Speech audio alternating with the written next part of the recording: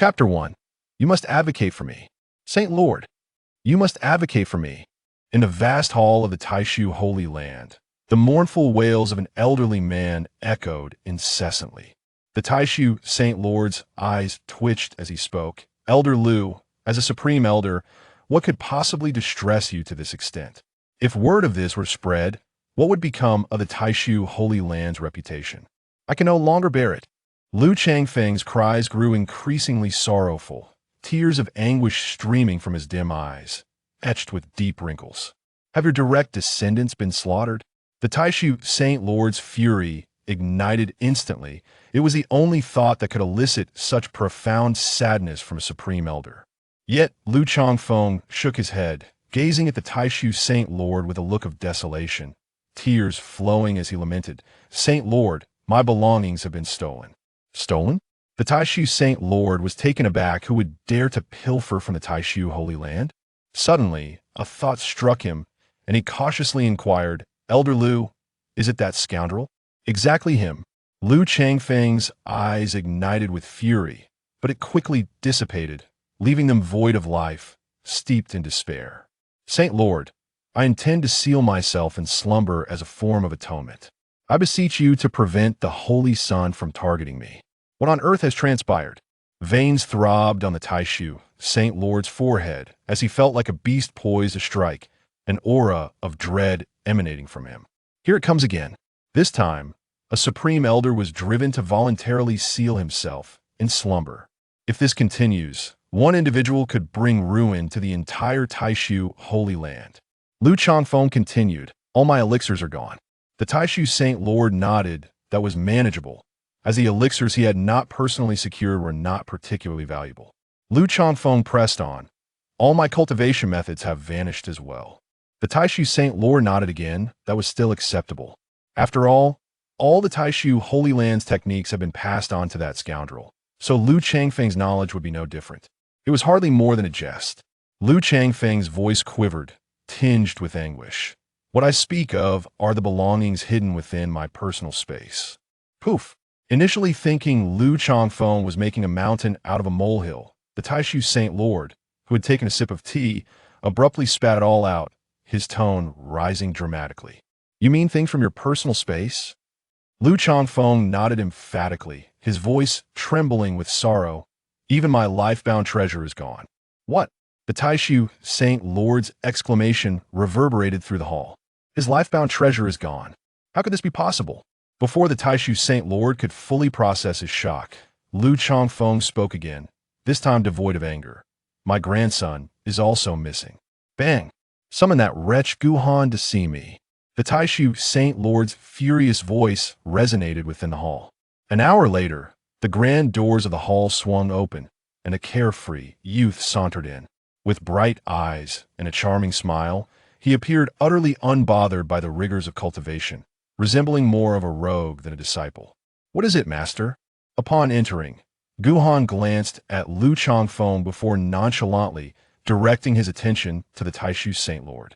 The Taishu Saint Lord struggled to suppress the urge to give Guhan a sound thrashing, forcing down his rage as he said, "Guhan, as the holy son of Taishu, it is one thing to bully your fellow disciples, but now you dare to steal from a supreme elder?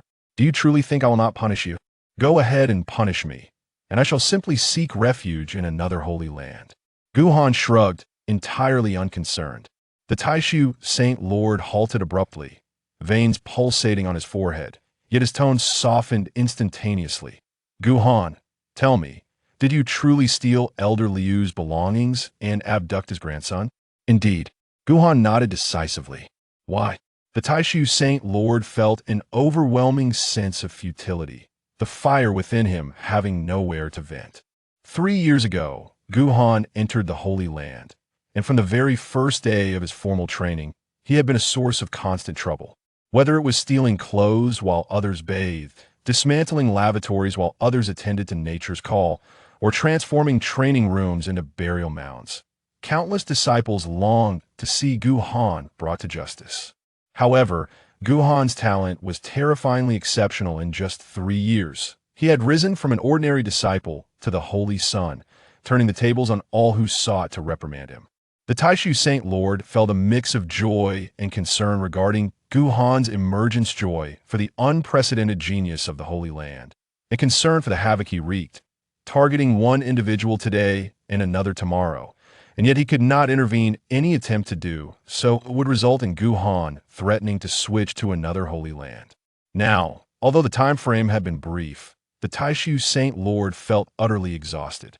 That old coot is targeting me so that his grandson can become the Holy Lord. Is it not normal for me to retaliate? Gu Han shrugged, feigning innocence as he regarded the Taishu Saint Lord. The Taishu Saint Lord sighed deeply. For my sake, shall we consider this matter resolved? I refuse. Gu Han rejected outright. The Taishu Saint Lord struggled to suppress the impulse to strike him, suppressing his fury as he turned to Lu Changfeng. The principal has arrived. What are you feigning death for?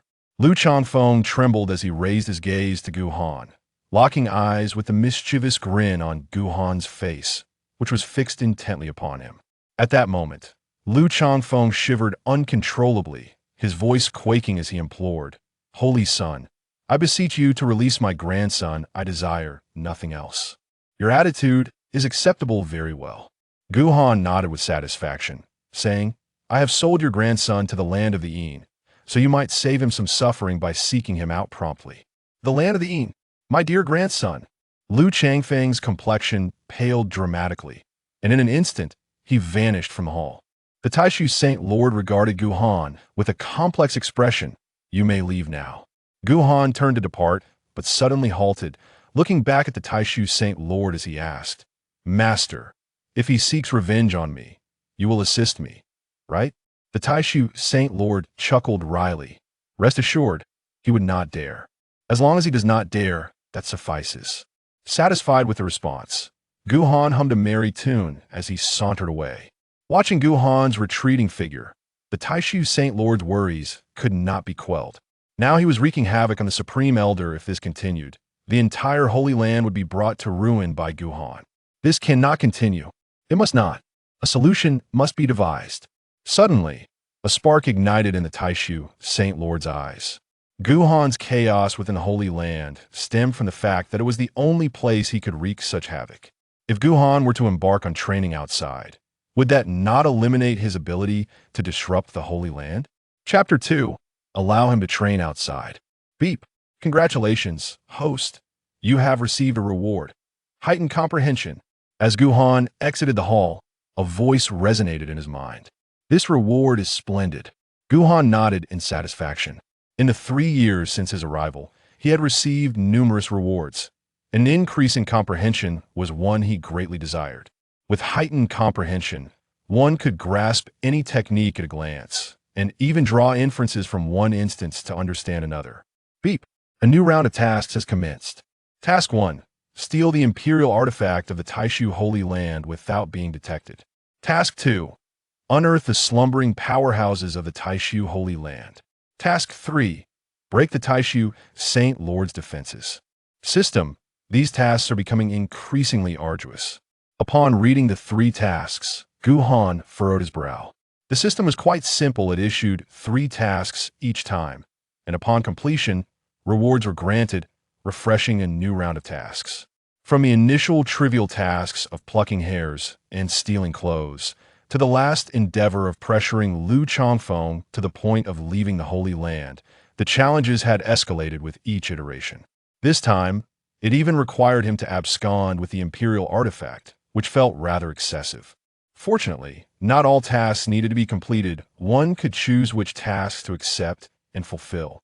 The first task was certainly unachievable. Gu Han knew he lacked the capability. Let alone taking the Imperial Artifact, he could not even approach its location at his current level.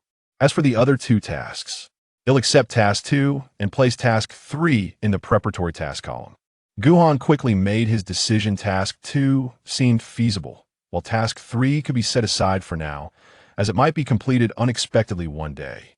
Moreover, the system allowed for preparatory tasks to be placed there, and upon completion, rewards could still be earned. Failing to complete them would not affect the refresh of tasks, making it ideal for uncertain tasks. However, positions were limited, with only 2 slots available. Beep. Task acceptance successful. Current task. Unearth the slumbering powerhouses of the Taishu Holy Land. Preparatory task. Break the Taishu Saint Lord's defenses. Preparatory task. Convince half of the Taishu Holy Land's populace that the host is a menace. System. How much more is needed for the menace task? Seeing the previous preparatory task, Guhan inquired.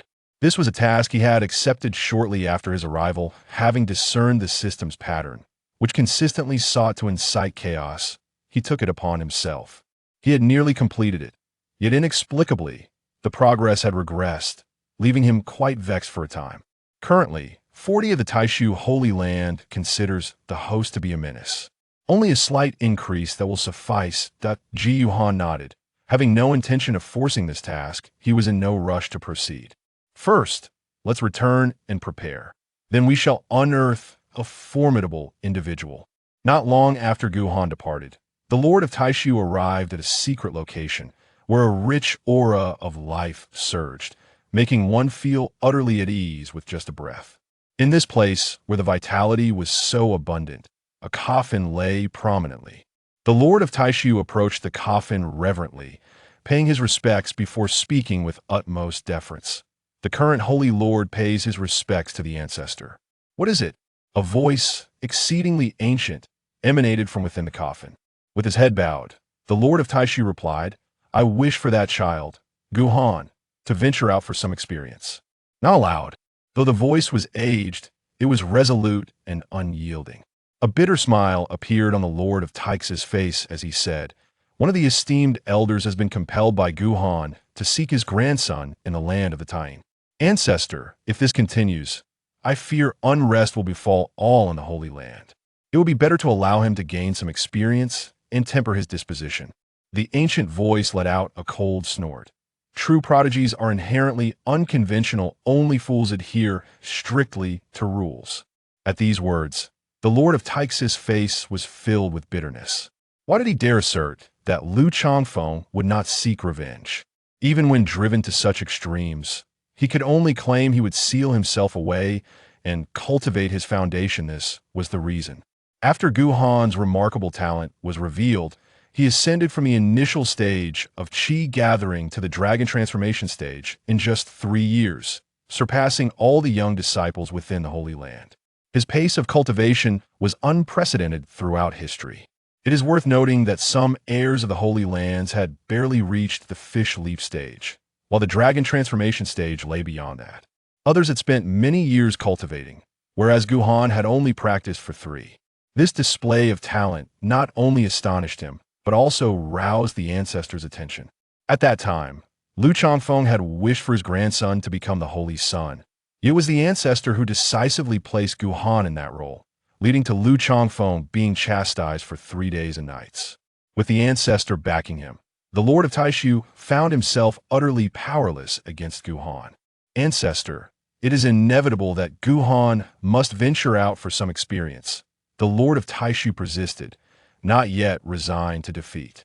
The ancient voice responded, with such rapid progress in cultivation, what use is experience? If he can directly advance to the Emperor realm, who would dare contest him for the title of Emperor, even without tempering? Who could defy an Emperor? Moreover, with his cultivation speed, even if he later encounters a bottleneck, he will still far exceed others of the same realm at that time. He will be the foremost among his peers. How reasonable! There was indeed no rebuttal. Lacking invincible combat power within the same realm, yet able to dominate others through sheer cultivation level. The Lord of Taishu realized that wishing for Guhan to venture out now was a futile dream. With a sigh of resignation, he said, Ancestor, this time Guhan has stolen all the possessions of an esteemed elder and even sold his grandson to the land of the Taing. I hold no authority over Guhan. I merely seek the ancestor to impose some constraints upon him, lest I fear. Fear what? The ancient voice chided, filled with disappointment. You are the Holy Lord, your vision must extend far into the future. Tell me, if Guhan were to demand an exorbitant price to join our Holy Land, how much would you be willing to pay? At all costs. The Lord of Taishu answered with unwavering conviction. No matter the expense, such a genius was worth every penny given his speed of cultivation, he would inevitably become a quasi-emperor in the future. In comparison to a future quasi-emperor, the events of today were trivial. Realizing this, the Lord of Taishu suddenly understood what did Liu Changfeng's petty matters amount to? Disciple comprehends. Taking a deep breath, the Lord of Taix's mind instantaneously conceived a plan this time. Not one aimed at sending Guhan out, but rather ensuring that everyone within the Holy Land would endure well. What if Guhan became displeased and truly left? From now on, everyone must cooperate diligently. You are not entirely foolish, remember. As the Holy Lord, your perspective must be long-term. Do not regard even an esteemed elder lightly, even if he were to remove me. It would still be a trivial matter. Chapter 3. A Game of Excavation. Achu, which scoundrel dares to insult me? Guhan rubbed his nose, his eyes darting around like a cunning rat, then gleamed with excitement as he gazed at a seemingly ethereal aerial divine island ahead. The Taishu Holy Land is the legacy left by the Taishu Emperor, practicing the Taishu Emperor scripture, which primarily focuses on the Tao of space. The aerial divine island, appearing both real and illusory, seemed to exist in the present in reality. It was merely a spatial projection, with the true divine island concealed in another dimension. To truly enter that divine island, one must either grasp the Tao of space to an extraordinary degree or employ a specific method for entry. Guhan cautiously approached, and, simultaneously, his body began to grow indistinct. Having mastered the Taishu Emperor scripture barring his realm, not yet advancing, had learned nearly all of it otherwise, he would not have been able to pilfer from Liu Changfeng. Such numerous layers of space, each set with traps, it seems the one buried here is no ordinary individual. From a distance, Guhan appeared to be advancing towards the divine island at a slow pace, when in truth, he was breaking through layers of space with each step a moment's carelessness could trigger the traps left in each layer. Fortunately, Guhan was well versed in the Great Void Emperor's scripture, and his mastery of the principles of space was exquisite. Moreover, the arrangement here did not entirely forbid others from entering, allowing Guhan to expend his efforts yet gradually advance. After a considerable passage of time, Guhan finally set foot upon the divine island of space. On the island, the sun shone brilliantly, and the air was filled with the melodious chirping of birds and the fragrance of blooming flowers, creating an extraordinarily beautiful environment. As he ventured further in, Guhan soon encountered a solitary grave, devoid of a headstone, standing alone in the serene landscape. Guhan's eyes sparkled with excitement. Indeed, what was left behind by Liu Changfeng was not incorrect. As the Supreme Elder, Liu Changfeng possessed extensive knowledge and was well aware of the hidden depths of the sacred land. This place was one such revelation. Let us take action. Guhan rushed to the grave and immediately began to dig. Perhaps no one would expect someone to excavate here, or perhaps they believed that formidable beings could awaken swiftly. In any case, after a short while, having dug only a meter or two deep, Guhan unearthed what he sought. A colossal crystal encased an elderly woman, who lay in slumber within. Her face was etched with numerous wrinkles, and her hair was completely white, unmistakably indicating her advanced age. Gazing at the elderly figure, Guhan refrained from acting impulsively. Instead, he entered a deep contemplation. To rashly take her away might awaken the old woman. Many powerful beings had sealed themselves away, leaving only the strength for a final battle, and once their seals were broken, their lives could very well come to an abrupt end. Although Guhan was reckless, he would never harm a powerful figure from his own sacred land without cause. After much contemplation, Guhan, with a heart full of sorrow, took out a fiery red fruit. The principle of system rewards dictated that the better the task was completed, the greater the reward. Simply unearthing it would yield a reward, but exceeding expectations would yield even more. If given the choice, Guhan would always opt for surpassing the task requirements, which accounted for his rapid growth over the past 3 years. Having made the necessary preparations, Guhan struck the enormous crystal with a metal shovel, producing a resounding sound. Who goes there? From within the crystal, an old woman suddenly opened her eyes. Though her gaze was dim, a remarkable brilliance flickered within, startling Guhan and causing him to instinctively take several steps back.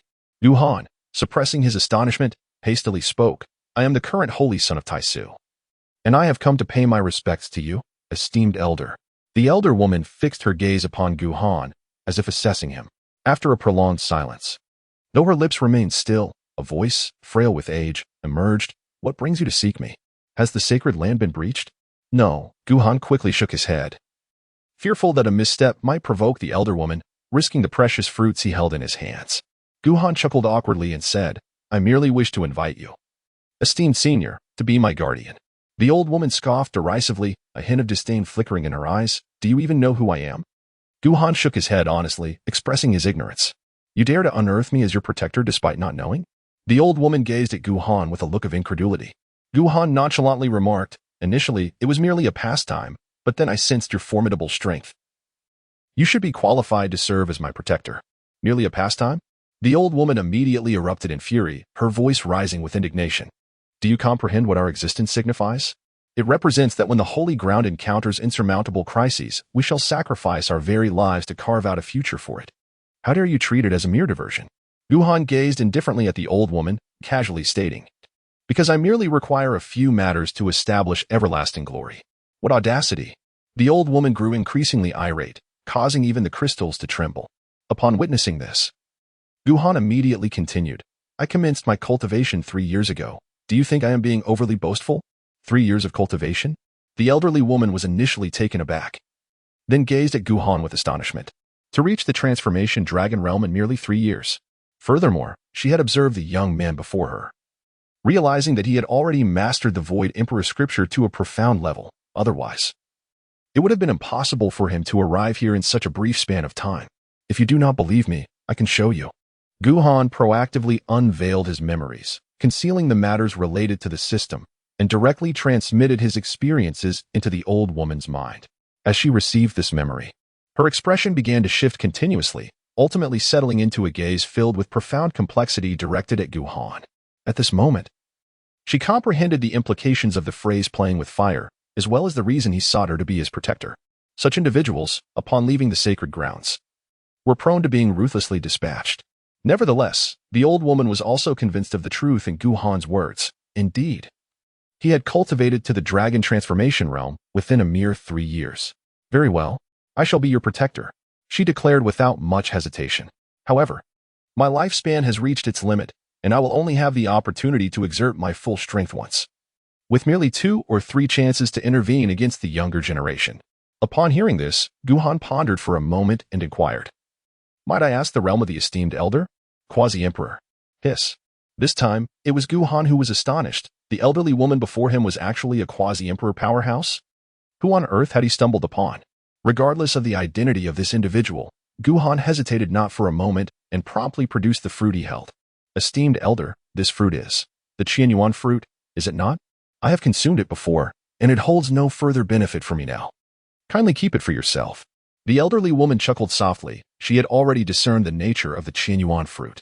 If it had been of use to her, she would have seized it long ago. In the face of longevity, no one could resist its allure, even if the holder was a descendant of their own. Guhan stowed away the Qianyuan fruit, gritting his teeth before once again retrieving another fruit. This was a potential emperor-level powerhouse, one who had promised to serve as his guardian. Offering a mere token seemed an incredibly advantageous transaction. Chapter 4. The Hidden Dragon Fruit. The fruit appeared quite peculiar. Resembling an irregularly shaped stone at first glance, its surface dull and gray, likely overlooked by passers-by if discarded by the roadside. However, upon closer inspection, one could discern a subtle movement within, as if a living entity were gestating inside, endlessly swimming about. Upon sighting the fruit, the elderly woman's eyes widened in astonishment. Is this the hidden dragon fruit? She exclaimed, her voice laced with disbelief. You recognize it? Guhan replied, equally surprised, casting a glance at the old woman. The system had informed him that the hidden dragon fruit was exceedingly rare in the world, so much so that even an emperor might fail to identify it, let alone others. To his astonishment, this quasi-emperor elder recognized it at a glance, suggesting that the system might have been somewhat boastful. The entire crystal began to tremble incessantly, as if the old woman were on the verge of action, her tone growing increasingly urgent. Do you intend to give me the hidden dragon fruit? Indeed. Guhan nodded. He would not be so frivolous as to test whether the old woman would take action against him at this moment with the hidden dragon fruit. Since he had produced it, he decided to proceed decisively, lest unforeseen circumstances arise that would complicate matters for both parties. Seeing Guhan's agreement, the old woman wasted no time. The space around Guhan twisted instantaneously, and in the blink of an eye, the hidden dragon fruit vanished from his grasp, only to reappear within the crystal.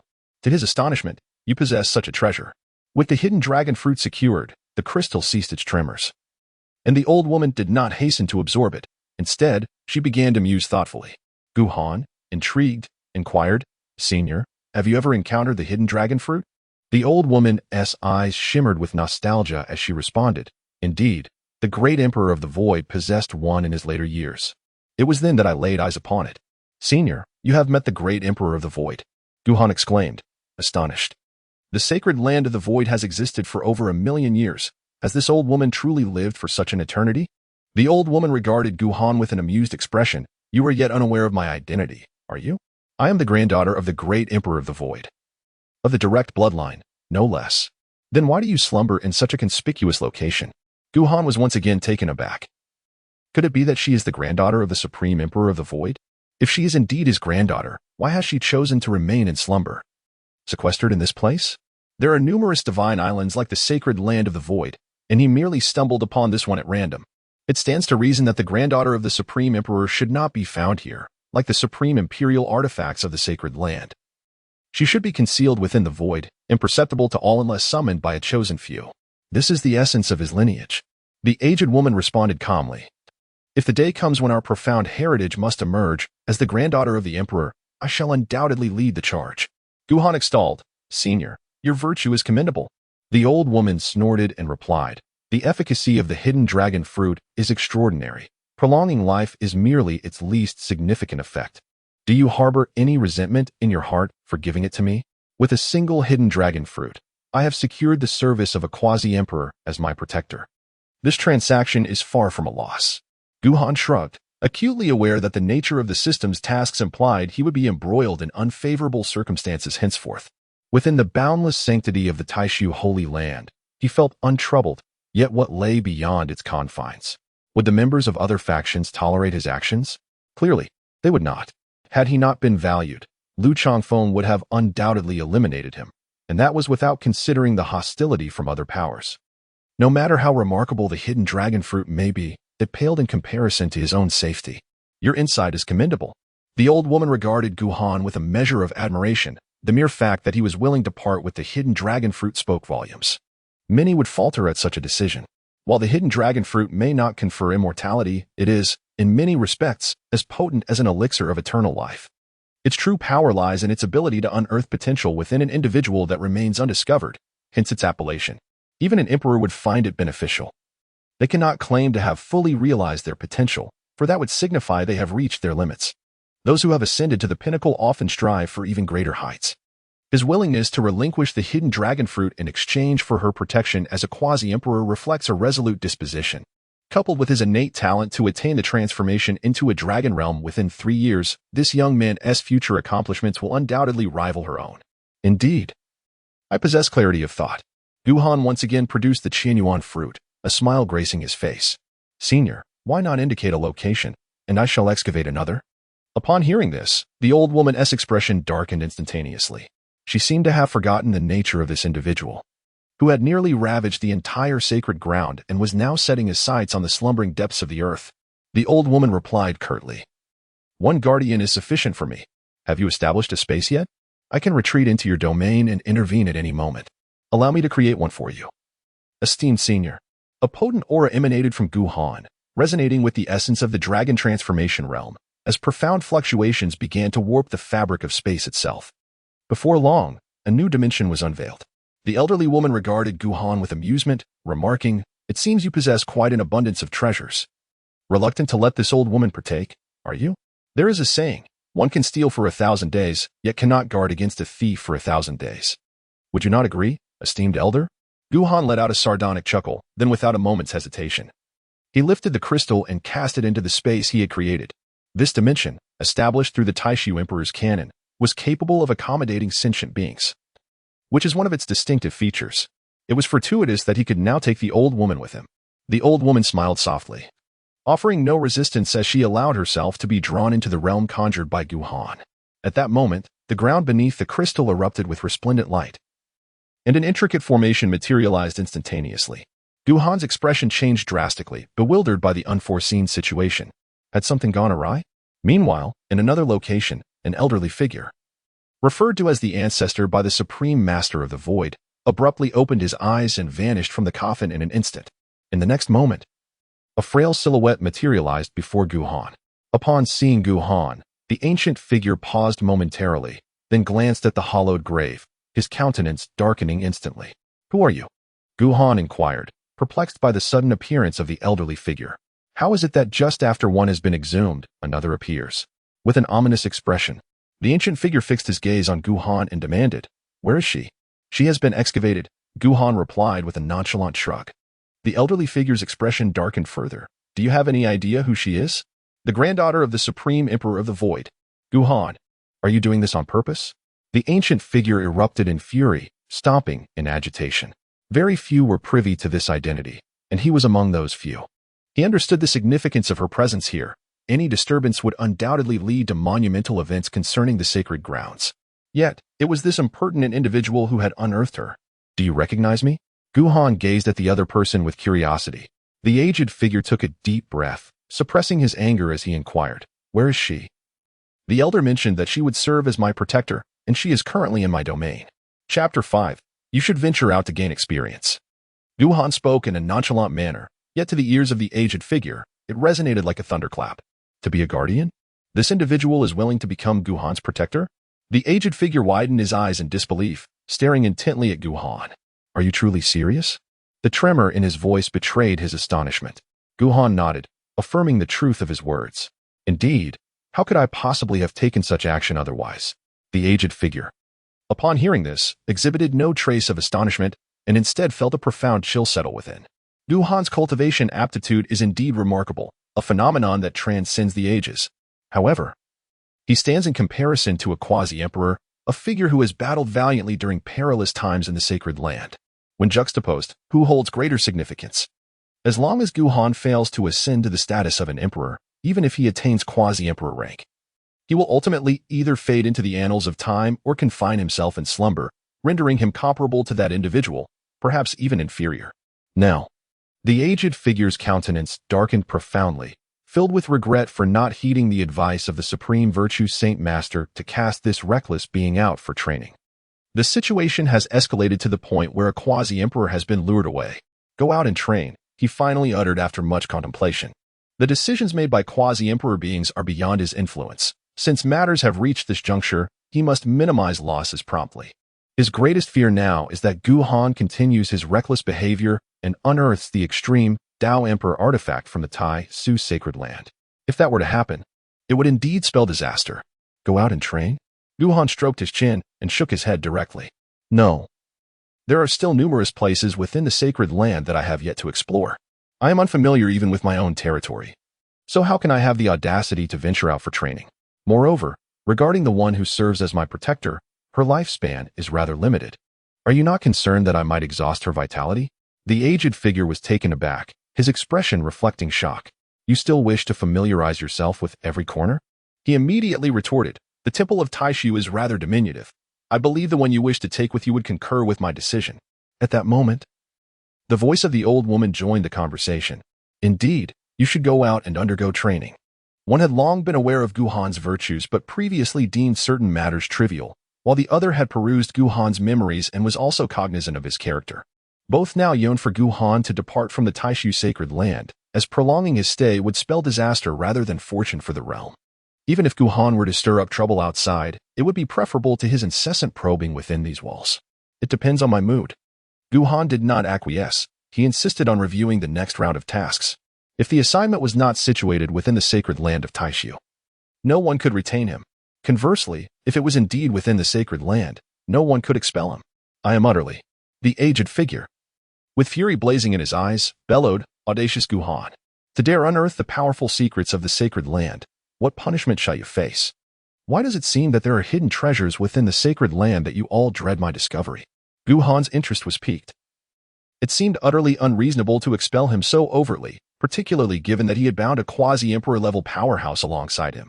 A rational individual would naturally be concerned about the longevity of such a formidable being, insisting that he remain within the sacred grounds. The aged figure momentarily froze. Then, in a vain attempt to conceal his intentions, erupted in anger. Do you truly believe we will not impose punishment upon you? Guhan curled his lips in disdain. Unperturbed by the prospect of punishment, he was convinced that the Taishu sacred land would not take his life. As long as he remained unharmed, he had little to fear. Just as he prepared to counter with further retorts, a voice resonated within his mind. Ding! Congratulations, host, you have received a reward. The Universal Divine Talisman. The Universal Divine Talisman allows the host to transform into any entity or object in existence, indistinguishable from the real thing to ordinary eyes. There are no limitations on its usage.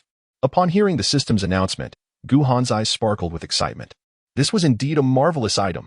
The ability to assume any form without being recognized would allow him to evade responsibility in future escapades. Ding! A new round of tasks has commenced. Task 1. Investigate thoroughly and uncover the secrets that the Taishu sacred land fears you might discover. Task 2. Journey to Weniang City to participate in the talented gathering. Sever apart from a certain genius of the demon race and invite that very genius to share a meal with you. Task 3. Venture to Tianyao City. Secretly excavate the ancestral tomb of the demon race and steal the remains of a demon emperor. What the hell? Guhan cursed silently as he examined the 3 tasks. Regarding the first task, judging by the reactions of the elderly man and woman before him, even if he were to press relentlessly, he would likely receive no answers and would only arouse their suspicion. It was clear that others were well aware of his nature. Completing the first task seemed impossible in the short term. Even the old woman's interference would be enough to thwart him. As for the second task, while severing apart from a demon genius might be feasible given his current prowess as a dragon transformation expert, inviting the victim to dine together was utterly implausible. Any person with a semblance of courage would surely fight back at that moment. The third task was even more reckless, requiring him to dig into the ancestral tomb of the demon race and steal the remains of a demon emperor. No amount of lies would suffice to undertake such a perilous venture. Even his impending protectorate would meet despair there. None of the tasks were straightforward. The first task was fraught with uncertainties, and the third was a certain death sentence. However, with the newly acquired Universal Divine Talisman, a careful approach could yield success in the second task alone. Thus, he resolved to accept the second task. Guhan found himself with no alternative but to accept the second task. Ding! Task successfully accepted. Current task. Proceed to Wentiang City, partake in the celestial gathering, and sever apart from a notable demon clan prodigy, while also inviting said prodigy to partake in the feast. Preparatory task. Cause the Supreme Void Saint to be vulnerable. Preparatory task. Convince half of the inhabitants of the Supreme Void Sacred Land that the host is a calamity. Upon accepting the task, Guhan immediately turned to the aged figure and said, "Very well, I shall venture forth to hone my skills." "That is splendid." The aged figure sighed in relief. "Just go out and do your thing." However, Guhan's tone shifted as he added, "I must admit, I harbor a certain fear of death. While it is true that the esteemed emperor will guard my path, it is improbable that he will intervene in every situation. Are you truly afraid of death?" The aged figure pointed at Guhan, his hand trembling with indignation. "After committing such reckless acts, you still fear death? Then it appears there is no one in this world unafraid of it. Perhaps I should remain in the sacred land." Guhan chuckled mischievously. If they wished for him to leave, the initiative would rest with him. The aged figure's expression darkened once more. This scoundrel was attempting to negotiate benefits. With a chilling smile, the aged figure remarked, "Since you are reluctant to depart, I shall take the liberty of confining you for a decade to cultivate in seclusion. You may test whether you can secretly escape from my grasp." Chapter 6. Weniang City. Whoever does not leave shall be deemed a fool. Upon hearing this, Guhan immediately expressed his determination. A true hero does not suffer from immediate losses. When he returns, he will undoubtedly unearth the great secret of the Taishu sacred land. "Begone!"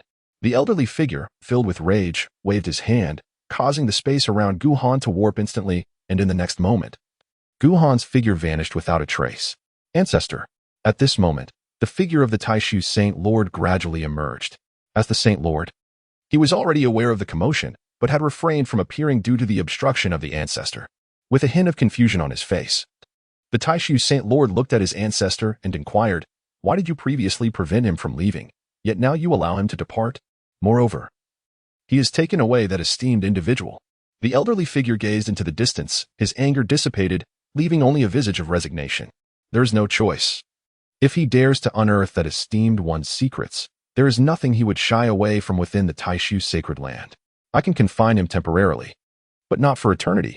Besides, that esteemed one has already agreed to act as his guardian, making it impossible for me to truly restrain that scoundrel. Should we send someone to follow him? The Taishu Saint Lord furrowed his brow. That esteemed one has limited time left, and Guhan is quite the restless spirit. Perhaps it would be wise to send someone to protect him discreetly. The elderly figure shook his head. Have you forgotten the identity of that esteemed one? She is the direct granddaughter of the Taishu Emperor. In her earlier trials, she nearly met her demise several times. Now that she has become a guardian, she will not allow that scoundrel to have an easy time. It is highly likely that she will restart those trials. Are you truly at ease? The Taishu Saint Lord's face was filled with concern. Although Guhan was a troublesome character, he was still his disciple, and the Saint Lord held great hopes for him. Why would I not be at ease? The elderly figure snorted coldly. What if something were to happen, and Guhan were to perish outside? Good. That would spare me the worry. The elderly figure grumbled. Each time he re-emerges into the world, he consumes his lifespan. With him around, I would lose 100 years.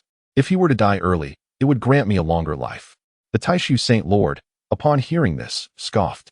While it was said so, everyone in the sacred land knew that the ancestor favored Guhan the most.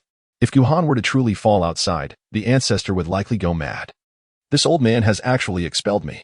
In the skies above a vast expanse of mountains, Guhan's figure gradually appeared amidst the warped space. He surveyed his surroundings and couldn't help but shake his head. They had tossed him out directly, as if they feared he would linger in the Taishu sacred land for too long. It seemed that the secrets of the Taishu sacred land were indeed significant, and he was determined to uncover them in the future.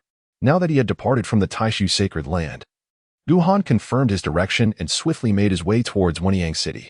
This realm was boundless, with countless paths of tradition and myriad races vying for supremacy. Under the competition of various forces, this realm was divided into 13 major regions, including the Buddhist lands exclusively held by the Buddhist sect, the vast domain of Confucianism and Taoism, and the myriad forests of the demon race. The city of Wenyang, to which Guhan was bound, is situated in the central continent, regarded as one of the 13 major regions. The competition among the imperial dynasties of the central continent is fierce. Compared to the sacred land, the dynasties encompass a vast expanse of territory. In this immense region, only 5 great dynasties endure, while the others have faded into the annals of history. Guhan's home, the Taisu sacred land, lies in the Chizhou region, although it borders the central continent. An ordinary cultivator wishing to reach the central continent without utilizing a teleportation array would require approximately a century to arrive at Wenyang, especially for those at the Transformation Dragon realm. Fortunately, as a member of the Taisu sacred land, which specializes in the mastery of spatial techniques, Guhan possesses numerous convenient teleportation arrays, as the majority of such arrays have been crafted by the Taisu sacred land. Though these arrays may not rival the immense ones capable of spanning vast distances, they significantly enhance travel speed compared to mere flight. Even so, it took Guhan a full half-month before he beheld the towering grandeur of a colossal city. At last, he had arrived. Upon seeing the words Wentian City, Guhan felt a surge of emotion, nearly brought to tears. It wasn't that he was determined to come here, but rather that he had only practiced for a mere 3 years and was entirely unfamiliar with the locations of various cities. He had only a vague understanding of a few prominent places that resonated throughout the 13 domains. After all, it would be laborious to seek out other cities and locate their teleportation arrays. He believed his speed was sufficient, and thus, 2 weeks passed in this manner. Suddenly, the voice of the old woman echoed. Wentian City is not to be underestimated. I cannot watch over you constantly. I will soon fall into slumber. I shall awaken only in the event of a life-threatening crisis. Take care of yourself. Are you implying that you have been spying on me? Guhan retorted. Feeling a pang of dissatisfaction, he sought a guardian, not a mere observer. It seemed he needed to devise a way to shield himself from the old woman's scrutiny. With a cold snort, the old woman replied, I have no such leisure. I will leave behind a trace of my power, which will only awaken should you face death. With that, the old woman's voice fell silent, evidently unwilling to continue the conversation with Guhan. Guhan remained unfazed, his mind still preoccupied with the desire to shake off the surveillance. A protector should embody the essence of a guardian. However, as his gaze fell upon the majestic Wenyang City, he was immediately captivated. The city, undoubtedly the most remarkable of its kind, boasted walls that soared into the heavens. Countless cultivators, standing before the towering fortifications, appeared as mere ants, if not even smaller. The grand characters spelling Wenyang City at the city gate initially struck him as imposing. But upon closer inspection, an air of profound mystery enveloped him. Truly, it was Wenyang City. Even Gu Han could not help but marvel. Legends spoke of this place as the site where the Old Ancestor ascended to the heavens, riding upon an ox, and taking deliberate steps towards the sky, ultimately vanishing beyond the horizon, never to be seen again. Consequently, countless powerful figures from later generations congregated here. Even emperors of the future made their pilgrimage to witness the very spot where the Old Ancestor had once tread, thus giving rise to Wenyang City. Upon entering Wenyang City, Gu Han was once again struck with awe. Each edifice lining the streets was constructed with grandeur that rivaled the palaces within the sacred land of Taishu. At the city's heart stood an extraordinarily magnificent palace, surpassing even those built in Taishu in its splendor. Truly, it was Wenyang City. Gu Han marveled once more. His first visit to this place felt akin to a villager venturing into the city. Upon his arrival in Wenyang City, Gu Han sought out an establishment known as the Star-Plucking Pavilion. From the outside, the pavilion soared into the clouds, and it was apparent that it was one of the most prestigious establishments in Wenyang City, frequented by individuals of exceptional demeanor. Welcome, esteemed guest. Will you be seeking accommodation or perhaps a meal? As Gu Han stepped into the Star-Plucking Pavilion, a strikingly beautiful woman approached him with a beaming smile, exuding an aura of warmth and approachability. I would like the finest room you have, and please prepare a feast of your best delicacies. Gu Han spoke with an air of confidence, having stolen from Lu Changfeng, and with his status as the son of the Holy Land, he was not lacking in wealth. Chapter 7. The Star-Picking Tower. Welcome, esteemed guest.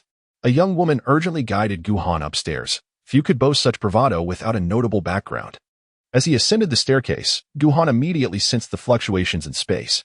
The woman smiled and explained, "Our star-picking tower consists of 99 floors, and the staircase is embedded with spatial formations to spare our guests the arduous climb, as well as to prevent any loss of dignity from flying up and down. I have arranged for you the 88th floor, which is the highest level accessible to our regular guests. Only those of significant power, such as the son or daughter of a great force or esteemed elders, may ascend to the 90th floor or above.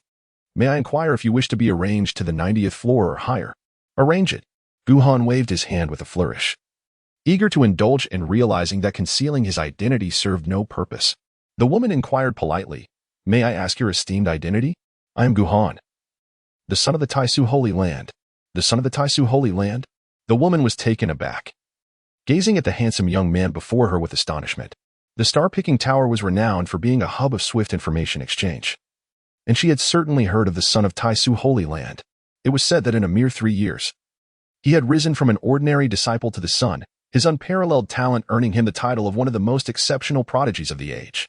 Yet, the son of Taishu had not yet made a public appearance. No one had seen his true form until today, as he graced the Star-Picking Tower.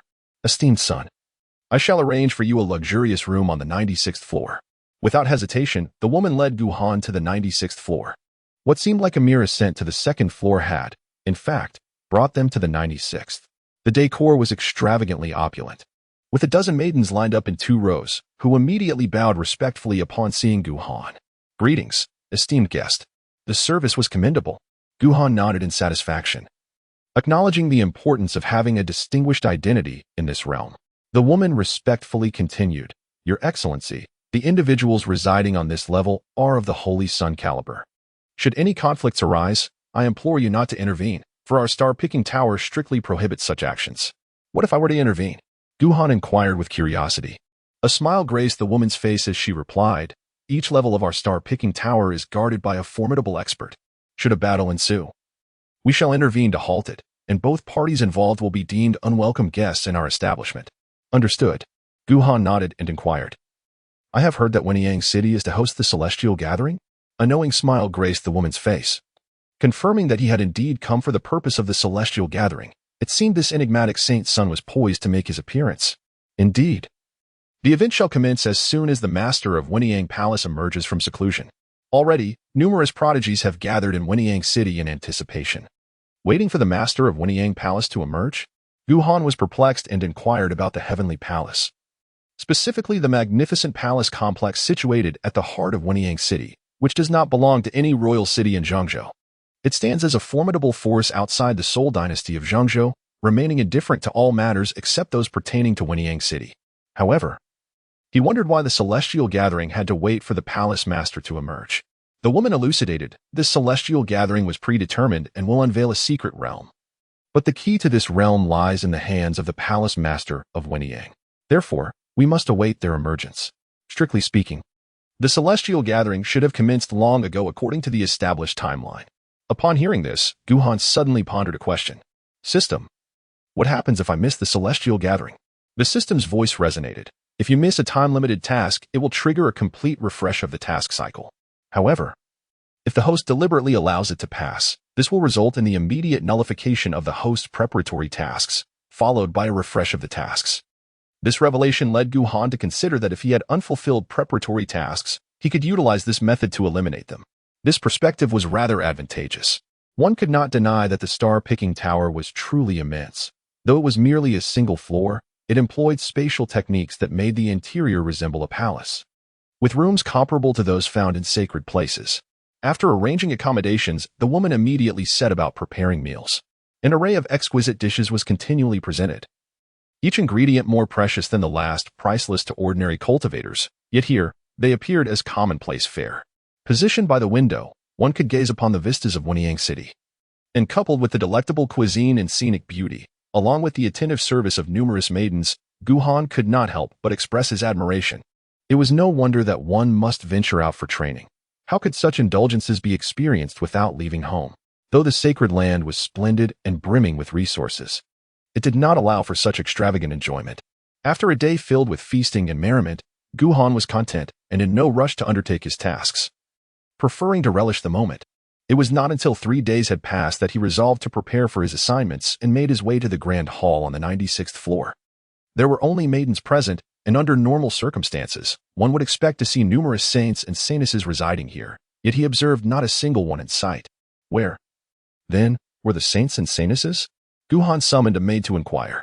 The maid respectfully replied, "My lord, I surmise that those esteemed individuals are likely inquiring at the celestial palace." So it is. Guhan suddenly comprehended the extraordinary nature of the Wenyang Palace. It is said that this formidable force was established by the followers of the Old Ancestor after his ascension, remaining aloof from worldly affairs while exhibiting remarkable kindness towards practitioners from the outside world, generously offering exceptional treasures to outsiders.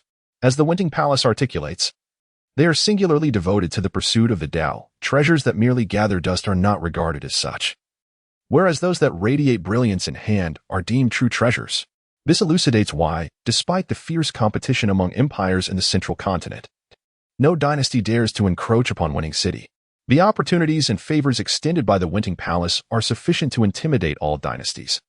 Coupled with the palace's detachment from external matters and absence of conflicting interests with the empires, establishing it as the sole power in the central continent beyond the dynasties.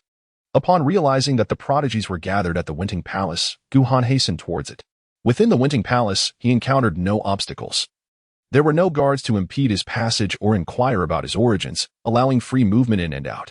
As he ventured further, Guhan soon discovered a multitude of individuals congregating before a colossal stone tablet, which bore not a single character, only several faint sword marks etched into its surface. As Guhan approached to observe more closely, he was unexpectedly intercepted. Before him stood the contemporary paragons, compelling the solitary cultivators to retreat. The individual blocking his path wore an expression of arrogance, casting a disdainful glance at Guhan. He recognized the prodigies of various factions. Yet the one before him was unfamiliar. All those he had not encountered were deemed solitary cultivators. Guhan came to a halt, gazing intently at the individual blocking his path, and earnestly stated, "You may find yourself in grave trouble if you do not step aside." Chapter 8. The conflict begins. Pray tell, how might I? Bang. The arrogant and mocking expression on the face of the obstructing individual was suddenly replaced by shock as he was violently sent sprawling. Blood gushed from his mouth and nose, leaving him on the brink of unconsciousness. This commotion immediately captured the attention of those who were previously engrossed in examining the sword marks on the stone tablet. Everyone turned to witness the unfolding scene.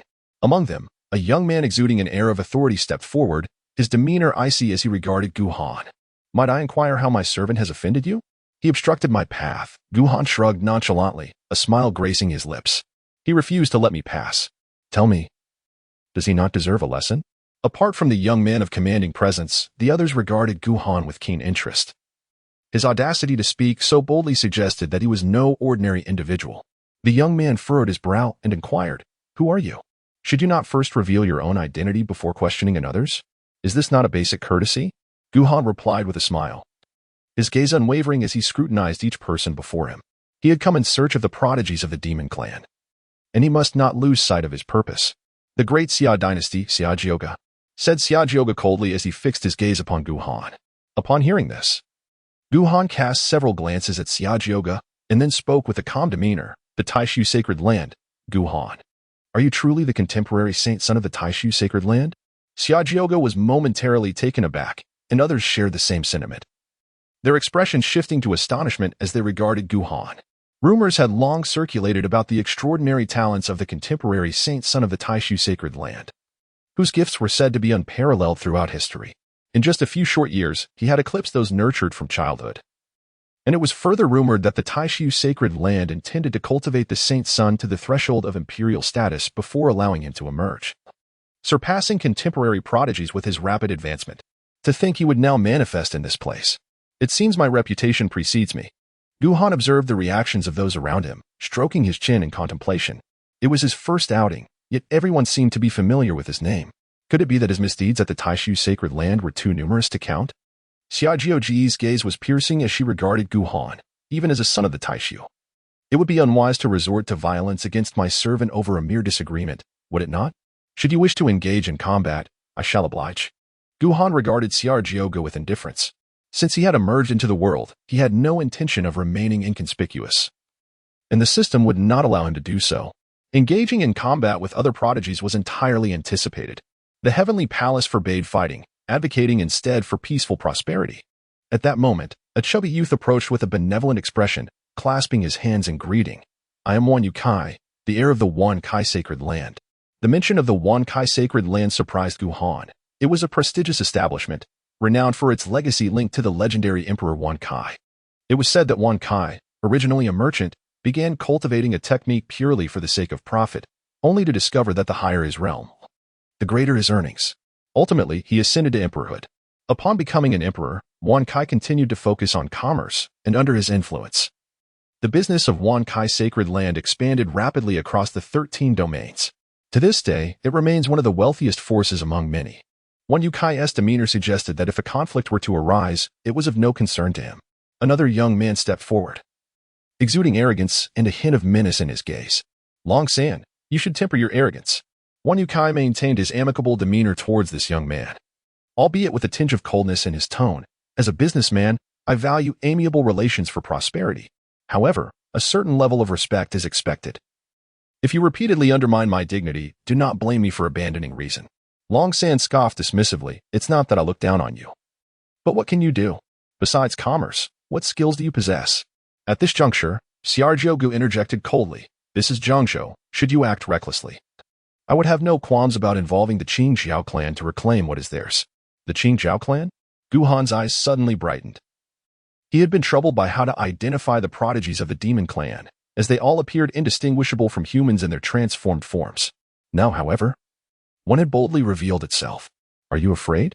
Long San scoffed, his aura surging dramatically as a green dragon materialized behind him.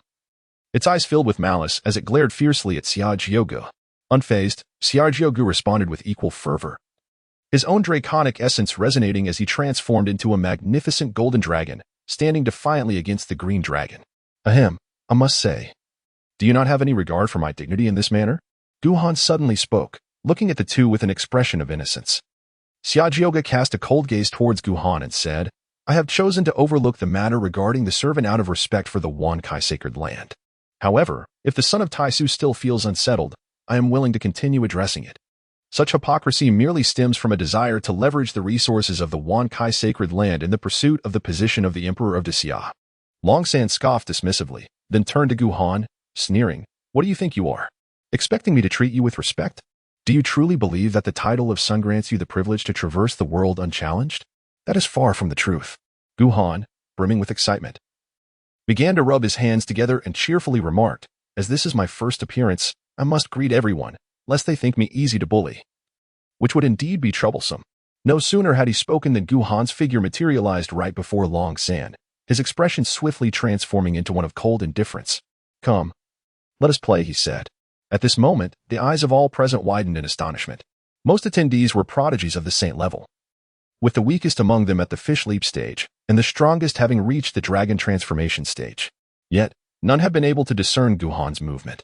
Long San, initially taken aback, was soon engulfed by a surge of anger, his hands morphing into dragon claws as he lunged fiercely at Guhan. "You dare to challenge me without transforming into your true form?" Guhan coldly smiled, just as he was about to take action. A vast aura suddenly emanated from the Celestial Palace. The Celestial Palace prohibited fighting. If one wished to engage in battle, they could do so on the battlefield. With the resounding voice echoing, a colossal battlefield rose from the ground beside them. "Fight. If you have the guts, keep up." Upon witnessing this, Long San charged onto the battlefield without hesitation. Guhan chuckled lightly and followed suit, his figure directly entering the fray. Such terrifying spatial techniques, indeed. He is worthy of being the holy son of the Taishu sacred land. One Yukai gazed at Guhan's movements, unable to suppress his astonishment, while many others nearby nodded in agreement, recognizing the unexpected nature of such mobility. Let us see just how formidable this remarkably talented holy son of Taishu truly is, Xiaojoga declared, immediately dashing toward the battlefield. Observing this, everyone else promptly followed suit. Although they were well aware of Long San's immense strength, Guhan was making his first appearance, and given the techniques he had just displayed, everyone was curious about his true prowess. After all, Guhan might become their adversary in the future. Understanding oneself and one's opponent is the key to victory in countless battles. Chapter 9. Astonishing all sides on the battlefield. Guhan surveyed his surroundings. It was vast, and the spatial techniques employed here provided ample room for the younger generation to engage in combat. "Do you really think such trivial spatial techniques can defeat me?" Long San had also arrived at the battlefield and, upon seeing Guhan already present, let out a cold snort, his expression one of indifference. Guhan remained silent, merely observing Long San, as a notion began to take shape within him. Could this battle truly determine life and death? The resounding voice echoed once more. Long San coldly replied, "I only require one of his legs." He was not entirely foolish. At that moment, others arrived, and upon hearing Long San's declaration, some could not suppress a derisive laugh. Given the external rumors surrounding the Taisu saint's son, if Long San indeed dared to slay him, it would inevitably provoke the frenzied wrath of the Taisu Holy Land. Suddenly, Guhan spoke up. "If we are to distinguish victory and defeat, let us also determine life and death." At this pronouncement, everyone was momentarily stunned, gazing at Guhan in disbelief. Long San included. "Taisu saint's son. This matter need not escalate.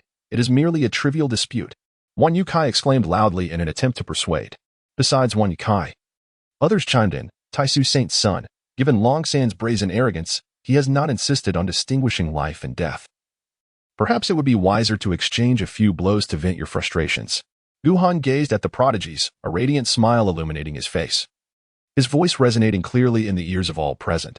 "I merely fear that my strikes may lack restraint and inadvertently lead to someone's demise. It is prudent to clarify this beforehand, lest I be held accountable should such an unfortunate event occur." "What audacity!" Dragon San bellowed in fury, his form instantaneously transforming into a colossal azure dragon, his eyes ablaze with wrath as he fixed his gaze upon Guhan. "Let the contest commence." Guhan smiled faintly, and in his hand appeared a long sword of pitch-black hue. In the next instant, Guhan's figure had already reached before Long San. Just as he was about to make his move, an immense force abruptly separated the two. The resounding voice echoed once more. "Now, this battle officially commences." Guhan furrowed his brow as he cast a glance at the Asking Heaven Palace, taking careful note of the situation. At the moment the resounding voice echoed, Long San erupted with an astonishing aura that enveloped the surrounding space. Guhan's sudden appearance before him had indeed startled him. However, the path of spatial manipulation follows certain principles. As long as one's own power can dominate the space, it becomes considerably more challenging for the opponent to approach. By effectively countering the opponent's stealthy teleportation techniques, he harbored immense confidence in his ability to prevail. "Do you believe yourself to be formidable?" Guhan cast an irritable glance at Long San, feeling exceedingly displeased by the meddling of the Tiangong individuals, which greatly dampened his spirits. "Killing you is akin to slaying a mere dog."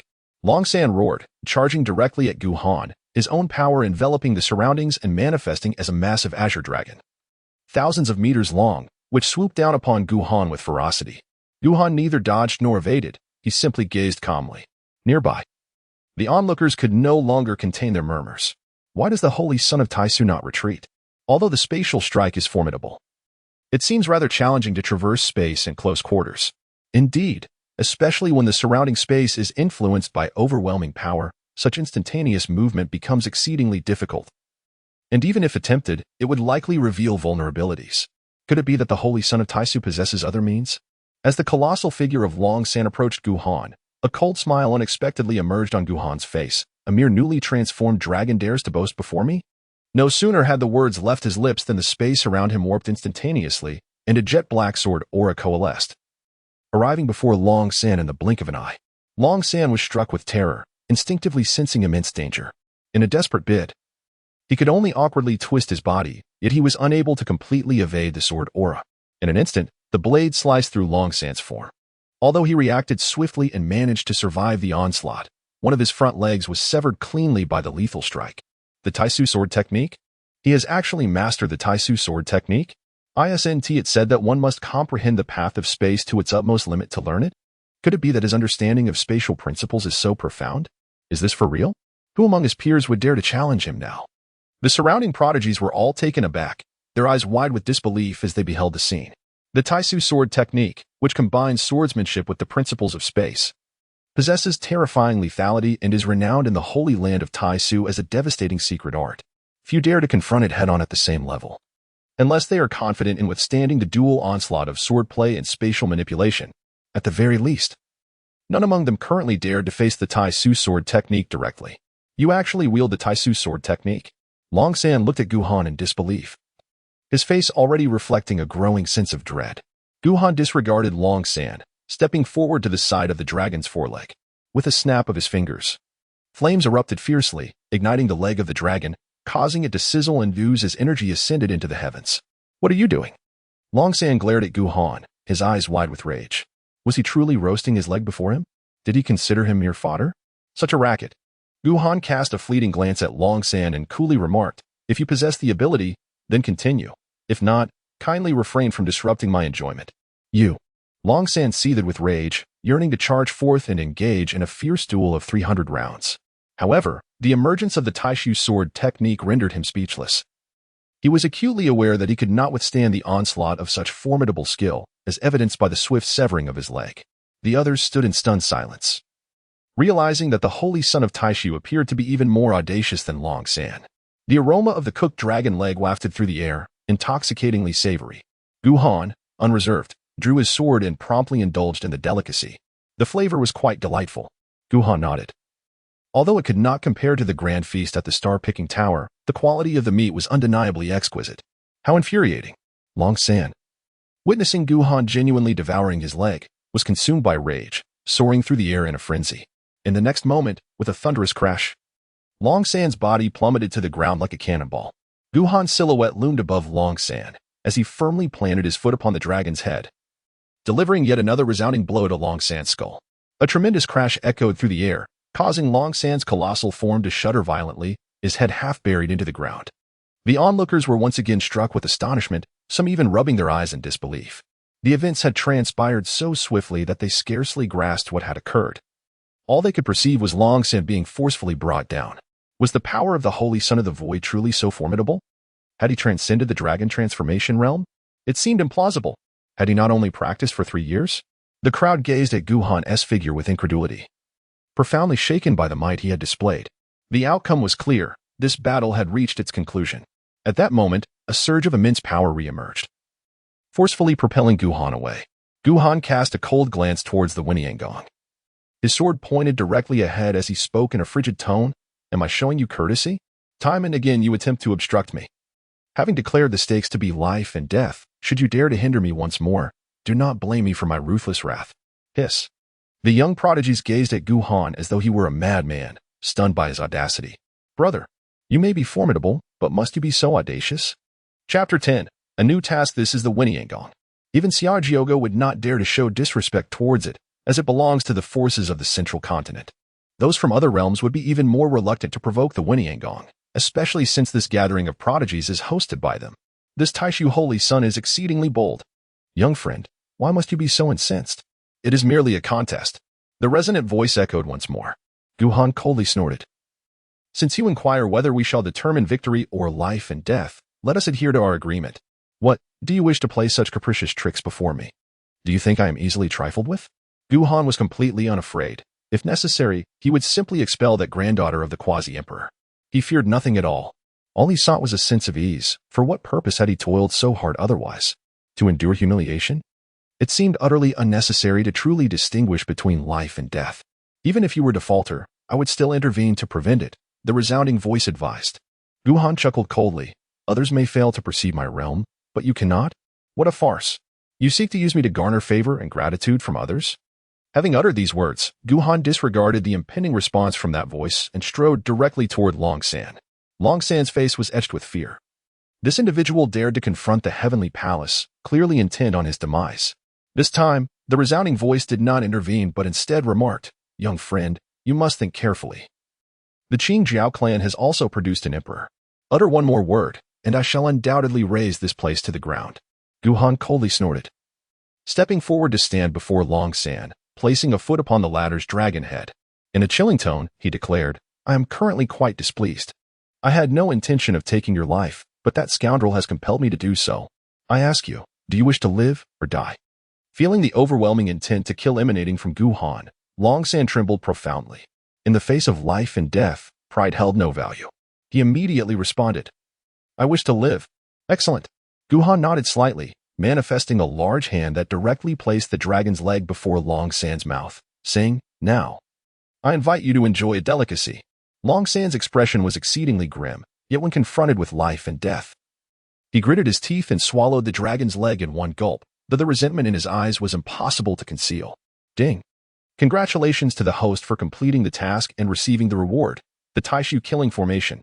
Ding. The system has upgraded, and new features are now available. The system has upgraded? Guhan's eyes sparkled with excitement.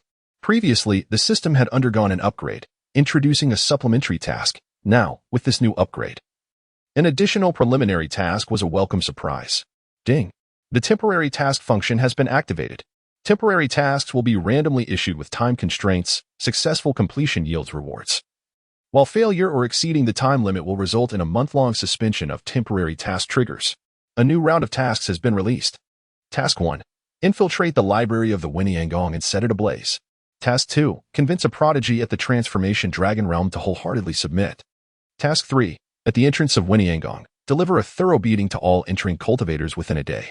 Gazing at these 3 tasks, Guhan felt a pang of dilemma. The first task was exceedingly daunting for him at this moment. The library of the Weniangong was rumored to house even the imperial scriptures, making it an invaluable treasure trove for the sect. He was simply not capable of accomplishing such a feat at his current level. The second task appeared deceptively simple. Yet the crux lay in compelling the opponent to yield completely. Dragon San's resentful gaze spoke volumes. While one might bow their head to survive, genuine submission was virtually impossible. As for the third task, it was unnecessary to elaborate. Weniangong attracted not only the younger generation but also numerous formidable elders, making the prospect of confronting them for an entire day fraught with peril. System, your tasks are becoming increasingly arduous. Guhan expressed his grievances. System, host. The rewards for tasks will also become increasingly abundant. Guhan nodded in agreement. Indeed, the recently awarded Taishu killing formation was extraordinarily terrifying. This was the creation of the Taishu Emperor, who himself deemed it too ruthless and only left behind an incomplete version in the Holy Land. However, what he had acquired was the complete formation. After contemplating for a moment, Guhan declared, "Let us proceed with the second task." Task acceptance successful. Current task, to subdue a prodigy of the Dragon Transformation Realm, winning their heartfelt allegiance. Preparatory task, to breach the defenses of the Taishu Holy Master. Preparatory task, to convince half of the Taishu Holy Land's populace that the host is a calamity. Having obtained the task of compelling another to willingly submit, Guhan's gaze fell directly upon Long San, recognizing the opportunity at hand. There was no reason to let this chance slip away. If he failed to win the other over, he would face no loss. It was better to act first and see the outcome. Long San, sensing Guhan's gaze, felt an involuntary shiver run through him, as an overwhelming sense of crisis suddenly engulfed his heart. Guhan struck without any forewarning, suddenly unleashing a flurry of punches upon the dragon's head. With each blow, blood splattered, leaving Long San with no opportunity to resist. Cease this. The overwhelming force manifested once more, propelling Guhan backward. Long San lay on the ground, barely clinging to life, his head a gruesome sight. The resounding voice echoed, "Spare those whom you can afford to spare. You, I have endured your provocations for far too long. Today, I shall see on what grounds you. The heavenly palace continued to obstruct me. Guhan cast a cold glance towards the Winiangong. Suddenly, countless treasures, radiating brilliant light, soared into the sky, gradually forming a grand array. An astonishing aura of murderous intent began to permeate the atmosphere. The mere emergence of this killing intent caused the surrounding space to warp. Goodness! The Emperor's killing array. We must flee. This individual is utterly deranged. The Holy Son of the Void is truly insane. Directly setting up an Emperor's killing array to demand an explanation. Let us retreat. The Emperor's killing array is beyond our capability to withstand, and he is evidently well prepared. The onlooking prodigies all changed their expressions, frantically distancing themselves. Even the resounding voice altered its tone. The Void killing array. Young man, do you dare to establish the Void killing array here? What is there to fear? Guhan let out a chilling laugh, and the Taishu killing formation above his head immediately took shape. This was a fragmented version of the Taishu killing formation, the one rumored to exist in the sacred lands. Having diligently pursued system tasks, he understood that possessing multiple trump cards was wise. Lacking them could lead to one's demise. Thus, he had long prepared the materials for this Taishu killing formation. Although it was merely a fragmented version, once fully formed, the terrifying aura of death became almost tangible, distorting the surrounding space to the point where even the formation itself was barely discernible. This was the most daunting aspect of the Taishu killing formation. Its spatial nature rendered it nearly impossible to defend against. Ding! A temporary mission has been issued. Compel that mysterious individual to apologize and acknowledge their wrongdoing, making it clear that the host is not to be trifled with. The deadline for this mission is 1 day. Failure to complete it within this time frame will result in a suspension of temporary missions for 1 month. A temporary mission? Guhan chuckled. Is there truly such a delightful turn of events? Chapter 11. The Great Void Killing Formation. Having already endured enough, the emergence of this unexpected task further solidified Guhan's resolve. That resounding voice echoed once more. Kid, you possess quite the audacity. But do you truly dare to act here? Do you think I'm jesting with you? In Guhan's eyes, a cold light flickered as the Taishu killing formation surged directly towards the Palace of Questioning Heaven. At that moment, brilliant radiance erupted from all corners of the palace, and a vast aura burst forth, immediately enveloping the various halls of the Palace of Questioning Heaven in a protective barrier. The Taishu killing formation collided fiercely against this barrier, and in an instant, the murderous intent generated by the formation assailed the shield, causing the space to distort wildly. The brilliance of the barrier dimmed at a visibly rapid pace. Although it was also an Emperor-level formation, it was, nonetheless, incomplete. Guhan swiftly reached a conclusion. Even a flawed Taishu killing array is not easily obstructed. Only an Emperor-level formation could withstand such a formidable array. However, it appeared that this was not a complete Emperor formation, and it likely could not endure for long.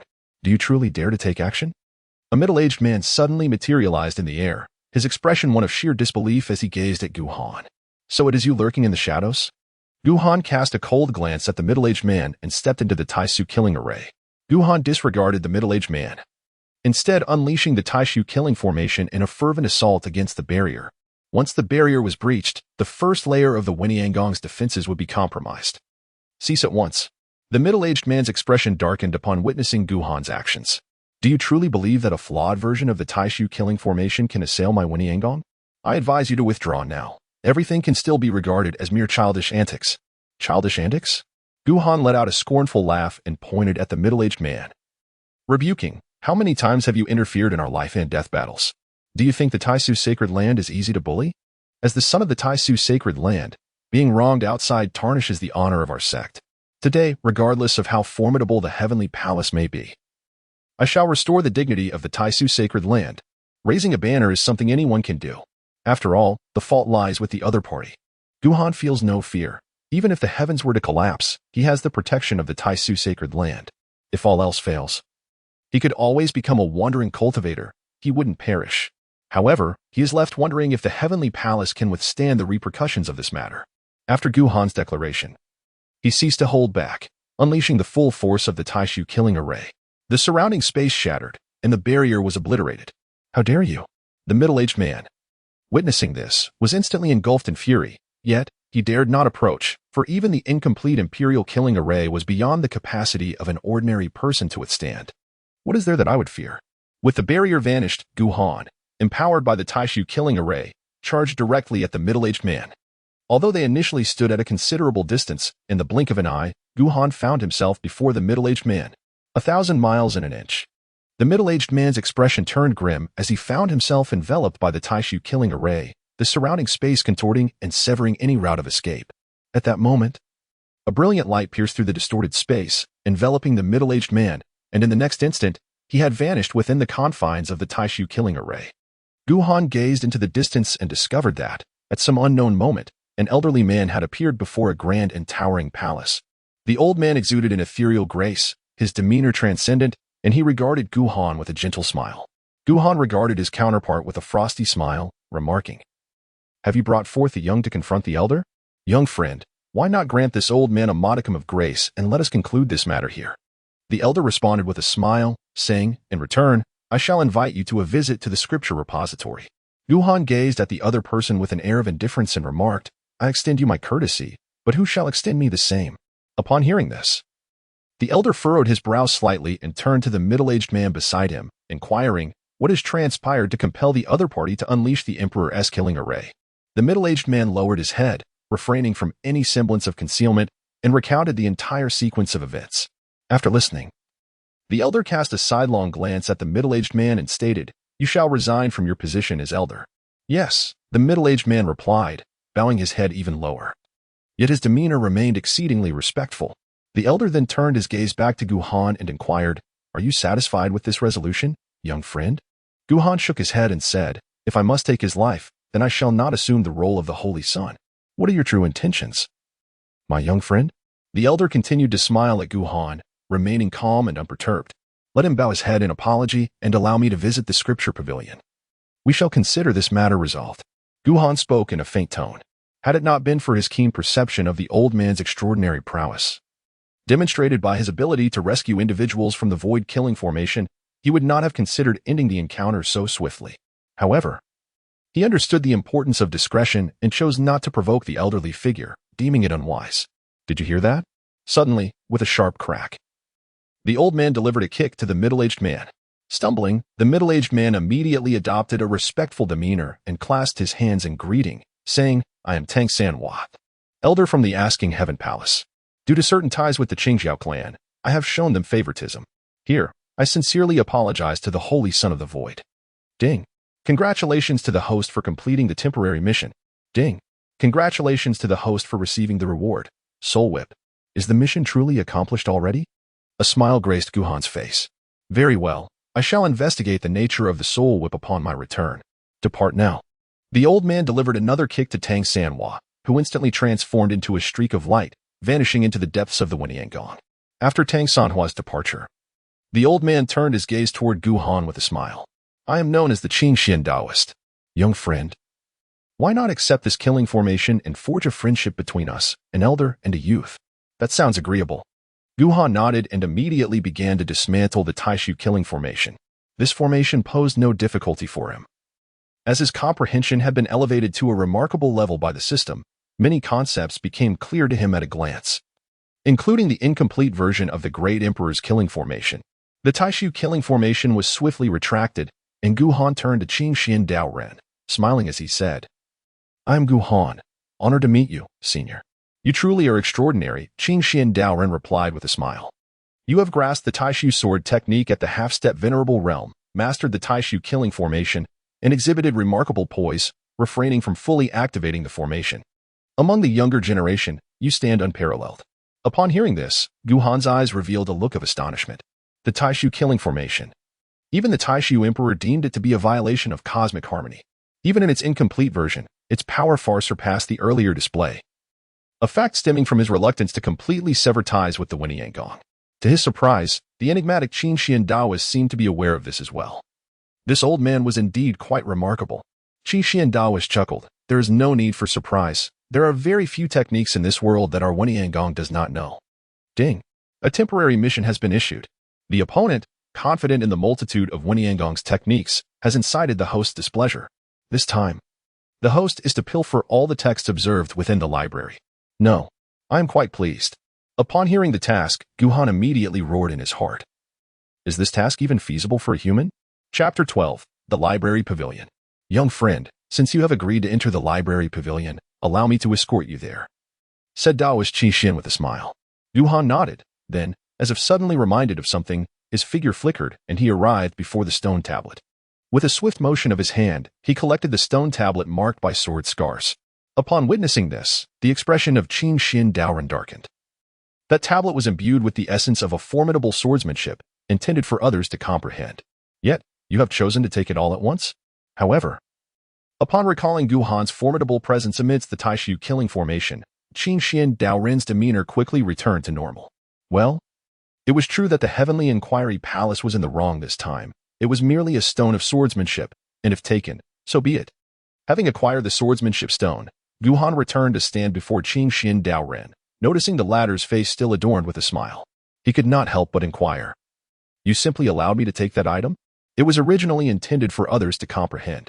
Given the extraordinary talent of the Holy Sun, you may indeed grasp the swordsmanship contained within it, Qin Xin Daoren replied with a chuckle. Now, let us proceed. I shall guide you to the library. Wait. At this moment, Guhan recalled another matter and glanced towards the battlefield, where Long San had already vanished without a trace. Excellent. He had completely forgotten about that fellow. Seeing this, Taoist Qin Xin chuckled and said, "Do not fret, young friend. Our esteemed master is about to emerge from seclusion, and when the time comes, any grievances can be resolved within the secret realm." Indeed, Guhan nodded and, under the guidance of the Qin Xin Taoist, proceeded to the depths of the Winiangong. Before a grand palace, the Qin Xin Taoist halted and spoke. "This is the library of ancient texts." Guhan surveyed the magnificent palace before him, which soared 9 stories high. Lacking any signboard, it was difficult for outsiders to discern that this was indeed the library pavilion. "Please, enter. I have already informed the other elders, and they will not impede your passage," spoke the Taoist Qin Xin. "Then I shall not stand on ceremony." Guhan let out a hearty laugh as he strode into the palace. Upon entering, he was greeted by a magnificent array of towering bookshelves, each brimming with tomes that soared to heights of over 100 meters. As he surveyed the scene, he realized that the first level alone housed hundreds of these impressive shelves. Are these all cultivation techniques? Guhan was somewhat taken aback. If all these were indeed martial arts techniques, then the quantity was astonishing. It seemed that every known style throughout history was encompassed within this collection. He casually picked up a volume and glanced through it quickly. The setting sun palm, created by a powerful being of the revered realm, he confirmed it was indeed a martial art. Guhan glanced around, noting the absence of any other souls in this desolate place. To this day, he found it rather perplexing that there seemed to be so few inhabitants within the Winting Palace. In total, he had only encountered 2 individuals, Tang Sanhua and Taoist Qin Xian. This observation left Guhan in a state of bewilderment, for one would expect a place like Winting Palace to be bustling with activity. Nevertheless, he decided to dismiss these thoughts.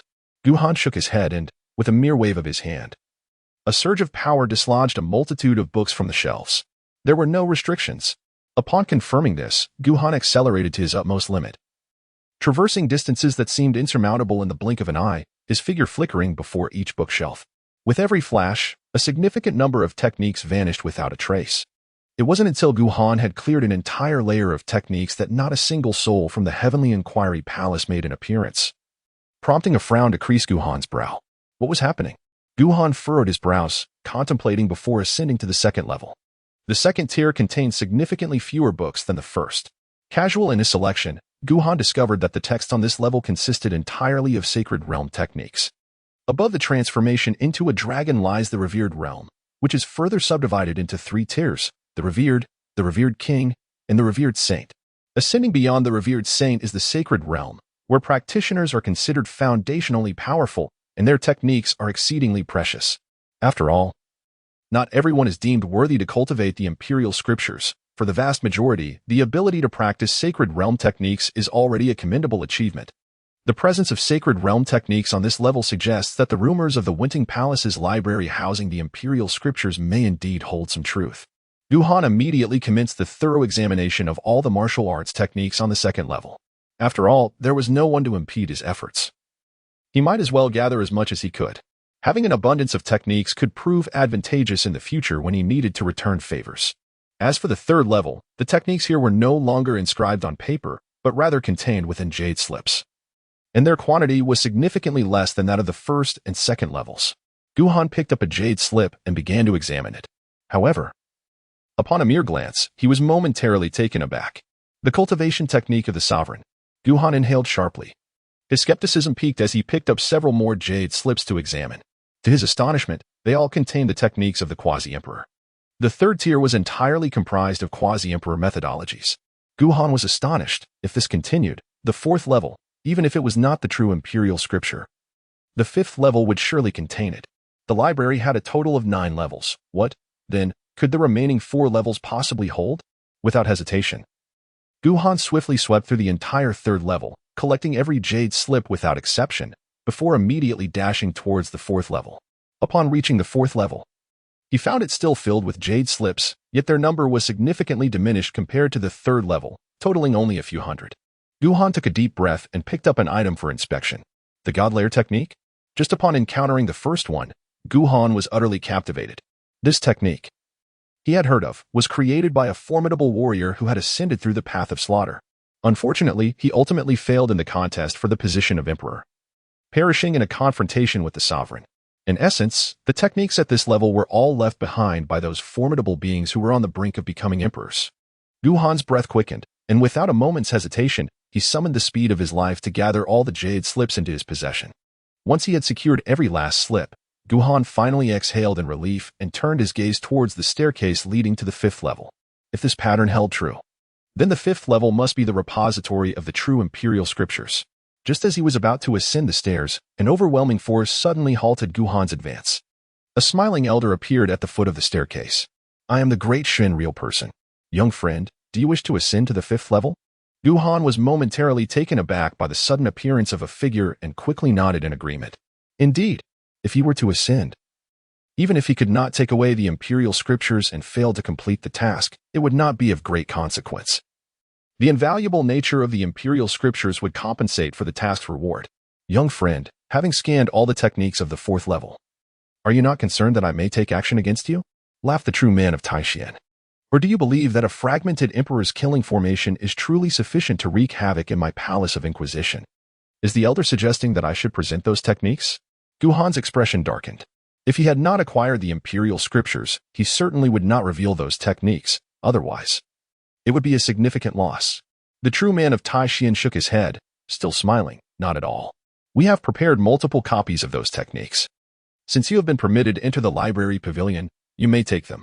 However, there is a rule in our Palace of Inquisition. One must master the techniques acquired from the first 4 levels before ascending to the 5th. Young friend, it is unwise to be overly greedy. What the heck? Chapter 13. People are quite decent. Guhan was taken aback. This outcome was entirely unexpected.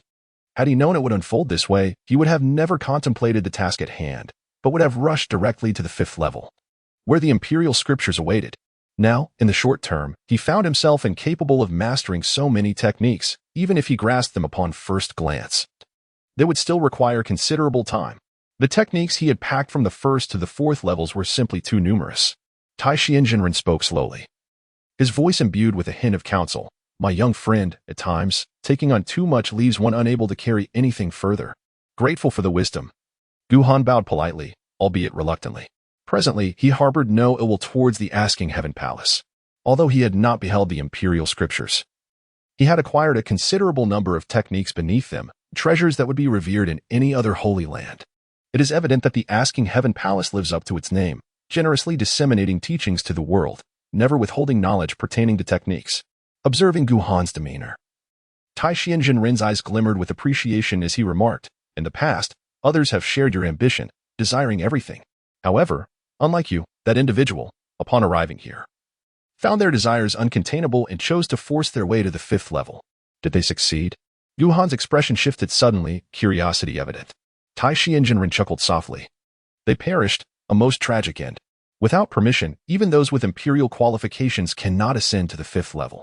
After their failure, they attempted to master all techniques, ultimately succumbing to despair, their very being reduced to a puddle of blood and mud."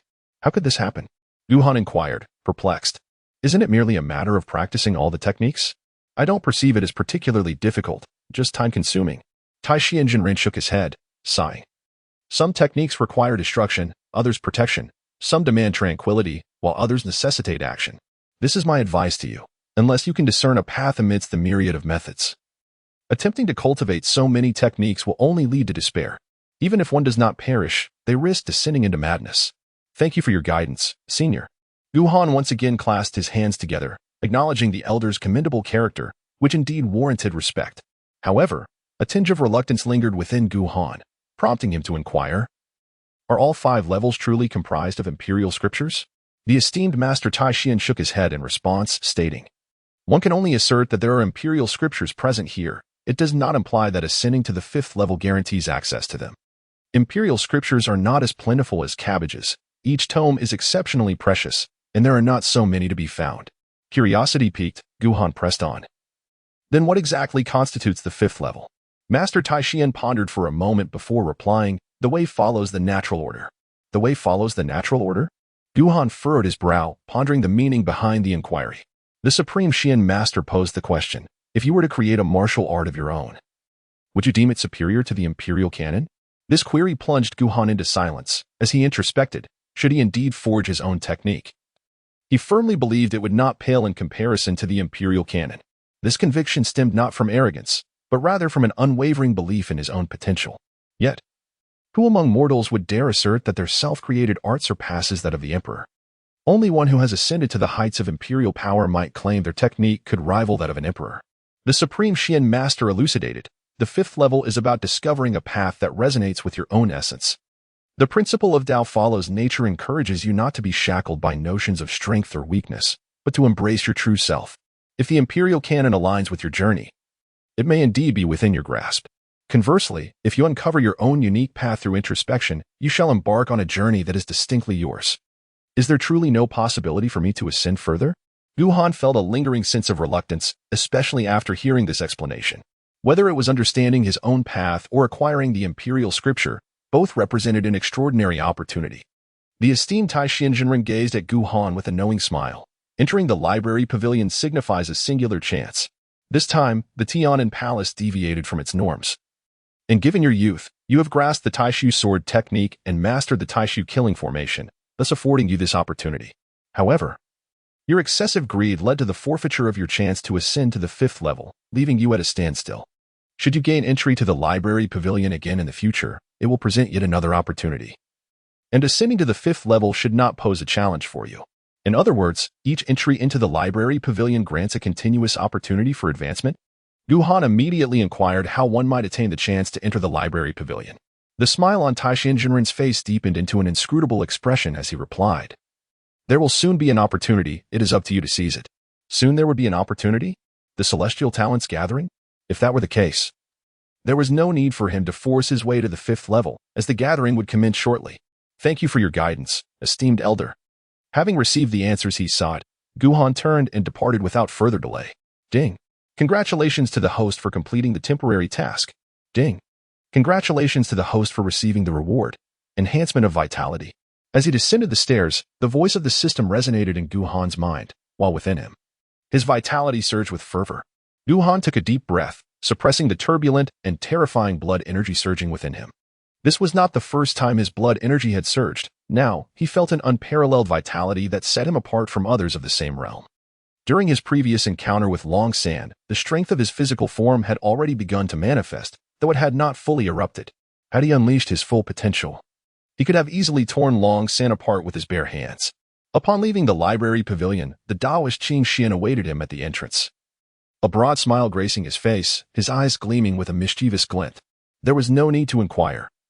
He undoubtedly knew what Guhan had been up to within the library pavilion. Guhan let out a disdainful snort, disregarding the Qing Xian Taoist as he soared into the open air. Behind him, the laughter of the Qing Xian Taoist echoed, "My young friend, do come again next time. Rest assured, I will certainly return," Guhan called back. Upon departing from the Winiangong, he found the streets of Winiangsheng already thronged with people. Foremost among them the celestial prodigies. The imposing aura of the great emperor's killing array above Guhan had already stirred the entire city. Spotting Guhan emerging unscathed, Wan Yukai was the first to rush forward, exclaiming, "Fellow Taoist, are you unharmed?" Guhan cast a peculiar glance at Wan Yukai and inquired, "What matters could possibly concern me?" Wan Yukai, astonished, exclaimed, "You dared to confront the heavenly palace with the emperor's killing formation, and they simply let it slide." Everyone else wore expressions of disbelief. How could the heavenly palace overlook such an incident? These were trivial matters. Guhan surveyed his surroundings and asked, "Where is Long San?" Wan Yukai paused momentarily, then, somewhat bewildered, replied, "My friend, do you still intend to trouble him? Normally, shouldn't this issue have been settled by now? At least for the time being?" "No," Guhan clarified. "I am merely concerned about his injuries. I wish to deliver him some medicinal pills." Guhan wore an innocuous smile, exuding an air of harmlessness. "A true friend, indeed," Wan Yukai exclaimed. Many others echoed the sentiment, praising him. Having just emerged victorious from battle, he was now offering healing elixirs to others. Though the holy son of Taishu was undeniably ruthless, his character was commendable. Chapter 14.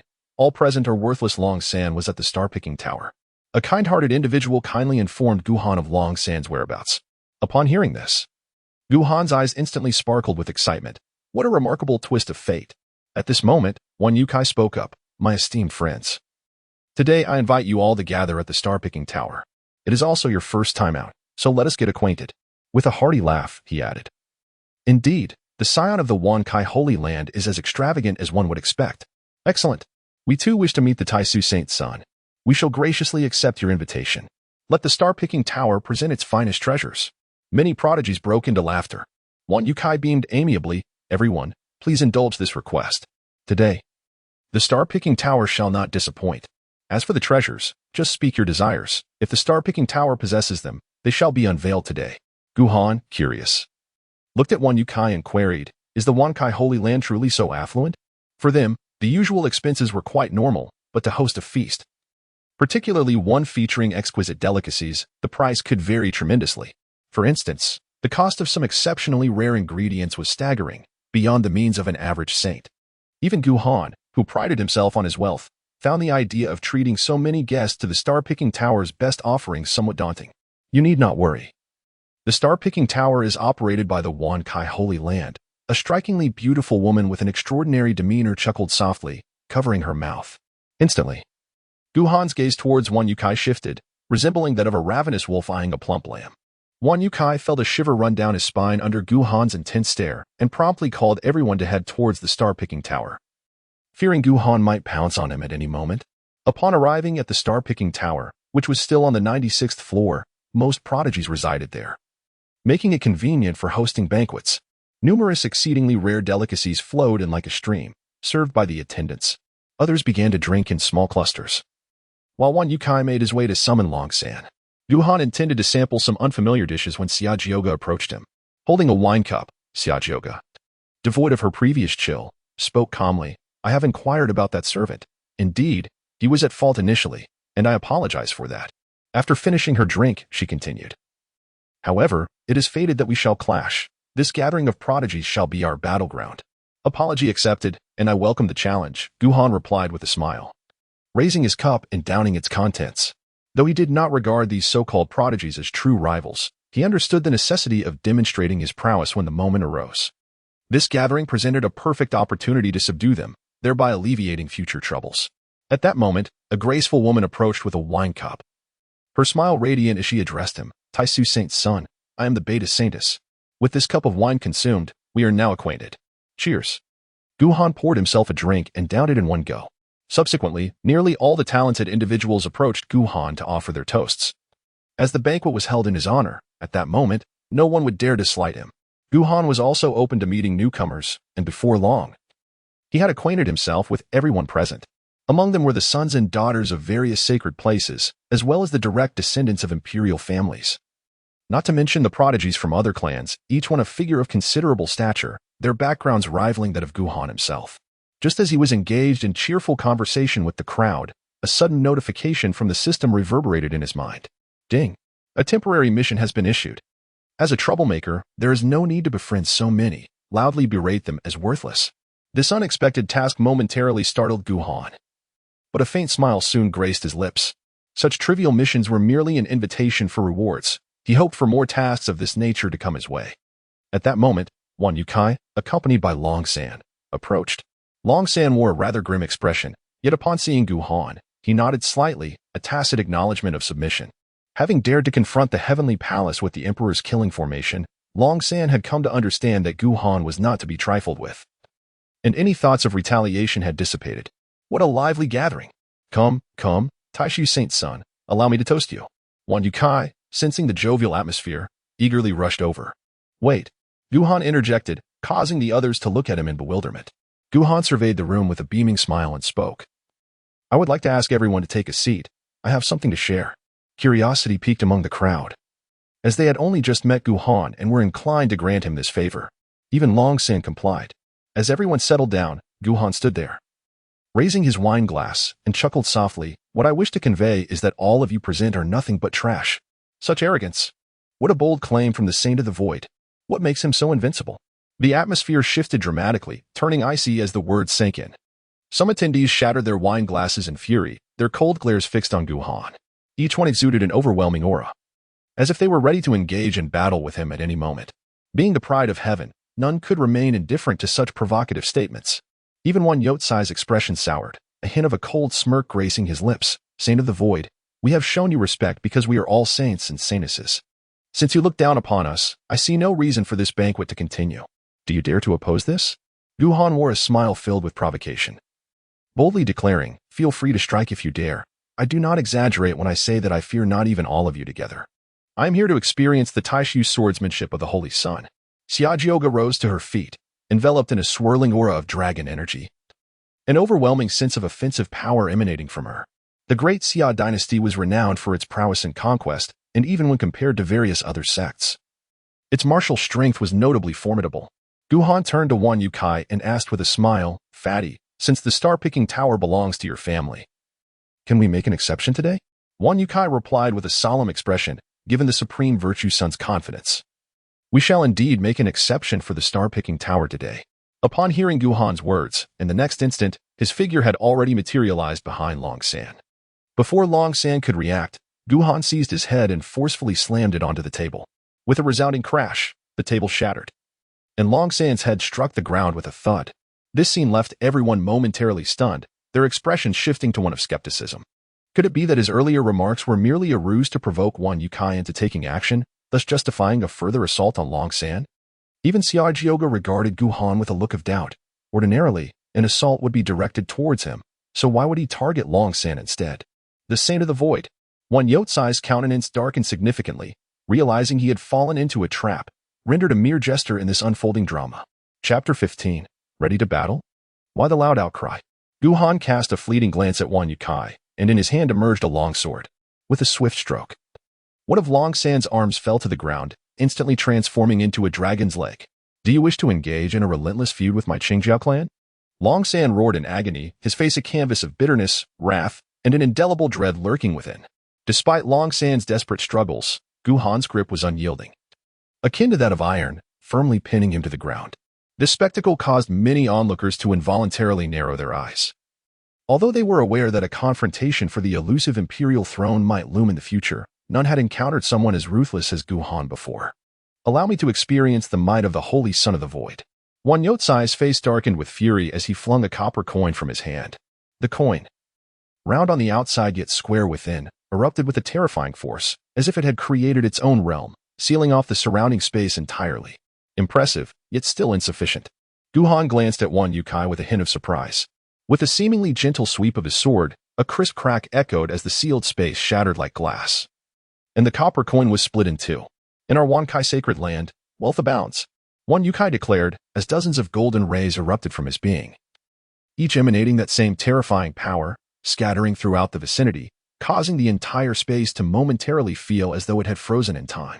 Guhan arched an eyebrow, looking at Wan Yukai with evident surprise, and remarked, the sacred land of Wankai is indeed formidable, possessing means to counter our Taisu sacred land. Although the Taisu Emperor scripture of the Taisu sacred land is powerful, it does not imply invincibility. Wan Yukai remained silent, while Xiaojioga, who was spectating nearby, coldly interjected, indeed, I may have underestimated you. Guhan nodded in agreement, acknowledging the truth in those words. The realm of spatial mastery, while impressive, is not without its limitations. If it were truly invincible, every emperor throughout the ages would have emerged from the Taisu sacred land. However, these individuals have overlooked a crucial fact. Have you not yet realized that there exists a disparity in realms between us? Guhan let out a light chuckle, and the aura of a half-step sovereign erupted forth as he swung his sword once more. With a resounding crash, the sword energy filled the air, shattering the copper coins that fell to the ground. Everyone was astonished, gazing at Gu Han in disbelief. A half-step sovereign? How could that be possible? Hadn't he only practiced for 3 years? Achieving half-step sovereign in such a brief period was unprecedented throughout history. In this moment, the talented individuals present began to realize that the rumors regarding the Taishu Saint's son might have understated his extraordinary cultivation speed. Indeed, he had become the unparalleled prodigy of all time. If he were to continue cultivating for a few more years, would he not completely catch up to the elder generation of formidable warriors? I have no grounds for complaint in my defeat, though Long San seethed with resentment. He could clearly discern the vast chasm between himself and Gu Han. He had merely just entered the dragon transformation stage, while Gu Han was on the brink of entering the sovereign realm. Though he was only a half-step sovereign, the qualitative difference was unmistakable. Akin to a sovereign battling a half-step saint or a saint contending with a half-step emperor, representing a significant disparity in realms. Under such circumstances, especially among the elite, he had no chance of victory. At this moment, many retreated a step, not out of fear, but from an understanding of the gap in realms. They preferred not to risk their resolve in a battle that could tarnish their Dao heart, opting instead to wait for a confrontation at the same level. Coming back for more? Gu Han raised an eyebrow at Wan Yukai. Wan Yukai snorted dismissively. I do not engage in unprofitable ventures. Today, your realm may exceed mine, but that does not truly make you stronger. And what about you? Gu Han then turned his gaze to Xiaojioga. Xiaojioga smirked. The speed of cultivation merely reflects the pace of progress, not the longevity of strength. Just because your realm surpasses ours today does not imply our inferiority. In a true battle of equals, who can say who is better? Enough of this idle chatter. Your hesitance does not mean I shall refrain from striking. Gu Han flashed a peculiar smile, for he still had a mission to accomplish, to subdue a prodigy to follow him willingly. This presented a perfect opportunity. Even if one were at the threshold of the esteemed realm, they could not contend against us all. Xiaojioga's gaze turned icy, and with a single statement, she cast Gu Han into opposition with everyone present. This was indeed the truth, although formidable. A being at the brink of the esteemed realm would find it challenging to face a multitude of extraordinary talents alone. In a one-on-one scenario, it might be manageable. But when confronted with so many, the advantages of such a status would dissipate significantly. Gu Han merely smiled, his gaze shifting to the subdued Long San, and spoke coolly. Submit or perish, choose one. If you possess the courage, then kill me. Long San roared in response. He could momentarily bow his head, but he would never truly remain submissive for a lifetime. He too was a remarkable figure in his own right. Then allow me to first deliver a thorough beating. The sounds of fists meeting flesh echoed relentlessly as Gu Han struck Long San mercilessly. Those nearby dared not intervene, and soon, Long San lay there, barely conscious, resembling a defeated dog. Before the notification of task completion could sound, Gu Han turned his attention to the gathering of prodigies. Gu Han spoke softly. It is said that invincibility is not merely declared, but rather demonstrated through action. Today, I shall confine my realm to the dragon transformation stage. Who among you dares to engage in battle? I am eager to test my mettle. A figure stepped forward. Not the renowned Xiaojioga nor the esteemed Wan Yukai, but the saintess of Tianshin's sacred land, clad in garments as white as snow. Her exquisite beauty resembled that of a celestial being descending to the mortal realm. No one anticipated that the saintess of Tianshin would be the first to rise to the challenge, leaving all present in a state of astonishment as they turned their gazes towards her. Even Gu Han was taken aback, curiosity flickering in his eyes as he regarded the saintess. With a gentle smile gracing her lips, the saintess addressed him, Holy Son of Taishu, I humbly seek your guidance. However, I must assert that you are not my equal. Gu Han shook his head, unwilling to take action. The reason was simple. The heavenly Xian saintess remained at the fish leap realm, not yet having reached the dragon transformation realm. Although her level was already considered quite high compared to others, it appeared somewhat inadequate when compared to all the prodigies. Taisu Saint's son, you have cultivated remarkably fast over the past 3 years. Is your foundation solid? The heavenly Xian saintess maintained a gentle smile as she took a step towards Gu Han. An astonishing surge of vitality erupted, her blood energy roaring like thunder and flowing like a boundless river. This display caused many to change their expressions. My realm has not yet reached dragon transformation, but it is merely a matter of my unwillingness. I refine each level to perfection before breaking through. Taisu Saint's son, can one such as I be your worthy opponent? Chapter 16. The astonishing heavenly Xian saintess. The heavenly Xian saintess took another step forward, unleashing a naturally formidable aura. Though she remained at the fish leap realm, her fluctuations had entirely reached the dragon transformation realm. The gazes of all present towards the heavenly Xian saintess shifted dramatically. Although there had been no overt disdain before, neither had there been genuine regard. Now, however, her display commanded undeniable respect. In a true battle of the same realm, the heavenly Xian saintess would undoubtedly prove to be a terrifying adversary. Gu Han narrowed his eyes, a smile gracing his face. Heavenly maiden of Tianshan, how about we engage in a wager? I will suppress my realm to the fish leap stage and face you in a battle of equal standing. If you lose, you shall become my follower and assist me in ascending to the throne of the emperor. Conversely, should you emerge victorious, I will become your follower and aid you in achieving the same. What say you? The holy son of the void truly dares to stake such a monumental wager? The heavenly maiden of Tianshan chuckled, confidence radiating from her countenance. In a battle at the same realm, I am no less formidable than anyone. I fear only that you may find the price too steep to bear. I, Gu Han, hereby swear a celestial oath to engage in a fair battle at the fish leap stage against the heavenly maiden of Tianshan. Should I lose, I will assist her in becoming the emperor. With a resounding boom, it felt as though the very heavens trembled. All present gazed in astonishment at Gu Han. A celestial oath, this was indeed a significant gamble. In a typical contest, a loss merely meant defeat, and as long as one retained their resolve, there would always be opportunities to begin anew. Such precedents were not unheard of. However, to establish a celestial oath was to wager everything. A loss would preclude any possibility of ever ascending to the status of emperor again. Are you serious? The heavenly maiden of Tianshuan's expression grew solemn, and she spoke slowly. I too shall establish a celestial oath. Today, I will engage in a fair battle at the same realm with the holy son of the void. If I lose, I willingly become his follower and assist him in becoming the emperor. With another resounding echo, the celestial oaths were sworn, both their celestial oaths fulfilled. The onlookers exchanged glances and silently retreated, creating ample space for the impending duel. This matter had transcended the involvement of any onlooker. Shall we begin? Gu Han turned his gaze towards the celestial maiden of Tianshan. The celestial maiden nodded and declared, "Commence." With that, a resounding crash echoed as their figures collided instantaneously, sending shockwaves that shattered numerous objects surrounding them. This was merely a contest of physical prowess between two beings. Observing Gu Han, who matched her blow with unwavering strength, the celestial maiden felt the surge of her internal vitality roar within her. The next moment, they engaged in rapid combat, exchanging fierce punches and a display of corporeal strength. Such formidable physiques. Xiaojioga watched intently, her expression turning grave. The holy son of Taisu possessed the audacity to be arrogant. The onlookers shared her somber demeanor. Bound by the oaths of the heavenly Tao, Gu Han was limited to the strength of a fish-leaping realm, including his physical capabilities. This limitation only served to highlight the might of his corporeal form. The celestial maiden's explosive vitality attested to her own power, yet Gu Han remained undaunted, indicating that his prowess was not confined solely to spatial abilities, and that he was not necessarily inferior in other realms, despite having only trained for 3 years. The sounds of their battle reverberated continuously, and fortunately, the star-picking tower was equipped with a defensive array, rendering its structure remarkably resilient against damage, though everything else around them lay in ruins. After several hundred exchanges of blows in their physical duel, Gu Han and the celestial maiden instinctively paused, their mutual understanding evident. Gu Han gazed at the celestial maiden of Tianshan and spoke, "You possess remarkable strength, at the very least, among those of the same realm. You are the most formidable I have encountered. Your physical prowess surpasses even that of that loathsome insect. I underestimated you." The celestial maiden of Tianshan replied gently. "Although you have only practiced for 3 years, I did not anticipate that your physical form had advanced to such a level. You must not have exerted your full strength yet, have you?"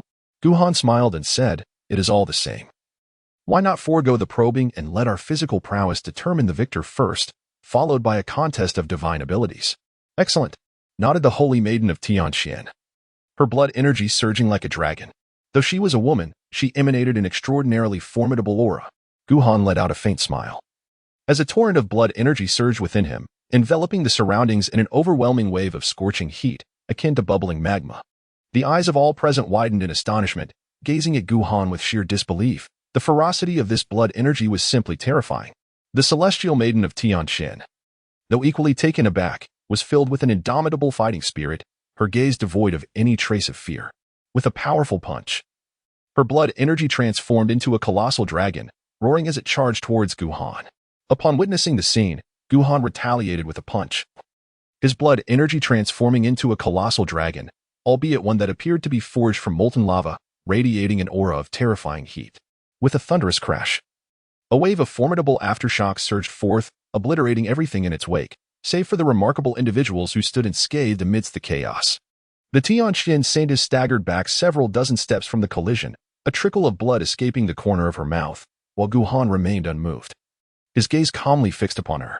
Wiping the blood from her lips, the Tianqian saintess surprisingly revealed a faint smile, declaring, "I concede this round with utmost respect. What follows will be a battle fought with all my might. Taisu Saint's son, should you triumph over me with such ease once more, I would have no qualms in following you." "Please," Guhan nodded, aware that the contest remained unresolved. Though he harbored absolute confidence in his abilities, he remained uncertain of the true strength of the Tianqian saintess. Their previous exchange had merely tested the physical might of their blood energy, not their full potential. "I am aware that your mastery over the spatial domain is formidable. Yet the imperial scriptures of my Tianqian Holy Land are no less potent than those of your Taisu Holy Land." With a light laugh, the Tianqian saintess unleashed a wave of arcane energy that enveloped the arena, transforming the surroundings into a vast expanse of starry sky, adorned with countless celestial bodies. Guhan furrowed his brow slightly, sensing that the space around him had been completely sealed. It appeared to be a formation that emanated a palpable sense of danger. Should he dare to employ the technique of teleportation, he had no doubt he would be met with a ferocious assault in an instant. After all, the essence of teleportation lies in the tearing of space, a skill that demands exceptional proficiency. Yet now, with the space locked down, any fluctuation would not escape the notice of his adversaries. "The Holy Son of the Void, can you prevail against the myriad stars?" The Holy Maiden of Tianqian possessed a strikingly beautiful smile. With a mere wave of her hand, the countless stars erupted in resplendent brilliance. Beneath the celestial radiance, she seemed to don a robe woven from starlight, exuding an ethereal divinity with every gesture. "While formidable she may be, do not underestimate my capabilities." Guhan suddenly smiled, stepping forward to appear before the celestial spin saintess, not through teleportation, but by directly shortening the spatial distance. "Is it a case of being worlds apart yet close at hand?" The celestial spin saintess seemed to have anticipated this, casually striking out with her palm towards Guhan. As if countless stars were coalescing within her grasp, Guhan retaliated with a punch, a resounding thud echoing as he was unexpectedly sent flying by what appeared to be a casual strike. How exhilarating! Despite being thrown back, Guhan burst into wild laughter, his figure abruptly halting, eyes ablaze with an astonishing battle fervor. Chapter 17. The Supreme Strike. Is this truly the embodiment of a prodigy? Far superior to that dragon sand. After only a few years of cultivation, Guhan had never faced a genuine prodigy.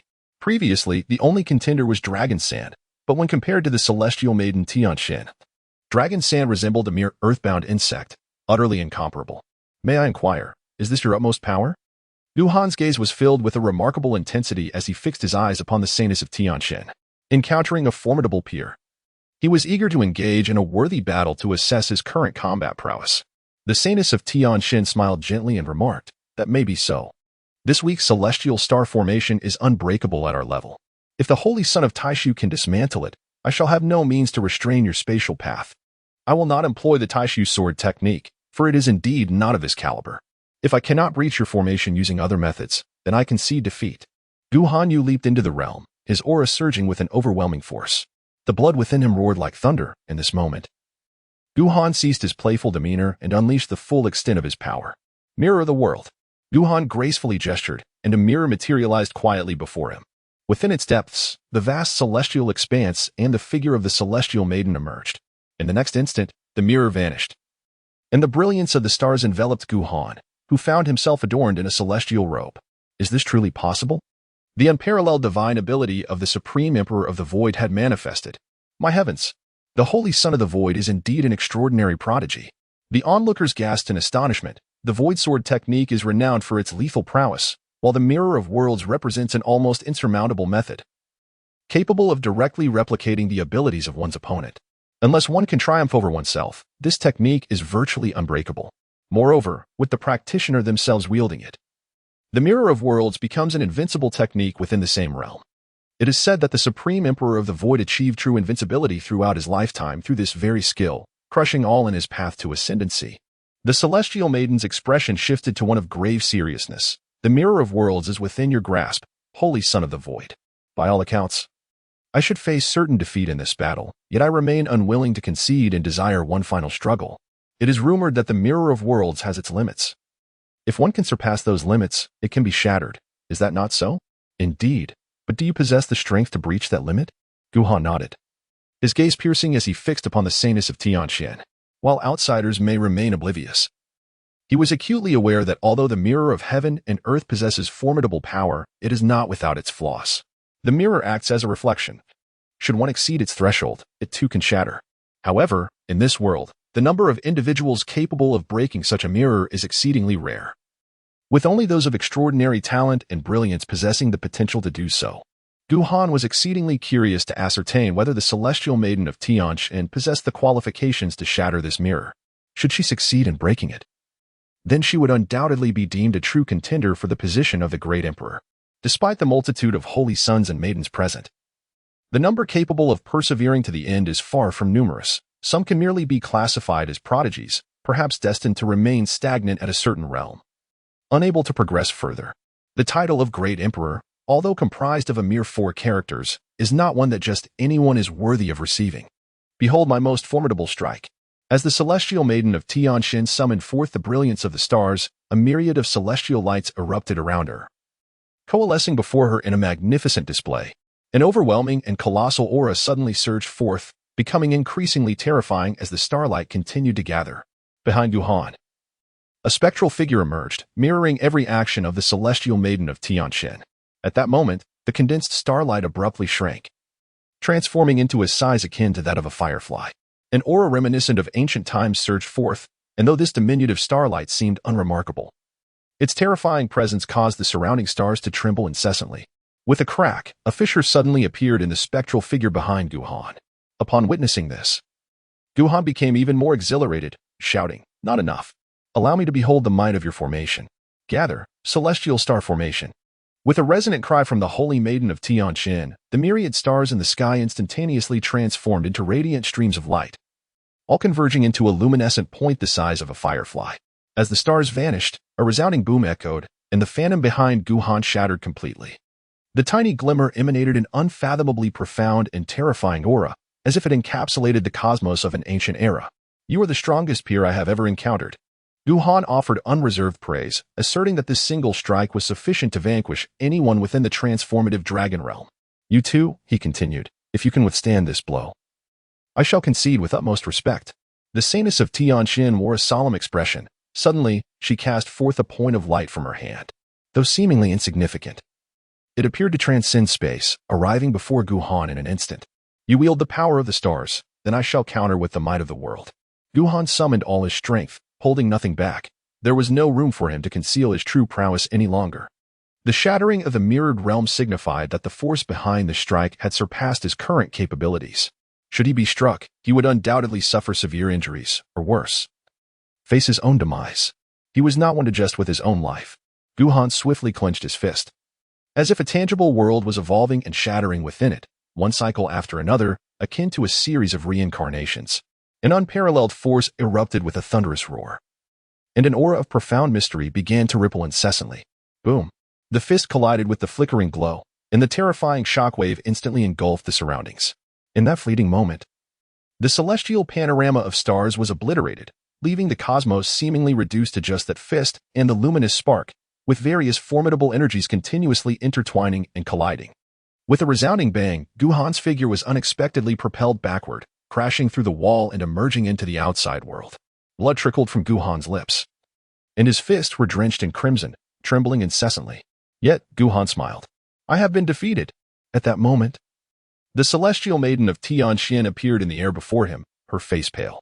That last strike had drawn upon all her strength, a culmination of her own power and the might of the celestial star formation. If a single blow could not vanquish the enemy, she would have no strength left to continue the battle. Although Guhan appeared far from unscathed, she could still sense that he possessed lingering power, not yet extinguished. Moreover, he had refrained from employing the supreme void sword technique. In this confrontation, she had lost, and it was a defeat she accepted wholeheartedly. What a terrifying strike! How exhilarating! Guhan smiled with genuine joy, for this was his first true experience of what it meant to be a prodigy. It was only such a prodigy that, upon victory, would feel a sense of accomplishment. The saintess of Tianjin gazed at Gu Han with a complex expression, ultimately bowing in respect and declaring, "Today's defeat has garnered my heartfelt admiration. Ding. Congratulations to the host for completing the task and receiving a reward, the Death Substitute Talisman, which allows the host to resurrect at peak condition upon demise." Chapter 18. The most challenging task. Ding. A new round of tasks has commenced. Task 1. Kidnap 3 prodigies for auction. Task 2. Stealthily infiltrate the Winiangong and set the Daogong ablaze. Task 3. Ensure the failure of the prodigy gala. Upon hearing the reward, Gu Han was elated, yet the new tasks left him feeling despondent. To auction off prodigies? That would undoubtedly offend 3 major forces of saintly status. No faction could endure such a profound humiliation, and before the auction could even take place, they would likely come knocking at his door. Burning down the Daogong? Gu Han vaguely recalled that the Daogong was the most significant location within Winiangong. Given his current capabilities, merely sneaking into the Daogong would be an extraordinary feat. Preventing the prodigy gala from occurring? That was akin to a blind man lighting a lantern to seek death, not to mention the numerous saints attending. Even the Winiangong itself was beyond his current capacity to shake.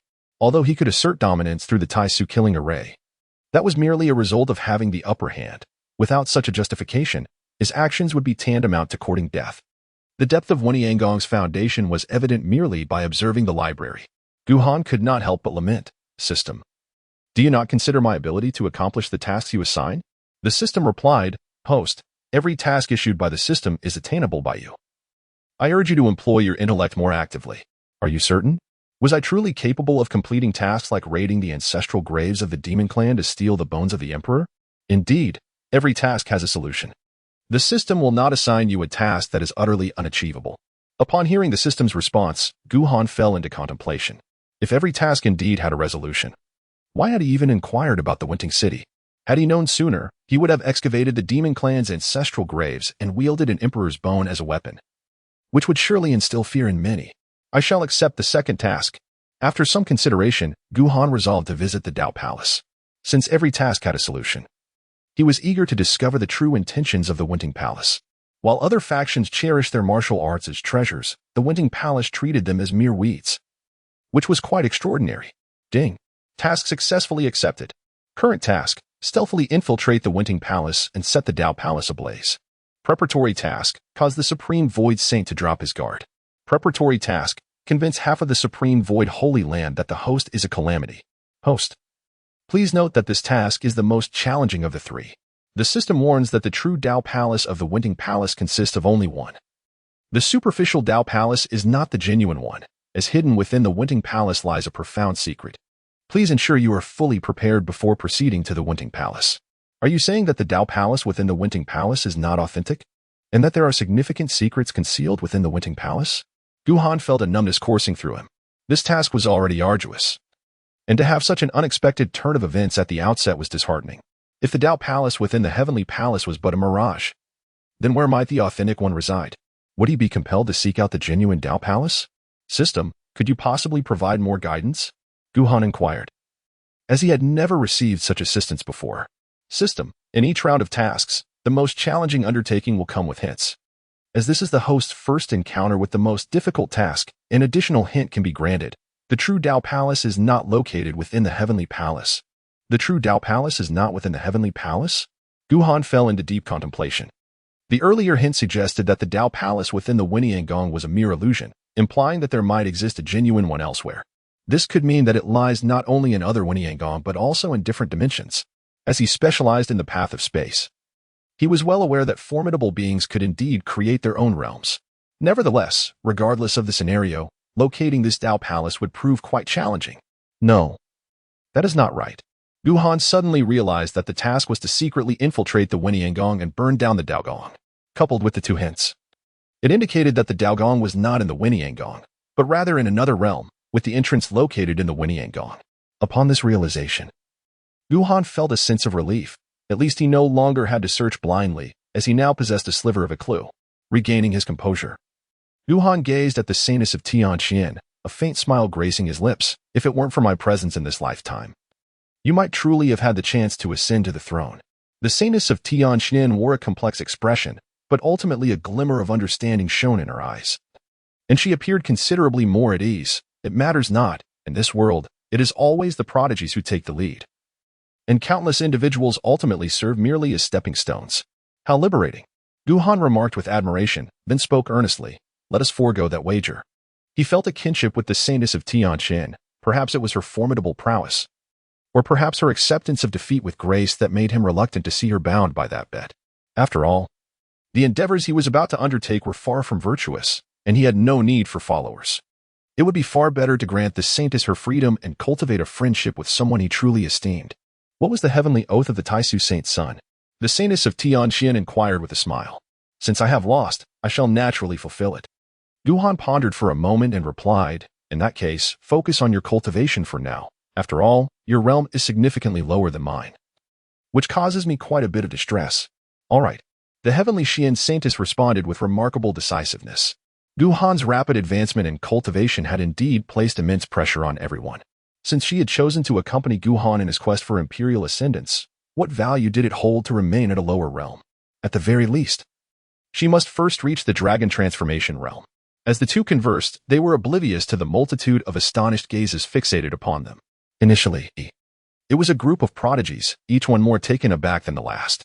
They had all closely observed the recent battle. Not only had Guhan emerged victorious, but even the prowess displayed by the heavenly Xian saintess had left them utterly astounded. The elders of their clans had advised them that the struggle for the imperial throne need not be fought to the bitter end. If one discovered that they were akin to the majority of other geniuses, it would signify a lack of hope for imperial ascendance. Those destined to become great emperors would undoubtedly possess the ability to compel numerous talents to bow before them. Some among them chuckled ruefully, their hearts heavy with melancholy. The competition among the prodigies had only just begun, and already they felt a sense of hopelessness. Reflecting inwardly, how many could truly hope to best the heavenly Xian saintess in a fair contest? Geniuses merely served as a backdrop for the even more exceptional. Others sighed, recognizing that they were the young talents of their respective factions, yet they could see no promising outcomes ahead. Following this battle, many had lost their previous arrogance and martial fervor. Clearly, if genius were to be stratified, they were not on the same tier as Guhan and the heavenly Xian saintess. The disparity was as evident as that between ordinary cultivators and themselves. Perhaps it was for the best that so many were now inclined to retreat, thus alleviating much of the impending conflict. Wan Yikai suddenly smiled, his eyes still sparkling with indomitable fighting spirit, unaffected by the outcome of this battle. Xia Zhouge also nodded, her own martial enthusiasm palpable. This could be seen as a fortuitous development, preventing some from remaining overly self-important. In the tumult of the world, only the true contenders will emerge.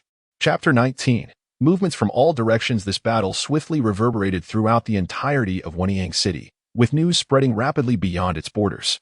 The fabled Taishu Holy Sun had emerged, effortlessly defeating the prodigy of the Qingjiao clan and compelling the Wenyang Palace under the threat of an imperial killing formation. Following this, he established a heavenly oath, triumphing over the heavenly Xian saintess of the same realm. Many prodigies in Wenyang City voluntarily departed, their fighting spirit extinguished, as the heavenly Xian saintess became his follower, aiding him in his quest for the throne. Once this news broke, it sent shockwaves throughout the world. To conquer two prodigies was one thing, but to compel others to willingly abandon Wenyang City was truly unprecedented. As prodigies, each one regarded themselves as extraordinary. To witness their peers bowing out without a fight indicated a stark realization of the absolute disparity between the two sides. This revelation shook the entirety of the 13 domains. In a secluded temple within the Buddhist domain, a young monk slowly opened his eyes, a halo of divine light emanating from behind him, making him appear as though a Buddha had descended. It was time for him to emerge. In the vast and auspicious land, where Confucianism and Taoism flourished, a young man staggered along with a wine jug in hand, murmuring to himself, "In lively places, there is wine to be savored." In Bio, a region of intellectual contention, numerous young individuals gazed towards the central continent. To know oneself is to be enlightened. To conquer oneself is to be strong. It was time to venture out and partake in the excitement. Once I finish tending to this plot of land, I shall join the revelry. Physicians possess the ability to heal, yet can also take lives. The Taishu Holy Sun, even the strongest among peers, is still merely a peer. Across all 13 domains, individuals began to emerge from their respective factions.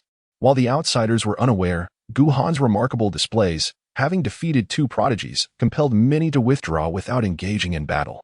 Consequently, numerous individuals began to refer to Guhan as a prodigy, a remarkable entity that had overwhelmed his contemporaries within a mere 3 years.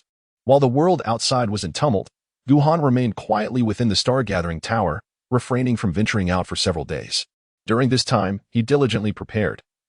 For confronting the Wenyang Palace and executing the imperial formation was no trivial matter. A single misstep could render his situation perilous, necessitating thorough preparation. Regrettably, he was unable to fully arrange the complete Taishu killing formation. After ensuring that all other preparations were in order, Gu Han sighed with disappointment. The imperial killing formation could not simply be deployed upon learning it. To achieve the level of effortlessly arranging such a formation, one must also attain the status of an emperor. Otherwise, one could only rely on materials as a substitute. Gu Han had previously invested considerable time gathering sufficient materials for the incomplete version of the Taishu killing formation, much of which was due to his status as a holy son, which allowed him to acquire what he needed. However, having utilized it once before, coupled with Liu Changfen's inventory, Gu Han could only deploy it once more, as the consumption of such a formation was exceedingly daunting. As for the complete version, even if Gu Han possessed the knowledge, he fundamentally lacked the necessary materials.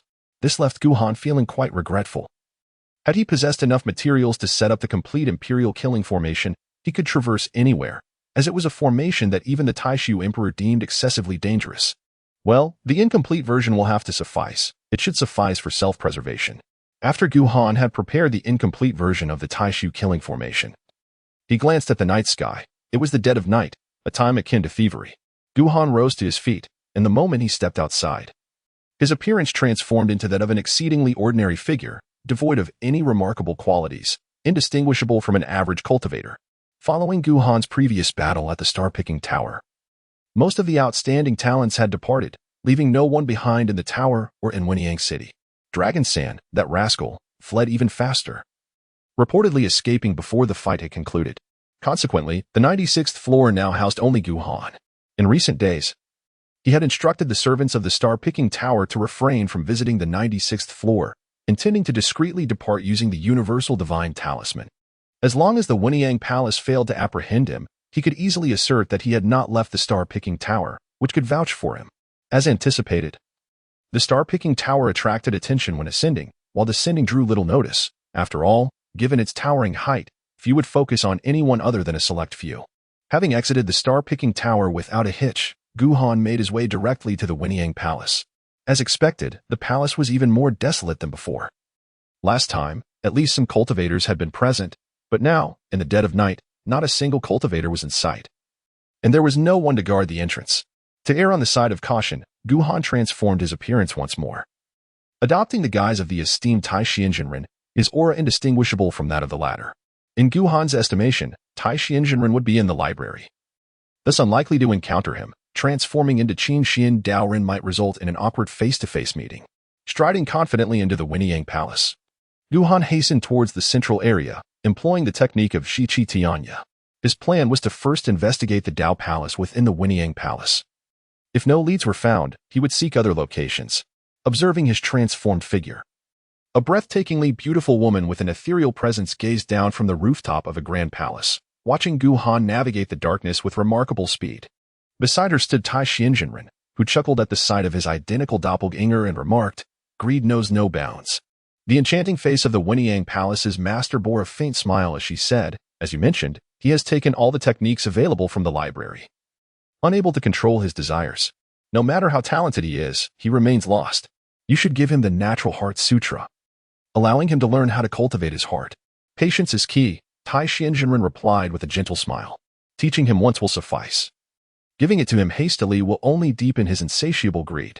Let him first experience some setbacks, and then we can offer assistance in his time of need. There are ample techniques for him to endure." The master of the Wenyang Palace shook her head, sighing, "Neglecting the heart while cultivating strength has become a prevalent affliction. It is truly lamentable." They were not foolish, for aspiring to become emperors necessitated supreme combat capabilities. Tai Xianzhenren nodded in agreement, watching Gu Han's retreating figure.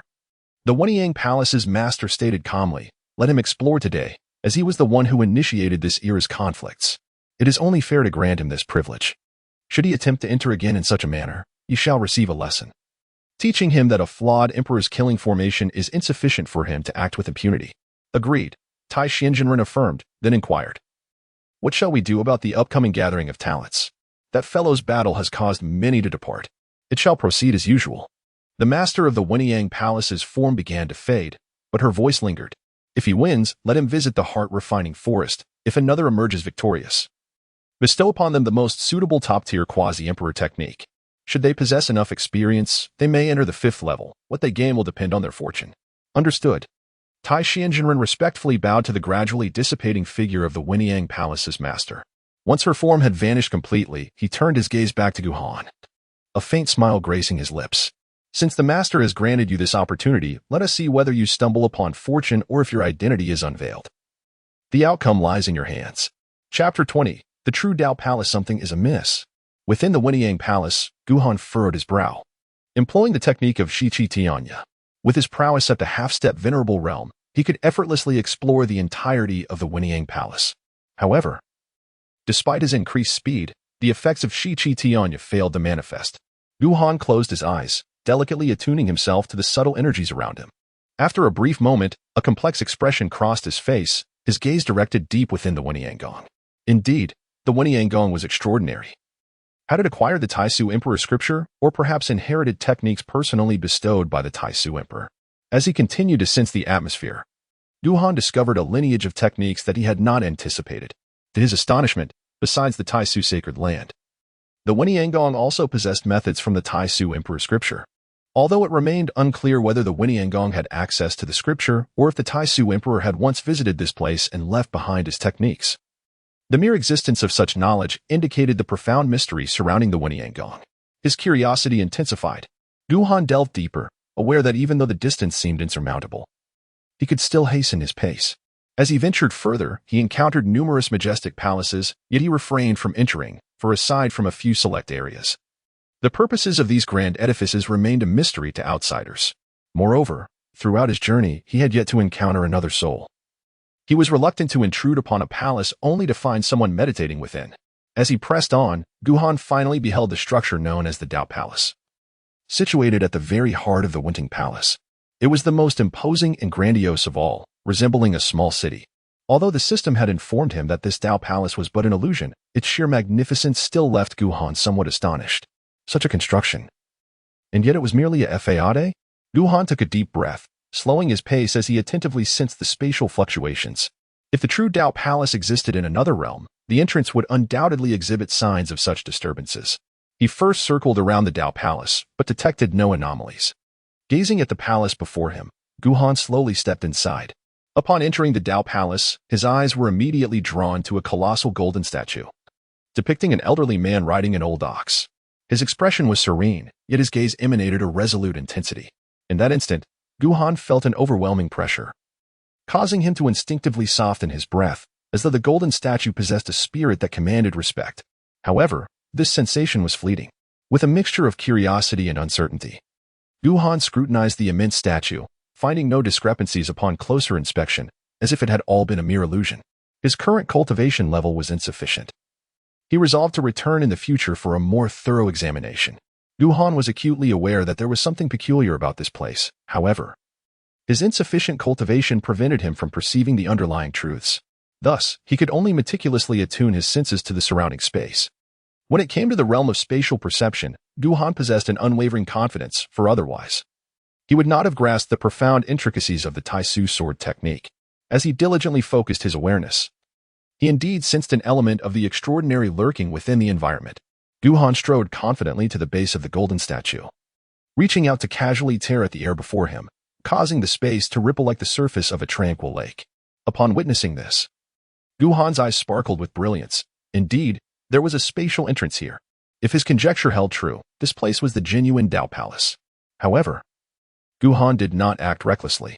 After a cautious exploration, he discerned that there were no traps, merely a spatial portal. Once he confirmed this, Guhan opened the entrance, revealing an inky black space, and without hesitation, he stepped inside. At the moment Guhan vanished, two figures appeared within the Dao Palace. The master of the Wenyang raised his gaze towards the colossal golden statue, slowly stating, "To have received recognition, it seems I have underestimated him." Beside him, the true man of Taishan wore a complex expression, saying, "Master, is this truly appropriate? His cultivation is too low, and he is exceedingly young." If any other prodigy had been present to hear this, they would likely have been incensed. After all, A half step to the venerable realm hardly qualifies as low cultivation. Yet, in the eyes of these two, it appeared entirely normal. No matter, the master of Weniangong said, gazing deeply at the golden statue. Being recognized indicates this young man possesses immense potential. Perhaps he is indeed destined to be the next emperor of this era. The true man of Taishan sighed. Also observing the golden statue. It may be due to the influence of the great Emperor Taisu, who does not wish to leave opportunities for their exceptional descendants. Whether it is recognition or a legacy left by the great Emperor Taisu, given the circumstances, there is no need for further contemplation. Prepare yourselves. The gathering of prodigies begins tomorrow. Understood. Meanwhile, Guhan arrived before a dilapidated Taoist temple, its plaque inscribed with the words Tao Palace. At first glance, it bore no remarkable features, resembling an utterly decrepit shrine. Was his speculation correct? Should he burn it first or examine it first? Gazing at the temple, Guhan felt a twinge of indecision. Truth be told, he was exceedingly curious about everything related to the Weniangong, not to mention the true Tao Palace hidden within shadows. Yet, if he indulged his curiosity, he feared the task would remain unfulfilled. It was certain that this place would not be straightforward. After much contemplation, Guhan snapped his fingers, and suddenly, blazing flames erupted in the void, engulfing the entire temple. The shrine was not large, and soon it was ablaze. Just as Guhan believed his task was complete, the flames abruptly vanished, leaving the temple seemingly unscathed. Indeed, it was not so simple. Observing this scene, Guhan was not surprised. If it had burned so easily, he would have found it abnormal. Since conventional methods had failed to incinerate the temple, Guhan wasted no time and strode boldly into the shrine. Before the temple lay a small courtyard, which housed an ancient stone table, upon which rested 2 cups of tea still steaming with warmth. Still steaming? Guhan observed, his brow furrowing deeply, as though someone had prepared tea and awaited the arrival of a guest. After a moment of contemplation, he approached the stone table and picked up a cup of tea. Scrutinizing it carefully, after a brief pause, he concluded that it was merely ordinary tea, sensing no hint of anything amiss. Yet, it was precisely this realization that constituted the gravest anomaly. Where had this tea come from, still emanating warmth? Drinking it would be beneficial for you, a voice suddenly echoed. As a shadowy figure materialized before the stone table, Guhan was taken aback, immediately becoming vigilant as he gazed at the indistinct figure. He was ready to deploy the tools he had meticulously prepared at the slightest hint of danger. The mere fact that you have arrived here and laid eyes upon me indicates that you are a descendant of my lineage. There is no need for fear. I have intentionally left a few remnants here for my heirs. Chapter 21, The Great Emperor of the Void. Who are you? Guhan fixated intently on the indistinct figure before him, yet no matter how he scrutinized, he could not discern the other's features. Nor could he perceive any trace of their presence, as if the shadow before him were but an illusion. To seek strength. Could one truly rely on a quasi-emperor for protection? The vague silhouette gestured towards Guhan, and he felt the space he had meticulously cultivated shatter in an instant. This abrupt rupture caused his complexion to change drastically. That space had been a sanctuary for the quasi-emperor matron, a crucial trump card in his arsenal. Now, with the space fragmented, he felt not a whisper of her essence. Was she still in the process of refining the hidden dragon fruit, yet to awaken? Or had she met her demise? Guhan felt a slight chill run down her spine, realizing she had encountered an extraordinarily formidable presence. Do not fret, she is unharmed.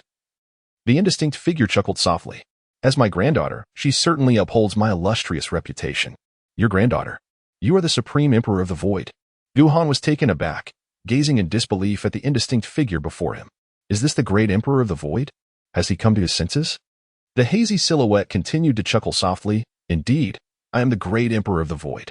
So, upon seeing me, why do you not kneel and pay your respects? Though Guhan was taken aback, upon hearing those words, he immediately retorted, I am the reincarnation of the Old Ancestor. Why do you not prostrate yourself before me in reverence? The indistinct figure chuckled softly. You possess quite the temperament, which suits me well. I shall not tease you further. Seize this opportunity to inquire about anything you find perplexing in your studies. I am here to guide you. Guidance? Guhan fell into a momentary silence then. With a hint of resignation, remarked, I have mastered the Taishu imperial scripture, yet some abilities remain dormant due to my current realm. This illustrates the advantage of high comprehension. Indeed, he had truly grasped the essence of the Taishu imperial scripture, for at present, he felt no lack of understanding. The indistinct figure gazed at Guhan in astonishment and, with a mere sweep of the hand, conjured a square space before them. Break it, it commanded. Observing the square space, Guhan nodded, recognizing it as a challenge set before him. After scrutinizing it intently, he reached out, and as his hand entered the space, it warped, allowing him to seize the square expanse. With a resounding pop, the square space shattered like fragile foam. Guhan gazed at the indistinct figure before him. This square space tested his comprehension of spatial constructs. It appeared deceptively simple to breach, yet required the simultaneous dismantling of numerous spatial nodes. The prerequisite for this endeavor was the ability to locate all these nodes. To his astonishment, a prodigy had emerged among my descendants. The indistinct figure let out a hearty laugh, a remarkable gleam of light emanating from its obscured form as it scrutinized Guhan intently. After a brief pause, the figure inquired, "Tell me, do you consider me formidable?"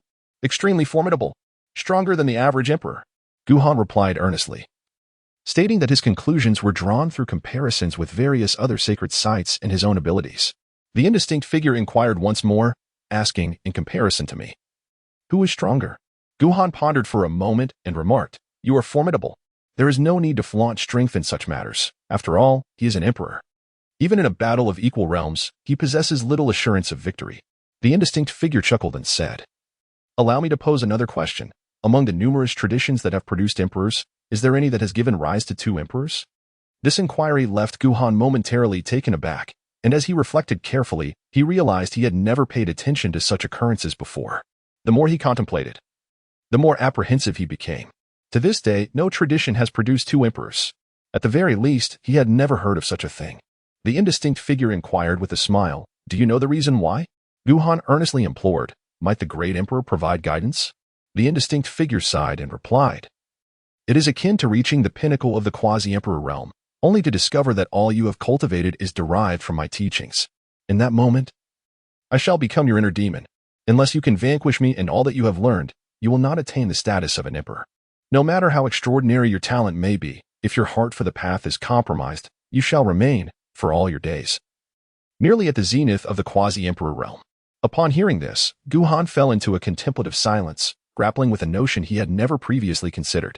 Yet, it must be acknowledged that it indeed held truth. The great emperor epitomizes an invincible realm. Attaining the pinnacle of quasi-emperor status renders one's innate potential somewhat inconsequential. What truly matters is the conviction harbored within one's heart. However, upon reaching such heights, one might discover themselves merely a mimic of predecessors. How can a mere imitator ever hope to rival the authentic paragons of the past? At this juncture, the integrity of one's path is inevitably compromised. You need not be overly concerned.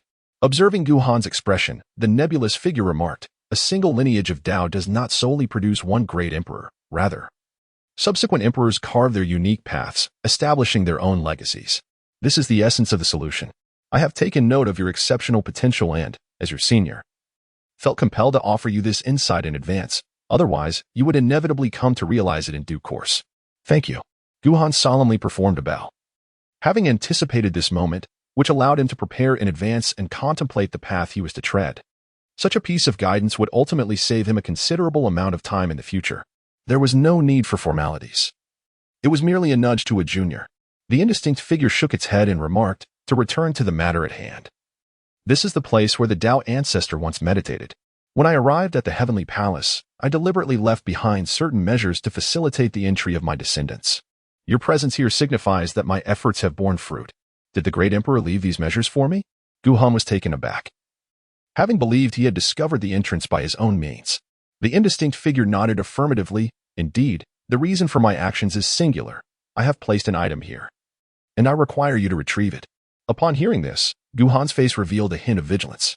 "What is it?" "You need not be wary of me," the indistinct figure replied. "This is the Tao Palace, not some other place. I am indeed the great emperor of the void, not some monstrous apparition. What I have left is merely a box, within which lies something of great significance. This entity is unique. It can only be nurtured through the essence of the Old Ancestor present here." "Nurtured something?" Guhan furrowed his brow. "A living being?"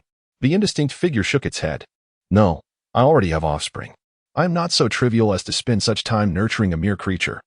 This entity is of paramount importance for the future and serves as a safeguard for the sacred land of the void. Should you doubt my words, feel free to have the people from the Asking Heaven Palace examine it after you take it." Guhan furrowed his brow even tighter. The notion that the Taishu sacred ground harbored something capable of preserving life seemed implausible to him. While he was aware that the Taishu sacred ground concealed secrets, He could not fathom anything that could obliterate it. The indistinct figure continued to speak. The asking heaven palace is indeed formidable. Should any troubles arise within the sacred ground in the future, you may seek assistance from the asking heaven palace. This is a debt they owe me. This place is rather peculiar, and my time is limited. Leaving behind even this modicum of means is the utmost I can do. Which is why I cannot elucidate some of the doubts in your heart. You need only remember that I have placed that box within the grand hall. Once obtained, it may be shown to those from the asking heaven palace, but be sure to keep it from others. There is no need to present it to the sacred ground. It is yours to keep.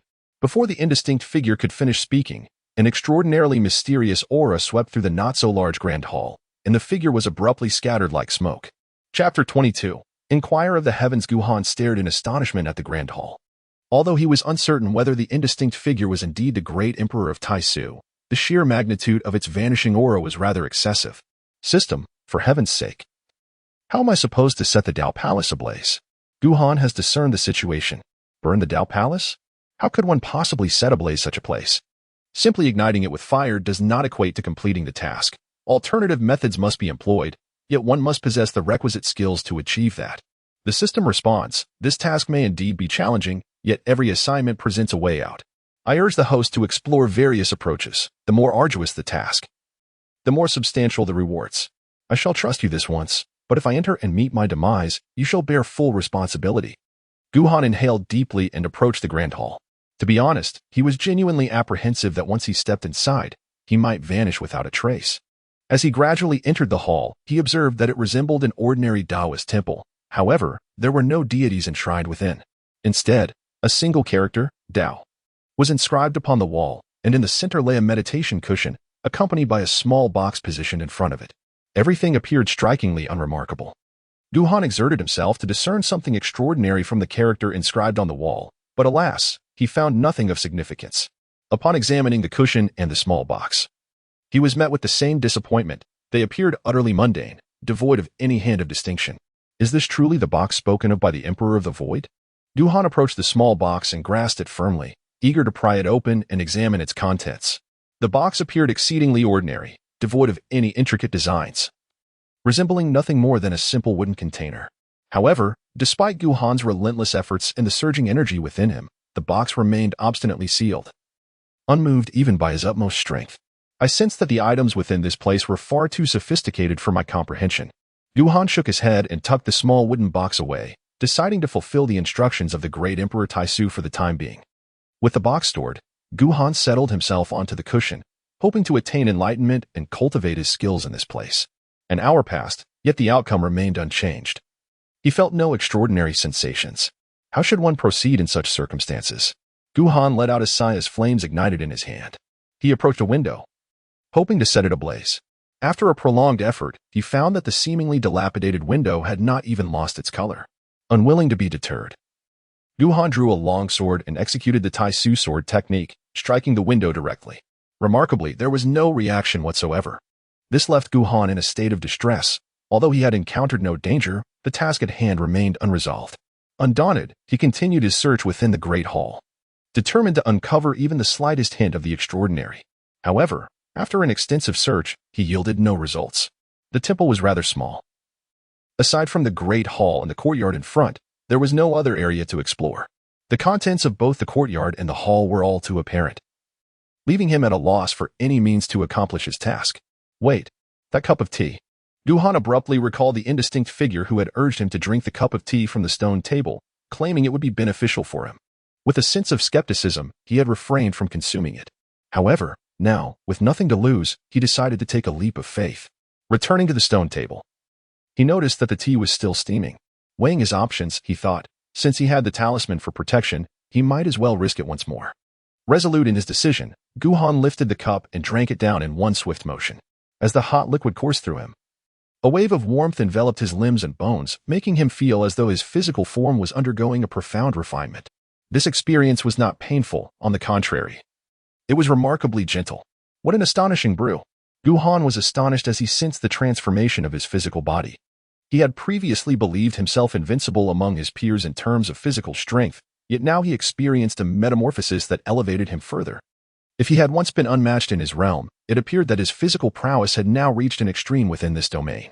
Once the torrent of energy subsided, Guhan casually threw a punch, unleashing a terrifying gale. Should there be a mountain before him, he had no doubt that this fierce wind could obliterate it. This was merely a casual strike, employing little of his strength. Should he unleash a full-force punch, Guhan felt that no one beneath the esteemed realm could withstand it. But what of the task at hand? After the initial surprise, Guhan's expression shifted to one of distress. This seemingly dilapidated temple, though ordinary in appearance, was impervious to fire and resistant to the edge of a sword. No matter how formidable his physical prowess, this dilemma remained unresolved. Returning to the Grand Hall, Guhan settled onto the meditation mat, intently scrutinizing the character for Tao. Although he could discern no clues, he had no alternative without unraveling some insight. The completion of this task was utterly unattainable. As nightfall quietly descended, Guhan remained seated on the mat, having gleaned no insights.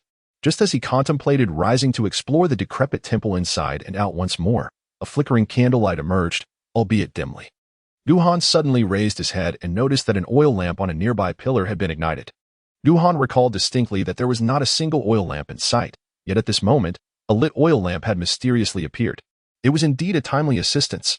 Although the reasons behind this phenomenon eluded him, Guhan understood that his mission was to ignite the Tao Palace, a feat his methods could not achieve alone. With the emergence of this oil lamp, coupled with the system's assurance that every arduous task has a solution, it was evident that this very lamp was the key to fulfilling his mission. Guhan promptly rose and approached the pillar to retrieve the oil lamp. Upon inspection, it appeared to be an ordinary lamp, devoid of any extraordinary characteristics, a fact that Guhan had grown accustomed to, as everything in this place seemed utterly unremarkable to him. Just as he was about to test whether he could ignite the Tao Palace with the lamp, he suddenly caught a glimpse from the corner of his eye of a shadow that had inexplicably appeared on the cushion from which he had just risen. This startling revelation filled Guhan with a sense of alertness. The figure was exceedingly indistinct. It was not the vague form of the Supreme Emperor of Void, but rather someone seemingly seated in a meditative posture. Yet, upon closer inspection, it felt as though there was nothing there at all. No matter how hard Guhan tried, he could only discern the presence of a figure, unable to ascertain any details about its appearance. "Who are you?" Guhan inquired, his voice laced with caution. "I wish to ascend to the heavens," an exceedingly aged voice resonated in response. Guhan was suddenly taken aback. Ascending to the heavens? The only being known to have done so was the Old Ancestor. Could this figure before him be the Old Ancestor? Before Guhan could fully comprehend the situation, a weary voice belonging to a middle-aged man echoed, "Have you truly made your decision? Who could this be?" Guhan, astonished, surveyed his surroundings. Yet he discerned no further appearances while the dialogue persisted. "If there was no one before me, then I shall be the first. You may face death." The weight of the word Tao bore heavily upon him. Having devoted much of his life in pursuit of understanding, he had ultimately gleaned a different insight. "I am prepared to forge my own path now. As for the rest, take care of yourself. What if I never return?" The voice, seemingly that of the Old Ancestor, fell into a long silence before it gradually resumed. "Then let us construct the city of Inquisition, to ask the heavens why I must depart without return." Chapter 23. A discourse spanning past, present, and future. At this juncture, the conversation had reached its conclusion. Guhan waited in vain for a prolonged period. Yet he heard no further utterances from the two voices. Nevertheless, his expression remained one of astonishment. Was this truly the origin of the city of Inquisition? The Tao Ancestor ascended to the heavens, never to return, leading to the present-day city of Inquisition and the Palace of Inquisition. Who, then, was the other voice? Just as Guhan was engulfed in confusion and astonishment, the voice that resembled that of the Tao Ancestor resonated once more. What is the essence of Tao? This inquiry seemed directed at Guhan, and he felt an almost imperceptible gaze upon him. Guhan gazed at the figure upon the mat, uncertain if the inquiry was directed at him. The voice resounded once more. "Today, as I aspire to ascend to the heavens before my departure, I shall traverse through time and ask the great beings of various eras, what truly is the Tao?" An extremely authoritative voice echoed, "I am the Tao. The Tao is law, and law is regulation." A somewhat stern voice followed closely. "The Tao embodies the operation of heaven and earth, the cycles of spring, summer, autumn, and winter as water flows downward. The path I have traversed is the Tao. All things are the Tao." One after another, diverse voices emerged, and Guhan's eyes gradually widened, his face a canvas of disbelief. Was this a discourse that spanned the annals of time? How could such a feat be accomplished? The Tao of heaven and earth, and the Tao of humanity. The heavenly Tao is devoid of compassion, yet the human Tao is flawed. The paths of all beings. The Tao of all beings are invisible in form but perceptible in heart. Only the strongest embody the Tao. I yearn to validate the Tao through unparalleled strength. The voices continued to resonate, each emanating from distinct individuals across varying epochs, and every speaker was an unequivocal powerhouse. Suddenly, Guhan discerned a familiar voice. It was that of the one who proclaimed himself the great emperor of the void. The Tao encompasses all things under heaven. The Tao embodies myriad forms and transformations. The Tao is everything, ineffable. Could that individual truly be the great emperor of the void? Upon hearing this voice, Guhan was convinced that the indistinct figure was indeed the great emperor of the void. This was a discourse transcending time, and those who spoke were all figures of imperial stature. With this thought, Guhan immediately concentrated intently, for this was an extraordinary opportunity. Though no divine powers were imparted, each utterance conveyed profound insights into the great Tao. As he listened, Guhan fell into a state of enlightenment. Each interpretation of the Tao compelled him to ponder and comprehend, leading him to reflect upon the essence of the Tao itself. The deeper his contemplation, the more his inner strength surged forth seamlessly. With a crack, Guhan's aura dramatically elevated. In that moment, he achieved the realm of the venerable. Should others discover that Guhan had reached the venerable realm, it would undoubtedly astonish the world. The distinction between half-step venerable and venerable is substantial, and achieving the venerable realm in merely 3 years is a rate of cultivation unprecedented in history. Young friend, what is your response? At that moment, the voice of the Tao ancestor resonated in Guhan's ear. Guhan suddenly awoke, casting his gaze upon the individual seated on the mat. To his astonishment, he was able to discern the person's features clearly this time, resembling the statues within the Temple of the Heavenly Questions. Suppressing the shock that surged within him, Guhan bowed and said, I am but a young man devoid of virtue and talent, unworthy to engage in discourse with esteemed elders. Yet, since fate has brought us together for this debate, it is of no consequence to speak freely. The Tao ancestor looked at Guhan with a gentle smile. Guhan smiled wryly and remarked, if you were to ask me what the Tao is, I would struggle to provide a coherent explanation. The Taoist patriarch responded with a gentle smile. The concept of Tao is vast and profound. Who among us can articulate it clearly? You see, each person's understanding varies. In the myriad paths of heaven and earth, the path you cultivate is uniquely yours. Simply express your thoughts. With that, Guhan nodded and, after a moment of contemplation, slowly articulated, I believe that my actions and thoughts, as they align with the movements of my heart, constitute my Tao. The Taoist patriarch erupted into hearty laughter, exclaiming, Today's discourse on the Tao has been immensely enlightening. This dialogue that transcends time must now draw to a close. My young friend, do you realize that you are the final participant in this profound discussion? Upon hearing this, Guhan was taken aback. Was this discourse destined to conclude at a juncture? The Tao ancestor ceased his smile, gazing steadily at Guhan, and spoke, traversing through the annals of time, the future has arrived at your doorstep, signaling an end to this possibility. There are but 2 scenarios. One is that someone has interrupted the flow of time. The other, I perceive a great fire behind you, the source of which blazes towards the Tao Palace. Guhan felt somewhat embarrassed at the prospect of declaring to the Tao ancestor his intention to incinerate the Tao Palace. Nevertheless, one could argue that he had indeed accomplished his mission. It appeared that everything had culminated due to the young friend. The Tao ancestor chuckled softly and remarked, Rest assured, transcending time and space, I lack the capability to impede your path. Moreover, since you have asserted that the movement of the heart is your Tao, and I pursue the Tao as well, your actions are also a manifestation of the Tao. Thus, I have even less reason to hinder you. Guhan smiled awkwardly and praised, truly worthy of the Tao ancestor. Your vision is indeed vast. The Tao ancestor smiled but remained silent, leaving Guhan feeling somewhat embarrassed. And thus, an uncomfortable silence enveloped them. After a considerable time, Guhan finally broke the stillness, intending to inquire about the Tao ancestor's ascension to the heavens and whether he had become an immortal.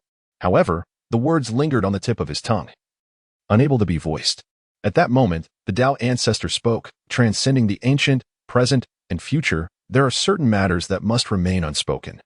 What has occurred is already existent and cannot be altered. Guhan was taken aback, feeling somewhat awkward about the silence, especially since he was on the verge of igniting the Tao Palace. After pondering for a moment, he wished to discuss other matters.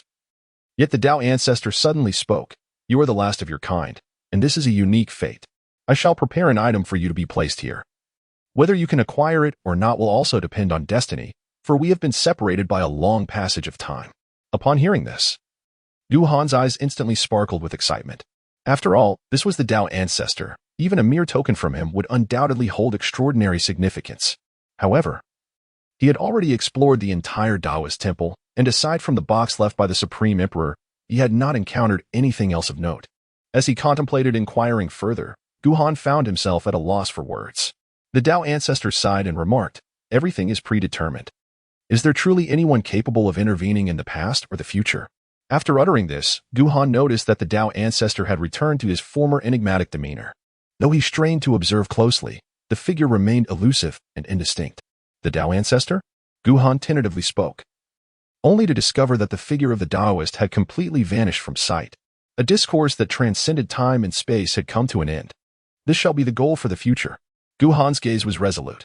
Not to mention, the ability to traverse through ancient times and the future to engage in philosophical discourse is something even the greatest emperors cannot achieve.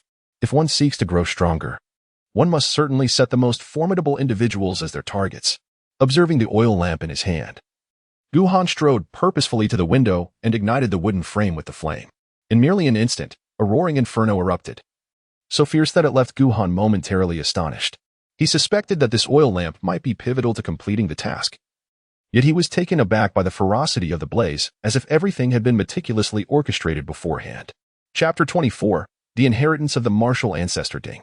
Congratulations, host, for completing the task and receiving the reward, the Azure Sky Sword Technique. Ding. A new round of tasks has commenced. Task 1. Journey to the land of Howren and instruct the Confucian students. Engage in combat with bricks, strike their faces, avoid chaos, and should they not perish, promptly retreat. Note, this task's rewards are contingent upon quantity. The more students you teach, the more abundant the rewards. Task 2. Venture to the Buddhist domain and persuade the monks to return to secular life. The rewards for this task mirror those of Task 1. The greater the number, the richer the rewards. Task 3. Abandon humanity and dispose of all items found in the lavatories of the Winiangong into the Winiangong itself. What a remarkable endeavor! Guhan exclaimed in astonishment at the peculiar nature of the 3 tasks before him.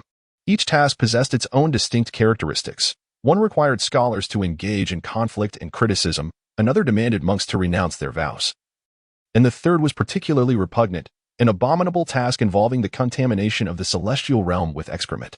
Merely contemplating this last task filled him with revulsion. Guhan resolutely dismissed the third task. While he could tolerate repulsing others, he would never allow himself to be sullied. The celestial realm, known as the Asking Heaven Palace, was relatively commendable, having afforded him a wealth of martial arts knowledge. Though lacking in imperial scriptures, it did possess techniques suitable for peak quasi-emperors. Such an insulting task was hardly a threat to the Asking Heaven Palace. Moreover, having recently set fire to the Taoist temple, it was prudent for him to make a swift exit. As for the first and second tasks, Guhan pondered for a moment. In comparison to the monk's abode, he preferred to venture into a realm abundant with scholars, where he could at least indulge in various experiences, as the Buddhist domain seemed rather desolate and austere. Task 1. Ding. Task accepted successfully. Current task. Proceed to the Howren Land's Tiandi Academy to instruct Confucian students. Engage in combat with bricks, strike faces, and avoid chaos. If one fails to perish, hasten to flee. Preparatory task. Cause the Supreme Void Sage to falter. Preparatory task. Convince half of the inhabitants of the Supreme Void Sacred Land that the host is a calamity. Upon accepting the task, Guhan gazed at the temple engulfed in roaring flames. The Tao ancestor had mentioned leaving something behind, yet he was oblivious to its nature or whereabouts. Many formidable beings had traversed this place for discussions, and it was likely that the item had already been claimed. With this thought in mind, Guhan resolved to depart. Having set the Tao Palace ablaze, it was time to make his escape.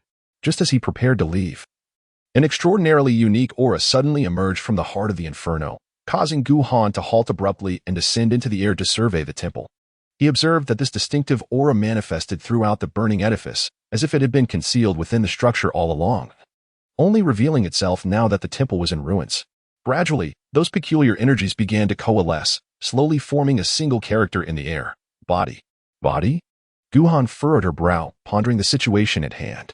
Guhan was quite perplexed, unable to comprehend why such a character had emerged.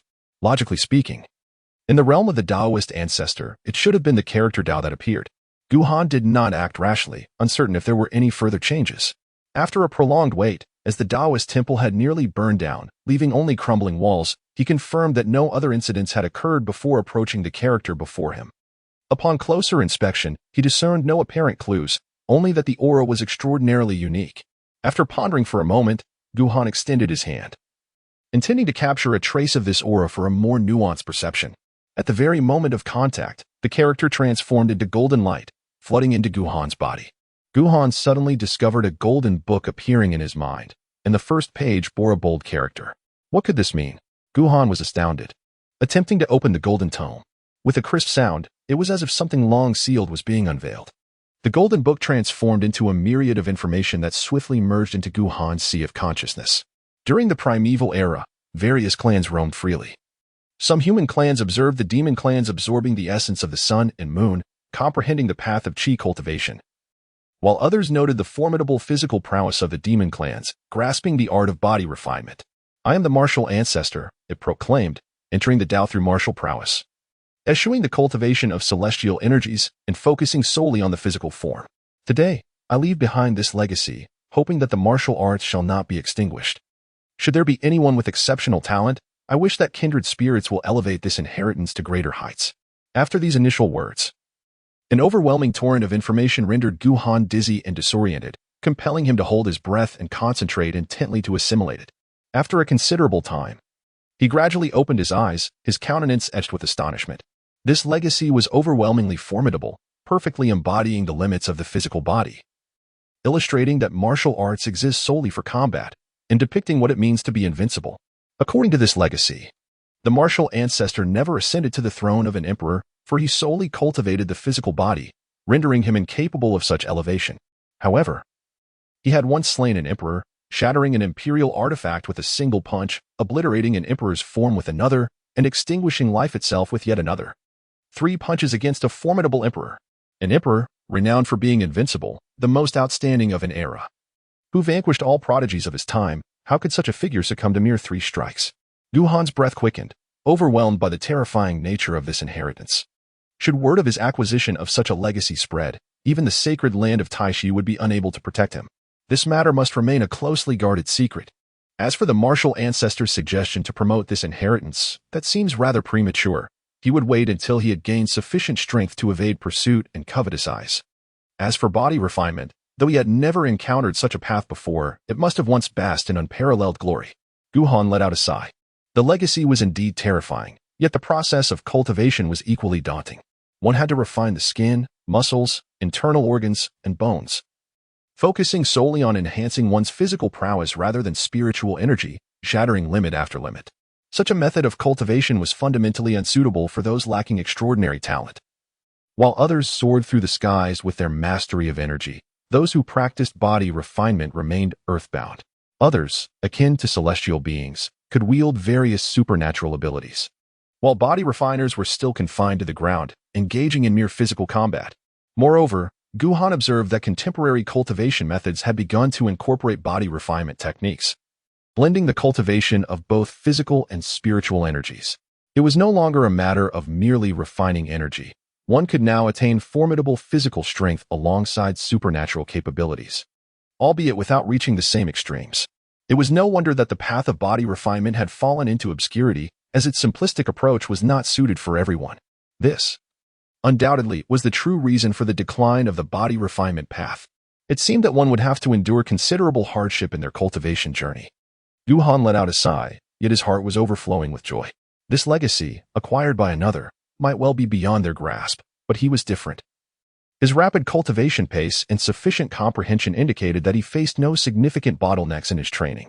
What others might spend their entire lives striving to attain was merely a matter of time for him. Having secured the benefits, Guhan immediately contemplated fleeing.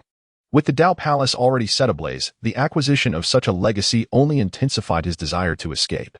Before departing, Guhan felt an inexplicable urge to glance at the faint Tao character etched upon the charred remnants of the collapsed wall.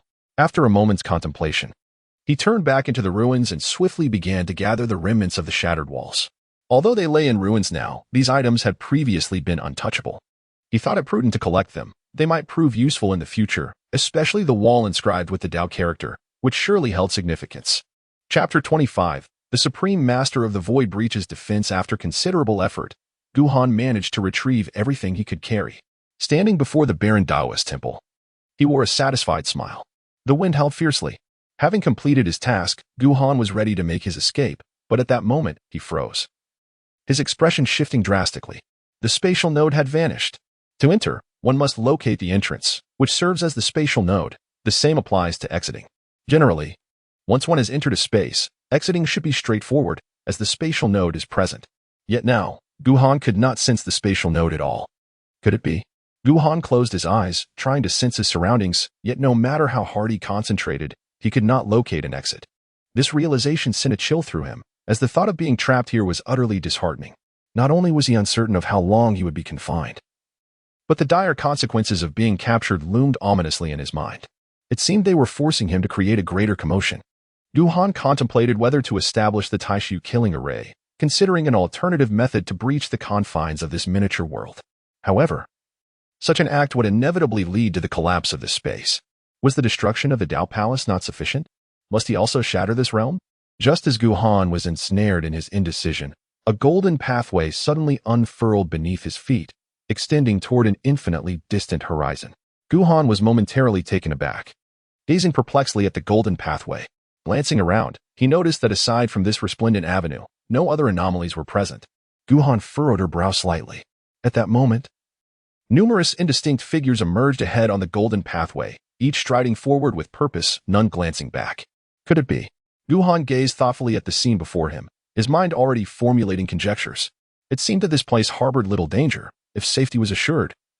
Then this golden avenue must signify something deeper. The Dao Ancestor, the Dao Palace, a golden path stretching endlessly into the horizon, with figures advancing along its course.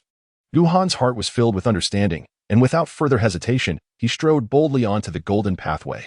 Meanwhile, in the Weniangong and Daogong, the master of Weniangong and the Tai Xianjinren stood within the grand hall, both silent. Suddenly, flickers of flames appeared on the walls of Daogong, and in an instant, the flames surged, engulfing the entire Daogong. The expressions of the master of Weniangong and Tai Xianjinren changed dramatically, and in the next moment, they both vacated the Daogong. Ascending into the sky, gazing at the blazing Daogong, which illuminated half the sky, their faces were filled with grave concern. The master of Weniangong, with her exquisite features clenched in anger, exclaimed, "That scoundrel has set the Daogong ablaze. How dare he? How could he accomplish such a feat?" Tai Xianjinren's eyes blazed with fury. This was Daogong. How could that rascal dare to commit such an act? At that moment, figures began to appear behind them, each exuding a formidable aura, none weak, their overwhelming presence shaking the entire Weniang city. In the dark of night, countless onlookers were rendered speechless by the fire that lit up half the sky. That direction was Weniangong, and it seemed as though the Daogong was the one on fire. "Master, why haven't you extinguished the flames?" A powerful figure spoke, his voice laced with icy menace. The Daogong could be considered the Faade of Weniangong, and now it was being burned. The master of Weniangong cast a cold glance at the approaching strong figures and replied indifferently, "This is Dao Fire. If you possess the capability, go extinguish it yourself." Dao Fire. Despite their outrage, upon hearing it was Dao Fire, the crowd could not help but gasp in astonishment. Someone exclaimed, "Isn't Dao Fire a technique only attainable by the Dao Ancestor? How could it ignite here?" Someone has entered. The master of Weniangong spoke coldly. The crowd was taken aback once more. Those present were well aware of many secrets, and they understood the implications of her words. Someone asked in confusion, "Who has entered?" There shouldn't be anyone qualified to do so now, right? The Taishu Holy Son, the master of Weniangong, stated plainly, "It may be that Taishu Emperor left behind a method, or he was recognized. Tai Xian and I witnessed his entry, yet we never anticipated that scoundrel would dare to ignite the Daogong with Dao Fire. Just a mere Holy Son? It must be a method left by Taishu Emperor. Regardless, this child has gone too far. Burning the Daogong. This child must be punished." The crowd buzzed with discussion, some filled with murderous intent, others shaking their heads in lamentation, each reacting differently. The die was cast. Tai Xianjinren smiled wryly and said, "Master, what should we do about this matter?" The master of Weniangong surveyed the crowd and said calmly, "It is unlikely we can kill the Taishu Holy Son. Our enduring existence hinges on our non-confrontational stance. However, this matter must be addressed. Contact those from Taishu's sacred land and inform them of this incident. Let them provide us with an explanation."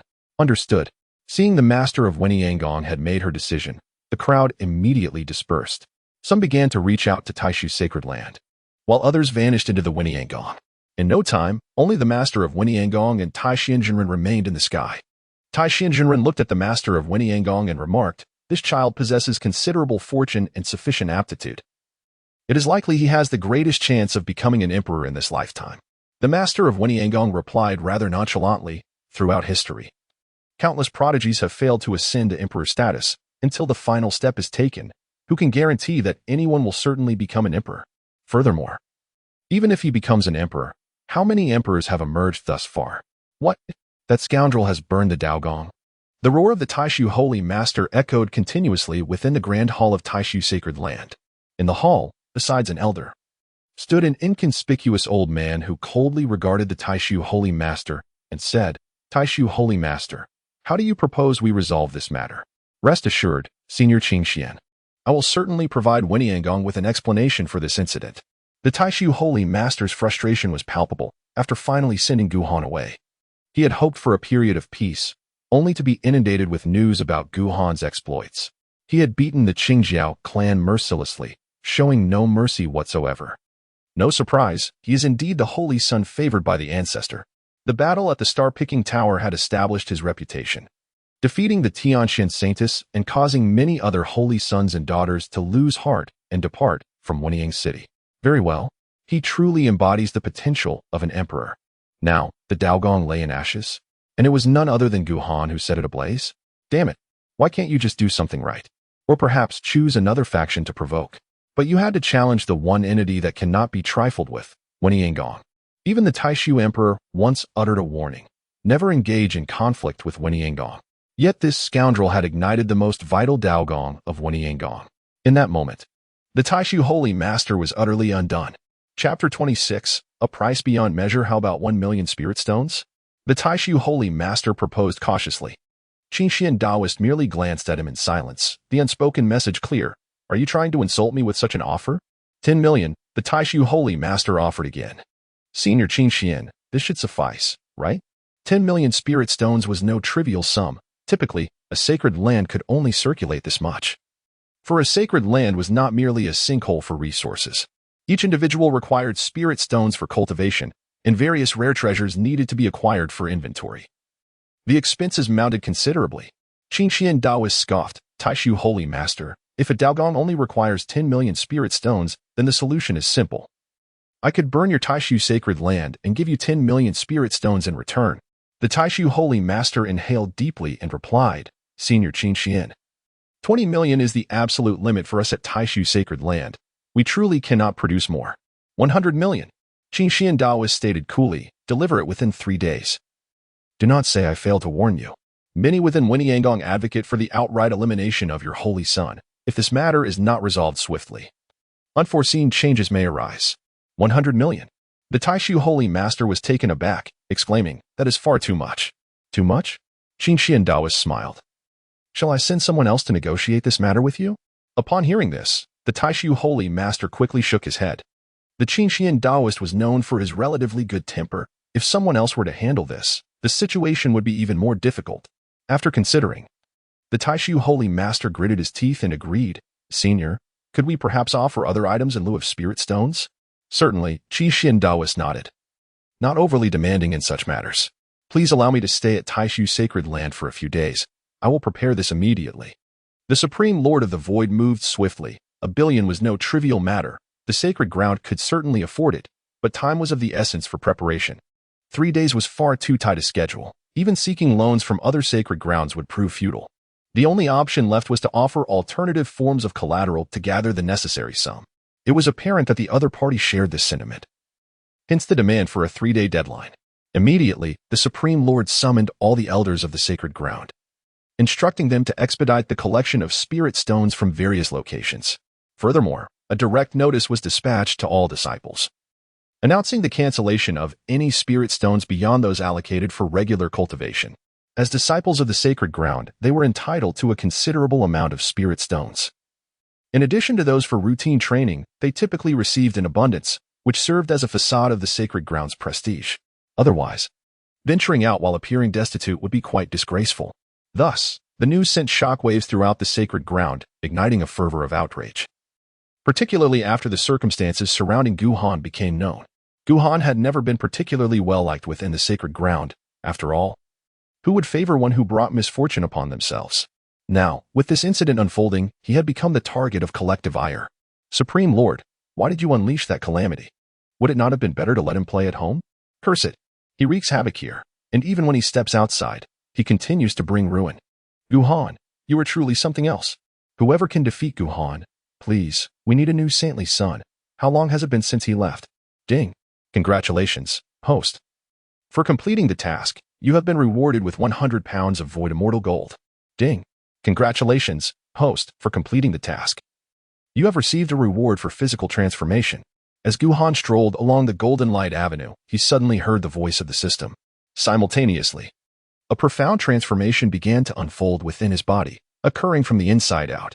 The metamorphosis was swift, and Guhan felt an immense surge in his physical strength. If he had previously believed he had reached the pinnacle of his corporeal capabilities, he now sensed that limit had been elevated once more. What was happening? Guhan found himself somewhat perplexed. Upon opening the system, he realized that the 2 preliminary tasks had already been completed. This revelation brought a smile to his face. It seemed that news of his burning of the Tao Palace had spread. Remarkably, a single Tao Palace had accomplished 3 tasks. What a boon! Moreover, he had been rewarded with 100 pounds of Taishu celestial gold, a precious material specifically used for crafting imperial artifacts.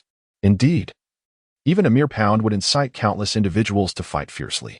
However, as Guhan continued to smile, the joy began to fade. The discovery of his actions regarding the Tao Palace likely meant trouble for him.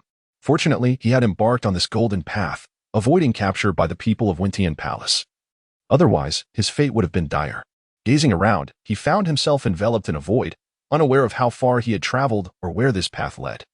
All he knew was that he had certainly departed from that earlier space. During his journey, he initially focused on comprehending the celestial sword technique rewarded by the system. He had to admit, this technique was truly formidable, its power rivaling that of the Taishu sword method. As he sensed his departure from that space, he began to delve into the understanding of spatial principles.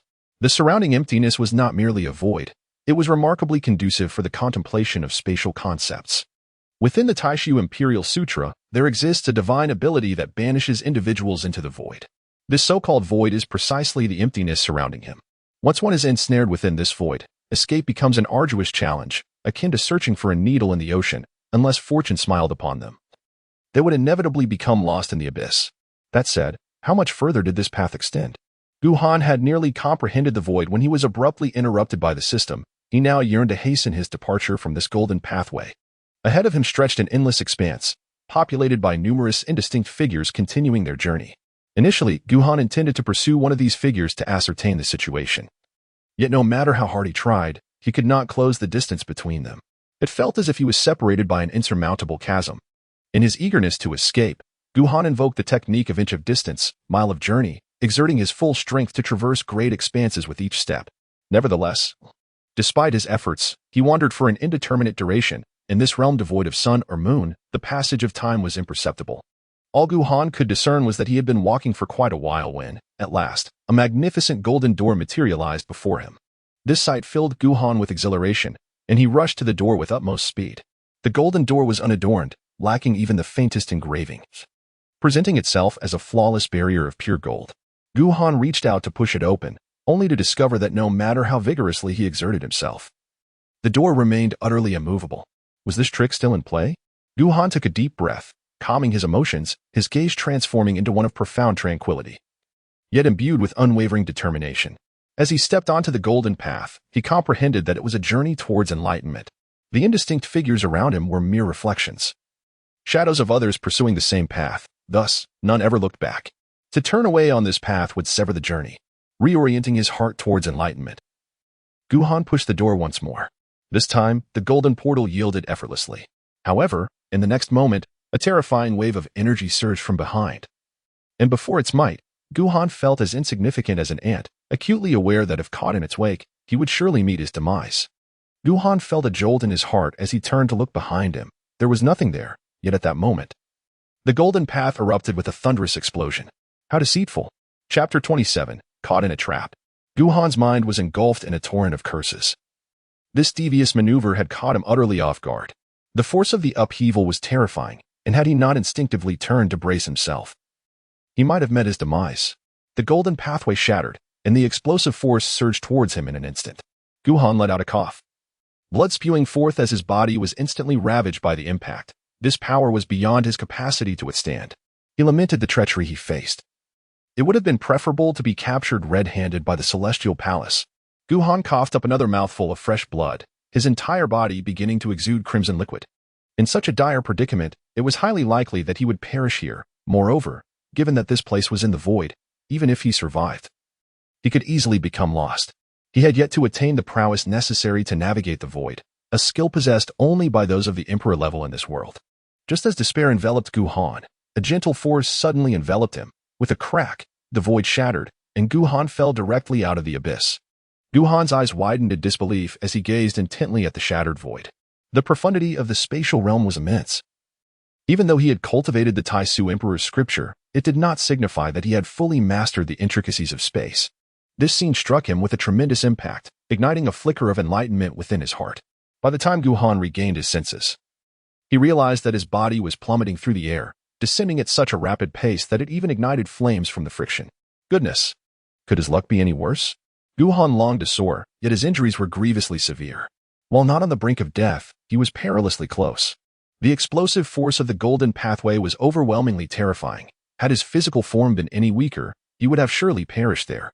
At present, he found himself incapable of summoning any strength, his body gravely wounded, with countless bones fractured and his internal organs severely damaged.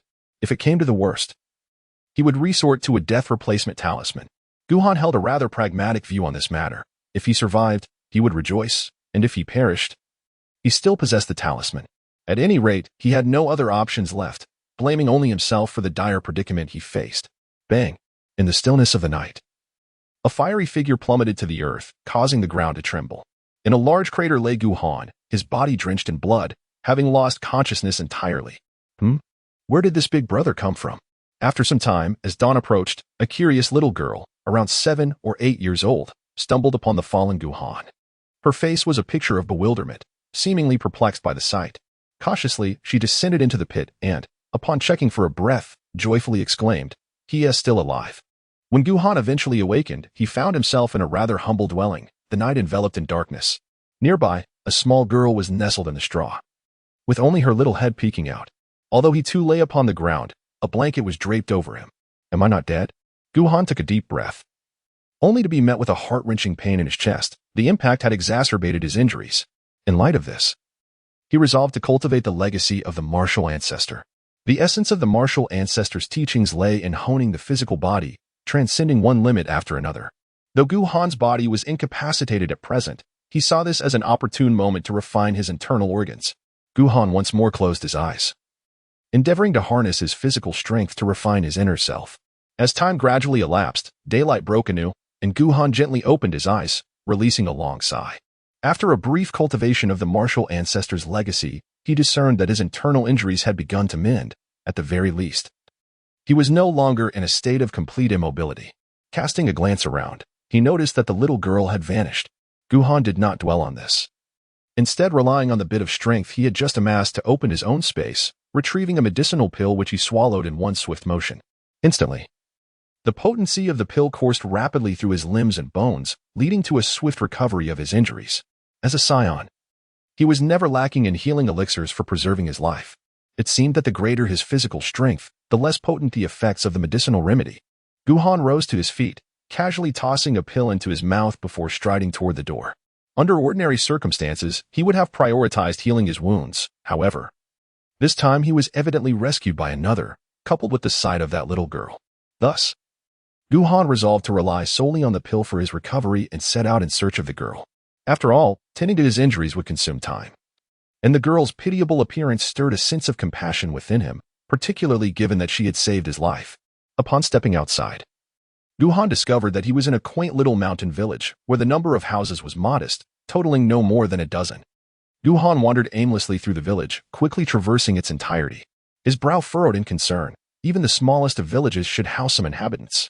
Yet, he encountered not a single soul, and there was not even a wisp of smoke rising from a chimney. How peculiar! Guhan furrowed his brows, hastily tossing pills into his mouth while quickening his pace in search of the little girl. After a brief period of searching, Guhan spotted the girl at the foot of the mountain. She was on all fours, her head bowed as she nibbled on the grass. Guhan's expression shifted slightly. Ignoring the pain within his body, he swiftly approached the little girl and lifted her effortlessly. The girl was momentarily taken aback, but upon recognizing Guhan, her face lit up with joy as she exclaimed, "Big brother, you're alive. What were you doing just now?" Guhan gazed at her, unable to articulate his feelings. The little girl was covered in dirt, still chewing on something, with a few blades of grass slowly making their way into her mouth. She paused again, looking at him with confusion. "I'm eating. Grandpa said this can be eaten raw. Don't you know, big brother?" "Grandpa?" Guhan furrowed his brows. "Where is your grandfather?" "Over there." The girl pointed towards a nearby small hillock. Guhan furrowed her brow and inquired, "What has become of the villagers?" The little girl, with a face smeared with dirt, revealed a hint of melancholy. "There were once a few people here, such as Grandpa Lee and Grandpa Lu. But their sons have taken them away to live with them in their old age. Now, only my grandfather and I remain." As she spoke, the little girl broke into a bright smile, exclaiming, "They have come back several times, bringing me the most delicious treats." Guhan sighed and gently placed the little girl down, saying, "I will take you away from here." "No." The little girl suddenly became agitated. Her hands firmly planted on her hips as she shouted in anger, "I want to wait for my brother. I want to go with you." "Your brother?" Guhan's furrowed brow remained tense. "Where has your brother gone?" Leaving an elderly person and a little girl in such a place, especially when the elder had passed away. How long had it been? From the little girl's demeanor, it seemed she had been living alone for some time. "My brother is a student at the Heavenly Book Academy." The little girl beamed with pride, gazing at Guhan as if she expected him to shower her with compliments. "The Heavenly Book Academy? Have I truly arrived in the land of Howren?" Chapter 28. Tangerhua. The land of Howren is one of the 13 domains, a place where Confucianism flourishes. Due to the cultivation of Howren righteousness by Confucian scholars, this domain is aptly named the land of Howren. "I never anticipated that I would find myself here." Guhan pondered for a moment and then spoke, "Since your brother has entered the Tiandi Academy, why has he not come to fetch you sooner?" The little girl's proud expression instantly faded, and she mumbled, "It's because we lack money. My brother can only study there with the Academy's financial aid, and he must complete his studies before he can return." "Shall I take you to see your brother?" Guhan inquired. "Really?" The little girl's eyes sparkled with excitement. "That sounds wonderful. Let's go take a bath first." Guhan looked at the little girl with evident disdain. She was filthy, dirt smeared all over her, and thankfully devoid of any snot, or else he might have lost his appetite for quite some time. "Well then." The little girl gleefully dashed towards a small river beside the village, while Guhan, losing interest, continued to toss pills into his mouth. Although such a quantity of elixirs would typically ensure his recovery, he chose not to fully heal his injuries. Instead, he directed the medicinal energy to surge through his internal organs. Having received the legacy of the martial ancestor, he seized every opportunity to cultivate. For there was no disadvantage in doing so. He did not aspire to become an unparalleled champion overnight, but rather sought to attain invincibility within his own realm. After a considerable while, the little girl's voice rang out, "Big brother, look at me." Upon hearing the sound, Guhan turned his head and noticed that the little girl had finished washing. She had somehow acquired a new garment, or at least one that appeared relatively new. It looked quite clean, a significant improvement over her previous muddy black attire. "Isn't it beautiful?" The little girl proudly lifted her chin, declaring, "This is my most exquisite dress." Guhan sighed softly. This garment, though cleaner than the previous one, possessed no aesthetic appeal whatsoever. It was merely an assemblage of various scraps of cloth. However, the little girl herself was quite charming in appearance, and once cleaned, she looked rather adorable. "Is there anything else you need to prepare? Otherwise, we shall set off." Guhan inquired. The young girl pondered for a moment before dashing towards the small hill where her grandfather lay buried. Guhan remained rooted in place, despite his injuries. He had nearly recovered, thanks to the potent medicinal pills that were no trivial matter. Just one could be the difference between life and death for many. Upon reaching the foot of the hill, the little girl called out loudly, "Grandpa, I'm going to find my brother. I will come back to see you once I find him." Having shouted this, she swiftly returned to Guhan's side. The distance, though seemingly short to him, would take an ordinary person around 10 minutes to traverse, let alone a child. Out of breath, the little girl finally reached Guhan, gasping, I am. Already. Then let us depart," he replied. Guhan grasped the little girl's hand, and in a single stride, the mountain village vanished from sight. In just a few steps, he brought her to the entrance of a quaint town. The little girl widened her eyes in astonishment and exclaimed, "Big brother, are you a celestial being?" A celestial being? I suppose that might be how you ordinary folks perceive it, Guhan replied with a smile. The little girl swallowed nervously and cautiously inquired, Big brother, have I been disrespectful to you? My grandfather told me that one must show utmost reverence upon encountering a celestial being. Guhan grasped the little girl's hand as they entered the quaint town, smilingly replying, It's all right. I haven't yet inquired how you managed to bring me back. The little girl, her gaze downcast as if hesitant to meet Guhan's eyes, softly murmured. It was simply done like this. Guhan chuckled softly. It seemed this little girl harbored secrets of her own. In his haste, he had not taken a closer look at the quaint village, but it mattered little. The first sight that greeted him upon awakening was the girl nestled amongst the thatch. And that alone was sufficient. In the town, Guhan located a tailor's shop and generously left a gold coin for the proprietor to craft several fitting garments for the girl, who appeared to be shivering in her ill-suited attire, a tad embarrassing. While the clothes were being made, Guhan found the largest tavern in town and ordered an extravagant feast, intent on allowing the girl to indulge heartily. Perhaps aware of Guhan's celestial nature, the girl complied with his arrangements, obediently following his lead, revealing only a wild side when it came to her meal. Devouring food as if she were a beast grazing in the fields. Chopsticks? Such utensils were of no concern to her. She opted to grasp the food directly with her hands. In fact, she leaned over the table, both hands digging into the dishes, her head buried in a bowl as she feasted. Fortunately, they were in a private room. Otherwise, Guhan might have considered stepping away until the girl had finished her meal. Where to take her next? As he gazed at the girl, Guhan fell into contemplation. Repayment was certainly in order, yet the Taisu sacred land was not an appropriate place for her. Firstly, his reputation could attract unwarranted attention and possible hostility towards her.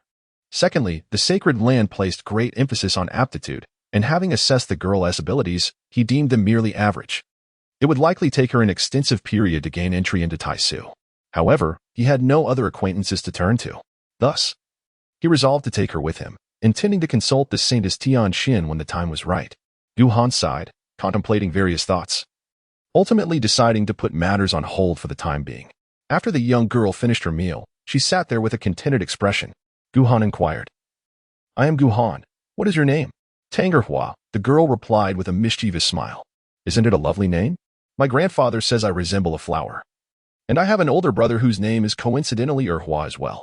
Guhan wore a grim expression, having not encountered such a simple and unadorned name in quite some time. First, let us secure a room to rest for the night. You should take a bath afterwards, as you are quite unclean. Guhan cast a disdainful glance at the young girl before instructing the staff of the tavern to escort her back to her room. He then procured several gold coins and summoned a few elderly women to give the girl a thorough bath. By the following day, her skin was flushed, her lips pouting, and she was adorned in newly tailored garments, resembling the daughter of a provincial landowner. This prompted Guhan to nod in approval. At the very least, she was presentable. Throughout the subsequent month, Guhan journeyed with the girl, who, still untrained in cultivation, required sustenance, rest, and the occasional trip to the latrine, thus slowing their pace considerably. Whenever they encountered towns, Guhan would take the girl inside, and she would don a fresh outfit time and again, her skin becoming fair and supple, her charming visage transforming her into someone entirely different from the timid child he had first met. As the days passed, a degree of familiarity blossomed between them. The girl no longer feared Guhan's status as an immortal, reverting to her former self from the village. However, Guhan's disdain for her habits was unabashed. While other matters could be overlooked, her lack of hygiene coupled with her voracious eating habits, akin to a wild dog, was utterly intolerable. Without Guhan's persistent insistence, she would undoubtedly regress to her previous ways within mere days. Fortunately, after a month of relentless travel, they finally beheld the Tian-Di Academy. Chapter 29. Conflict. The Tian-Di Academy is perched atop a mountain, with a sprawling city at its base known as Tian-Di City. Now, Guhan and the girl stood before Tian-Di City, the academy's majestic structure visible at its center. Is this really the Tian-Di Academy? The girl exclaimed, her throat moving as she gazed in awe at the grand edifices of Tian-Di City and the academy itself, spectacular sights she had never before encountered, beyond her wildest dreams. What a simpleton you are. This is nothing. Next time, I shall take you to the city of inquiry, Guhan scoffed, amused by her reaction. Their journey had been marked by Guhan's disdain and the girl's spirited temperament, leading them to resemble rivals. Whenever the opportunity arose, Guhan would mock her or impose strict discipline, prompting the previously untrained girl to respond with defiance after shedding her initial shyness. She would not hesitate to retort and would even deliberately dirty herself to vex Gu Han. Humph. By the time I reach your age, I will have seen everything. The girl huffed, her expression filled with longing as she gazed at the Tiandi Academy. Gu Han smiled gently as he led the young girl into the city. As the most significant metropolis of the vast realm, Tiandi City was bustling with cultivators, and the shops lining the streets were all established by various factions. Gu Han walked slowly, deliberately allowing the young girl to broaden her horizons. Her large, expressive eyes darted around, filled with wonder and astonishment compared to her small mountain village. This place resembled a legendary realm of enchantment. Come, let me take you to have 2 outfits made. As they passed a shop named Xiankaigo, Gu Han gently pulled the girl inside. Esteemed guest, this establishment is exclusively open to cultivators, a server promptly interjected as they entered. Gu Han cast a glance at the individual and remarked coolly, if you are blind, seek treatment. Do not come before me to utter such nonsense. For I would not hesitate to dismantle this place. Please, esteemed guest. Upon hearing these words, the attendant's demeanor instantly shifted to one of utmost respect. Recognizing that such arrogance could only belong to a cultivator of considerable standing and influence, Gu Han coldly snorted, glancing at his attire. He had never paid much attention to such superficial matters. He had not changed his clothes in quite some time, as they were unlikely to get dirty. After being injured, his garments had been torn, leaving him with only a couple of ordinary outfits in his possession. Now, he realized that his appearance was rather unrefined. Esteemed guest, may I assist you with anything? The innkeeper promptly approached him, having overheard Gu Han's words at the entrance, and was now cautious not to show any negligence. Gu Han casually seated herself with the young girl and spoke with a calm demeanor. Please have several garments tailored for me and her, utilizing only the finest materials. The expenditure on spirit stones is of no concern. Upon hearing this, the shopkeeper immediately broke into a broad smile. Esteemed guest, the finest material we currently offer is heavenly silkworm silk. Would that suffice? Too inferior, Gu Han replied, shaking her head. Do you have any ready-made garments? Bring forth a few sets, and additionally, custom make several more using the utmost quality materials. Remember, the finest materials. Do not attempt to deceive me with something as trivial as heavenly silkworm silk. Of course, esteemed guest, please hold on for a moment while I make the arrangements. In the meantime, enjoy some tea. A bead of cold sweat trickled down the shopkeeper's forehead as he promptly instructed his staff to serve tea. The dissatisfaction with heavenly silkworm silk suggested that the individual before him was likely a scion of a prominent faction. Before long, tea was served, and the shopkeeper, accompanied by his attendants, presented several garments. Please take her to try on the clothes, acquire all that fit. Gu Han sipped her tea, entrusting the young girl to the shop staff, no longer concerned with her. Meanwhile, Gu Han chose a garment that caught her eye, changing into it. After all, one's appearance matters greatly. When venturing out, one must present oneself well to avoid being underestimated. Once she had changed, Gu Han sat alone, sipping her tea while awaiting the young girl to finish trying on her outfits. Observing a lull in the activity, the shopkeeper cautiously inquired, Esteemed guest, our establishment offers discounts to many factions. Might I inquire which sacred land or family you represent?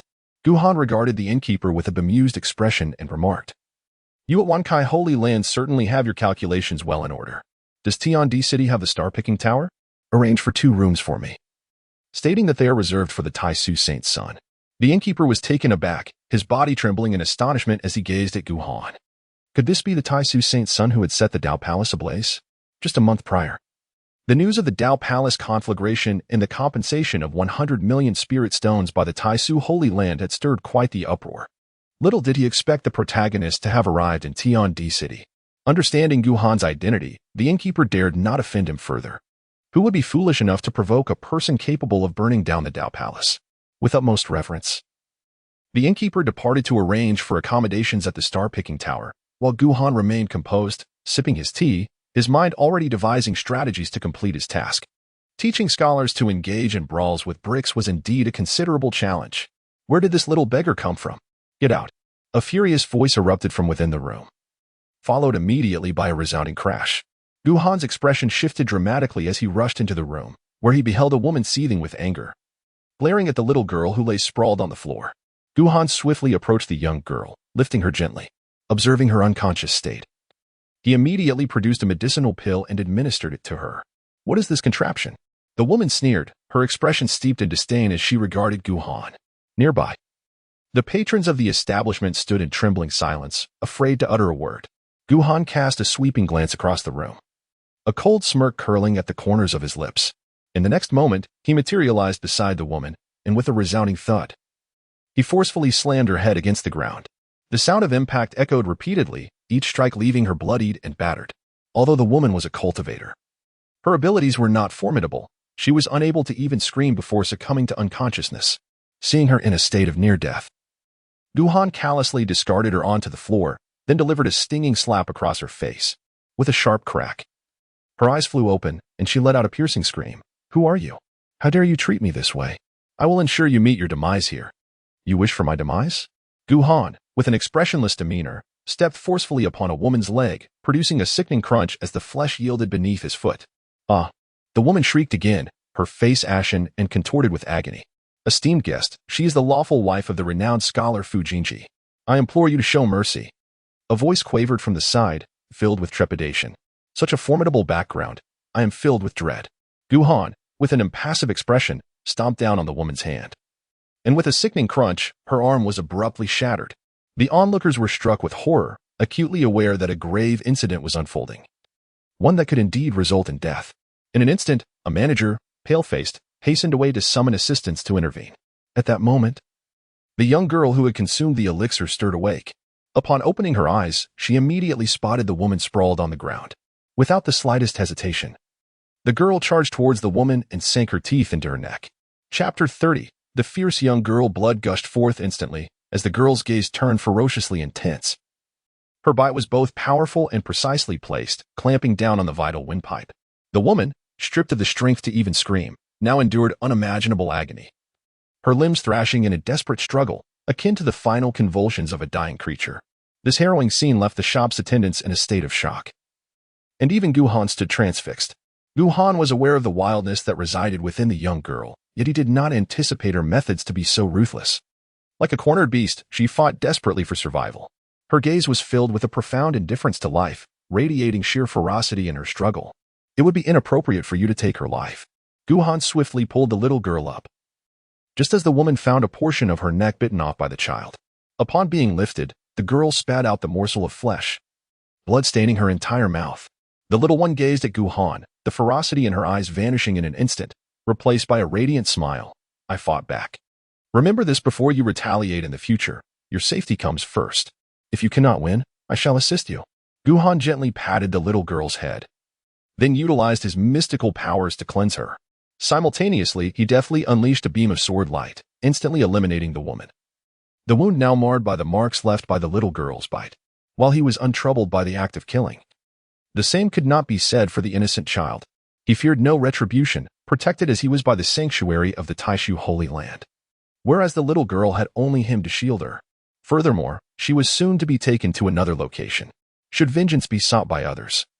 He might not be able to arrive in time. It was he who had committed the act. He understood well what should be said and what should remain unsaid. Guhan cast a cold glance at the people in the shop. Understood. Understood. The crowd hastily nodded, fearing that they might attract trouble upon themselves. Guhan turned to the little girl and said, You must keep this matter of biting a secret. If it gets out, it may inevitably implicate your brother. The little girl nodded earnestly. I understand. Now go and help her change clothes again. If such incidents occur once more, this fairy color pavilion will be no more. Guhan unceremoniously tossed the young girl to the side, demonstrating both his support and genuine disdain. The freshly changed garments were now stained with blood, a testament to the girl's utter lack of decorum. Indeed, the young girl was hurriedly whisked away, while Guhan remained, patiently awaiting the developments.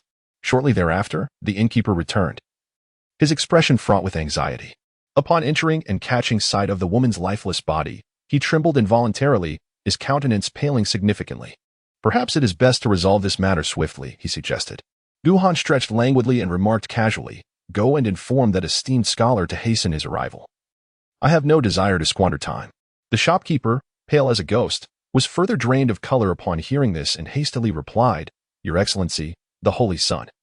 Perhaps it would be wiser for our Wankai sacred land to mediate in this matter and let it be settled here? Oh? Guhan raised an eyebrow and inquired. Are you certain that esteemed scholar would be willing to relinquish this matter? The shopkeeper nodded earnestly, a wry smile gracing his lips as he said, Your Excellency. This incident did indeed occur within our Skin Kai pavilion, and given that it was instigated by his wife, I believe he would be inclined to consider this favorably. Then why do you not inquire if I am willing to let it go? Guhan toyed with the teacup in his hand, a smile gracing his lips as he gazed at the innkeeper. The innkeeper's forehead glistened with beads of perspiration, and he implored, Your Excellency, please do not jest. From now on, our skin Kai Pavilion shall take care of the garments for both you and that young master. Surely, I can afford a few pieces of clothing? Guhan chuckled softly, a glint of coldness flickering in his eyes. That girl saved my life. Tell me, if your savior were to be so grievously wronged and you had the means to retaliate, would you simply turn a blind eye or take action? Upon hearing this, the innkeeper trembled violently, his face etched with terror. The little girl had indeed saved the life of the Taisu Saint's son. After the Dao Palace was set ablaze, the Taisu Saint's son had vanished without a trace, with no news for over a month, until his appearance here. Surely, during that time, he must have faced retribution and nearly perished, likely owing his survival to that very girl. What a predicament this was. This was the Taisu Saint's son, renowned throughout the realm for his audacity, capable of burning the Dao Palace. Was there anything in this world that the Taisu Saint's son dared not do? Especially now, as his life depended on the very individuals who had nearly met their demise here. Fu Jin knew, did he not? Guhan rose and spoke with an air of indifference. I remain here solely for one matter. Reveal to me the whereabouts of the esteemed scholar Fu Jinji. If you do so, I shall refrain from dismantling your Xian Kai Pavilion. Should you choose otherwise, I shall not hesitate to obliterate all the properties of your Wan Kai sacred land within the heavenly city, and there would be naught you could do to thwart me. The proprietor of the Heavenly Academy recognized the veracity of Guhan's words. In the realm of formidable powers, open conflict is seldom pursued, more often. The outcome hinges on who possesses the moral high ground. At this juncture, Guhan's stance was justified. And should he indeed wreak havoc upon the establishments of the Wan Kai sacred land, they would find themselves utterly powerless. Thus, he was compelled to expedite the resolution of this matter. However, with the celestial son of the void having resolutely made his decision, it seemed prudent to first safeguard the assets of the Wan Kai sacred land. Guhan remarked nonchalantly, Very well. Inform Wan Yukai that encountering such troublesome matters while merely purchasing a few garments is quite absurd. If one lacks the capability to manage a shop, it would be prudent to close it down. The esteemed son of Saint. The shopkeeper, anxious at these words, was eager to offer an explanation. Yet Guhan did not afford him that opportunity, abruptly interjecting, Do not provoke my displeasure further. Should I find it difficult to contain my ire? Do not say I did not warn you. The shopkeeper immediately fell silent, refraining from uttering another word. Guhan, weary of further trivialities, had already resolved to eliminate the woman as well as the esteemed scholar, who represented an uncertain variable. Although he harbored no fear, he was concerned for the young girl, particularly after she had fiercely bitten a chunk of flesh from the woman's neck. After a brief wait, the young girl emerged, clad in a fresh set of garments, donning an ethereal dress that accentuated her resemblance to a fairy. Of course, this comparison would hold true only if the young girl were free of her many flaws. Thus, she departed for the Tiandi Academy. Guhan grasped the little girl's hand and strode forward. Along the way, Guhan inquired, What is your brother's name? Tang Jin, exclaimed the little girl, her excitement palpable at the prospect of seeing her brother, her steps bouncing joyfully. Confucianism emphasizes propriety. If you wish to avoid embarrassing your brother, then please conduct yourself accordingly. Guhan shook his head in exasperation. If he were to be burdened with this girl for an extended period, he would surely go mad. She was far from the delicate and endearing little girl he had envisioned. Upon reaching the foot of Tiandi Academy, a grand gate stood imposing before him, adorned with the 4 powerful characters that spelled out Tiandi Academy. On either side, guards were stationed, vigilant in their watch. As he approached, the guards promptly intercepted him, inquiring politely, Esteemed guest, you do not appear to be a student of Tiandi Academy. May I ask what brings you here? I am the holy son of the Taishu sacred land, having heard of the esteemed scholar Fu Jinji's renowned name, and I have come to pay my respects. In this situation, Guhan boldly proclaimed his identity, concealing it would be not merely foolish but utterly nonsensical. I shall inform the relevant parties at once. Please wait a moment, holy son. Upon recognizing Guhan's identity, the guard's demeanor shifted to one of utmost respect. With a wave of his hand, a surge of righteous energy took the form of a dove and swiftly flew into Tiandi Academy. Before long, a figure descended the steps with remarkable speed. The newcomer appeared to be in his 20s, possessing an elegant countenance and a tranquil demeanor, clad in scholarly robes. Upon seeing Guhan, he immediately clasped his hands in greeting and spoke warmly, I am Fu Jinji. Guhan surveyed Fu Jinji with a few glances, a smile gracing his face. The esteemed scholar Fujinji, I had imagined you to be an old curmudgeon, yet you appear so remarkably youthful. Esteemed scholar is merely a title, Fujinji replied warmly. Please, allow me to invite you inside the Academy of Heaven and Earth, where I have arranged some fine tea for us. Guhan nodded and followed Fujinji up the staircase, entering the T&D Academy. Along the way, Guhan observed the vibrant scenery of the academy, bustling with numerous students and a multitude of classrooms, creating an atmosphere brimming with youthful energy. Fujinji smiled as she explained, at T&D Academy, we categorize our students by their academic standings, from Taoxing to Shoutsai, then to Jiren and Jinshi. After passing the Jinshi examination, one can complete their studies. Currently, the students you see are those who have yet to finish their education. Oh? And what about the great scholars? Guhan inquired. Fujinji replied with a smile. Those who attain profound understanding in Confucian teachings and gain widespread recognition among their peers are considered great scholars. Guhan paused and turned to Fujinji. Smiling. Does that not imply that your cultivation is quite profound? Fujinji shook his head, sighing. The title of a grand scholar is merely a fade, unrelated to one's realm of cultivation. What pertains to a grand scholar is knowledge. There have been individuals with no cultivation who, through poetry, ascended to the status of a saint of poetry. This sanctity is not a matter of realm, but rather a divine attainment, a height I shall never aspire to reach. Quite intriguing indeed. Guhan smiled gently and continued to stride forward. Along the way, Fujinji persistently introduced the T&D Academy to Guhan, elucidating several of his queries. It was then that Guhan comprehended why there were no formidable guardians within the Xiankai Pavilion. In the vast realm of Haoran, the primary focus was on cultivating the heart.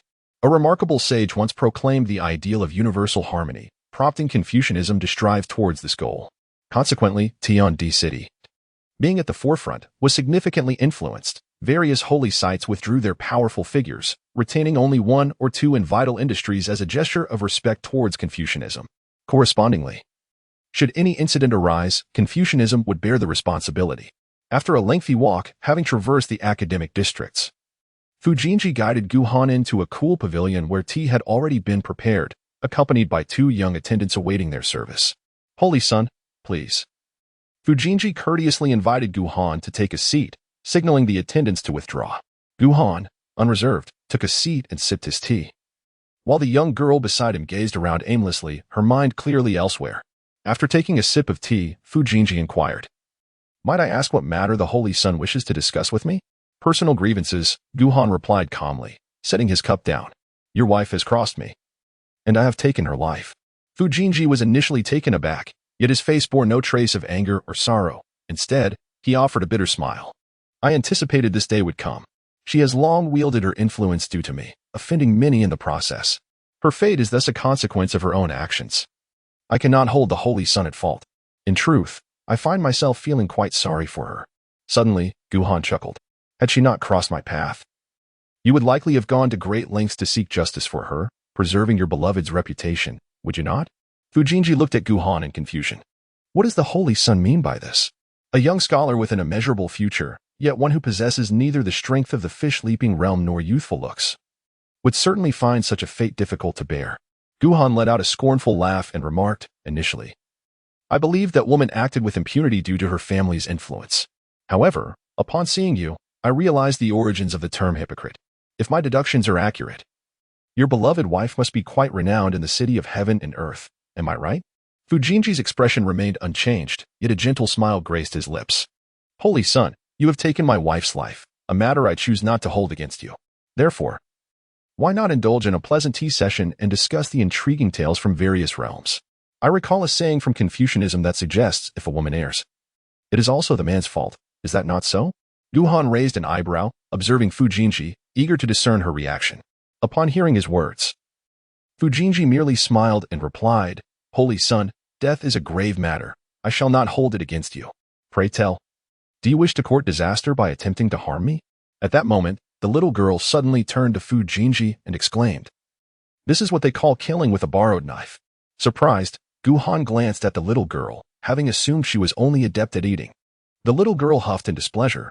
My brother has taught me a thing or two. Fujinji narrowed his eyes, gazing at the little girl, his smile remaining gentle, and inquired, And who, may I ask, is this young lady to the Holy Son? A glimmer of cold light flashed in Guhan's eyes, and in the next moment, A beam of sword light surged forth toward Fujinji. With a flick of his sleeve, Fujinji unleashed his own sword light. And the two beams collided with a resounding crack, shattering the table and pavilion before him into countless fragments. "Bold son of the void," Fujinji roared in fury. "You dare to slay my wife and then come to humiliate me." His aura surged dramatically, revealing that he too had attained the revered realm. As a long sword materialized in his hand, aimed directly at Guhan. "What has transpired? Jinji, has something happened to your wife? The son of the void? Is it that lawless son of the void?" In an instant, dozens of figures rushed forth from various directions, ascending into the air. Fujinji, with a face contorted in rage, proclaimed, "Ladies and gentlemen, please bear witness. The son of the void has slain my wife and has come here to humiliate me. Today, I shall avenge this grievance. Though Jinji acts, we of the Celestial Academy will bear the consequences." A voice cried out in anger. Eyes blazing as they glared at Guhan, with others around them equally inflamed with righteous indignation. Guhan regarded Fujinji with a bemused expression. Casting a glance at the 10 or so individuals surrounding them, he spoke, "Do not blame me for disregarding the Confucian reputation. Today, those who assist the so-called great scholar are all my adversaries. If they wish to observe, they may. However, should they intervene, I shall not hesitate to eliminate them." Bold words. One of the elders retorted fiercely, "Daring to come here to kill and provoke? What does it matter if you're a holy child? Today, I shall indeed offer my assistance." Guhan remained unperturbed, raising his gaze to observe the others. Although the emperor he had deceived had vanished under the flick of the Supreme Void Emperor's hand, he still possessed his own trump cards. In the outside world, he was engaged in tasks that transcended mere humanity. How could he possibly stake everything on a single individual? In such trivial matters, a flawed version of an imperial killing formation would suffice. Chapter 32. The Corruption of Scholar's Heart's Supreme Void Holy Son. Do you truly wish to be so arrogant? A voice coldly interjected. Arrogance? Guhan scoffed, casting a disdainful glance at the group. Do you comprehend what it means to be a holy son? It signifies that my presence here embodies the supreme void sacred land. I pose a singular question to you. Who among you can represent Confucianism? Upon the utterance of these words, the countenances of all present shifted to one of extreme displeasure. Yet none dared to articulate the words that could signify their representation of Confucianism. Guhan smiled and said, "So now you all stand here, each speaking from your own perspective, intending to take action against me? And what of it? Some with fiery tempers can no longer contain themselves and exclaimed in fury, 'You have slain my wife and come here to provoke and humiliate me. Even if you are the holy son of the sacred land, today I must teach you a lesson. 2 lessons. In fact." Guhan smiled and turned to those who had remained silent. "What about you?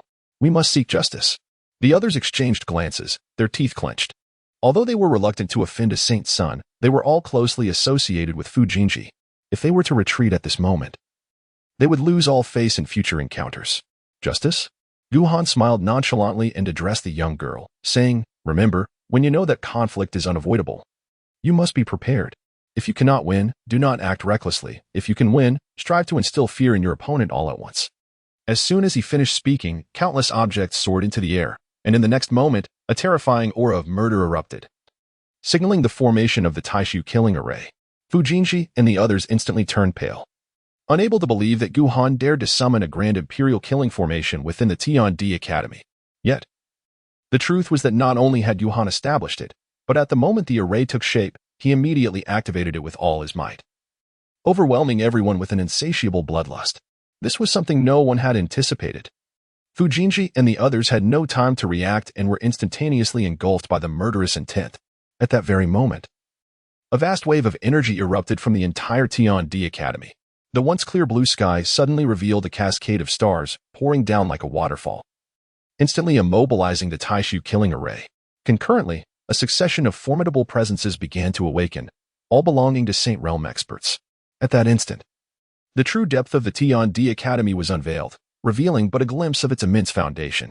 The entire Tiandi city trembled, and all eyes turned toward the academy, where the stars hung low and the killing formation had materialized, while powerful auras roared like crashing waves. Countless individuals were astonished, left in the dark regarding the unfolding events.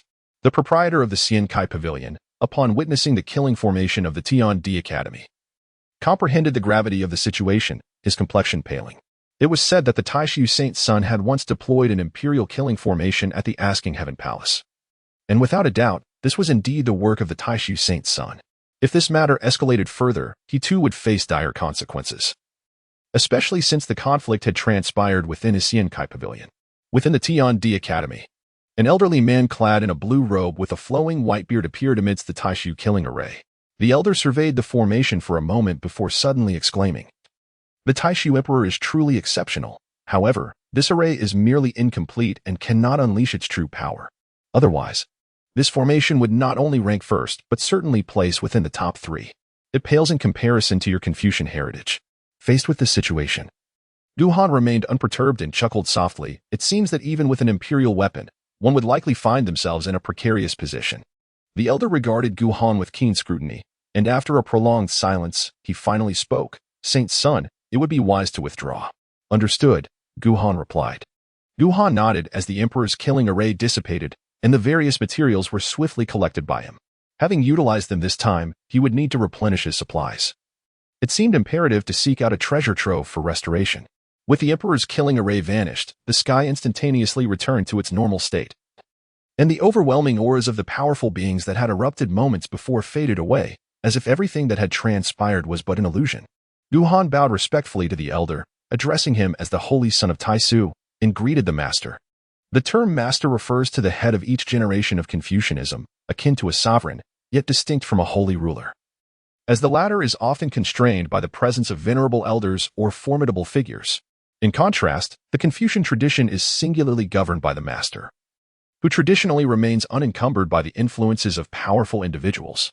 Thus, the master stands as one of the most prominent figures among the 13 domains. The master nodded slightly and, with a smile, remarked, "It is said that you have set fire to the Tao Palace. What? Now do you intend to ignite my celestial academy?" Gu Han felt a twinge of embarrassment, truly exemplifying the adage that good deeds seldom leave home while misfortune travels far and wide. He could only manage a wry smile and said, "I inadvertently found myself at the Tiandi Academy due to a series of unforeseen events. Yet I encountered some rather unfriendly circumstances. I hope the esteemed teacher will not hold it against me."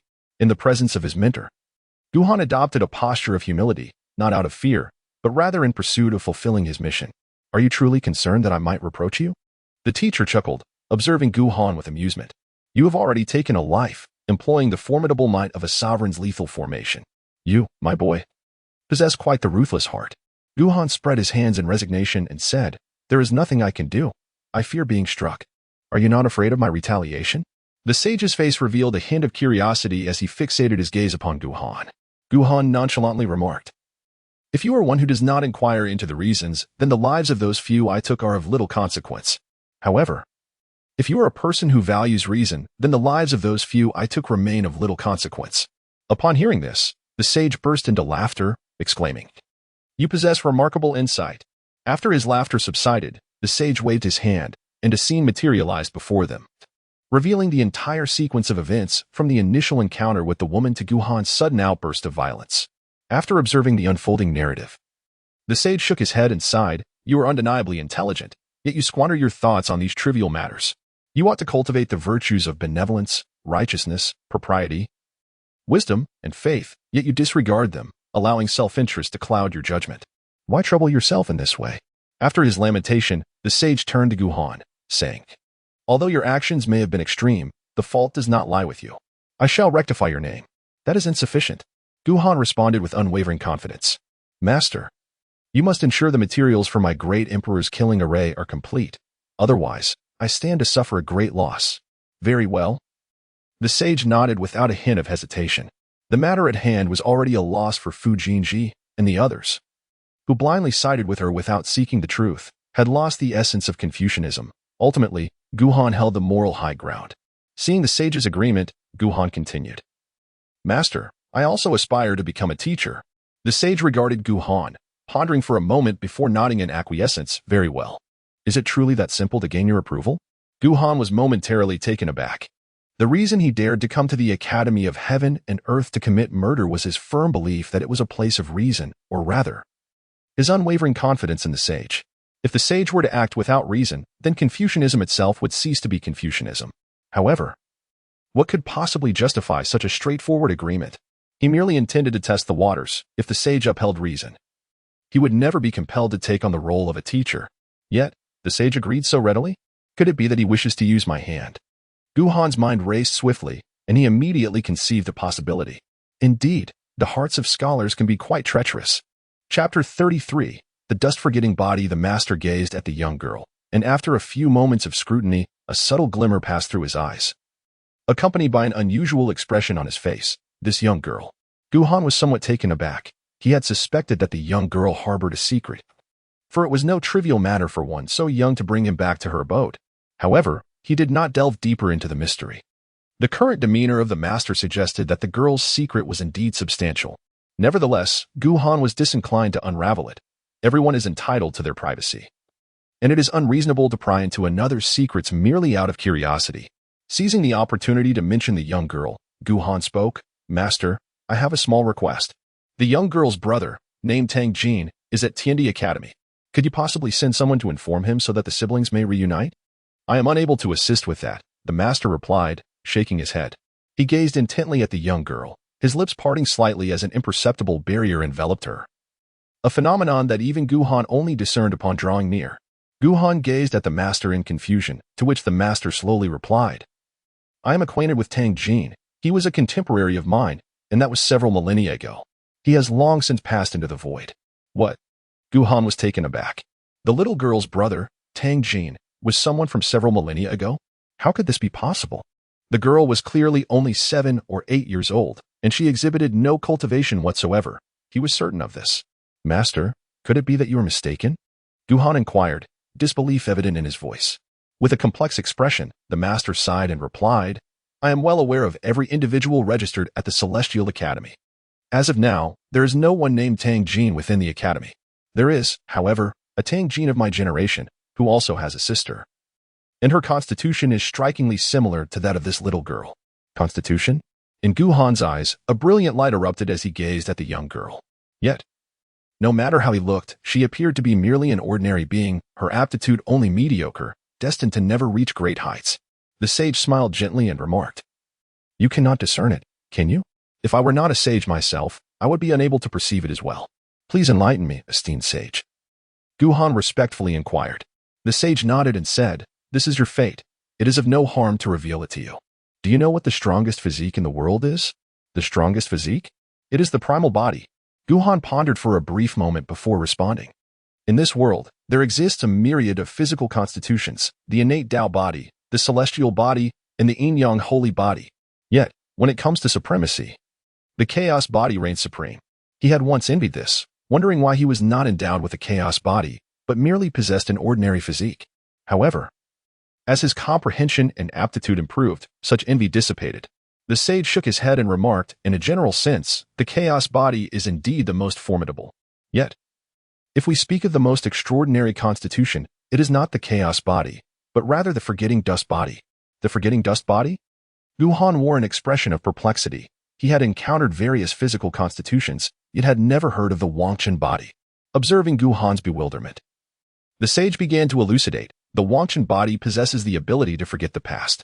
Each time it forgets, the individual's age reverts to a specific point in time. Theoretically, the Wangchen body represents a form of immortality. However, those who are aware of this constitution can be counted on one hand. Historically, only 2 individuals have been discovered with this trait, making this girl the third. Hiss. Guhan inhaled sharply, pondering the notion of a constitution that could potentially grant immortality. It is well known that even the most formidable emperors have lifespans limited to a mere 20,000 years. To endure beyond that, one must embrace self-sealing. However, even in self-sealing, the passage of time remains inexorable, albeit at a languid pace. What of the 2 individuals? Guhan inquired eagerly, yearning to discern whether this constitution truly possessed the promise of eternal life. The sage sighed, responding, One lived for 30,000 years before being discovered and taken away to unveil the secrets of immortality. The other, having lived for 8,000 years, also met a similar fate, captured for the pursuit of the enigma of eternal life. Guhan was taken aback, then gazed at the scholar with caution. Regardless of the little girl's origins, her kindness towards him was undeniable. As long as he remained, he would never permit anyone to take the girl away. Do not look at me that way, the scholar chuckled, his smile tinged with complexity. One should not be selfish when capable, nor should one hastily criticize what others are capable of. The knowledge that a student ought to pursue is abundant, yet how many truly grasp it? Guhan gazed at the sage and then solemnly performed a bow, stating, "I hold few in high regard, but you are one of them. It is exceedingly rare to find someone who truly embodies their teachings. This was the sole remark I heard today that brought me joy." The sage burst into hearty laughter.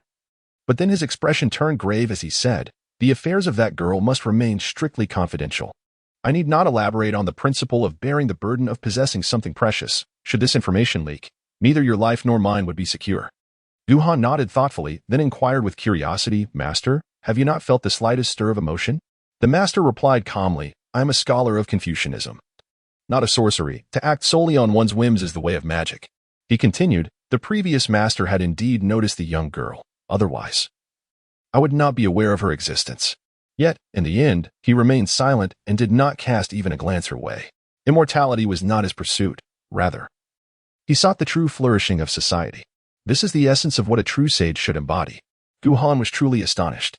Throughout his journey, he had encountered numerous ordinary individuals wielding power, and he himself was among them. Although they possessed strength, their virtue was lacking in simpler terms. Power served merely as a means to attain one's innermost desires. Individuals capable of embodying the wisdom of a sage like Confucius were exceedingly rare. Even the Confucian school, renowned for its emphasis on cultivating righteousness, produced a scholar like Fu Jinji, let alone other factions. Meanwhile, the young girl beside him suddenly became agitated, exclaiming loudly, "What are you talking about? Why can't I hear your voices?" Guhan and the master turned their gazes towards the young girl. Guhan, feeling a slight headache, spoke up, "Master, if her brother were a figure from several millennia ago, what are we to do now?" After the forgetting dust body returned to the past, her memories followed suit. In her recollections, her brother still resided in the Celestial Academy. Thus, for her, it remains a matter of recent significance.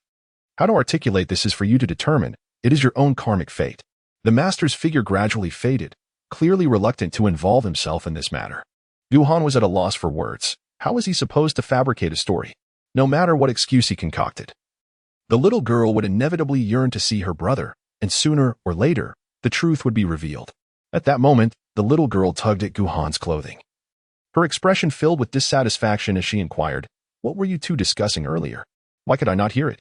Guhan fell silent for a moment and said, "Your brother has passed away." The young girl was taken aback, her face displaying a rather forced smile. "If you are deceiving me, I shall bite you. Your brother has truly departed from this world." Guhan spoke with unwavering conviction this time. The little girl would inevitably discern the truth. It was merely a matter of time. Rather than leaving her with an obsession, it would be more prudent to confront the situation head-on. If he could endure the aftermath, they would be free from worry. If the weight of this revelation proved unbearable, he could seek the sage's assistance to erase the girl's memory. At that point, finding a pretext would be equally feasible. Chapter 34, Blood and Tears. The little girl did not weep. Instead, she swiftly sank her teeth into Guhan's hand. Her gaze fierce like a frenzied beast, fixated intently on him. "Your brother is dead." Before the young girl could bite down, Guhan had already retracted all of his strength, deliberately reducing his physical prowess to that of an ordinary person. As her teeth sank in, blood was drawn. However, Guhan remained unfazed, his expression calm yet earnest as he observed the child. The girl shuddered slightly, biting down even harder, her actions transforming into a savage tearing, akin to a beast intent on rending flesh from its prey. Guhan's hand was instantly drenched in blood, yet he remained unperturbed, stating, "Your brother is dead." The young girl let out a whimper, her composure shattering completely, resembling a cornered beast in despair. In a frenzy, she attacked Guhan with her teeth, tearing a piece of flesh from him. After biting off the flesh, she paused momentarily, then looked up to the heavens and wept bitterly, her cries echoing with profound sorrow. Guhan gently cradled the little girl in his arms, letting out a sigh, refraining from offering any words of comfort. Whether she could overcome this trial depended solely on her. The little girl wept bitterly for an extended period, until her voice became hoarse and she could no longer produce a sound, at which point she finally ceased her cries. Guhan let out a sigh of relief as he set down the little girl he had been holding. However, upon gazing at her face, his expression shifted to one of grave distress. To his horror, he noticed blood tears streaming from her eyes, devoid of any sparkle, rendering her a mere shell of a being, lifeless and soulless. "Erwa!" Guhan uttered a low call, imbued with the resonance of profound teachings, in an attempt to rouse the young girl from her stupor. Yet, she remained utterly motionless, as if her very soul had been lost. When Tang Jin first arrived, she was merely 3 years old, just beginning to form memories. Suddenly, the figure of the sage appeared, sighing as he remarked, "For her in this moment. All her time is consumed in waiting for her brother, and your actions have severed all her hopes." Guhan cast a glance at the sage and spoke in a low voice. "When one passes away, they are no longer among the living. Shall we then condemn her to a lifetime of waiting in the mortal realm?" The sage retorted, "If she has stepped out this time, what of the next? The body of forgetfulness, to forsake the mundane, returning all to the beginning. In the next life, the young girl shall remain the same. Forever the child in the village awaiting her brother's return." Guhan turned to the sage, rising to pose a question.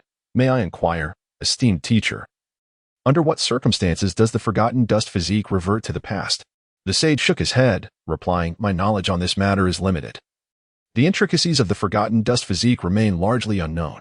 It is likely that only the two who have abducted a bearer of this physique possess deeper insights. Regardless, I shall undoubtedly safeguard her in this lifetime." In Guhan's eyes, a brilliant light erupted as he contemplated intervening directly in the thoughts of the young girl. However, in the next moment, a surge of righteous energy appeared, blocking his path. The master spoke slowly. "You are not her. How can you know her thoughts? Shall we merely observe?" Guhan cast a cold glance at the master, realizing that their philosophies diverged significantly, which was hardly advantageous. After a brief silence, the master continued.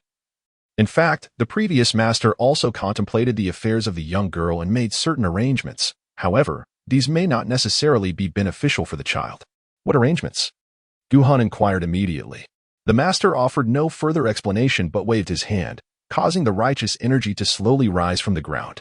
As this energy manifested, it began to coalesce, and before long, it formed into a young man in his 20s. This individual bore an unremarkable appearance and possessed an ordinary demeanor, lacking any distinctive traits. "I have temporarily shielded the child. How to proceed is up to you," the master declared, his figure vanishing in an instant, leaving Guhan alone with the young man. Guhan gazed at the young man, attempting to speak. "Tang Jin?" Tang Jin nodded. Yet his eyes remained fixed on the young girl, filled with profound sorrow. "The master has left me a fragment of his consciousness. You have witnessed the situation. What do you intend to do?" After confirming Tang Jin's identity, Guhan breathed a sigh of relief, with the principal party present.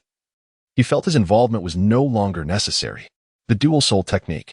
Tang Jin's face was etched with sorrow as he lamented, "I take away my sister who awaits me, leaving behind a version of her devoid of my presence. Henceforth, even if we were to begin anew, I shall never again exist in her life. Do you even deserve to call yourself a brother?" Guhan, filled with fury, seized Tang Jin by the collar. At that moment, Tang Jin appeared indistinguishable from a real person, devoid of any trace of the righteous spirit that had coalesced within him. What other option remained? Tang Jin closed his eyes. Anguish etched across his face. Guhan took a deep breath. Although he was unfamiliar with the method of dual souls, he had heard of it. The concept involved splitting one's soul into two, each becoming a new self. This was originally a form of cultivation, yet those who practiced it ultimately met with dire fates. The culmination of the dual soul technique is the return to unity, a reintegration that brings forth a clash of memories and a tumult of personalities, driving any individual to madness. While it may seem beneficial for the young girl now, what of the future? As long as she lives, the day of unification will inevitably arrive. Damn it, just meet her once, ensure her well-being. If it is feasible, so be it. If not, erase the memories. It is as simple as that. Guhan swiftly made a decision for Tang Jin. In his perspective, death is final. Family members must eventually come to terms with it. For no one can remain by another's side indefinitely. As time passes, even the most profound emotions must continue to move forward.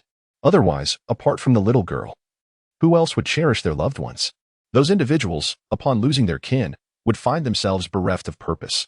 Humanity is meant to advance, not linger in the shadows of the past. Were it not for the debt of gratitude owed to the little girl, Guhan would regard such matters as trivial. Sorrow may be felt, yet if one has the capacity to live, they ought to do so. If life is no longer tenable, then it is best to depart and join their loved ones. Must it truly come to that? Tang Jin found himself engulfed in uncertainty. Guhan's patience had worn thin as he shouted, "Master, let him be gone. Allow that girl to fend for herself for a fortnight or so to assess the situation." What nonsense is this? A bitter smile crept onto Tang Jin's face. "Your appearances are of no concern to me." Guhan coldly regarded Tang Jin, saying, however, "If you dare employ the dual soul technique, I shall extinguish you without hesitation. That girl has saved my life. I can subject her to suffering until the next cycle begins. But I shall not allow her future to be eternally marred." Tang Jin fell silent for a moment before responding, I understand. He recognized that the girl had someone to protect her, a rare opportunity indeed. This fragment of his consciousness had been forcibly retained by the master. This was truly his sole appearance. If he failed to help his sister emerge from the shadow of his death during this encounter, the path ahead would be even more arduous. Chapter 35. Brother Tang Jin slowly approached the girl, who seemed to have regained her senses. Or perhaps the master had lifted his influence. The girl stared blankly at Tang Jin, her eyes overflowing with blood tears. A smile broke through her tear-streaked and anguished visage as she exclaimed, Brother, I knew that Big Brother was deceiving me. He said you were dead. But I knew you were alive. I am dead, Tang Jin said, his expression filled with compassion as he looked at the girl. This is the last remnant of my consciousness. I came to tell you to live well. The departed have gone. I hope you can thrive beyond measure. The girl trembled, her voice quaking. Brother, you are lying to me, aren't you? Tang Jin felt a pang of sorrow as he gazed at her, unable to resist the overwhelming desire to hold her close. After this moment, he would never see his sister again. Do not grieve, he said gently. After grandfather passed, you managed to carry on. The girl bowed her head, her voice hitching. Grandfather is gone. I feel as if a part of my heart has been hollowed out. You say you are dead, and my heart is utterly vacant. In truth, I know, I have always known. Brother, you died long ago, and grandfather too. I have merely persisted. Year after year, time and again, like a fool. Did the girl truly know? Guhan furrowed her brow, perplexed by the little girl's knowledge. Tang Jin also knitted his brow, casting his gaze into the empty space beside him, where the figure of the master gradually materialized, his own expression contorted with concern. He spoke, I shall visit your hometown. Upon uttering these words, the master's figure vanished in an instant, clearly as bewildered by the child's comments as they were. With a heart full of compassion, Tang Jin embraced the little girl, saying, Sister, I will pretend that everything remains as it once was. The child's sobs grew louder, but my heart feels increasingly hollow. I dare not think, for I am afraid. I fear what will become of me now that you are all gone. Guhan turned her face away, unable to bear the sight. If she truly comprehended everything, how had the lonely little girl, who had lived for thousands of years, managed to survive? In this moment, Guhan grasped the reason behind the little girl's overwhelming reaction upon learning the truth. All the fragile facades she had constructed were ruthlessly torn away by him. Life is not solely defined by family. Tang Jin grasped the little girl's shoulders, directing her gaze towards Guhan, and spoke. He, like me, cares for you. Life is not about dependency. If I were to vanish, he would remain, and if he were to leave, others would still be by your side. The little girl stared blankly at Guhan, memories of their shared moments flooding her mind. This period had been the happiest of her life. So joyous that she had forgotten her brother's absence, so blissful that she had convinced herself that Guhan had deceived her brother into another realm. From now on, you shall be my sister. Remember my name. I am Guhan. Guhan let out a sigh and took the initiative to speak. Given the circumstances, he felt a twinge of compassion for the little girl if he did not provide her with some psychological support. Tang Jin chuckled upon hearing this. Look, you have a brother now. Will you also perish? I can live for a very long time. The little girl lowered her head and timidly inquired. Guhan's forehead bore several dark lines as he spoke with irritation. If you anger me a few more times, I shall outlive you. Really? The young girl's eyes suddenly sparkled, transforming from a state of dullness to one filled with brilliance in an instant. Guhan felt a twinge of regret for his earlier sarcastic remarks upon seeing the little girl's expression, yet his curiosity deepened. How could the child, who moments ago seemed on the brink of despair, suddenly emerge with such vitality? Just then, the voice of the master resonated in Guhan's ears. A unique force coursed through her being, altering certain aspects of her existence, as memories of the past gradually faded.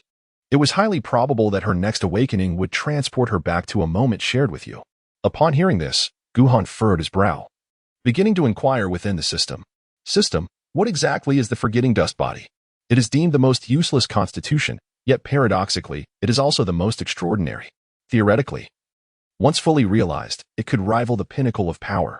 According to the system's assessment, no instance of a fully developed forgetting dust body has yet been recorded. What is the situation with this girl? As time accumulates, desires are fulfilled, and one steps forward. The forgetting dust body is not a mere repetition of cycles, but a passage through the mortal realm. With each step taken, a new beginning unfolds. Fulfillment of desires? Previously, the girl's wish was to see her brother. And now that they have met, has she emerged instantaneously due to the influence of her constitution? Time is of the essence. Tang Jin's form suddenly appeared more ethereal, and he glanced at the girl before turning to Guhan, kneeling before him. I implore you, esteemed brother, to take good care of my sister. I am already dead. Yet by the grace of my master, I have retained a fragment of consciousness. In the end, I can only impart a memory to you. And I beseech you not to let my sister tread the path of Confucianism. Upon finishing his appeal, Tangjin erupted in a dazzling radiance. And a scene materialized in Guhan's mind. In a realm of darkness, blood flowed like rivers, surrounded by countless corpses, adorned in garments from various factions, alongside many from other races. Above, a blood moon loomed ominously. Before Guhan could discern further, the image shattered violently, causing an excruciating pain to pierce his soul. Clutching his head, he looked at Tangjin, exclaiming, "What was that?" Tangjin's figure had become nearly transparent, yet his gaze remained fixed toward the mountain peak, sighing, "Brother, the path ahead is fraught with peril. I intended to enlighten you about certain matters, but I am ineffectual. I now rely on the strength of others and cannot unveil everything to you. In the end, allow me to accompany you, dear sister." Tangjin's almost translucent form transformed into specks of light, merging into the girl's being. A peculiar force emanated from within her, and as she closed her eyes, she collapsed to the ground. Guhan's head throbbed with pain when the figure of the master appeared beside the little girl. After a careful examination, he spoke. "This child is unharmed. The previous master left her a gift. However, you seem to be suffering from a damaged soul. How did Tangjin meet his demise?" Guhan tossed a pill into his mouth, mustering his strength to inquire. The master gazed calmly at Guhan and replied, "This matter does not concern you. I have just visited Tangjin's hometown, where I detected an unusual aura. The reason this child is aware of such matters is likely due to someone informing her." "Who?" Before Guhan could finish his words, darkness enveloped him, and he fainted, just before losing consciousness. He seemed to catch a glimpse of the blood moon from earlier, radiating an eerie aura as it hung high in the sky. Chapter 36, A Brawl with Bricks. The chilling, malevolent, and violent sensations filled Guhan with dread, but fortunately, it was merely a fleeting moment before he succumbed to unconsciousness. What on earth is this? This was the last thought that crossed Guhan's mind before he fainted, observing the unconscious figures of both the large and small. The master shook his head and muttered to himself, one after another, "They give me no peace." At that moment, a voice, neither loud nor soft, echoed. Yet no one was in sight. "Master, there has been an incident. The secret realm of the Celestial Heroes Conference at the Ask Sky Palace has shattered. And the palace lord is missing. Apart from the holy son of the 10,000 wealth sacred land, all other participants have also vanished." The master's expression shifted slightly, but he quickly regained his composure. "Let us host our own gathering, inviting talents from across the land to attend, while also spreading word of the events concerning the Supreme Holy Son here. Otherwise, some self-important prodigies may not come." "Master, isn't that unwise?" The voice carried a hint of hesitation. The master chuckled lightly. "What is wrong with that? Go ahead, schedule it for a month from now." Time passed swiftly, and by the next morning, Guhan slowly regained consciousness. What on earth was that blood moon? Upon waking, Guhan immediately recalled the blood moon, its unsettling presence leaving him with an extraordinarily strange feeling. "Young master, you are awake?" A young servant appeared beside Guhan, wearing a smile. "The master has instructed that you are to teach in the student area upon your awakening. Also, here is a token of compensation from the master." With that, the servant presented a ring to Guhan. Guhan took the ring and discovered that its interior was filled with an array of rare and exquisite treasures. It seemed that this was the compensation promised by the master for the resources expended in the Taisu killing array. "And what of the young girl?" Guhan inquired as he tucked the ring away. The young servant respectfully replied, "That young lady has yet to awaken. The master has also mentioned that she may come to at any moment, though it could take a month or two. There is no cause for concern, as she is primarily engaged in assimilating the gifts bestowed upon her by her brother." Guhan nodded, relieved that all was well. "Take me to the students. I am ready to begin my instruction." The thought of being able to teach invigorated him. Indeed, the young servant, demonstrating great respect, promptly led Guhan to the student area. Outside the building, Guhan observed no figures, only the resounding voices of students engaged in their studies. "Please wait a moment, my lord." The servant hurriedly departed, only to return shortly thereafter. "My lord, everything is arranged. In 1 hour, you shall conduct your class." "Very well." The hour swiftly passed, and the servant guided Guhan into a classroom before departing once more. Inside, approximately 30 students sat, ranging in age from mere toddlers to those seemingly in their mid-teens. Meeting the curious gazes of these students, Guhan slowly began, "I am not of your Confucian tradition, yet there exists a saying among you, among three people. There is always a teacher for me. Thus, your esteemed master has entrusted me with the task of imparting knowledge that you may not readily acquire. Entrusted by the master? Good heavens! I never anticipated such an opportunity. The students murmured in astonishment, perceiving that this young instructor must be an extraordinary individual, as he had been summoned by their revered master. The excitement and shock filled the room. To these students, their master was akin to a deity. And the fact that this young teacher was sent by him suggested that the knowledge he bore was of immense value. Observing their reactions, Gu-han smiled slightly, recognizing the advantage of aligning himself with the prestige of the master. It would yield far greater results than relying solely on his own charm. Otherwise, fulfilling the task would prove exceedingly challenging. With this groundwork laid, Gu-han cleared his throat, signaling for silence, and then spoke with measured clarity. What I am to teach you is quite simple. I shall instruct you in the art of combat. Confucianism emphasizes righteousness. When faced with injustice, one must surely take up arms. Yet you have only devoted yourselves to scholarly pursuits. Hence your master has sent me to teach you how to fight. Fighting, in essence, is quite straightforward, encapsulated in a few words. Combat can involve bricks, striking the face, and must not be reckless. If you find yourself unable to engage, then retreat swiftly. The specifics, I trust, are clear to you all? The students exchanged glances, comprehending the words yet feeling incredulous. Using bricks for fighting? This seems utterly unorthodox. One young scholar, around 10 years old, stood up, his face a mask of confusion. Is this truly what the master instructed you to teach us? Gu-han smiled and said, as the saying goes, a gentleman does not stand beneath a crumbling wall. The meaning of my words is straightforward. When engaged in combat, one must strike with lethal intent. If victory eludes you, it is wise to retreat.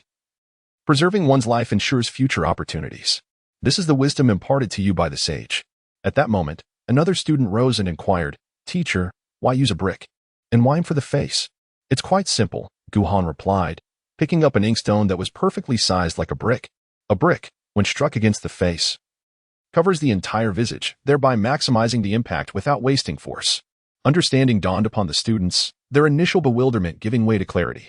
With the sage's endorsement, they swiftly embraced this concept. Ding! Congratulations, host, on successfully persuading 32 students. Would you like to submit the task? Submit? Nonsense. Gu-han's heart blossomed with joy, pleasantly surprised by how easily he could manipulate the situation. It seemed that leveraging the master's authority was indeed the most astute approach. Fortunately, he was instructing young scholars who were just embarking on their journey into Confucianism. Although they were not blank slates, they still possessed ample unfilled spaces upon which he could inscribe his teachings. Had he been teaching the more seasoned candidates, their minds would have been already entrenched in rigid beliefs, making it far more challenging to sway them. Encountering a stubborn student might even necessitate consulting the master for clarification. It appeared that everyone had grasped the lesson, and so this session would be dedicated to practicing techniques in pairs. After leaving a brief remark, Gu-han swiftly departed, seeking out a young attendant and directly requesting to attend the next class. Though the attendant was perplexed, the master's command left him no choice but to hastily arrange matters for Gu-han. Because of the master's directive, the instructors here were exceedingly accommodating, willingly allowing Gu-han to substitute for them in their lessons. As the day progressed, Gu-han successfully misled all the young scholars, amounting to several thousand in total. Just as he contemplated whether to deceive the literati next, the master arrived unannounced. The master's expression was far from pleasant as he bluntly stated, "You ought to cease your role as a teacher. In the brief span of a single day, those young scholars have been utterly transformed." "What?" Gu-han replied, taken aback. The master, glaring at him with irritation, continued, "You instructed them to use bricks in their brawls and permitted them to practice independently. Initially, it was manageable as they refrained from earnest confrontation. However, no one can withstand repeated assaults to the face with bricks. As the day wore on, those young scholars became genuinely incensed, and now they are truly at odds with one another." The master was exasperated. Ordinarily, he would not concern himself with such trivial matters. Yet the rapidity of the events was alarming. In just one day, none of the young scholars were fit to show their faces, all sporting bruises, with the more severely injured still confined to their beds. If this continued, Gu-han's reckless antics might very well jeopardize the very foundation of Tiandi Academy. Chapter 37, System. Be human for once. I am merely imparting practical knowledge. Gu-han smiled awkwardly, taken aback by the unexpected outcome. The master inhaled deeply and said, "In a month, the Tiandi Academy will host a grand event. You shall reside here for the time being." A grand event? Gu-han was momentarily stunned, questioning, Why have I not heard of this before? The master gazed intently at Guhan. This is specifically arranged for you. Arranged for me? Guhan was taken aback, puzzled. What do you mean? You will understand my intentions in due course. I inform you in advance to ensure you do not flee. The master, somewhat exasperated, rubbed his temples. Encountering such an individual left him at a loss. Originally, he intended for Guhan to spend a month as a teacher, utilizing his talents to address certain issues. However, given the current circumstances, not only had he failed to accomplish his objectives, but the students of T&D Academy also faced potential turmoil. These young scholars were the very foundation of the Academy's future, each selected as a prodigy from various regions. The master, having come in a rush, departed just as swiftly after imparting his warning to Guhan, leaving him bewildered and contemplative. Guhan scratched his head in perplexity. What could it mean to host a grand event for him? Who was the Confucian master? He was undoubtedly one of the most esteemed figures in the 13 domains. Guhan certainly did not possess the audacity to believe that such a luminary would hold a special gathering in his honor. Nevertheless, he decided to wait. The truth would reveal itself in a month's time. Guhan shook his head, dismissing further contemplation, as it seemed futile. It was far better to engage in other pursuits. System, task submission. Do you confirm the submission of this task? Once submitted, the task will be deemed complete, and rewards can no longer accumulate. Confirm. With the master himself intervening, Guhan possessed the wisdom to recognize that rather than laboriously attempting to deceive the students, it would be more prudent to gracefully withdraw. Over time, should those students, once misled, be turned against him, the consequences would be dire. Ding. The system detected that the host successfully guided 5,363 Confucian students, triggering a special reward. Ding. Congratulations to the host for receiving a reward. The limits of the physical body have been enhanced. As the system's voice faded, Guhan felt his physical form rapidly strengthening, transforming to such an extent that it was as if he existed in an entirely different realm. He even began to suspect that, relying solely on his physical prowess, he could contend with formidable beings at the sovereign king level. His physical strength had transcended a fundamental boundary. With this enhancement, Guhan also sensed the emergence of a unique power within him, the chi force documented in the legacy of the Old Ancestor. This energy, cultivated from the physical body rather than the world's spiritual essence, was a manifestation of the body itself. It appeared that with the system's support, he could fully realize the Old Ancestor's legacy, achieving the pinnacle of mastery, 3 punches to a great emperor. Guhan was filled with immense surprise.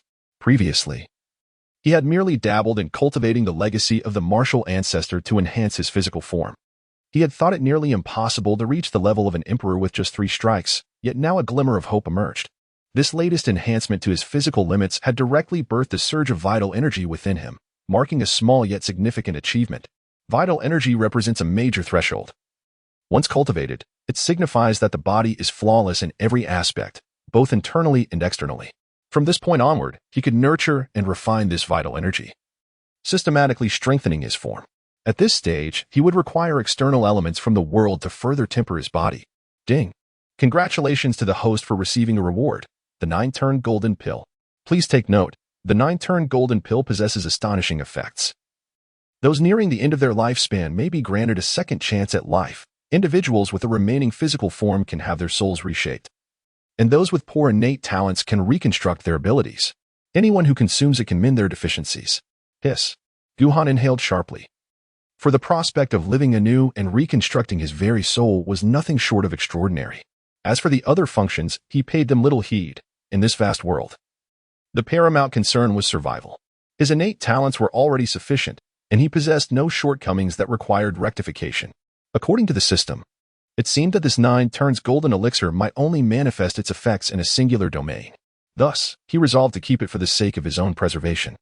Ding. A special reward has been bestowed. An Emperor Experience card, valid for 10 minutes. Gulp. Guhan's throat constricted slightly. An Emperor's Experience card. What in the world? This is utterly invincible, isn't it? Compared to the power of an Emperor, the Emperor's killing formation is insignificant. Let alone 10 minutes, with merely a finger. He could easily annihilate countless foes in just a minute. This is truly a trump card, an unequivocal ace in the hole. Guhan's smile was unceasing. For the rewards of this task were extraordinarily bountiful, enough to afford him a life of leisure and confidence.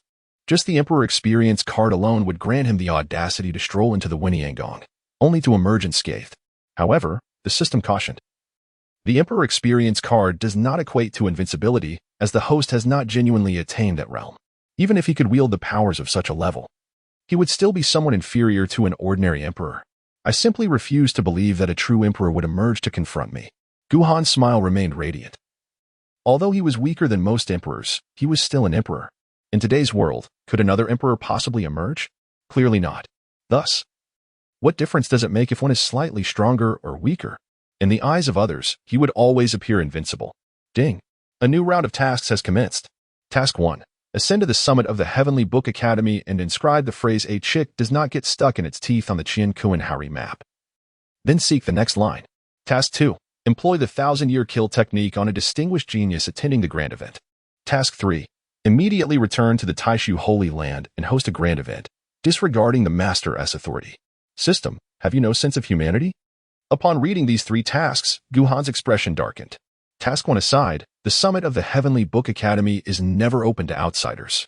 Moreover, inscribing words on the Confucian imperial artifact, and such trivial words at that, raises the question of whether he has run out of places to utilize his Emperor Experience card. Therefore, he resolutely rejected Task 1. No matter how lucrative the rewards, they could never rival the value of an Emperor Experience card. As for Task 2 and Task 3, the system had entirely forsaken its humanity. Which of the distinguished attendees at such a grand event was not a paragon of excellence? The essence of the occasion was to maintain dignity. Invoking the 1,000-year kill would surely turn one into a sworn enemy. Task 3 appeared deceptively simple but was, in fact, the most arduous. Setting aside whether he could fulfill it, the master had just informed him of the grand event in his honor. He would undoubtedly prevent Guhan from departing, and the Taishu Holy Land would also contemplate whether to offend the master. As one of the highest-ranking figures in the 13 domains, the Holy Land had to show deference to the master, as the Confucian sect, which occupied a domain, was not a mere holy land that could be trifled with. Furthermore, Guhan held considerable respect for the master and did not wish to foster hostility. Thus, the only choice left was Task 2. He hoped that Long San would attend. Otherwise, it would be just as well if Xiaojiogu came. Without any prior enmity, it would be quite challenging to take action, and if only women were to attend, it would be even more perplexing. Guhan sighed deeply. The technique known as 1,000 Years of Death is not something one employs without enmity. Even among the closest of friends, its execution would lead to relentless pursuit.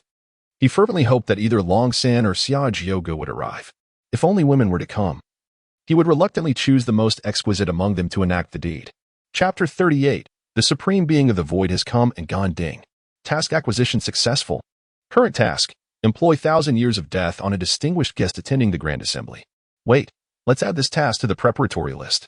Guhan's mind suddenly shifted. The first task had no time constraints. Whether completed now or later, the rewards remained the same. Ding. Task accepted successfully. Current task. Execute the 1,000-year kill on a prodigy attending the grand event. Preparatory task. Ascend to the summit of the Tiandi Academy and inscribe the phrase "A chick does not get stuck in its teeth" upon the Chien Kuen Haori map. Then solicit the next line. Host, there are no hints for the preparatory task. Please devise your own method to complete it. You may withdraw now. Guhan let out a soft huff. He mused that when the day arrived for him to attain the rank of emperor, this task would serve as his reward.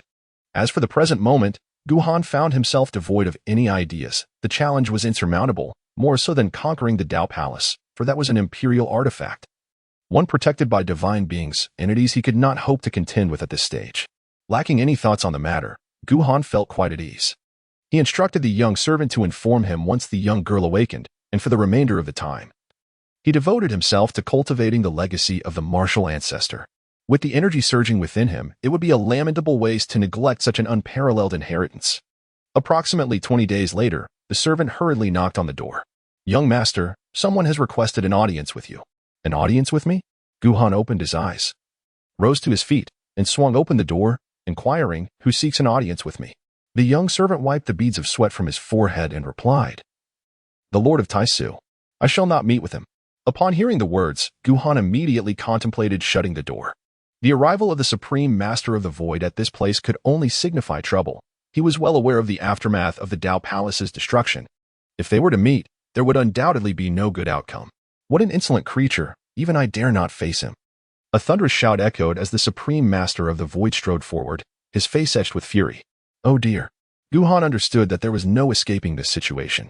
With a bow, he said with a disarming smile, Master, it has been a while, yet you remain as vigorous as ever. When will you find me a few more masters? You insolent rascal! The Lord of Taisu strode furiously to Guhan's side and exclaimed, You come to the Academy of Heaven and Earth. Do you intend to set it ablaze? How could that be? Guhan retorted immediately, Am I that kind of person? The corners of the Lord of Taisu's mouth twitched.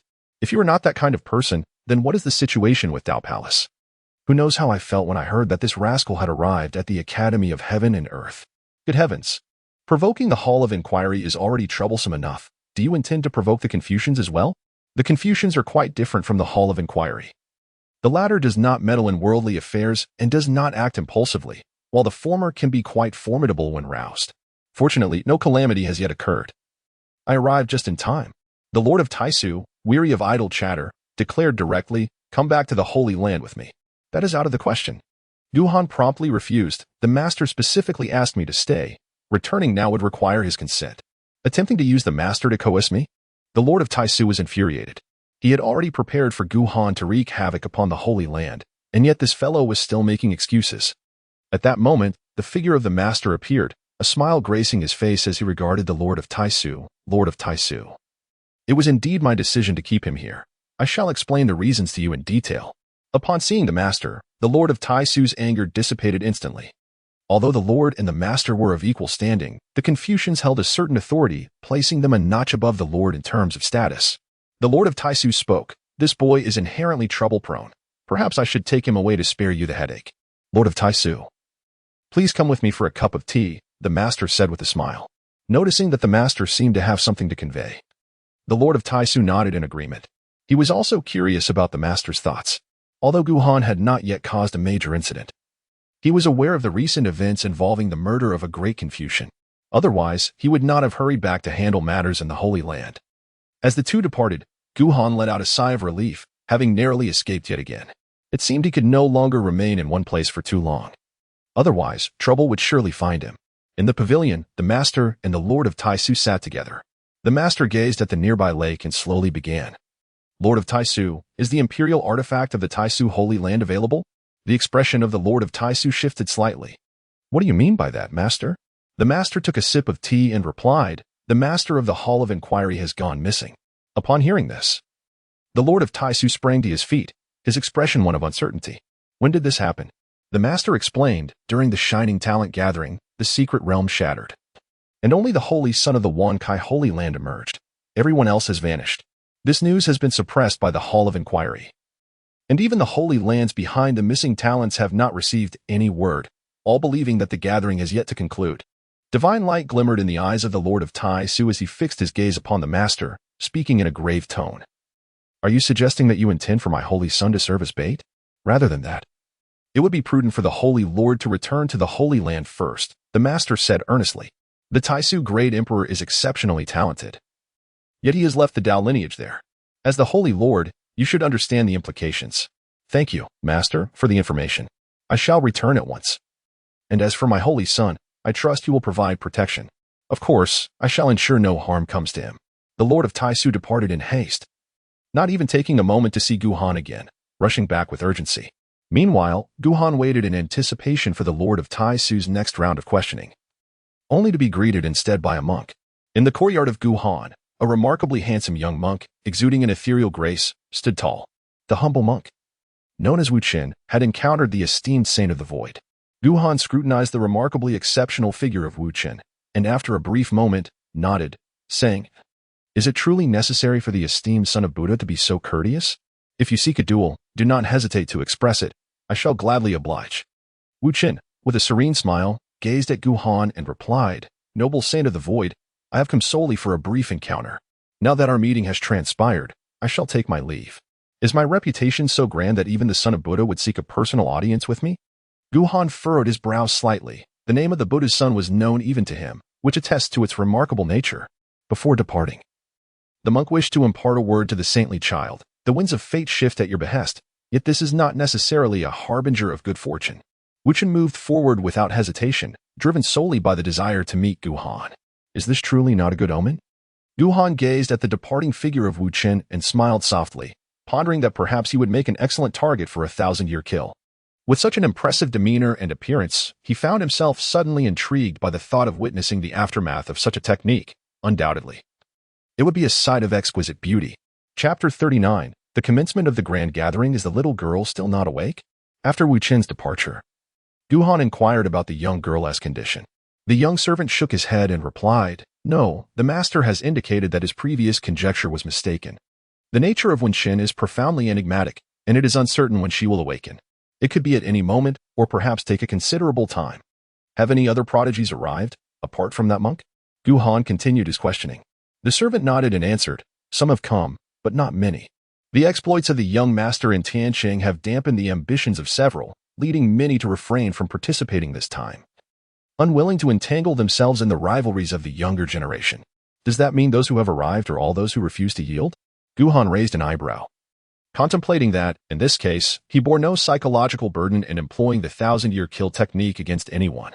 However, his primary target remained that Buddhist disciple. An inexplicable curiosity stirred within him to witness the disciple's reaction to such an attack. As time progressed, Guhan continued his seclusion. For one's cultivation realm was fundamentally built upon the accumulation of time. Had he been in his previous state, he would not have needed to exert such effort in isolation. But the reality was that he was still engaged in mastering the inheritance of the martial ancestor. Even with his swift cultivation speed, a substantial amount of time was required for practice. On the day of the grand event, Guhan was summoned by a servant.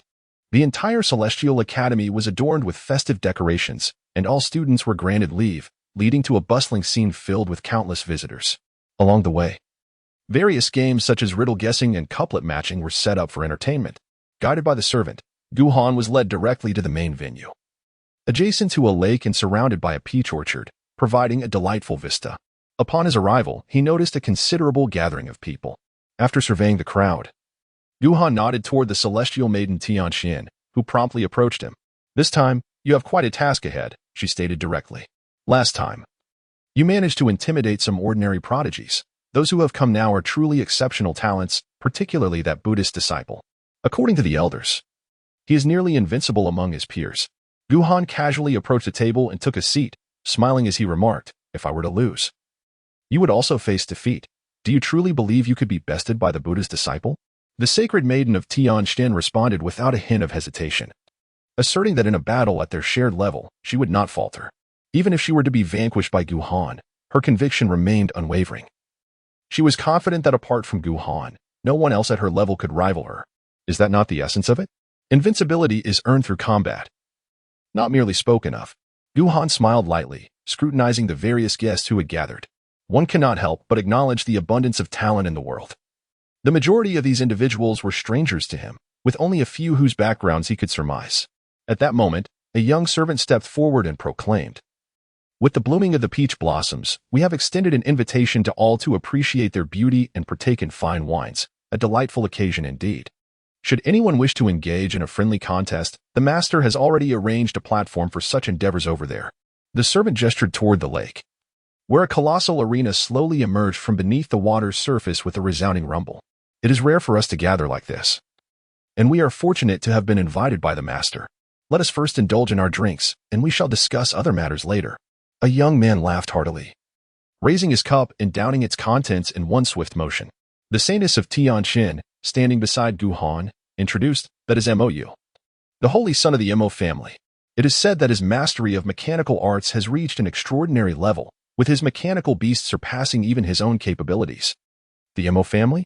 It appears that the 100 states have also begun to stir. Guhan nodded slightly, acknowledging the uniqueness of the 100 states, where myriad schools vie for supremacy. Some have produced great emperors, while others have not. Yet, even those without imperial lineage possess formidable power, rivaling the sacred lands, differing only in their imperial artifacts. Compared to other realms, the 100 states engage in the fiercest competition, where the foremost consideration for the majority of schools is not merely the cultivation talent or physique, but rather the compatibility with their lineage. This results in a distinct method of selecting disciples, often yielding exceptional talents that align with their own heritage. Consequently, the 100 states have consistently been a cradle of outstanding individuals, producing the most remarkable prodigies. Suddenly, a wave of bloodlust swept through the air as a strikingly handsome yet eerily alluring young man strode forward, exuding a palpable aura of carnage. His eyes were uniquely unsettling, possessing 2 pupils, a denizen of the demon realm. Upon his arrival, the atmosphere shifted, and almost everyone's expression turned grave. While significant conflicts are rare among the 13 realms, the demon realm stands as a notable exception, infamous for its bloodshed. If a city were to be obliterated suddenly, it would likely be the work of the demon realm. The young man surveyed the crowd, licking his lips, his eyes gleaming with a predatory light. Allow me to introduce myself. I am the saint of bloodshed from the holy land of bloodshed, Tumantion. Who conceived such a name? Guhan scoffed. Tumantion? Why not call yourself Tutiendi? Tumantion's gaze swiftly shifted to Guhan, a chilling murderous intent enveloping him as he chuckled softly. So, you are the saint of the void? Today, I shall take your life. Such bravado. Someone snickered. Unlike the previous gathering at the Tianjiao convention in Wentian City, this time, the attendees were confident in their abilities to confront Guhan. Hence, despite the unexpected presence of the demon realm, no one felt intimidated by Tumantion. Tumantion cast a cold glance at the individual, and a crimson beam of light suddenly transformed into a sword-like attack directed at him. Amiba. The utterance of a Buddhist chant accompanied by a surge of sacred light instantaneously dissipated the crimson sword beam. Wuchen, calm and composed, regarded Tumantion and stated, "The Heavenly Academy has its own rules. Should you strike again, it would be considered a grave transgression." Monk, did I ask for your intervention? Before Tumantion could respond, the earlier speaker exhibited a dismissive attitude toward Wuchen. The saintess of Tianjin leaned closer to Guhan, whispering, "That is the saint of Yinyang, named Zhouwuan. It is said he has defeated a formidable master, although the truth of this remains uncertain. It appears they are not to be underestimated." Guhan stroked his chin, pondering how many more surprises this gathering might hold for him. Delicious wine. At that moment, another young man approached. He possessed sharp eyebrows and bright eyes, his appearance strikingly handsome, yet he stumbled intoxicatedly, clutching a wine flask and incessantly drinking from it. Who was this individual? Many present exchanged curious glances, as this young man exhibited no signs of cultivation, suggesting either his prowess vastly exceeded theirs or he was merely an ordinary person. Could it be that an ordinary person has arrived here? The saintess of Tianjin furrowed her brow. I do not recognize this person either. How coincidental. I am even less acquainted with him, Guhan replied with a smile, realizing he hardly knew anyone present. Having only recently begun his cultivation and spent most of his time within the void sacred land, thus being quite oblivious to the external world. Good to see you. Brotherly. As the crowd continued to speculate about the newcomer's identity, Wuchen unexpectedly smiled and performed a Buddhist greeting. This act sent a shiver through the onlookers. Wuchen, the contemporary bodhisattva, would not bow to just anyone, indicating that this individual was undoubtedly extraordinary. Monk, join me for a few drinks. The young man laughed heartily, swaying toward a nearby table laden with cups. However, to indulge in revelry here, one must possess the requisite strength. Tumantion snorted coldly, unleashing a crimson sword beam aimed directly at the inebriated youth. Yet, the young man neither flinched nor dodged. His seemingly unsteady form inadvertently evaded the crimson blade, causing the onlookers to narrow their eyes in astonishment. Was it mere coincidence or a display of true skill? Guhan squinted his eyes as he scrutinized the young man, suddenly breaking into a smile. I always thought that the so-called prodigies were nothing remarkable, but today you have altered my perception. These words caused many to change their expressions, as it seemed a pointed remark that suggested they too were lacking. Tumantion cast a cold glance at Guhan, then unleashed another crimson sword beam directed at the young man. The saint of the void? Ha ha ha. My name is Li Qing. Let us share a drink. Li Qing laughed heartily, his swaying form inadvertently evading the lethal sword beam once more. Guhan, I would be pleased to raise a glass with you. Guhan approached Li Qing with a hearty laugh, raising his goblet and downing its contents in one swift motion. Observing this, Li Qing also erupted into laughter, taking generous gulps from the wine jug in his grasp. Brother Gu, wait a moment, allow me to deal with that man first. After finishing his drink, Li Qing wiped his mouth and, with a slightly inebriated gaze, turned his attention to Tumantion. Tumantion regarded Li Qing with an icy demeanor, retorting, Do you think a mere display will convince me that you can defeat me? I possess a sword that descends from the heavens. Li Qing uttered no further words, his body devoid of any visible cultivation. Yet, as those words escaped his lips, an overwhelming sword intent erupted forth, causing the expressions of all present to shift dramatically. It was as if the very fabric of heaven and earth had been rent asunder, though no sword was visible. It seemed to all that a colossal blade was descending from the skies, aimed directly at Tumantion. In that fleeting moment, time appeared to stand still, and the universe seemed to be dominated by that single sword. Tumantion, stricken with horror, sensed an apocalyptic pressure bearing down upon him. He gazed upwards, as if the entire sky had transformed into a sword, descending relentlessly toward him. This singular strike served as a stark reminder, if one lacks absolute conviction, it is wiser to indulge in merriment rather than recklessly gamble with one's life. As Li Qing's voice resonated, the sword struck down with ferocity. With a resounding crack, Tu Mantian had no chance to retaliate. His form disintegrated into countless fragments, witnessing the once arrogant Tu Mantian fall to a single blow. The surroundings were enveloped in an eerie silence. "You have surpassed yourself, brotherly," Wu Chen remarked, approaching with a broad smile. Li Qing laughed heartily as he drank, then declared, "This man was deliberately allowed to enter. If he could not withstand my sword, then he truly deserved to lose his life." "Most commendable," Wu Chen said, addressing the others while reciting a Buddhist chant. "Esteemed patrons, talent is merely a threshold. Surpassing it does not guarantee one the right to vie for the title of emperor." After a moment of contemplation, Mou of the Mo family finally spoke. "What realm does brotherly inhabit?" "Immortal," replied Li Qing. A response echoed simultaneously by Gu Han and Wu Chen. Upon finishing their words, the three exchanged glances, each adorned with a knowing smile. "Truly immortal?" Mou persisted, unwilling to relent. Li Qing and Wu Chen turned their gazes toward Gu Han, clearly eager to discern whether he had indeed grasped the truth. Gu Han comprehended the intentions of the two and nodded. With an innate sword physique and a complete sword bone, nurturing sword intent for over a decade, this sword has yet to be wielded with full force. The crowd gasped in astonishment, gazing at Li Qing as if he were a monster. For an ordinary person to possess a single sword bone is already considered a prodigy in swordsmanship, let alone the terrifying innate sword physique coupled with an entire sword bone. At this moment, everyone was convinced that Li Qing truly possessed no cultivation. The path of the sword is inherently filled with miracles, especially for one born to wield a sword. Zhou Wuhan, upon hearing this, felt a wave of relief wash over him, and he strode towards Gu Han and the two others. The onlookers exchanged glances, and Mo Yuan also approached, followed by a few others who chuckled and joined without a hint of fear. It was clear to all that those who dared to approach were the only ones worthy of competing, while those who hesitated had essentially forfeited their chance.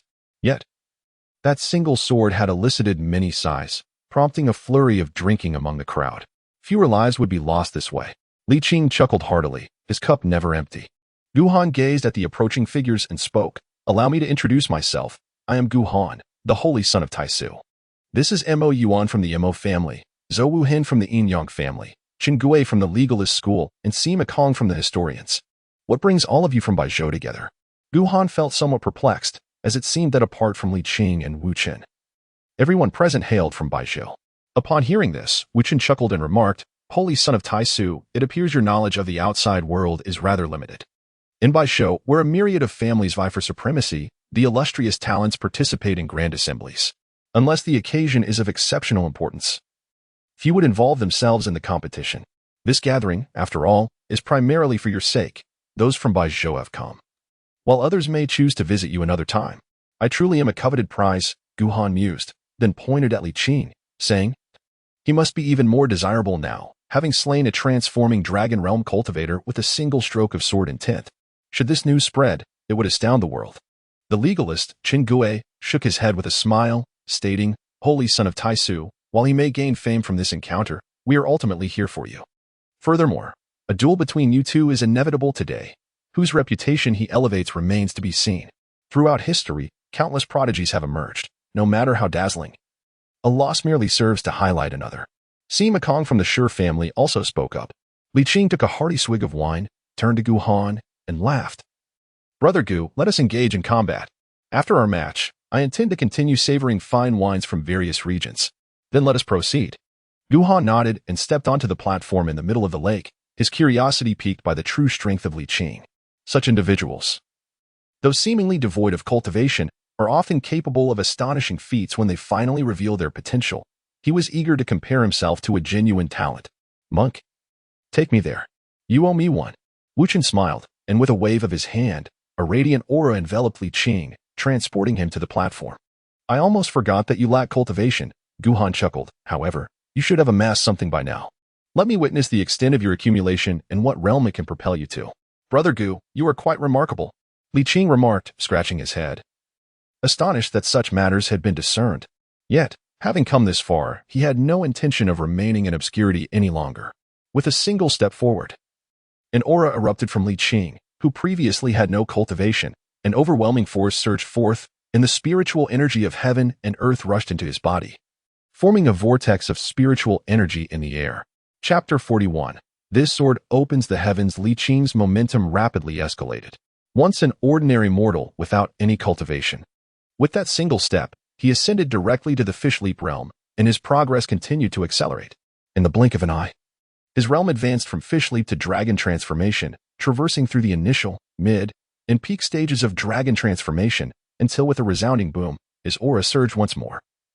In that moment, he achieved the revered state. With a single step into the revered realm, the surroundings fell into a profound silence. Others speculated that Li Qing had been nurturing himself.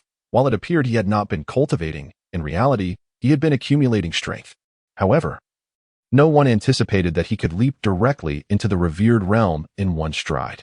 With a single step into the revered realm, should you emerge victorious, the world will come to regard you as the emperor of this age.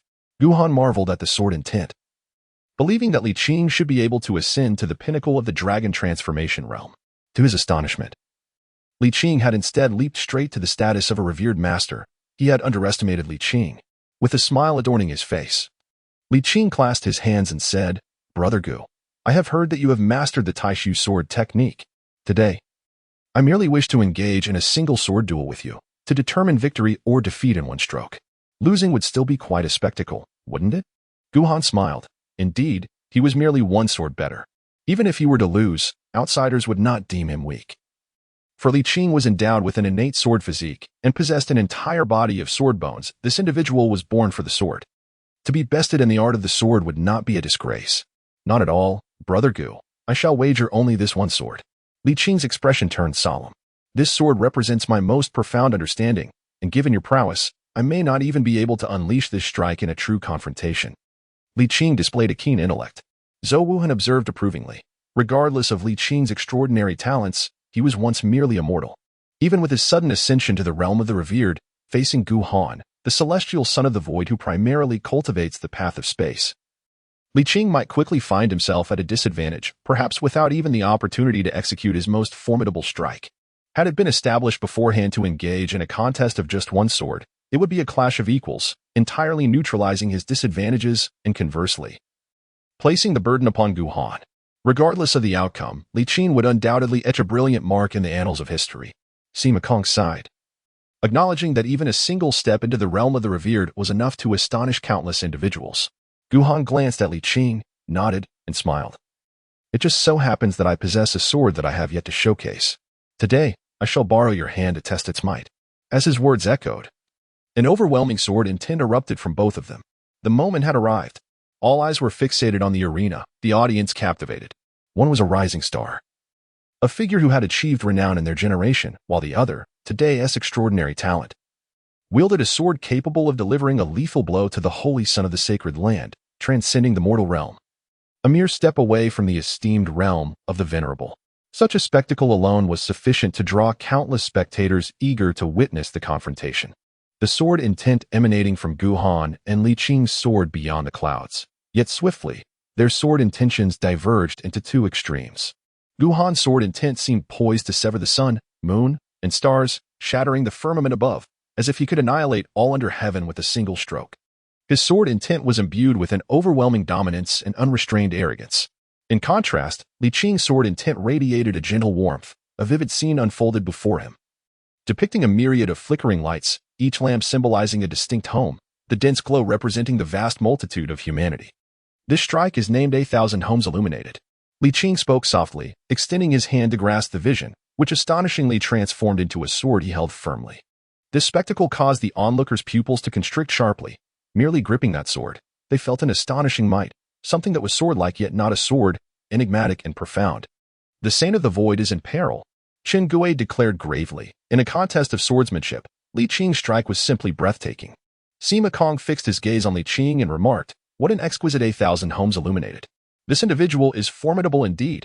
Wu Chen observed the two combatants on the arena and suddenly chuckled. Do not underestimate the Saint of the Void. One who can prompt a grand gathering orchestrated by the master is far from simple. On the arena, Gu Han gazed at the sword in Li Qing's hand. His expression filled with awe. His sword was learned, while Li Qing's was self-realized. In this regard, he had already succumbed. However, when it came to the might of a single sword, he did not believe he would be outdone. All I possess is the celestial sword technique, aptly named celestial. Yet its true purpose is to rend the heavens. As dark clouds swirled ominously in the sky, Guhan's unleashed sword intent grew increasingly terrifying. As if it sought to tear asunder all existence, infused with an aura of destruction. Guhan also made a swift motion, conjuring a transparent sword into his grasp. The instant this blade manifested, the heavens shifted hue, and the world seemed to tremble. A terrifying intent emanated from the sword, as if it sought to obliterate existence itself. Unleashing a cataclysmic aura. What a formidable strike. The spectators turned pale, questioning within themselves whether they could withstand such a blow. Difficult. Extremely difficult. Merely the sword's intent instilled fear and trepidation. Should it truly descend, it was likely that none in the same realm could bear its full force. This sword intent, could it be the celestial sword art? In the skies above, the figure of the sage appeared quietly, his expression grave as he gazed at Guhan. The celestial sword art had long been believed lost. Why then had it resurfaced in Guhan's hands? With the emergence of this sword, the very fabric of the world was set to unravel. The sage sighed, his form vanishing once more, leaving only a select few aware of the significance of the celestial sword art. I concede. Li Qing, upon witnessing Guhan's sword, unhesitatingly dissipated his own myriad lights. Opting to surrender, all eyes turned in astonishment towards Li Qing. Though Guhan's strike was terrifying, Li Qing's own was undeniably dazzling. It was truly uncertain who would emerge victorious. After all, such a fearsome blow might not be fully wielded by Guhan. Acknowledgement. Observing Li Qing's concession, Guhan likewise withdrew his celestial sword art, for none understood the terror of that strike better than he. The void sword technique was formidable, imbued with the power to shatter space, rendering it capable of cleaving through anything, while the celestial sword art, true to its name, aimed to pierce the heavens. In comparison, the celestial sword art was indeed a shade more potent than the void sword technique. What is the name of this strike? Li Qing inquired, his demeanor unruffled following his admission of defeat, and he asked with genuine curiosity. Heaven's opening. A sword that opens the heavens. What a magnificent blade. I find myself lacking in cultivation. I shall return another day to challenge Brother Gu. Upon receiving his answer, Li Qing laughed heartily and ascended into the skies. Making no delay. How fortunate we are to have refrained from participating. Alas, with such a prodigy voluntarily conceding, it seems prudent for us to safeguard our family legacy. From this day forth, the name of the Holy Son of the Void shall resonate throughout the 13 domains. In the Peach Blossom Grove, those who had not approached Guhan's table expressed their admiration, relief washing over their features. Initially, they might have felt some reluctance, but the emergence of that sword had made the disparity unmistakable. Sure, Jia Sima Kong proclaimed, I wish to duel the Holy Son of the Void.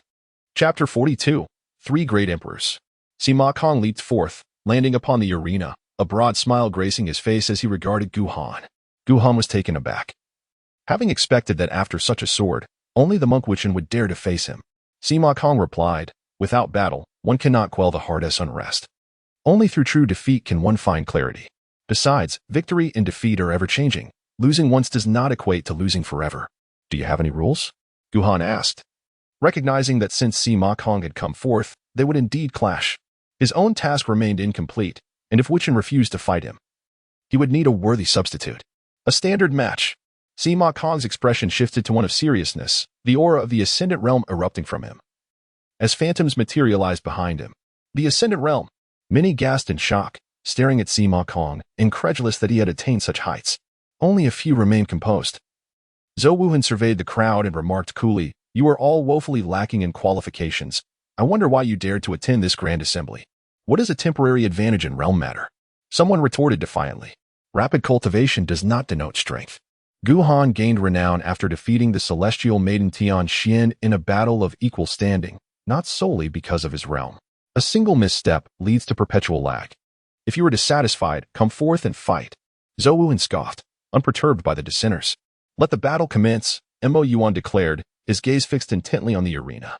With Mo Yuan's interruption, all eyes turned toward the stage. I have yet to engage with anyone from the 100 states. You may strike first and reveal your abilities. Guhan gestured towards Sima Kong with a slight air of disdain, yet none found it inappropriate. Historically, there were those who could shatter the heavens with a single sword strike. The younger generation humbly invited the Sword Emperor. Sima Kong respectfully bowed towards the heavens, and from the ethereal figure behind him, a form emerged, becoming solid and exuding an aura of invincibility, as if standing at the pinnacle of the universe. A tremor coursed through the crowd as they gazed in disbelief at the apparition. The Sword Emperor. Is it truly the Sword Emperor? Sima Kong possesses such an extraordinary opportunity? The people of the 100 states were astounded. While others may have been unaware of the Sure family's capabilities, they were well informed. The manifestation of a formidable figure from the annals of history to engage in battle was unprecedented, although the specifics of this premise remained obscure. Nonetheless, summoning an emperor at this level was a phenomenon never before witnessed. However, the might of this emperor was intrinsically linked to Sima Kong's own strength. Is this the Sure family's prowess? Gu Han was equally astonished. Typically, an emperor is invincible within the same realm. With such capability, it was no wonder he dared to approach after Li Qing's dazzling display. Let me discern the gap between myself and an emperor. After the initial shock, Gu Han's fighting spirit surged. A black longsword materialized in his grasp. The opportunity to contend with an emperor of the same realm had arisen, and he was prepared to unleash his full power to gauge the difference between himself and the emperor in this clash. Let the battle commence. Gu Han surged forward, engaging in an instantaneous clash with the Sword Emperor.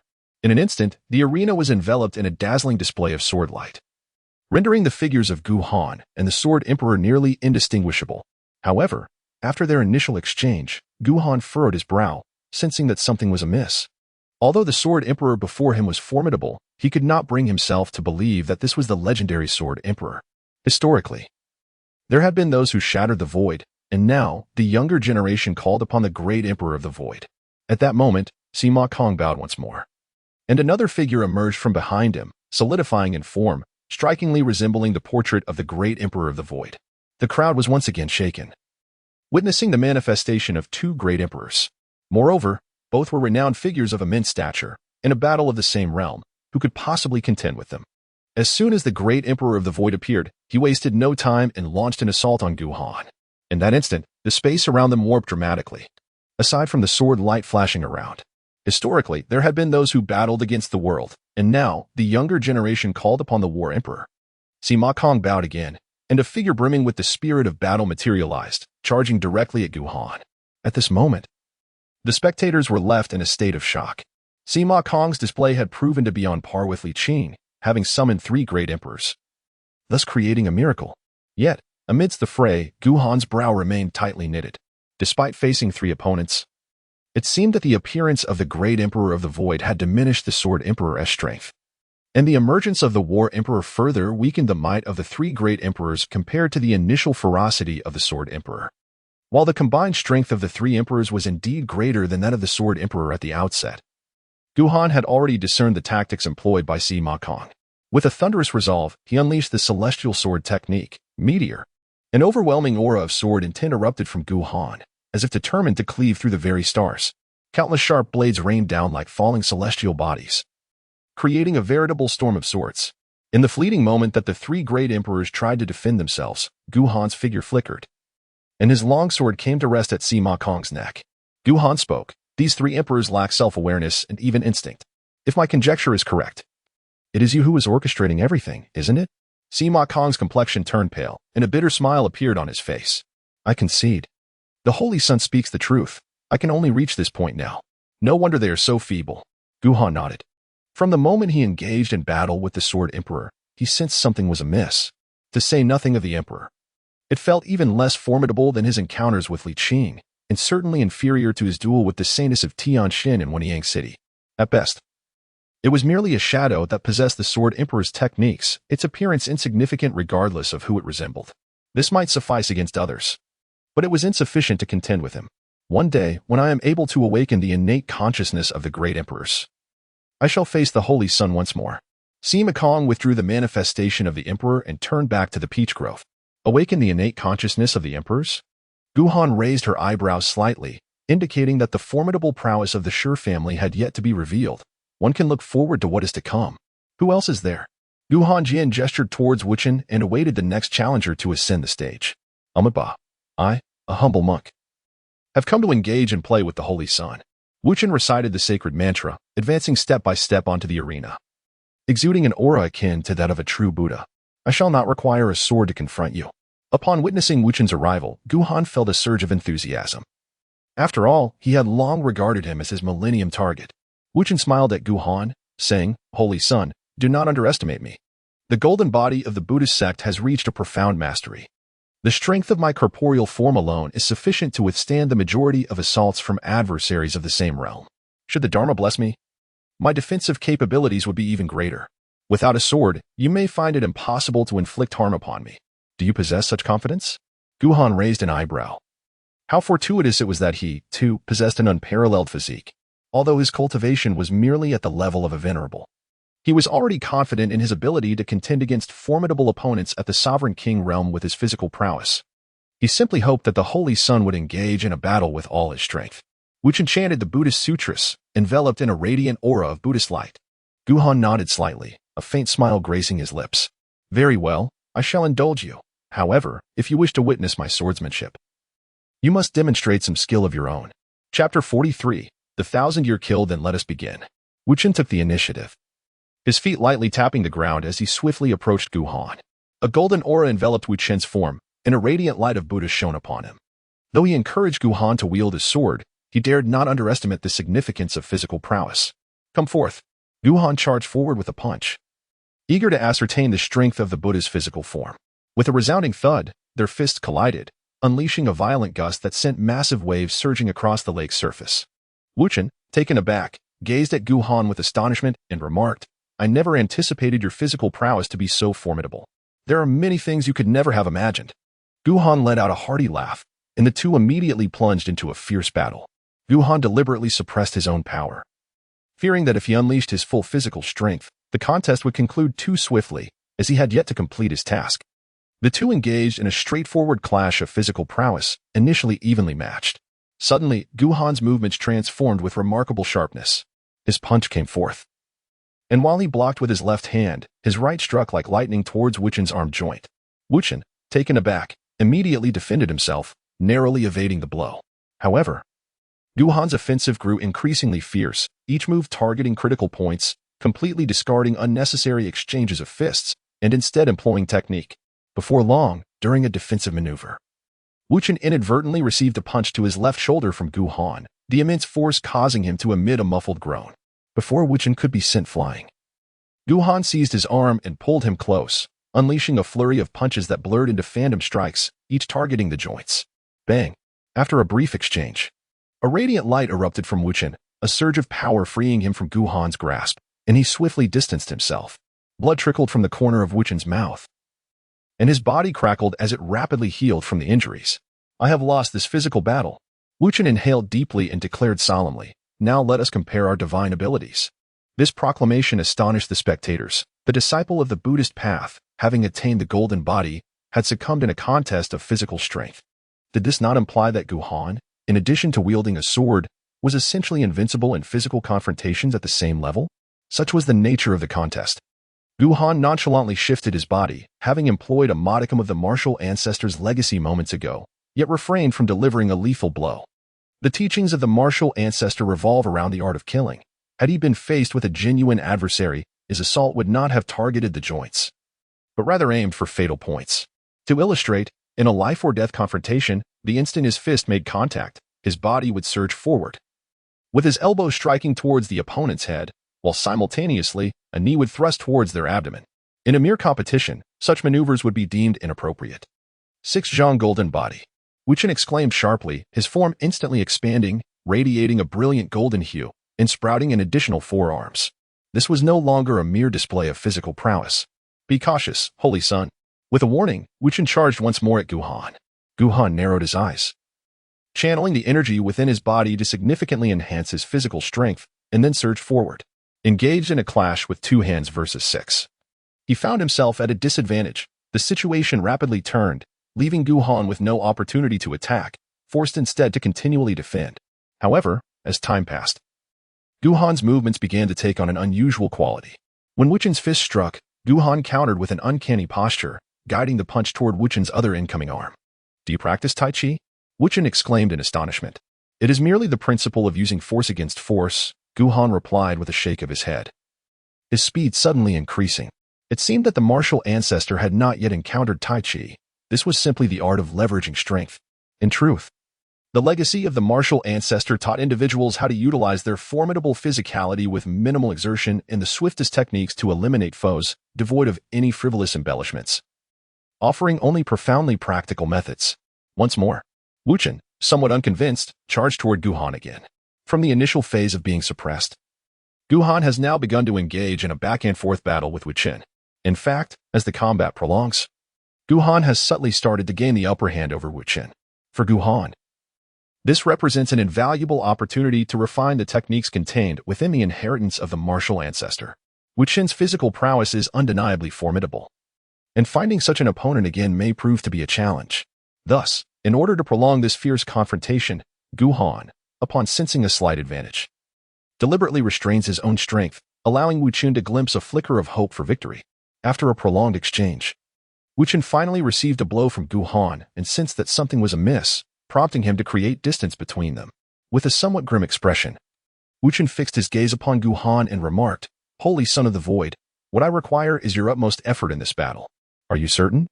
Guhan raised an eyebrow, feeling that his skills had been honed sufficiently. He was indifferent to the outcome.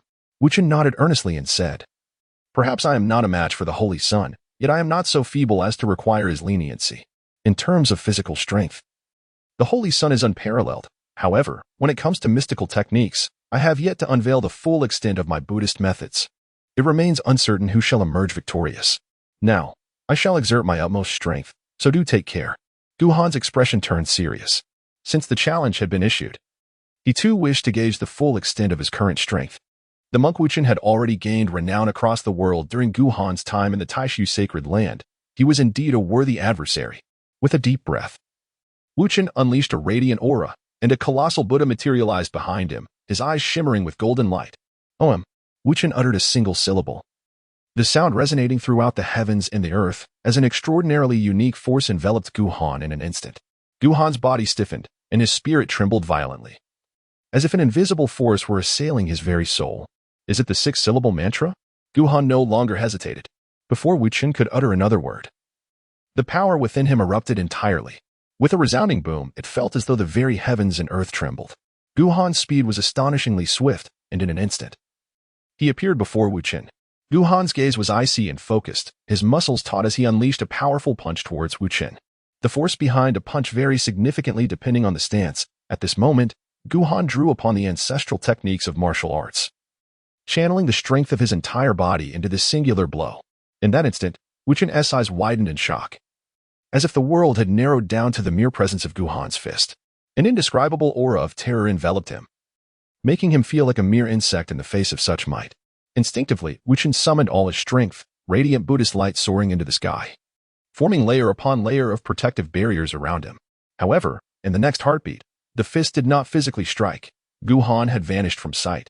Yet, the fierce winds generated by the punch relentlessly tore through Wuchen's Buddhist light defenses. To the astonishment of the onlookers, Guhan's figure reappeared behind Wuchen, his eyes sparkling with a terrifying brilliance and a wicked smile upon his lips. Thousand-year kill. In that moment, the air fell into a profound silence. Those watching were wide-eyed, their expressions reflecting sheer disbelief at the scene unfolding on the arena. My goodness! No matter how strong you are, can't you just act like a person? It was evident that Guhan's thousand-year kill had struck Wuchen with unwavering precision. Everything transpired in a blur. Wuchen's attention was still fixated on Guhan's earlier punch, completely unprepared for this sudden assault. Wuchen's complexion shifted from pale to green, then to a dark hue. A hint of anguish etched across his face as he slowly turned his head to glance behind him. You have lost. Guhan retracted his lethal strike, noticing the blood still staining his hands. Disgusted, he promptly employed his mystical powers to cleanse them. I shall fight you to the bitter end. In that moment, Wuchen was completely unhinged, producing a staff of Zen and swinging it fiercely towards Guhan. Upon witnessing the scene, Guhan immediately evaded. The strike carried an astonishing force, indicating that Wuchen had indeed exerted his utmost effort. With a resounding crash, the monk's staff struck the arena, shattering it with a thunderous roar. Wuchen's assault did not cease. Various tactics were unleashed as the six-word great bright mantra erupted, bathing the sky in a radiant glow as golden Arhat phantoms assembled in formation.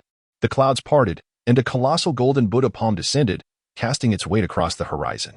It was evident that Wuchen had truly broken through his defenses. However, Guhan had no intention of engaging further. If a disciple of the Taisu sacred land wished to flee, few cultivators of the same realm could detain him. In a flash, Guhan had already reached the exterior of the Heavenly Book Academy. Wu Chen's face darkened, and without uttering a word, he pursued him relentlessly. Although the previous blow had not inflicted significant damage, its insulting nature was profoundly humiliating. Should this incident circulate, he would find it impossible to hold his head high for the rest of his life. Guhan, you wretched scoundrel, if I do not repay this insult today, I shall be unworthy of my humanity. Wu Chen cursed vehemently, his saintly demeanor utterly vanished. Feel free to curse. Many have done so before you. But as for repaying this blow, dream on. Guhan laughed heartily, his figure twisting and turning with remarkable agility, completely evading a direct confrontation with Wu Chen. His speed was so astounding that Wu Chen could scarcely keep up, which ignited a furious wrath within him. He cursed incessantly while relentlessly pursuing Guhan. Fortunately, he had not entered the fray. What a stroke of luck it was to have avoided such a confrontation. In the peach grove, many were drenched in cold sweat, pondering who could withstand such an onslaught. The few who had not participated, including Chen Gui, Mo Yuan, and Zhou Wuhen, were relieved. Had they faced such a challenge, they would surely have fought desperately, but the issue was that the opponent was not inclined to engage in a fierce battle. Those who had taken the stage, like Sima Kong, felt increasingly grateful, thankful that the physical resilience of the Shi family was lacking. He had summoned his utmost abilities upon entering, preventing Guhan from unleashing such a devastating blow. Otherwise, he dared not contemplate the consequences. Suddenly, a colossal hand materialized in the air, reaching out towards Guhan. Guhan was taken aback, for the colossal hand wielded an overwhelming might. Its power far surpassing that of a venerable master, likely reaching the realm of the sacred, a force beyond his capacity to withstand. Suddenly, the figure of the sage materialized, and a radiant sword light cleaved through the heavens, severing the giant hand with precision. Yet, at that moment, as Wu Chen pursued, the space beside him warped abruptly, ensnaring him in an exceedingly strange force, shattering the fabric of reality in an attempt to whisk him away. In response, a brilliant aura of Buddhist light erupted from Wu Chen, and a prayer bead gracefully emerged, atop which a Buddha manifested, with a mere utterance of a sutra. The bizarre force dissipated in an instant. Guhan was somewhat taken aback as he turned to the master and inquired, "Who has dared to strike at both me and Wu Chen?" Behind him loomed the Taishu sacred land, and Wu Chen was backed by the Buddhist realm, both of which possessed a depth of power that even surpassed that of Confucianism. Who would be audacious enough to offend both the Taishu sacred land and the Buddhist realm simultaneously? The master did not respond to Guhan's question. Instead, he scanned the surroundings with a frosty demeanor. Moments ago, someone had indeed made a move, yet even he could not discern the presence of the assailant. Suddenly, an unexpected transformation occurred. The heavens and earth were engulfed in turmoil. The previously clear sky was instantaneously shrouded in darkness, as a blood-red moon silently emerged in the pitch-black firmament, exuding an array of malevolent, eerie, sanguinary, and violent energies that rushed forth like a tide. How audacious! To come to my Tiandi Academy with such impunity. Fury surged across the master's face as a terrifying aura erupted from the summit of Tiandi Academy, soaring directly towards the ominous blood moon. In response, the blood moon unleashed a fierce scarlet radiance, colliding with that righteous energy. With a resounding boom, the very fabric of heaven and earth trembled, sending countless souls in Tiandi City into a state of panic, bewildered by the unfolding chaos. Meanwhile, within Tiandi Academy, waves of formidable energies erupted forth as figures materialized in the air, confronting the ominous blood moon head-on. What on earth is happening? Guhan was increasingly astonished. The blood moon depicted in Tang Jin's imagery, how could it manifest here? The esteemed figures of Confucianism bowed reverently towards the summit of the Heavenly Book Academy. In that fleeting moment, it felt as though a great emperor had awakened. A vast aura rippled through the air, and a resplendent sun gradually emerged, its brilliance transforming the shrouded sky back into daylight. Yet, the blood moon simultaneously erupted with an even more formidable presence, its crimson radiance firmly locking half the sky in a standoff against the resplendent sun. An emperor's might? Or perhaps an imperial artifact? Countless individuals were taken aback. Only an emperor or an imperial artifact could contend with the Confucian imperial treasure, the heavenly sun map. Just what was the origin of this blood moon? Master, what on earth is it? Guhan swiftly approached the master and inquired. Wu Chen also arrived beside the master, radiating a luminous aura, and after casting a stern glance at Guhan, remarked, "The malevolence concealed within this world." Concealed malevolence? Guhan furrowed his brow, pondering whether, aside from the overt forces at play, there existed something lurking in the shadows. After all, with the presence of the demon domain, What other powers could possibly require concealment? No matter how Guhan pondered, he could not comprehend it. The sage cast a glance at Guhan and spoke in a deep voice. Before the division of the 13 domains, a peculiar race emerged in this world. This race possessed the ability to manipulate the concealed emotions within the hearts of living beings. Thus, chaos ensued, and conflicts raged on incessantly, until one great emperor after another arose to gradually quell the turmoil. It was from this tumult that the 13 domains were established. However, that enigmatic race was not eradicated. They have remained in the shadows, waiting for the opportune moment to act. Such matters truly exist. Guhan was once again taken aback, as this was something he had been entirely unaware of, and he felt a profound sense of confusion. He continued to inquire, why have they suddenly targeted me and Wuchen? If their aim is to strike at the exceptional talents, there would be no need to do so here. If their intention is to attack the Confucians, they need not act prematurely against him. A direct assault on the Heavenly Book Academy would catch us off guard. The Master's expression turned grave as he replied, they have deliberately chosen this moment to act, forcibly abducting the prodigies to display their might, instilling fear in us all, and unsettling our resolve. Their capacity to manipulate our innermost desires thus finds its opportune moment to flourish. Chapter 45. Do they truly believe the Confucians are devoid of capable individuals? If that were the case, why not directly assault a sacred ground?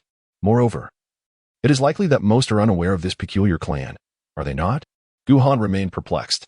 If instilling fear is the goal, wouldn't it be more effective to brazenly proclaim their intentions and subsequently assault a holy site, or even replicate the heinous acts of the demonic realm and its cultivators? Do you genuinely believe they have not taken action? Wuching snorted disdainfully, although the demonic cultivators of the realm may employ unconventional tactics. Do you truly think they would engage in the massacre of an entire city? The weak are incapable of such a feat, while the strong see no necessity for it. Moreover, perpetrating such atrocities would undoubtedly incite countless factions to retaliate. Yet, have you observed anyone taking action against the holy sites of the demonic realm? Guhan was taken aback. Upon careful reflection, he realized it was indeed the case. This implied that the infamous reputation of the demon realm and its practitioners as city destroyers was, in fact, a scapegoat for that peculiar clan. The sage then spoke. As I mentioned earlier, the chaotic era was subdued by one great emperor after another. Consequently, many sacred lands are well aware of the peculiar clan and have been on guard against them. The Taisu sacred land is no exception. Therefore, do not underestimate the sacred lands as mere inept entities. The current lack of knowledge about the peculiar clan among the populace is the result of a united effort from various sacred lands. Guhan still found himself somewhat perplexed as to why they chose to act at this juncture. He mused that if he were part of the peculiar clan, he would not resort to such tactics. Wuchen cast a cold glance at Guhan and snorted disdainfully. To call you foolish would be an understatement. Although they still exist, they have been forced into the shadows. Each time they act, they must pay a price, unless someone demonstrates unequivocal potential to become an emperor. It is only during gatherings of prodigies that they can achieve maximum benefit from their actions. It's merely a millennial slaughter, and yet you continue to criticize incessantly?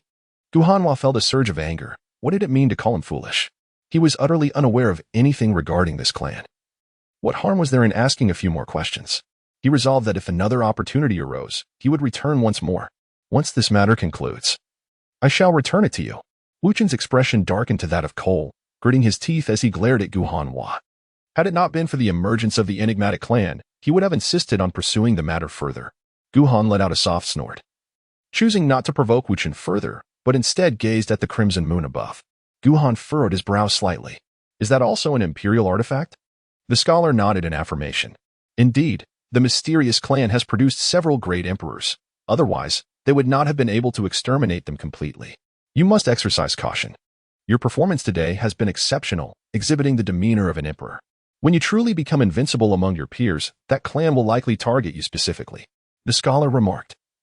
I have warned him, but regrettably, his foolishness prevented him from comprehending. Wuchen cast a scornful glance at Guhan, mercilessly belittling him.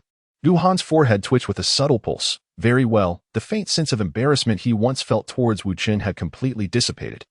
The Confucian master shook his head in resignation. He had witnessed the duel, and Guhan's actions had darkened his expression, explaining the immense resentment exhibited by the esteemed child of Buddha.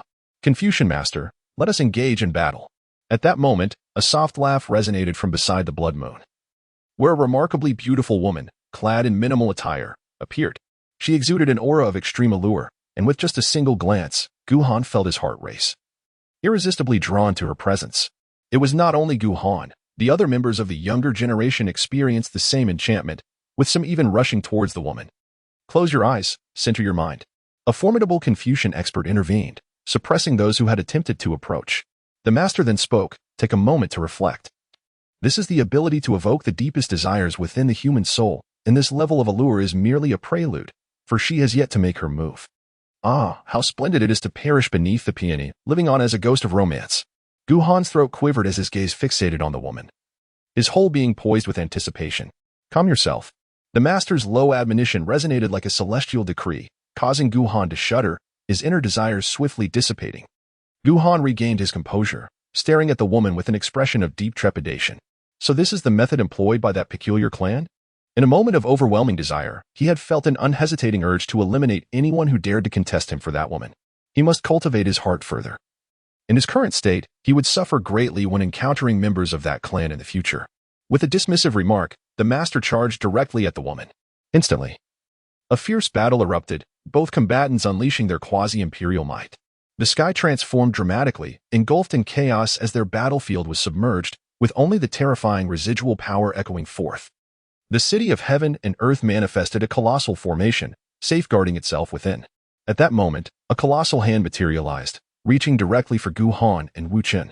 Do they truly believe the Confucians are without allies? An elder from the Confucian sect appeared beside Gu Han and Wu Qin in a single step, his majestic aura manifesting as a radiant sun that melted the giant hand away. Yet, the situation was far from resolved. The space beside them fractured, and a surge of quasi-imperial might erupted as a terrifying scarlet beam hurtled toward the elder. Simultaneously, an overwhelming sense of despair surged within Gu Han, as if existence itself had become an unbearable burden, with death the only path to liberation. Before the scarlet beam reached him, a torrent of power surged within him, preparing for self-detonation. Calm your mind. Wu Qin's face displayed signs of struggle, emotions of nihilism and resistance swirling in his eyes. Upon witnessing Gu Han's condition, he tossed a prayer bead toward him. Crack. The moment the bead touched Gu Han, it shattered with a resounding snap. Wu Qin's expression changed drastically, his intent to act thwarted as the nihilistic feelings surged forth, overpowering his resolve. There is still a quasi-imperial presence? The Confucian elder's expression shifted dramatically. A mere glance at Gu Han and Wu Qin sufficed for him to grasp the gravity of the situation. As the scarlet beam approached at breakneck speed, a sudden smile appeared on the elder's face, his righteous aura soaring toward the heavens, restoring Gu Han and Wu Qin to their former state swiftly. Gu Han widened his eyes in sheer astonishment. He had nearly succumbed to self-detonation. You two are rare prodigies of this era. Remember, cultivation requires the fortification of the heart. Only with a steadfast Tao heart can one resist their manipulation of emotions. As soon as the words left his lips, the Confucian elder's body began to expand rapidly. A pure energy filled the cosmos. With a thunderous roar, the Confucian elder's form erupted, and the vast righteousness surged forth, overwhelming the oncoming scarlet light. Its momentum unyielding, it charged toward the fragmented space. The Confucians are utterly mad. An exalted sage declares self-destruction and does so without hesitation. An angry curse echoed from within that space, followed by a simultaneous explosion of righteousness and scarlet light, as terrifying waves began to sweep across the surroundings. Though the elder's self-detonation was fearsome, it posed no threat to Gu Han and Wu Qin, instead aiding in their mental recovery. However, amidst the clash with the mysterious powerhouse, the horrific waves swiftly spread, enveloping Gu Han and Wu Qin entirely. Run! Gu Han and Wu Qin exchanged a glance, and without uttering a word, they rushed towards the Tiandi Academy. However, a terrifying wave of energy swiftly closed in on them. An aura of righteousness enveloped both of them, yet despite this protection, they were struck with overwhelming force, each spitting out a mouthful of blood. The surrounding space shattered inch by inch due to the menacing fluctuations, and they found themselves caught in the chaos, swept away by the crumbling reality, ultimately vanishing from sight. Chapter 46. The Innate Visualization Method. Where is this place? Gu Han gazed at the desolate earth and the somber sky, his brow furrowed in deep concern. Having been swept away by the aftershocks and cast into the shattered realm, he found himself amidst the remnants of imperial might, where the very fabric of space was in disarray, rendering him powerless to exert any influence. His strength was woefully insufficient. Even Wu Qin was nowhere to be found. In the chaotic expanse, it was as if a random portal had opened, though they appeared to be in close proximity. In the context of this distorted space, each point felt infinitely distant. At this moment, it was highly likely that Wuchen was not present here. Guhan rose from the ground, a wave of excruciating pain coursing through him. The residual force from the quasi-emperor level was lethal to someone of his realm. A mere touch could spell death. Had it not been for that venerable Confucian elder, who even in self-detonation shielded him and Wuchen, they both would have perished right there. Reflecting on that elder, Guhan fell into a deep silence. That was a being of saintly caliber, merely a step away from becoming a quasi-emperor. In the face of a quasi-emperor's assault, escaping would have been a trivial matter, yet he chose to self-destruct, safeguarding both him and Wuchen. The younger generation shall undoubtedly avenge the elder. Drawing a deep breath, Guhan retrieved a healing elixir to tend to his wounds in such an unfamiliar place. Prioritizing his recovery was the wisest course of action. He produced a radiant pill, shimmering with a luminous glow, and swallowed it whole.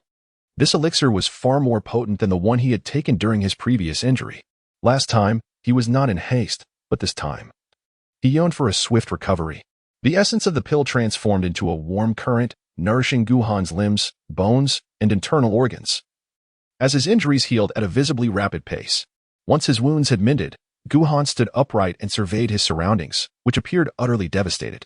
The ground was riddled with ravines, and what once resembled mountains was now an expanse of shattered stones. Was this a battlefield? Guhan was perplexed. It seemed he had not heard of any battlefields left behind in the 13 domains. Ding. Host, please select your reward. Upon hearing the system's voice, Guhan suddenly regained his focus. System, why is the reward for this task only arriving now?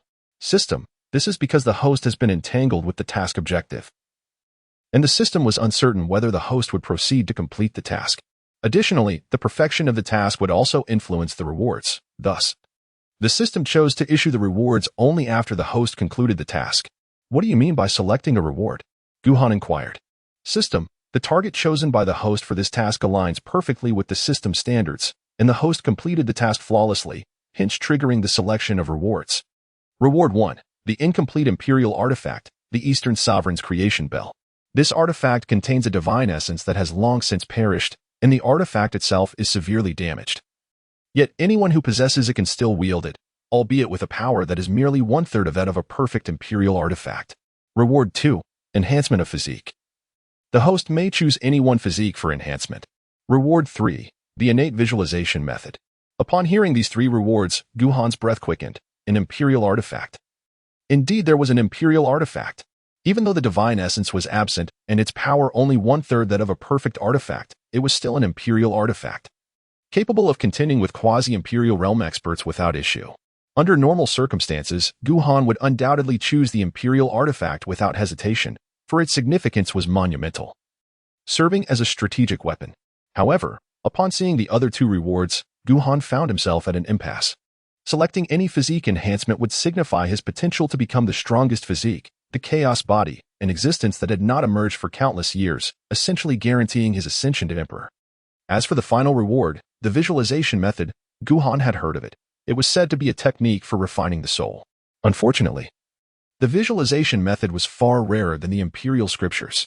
To date, he had only heard of the Buddhist sect possessing a method known as the Great Santathagata visualization, and even that was accessible only to a select few within the sect. Each of the 3 rewards was highly coveted by Guhan, each carrying extraordinary significance. Guhan, with a furrowed brow, inquired of the system, is it possible to select all?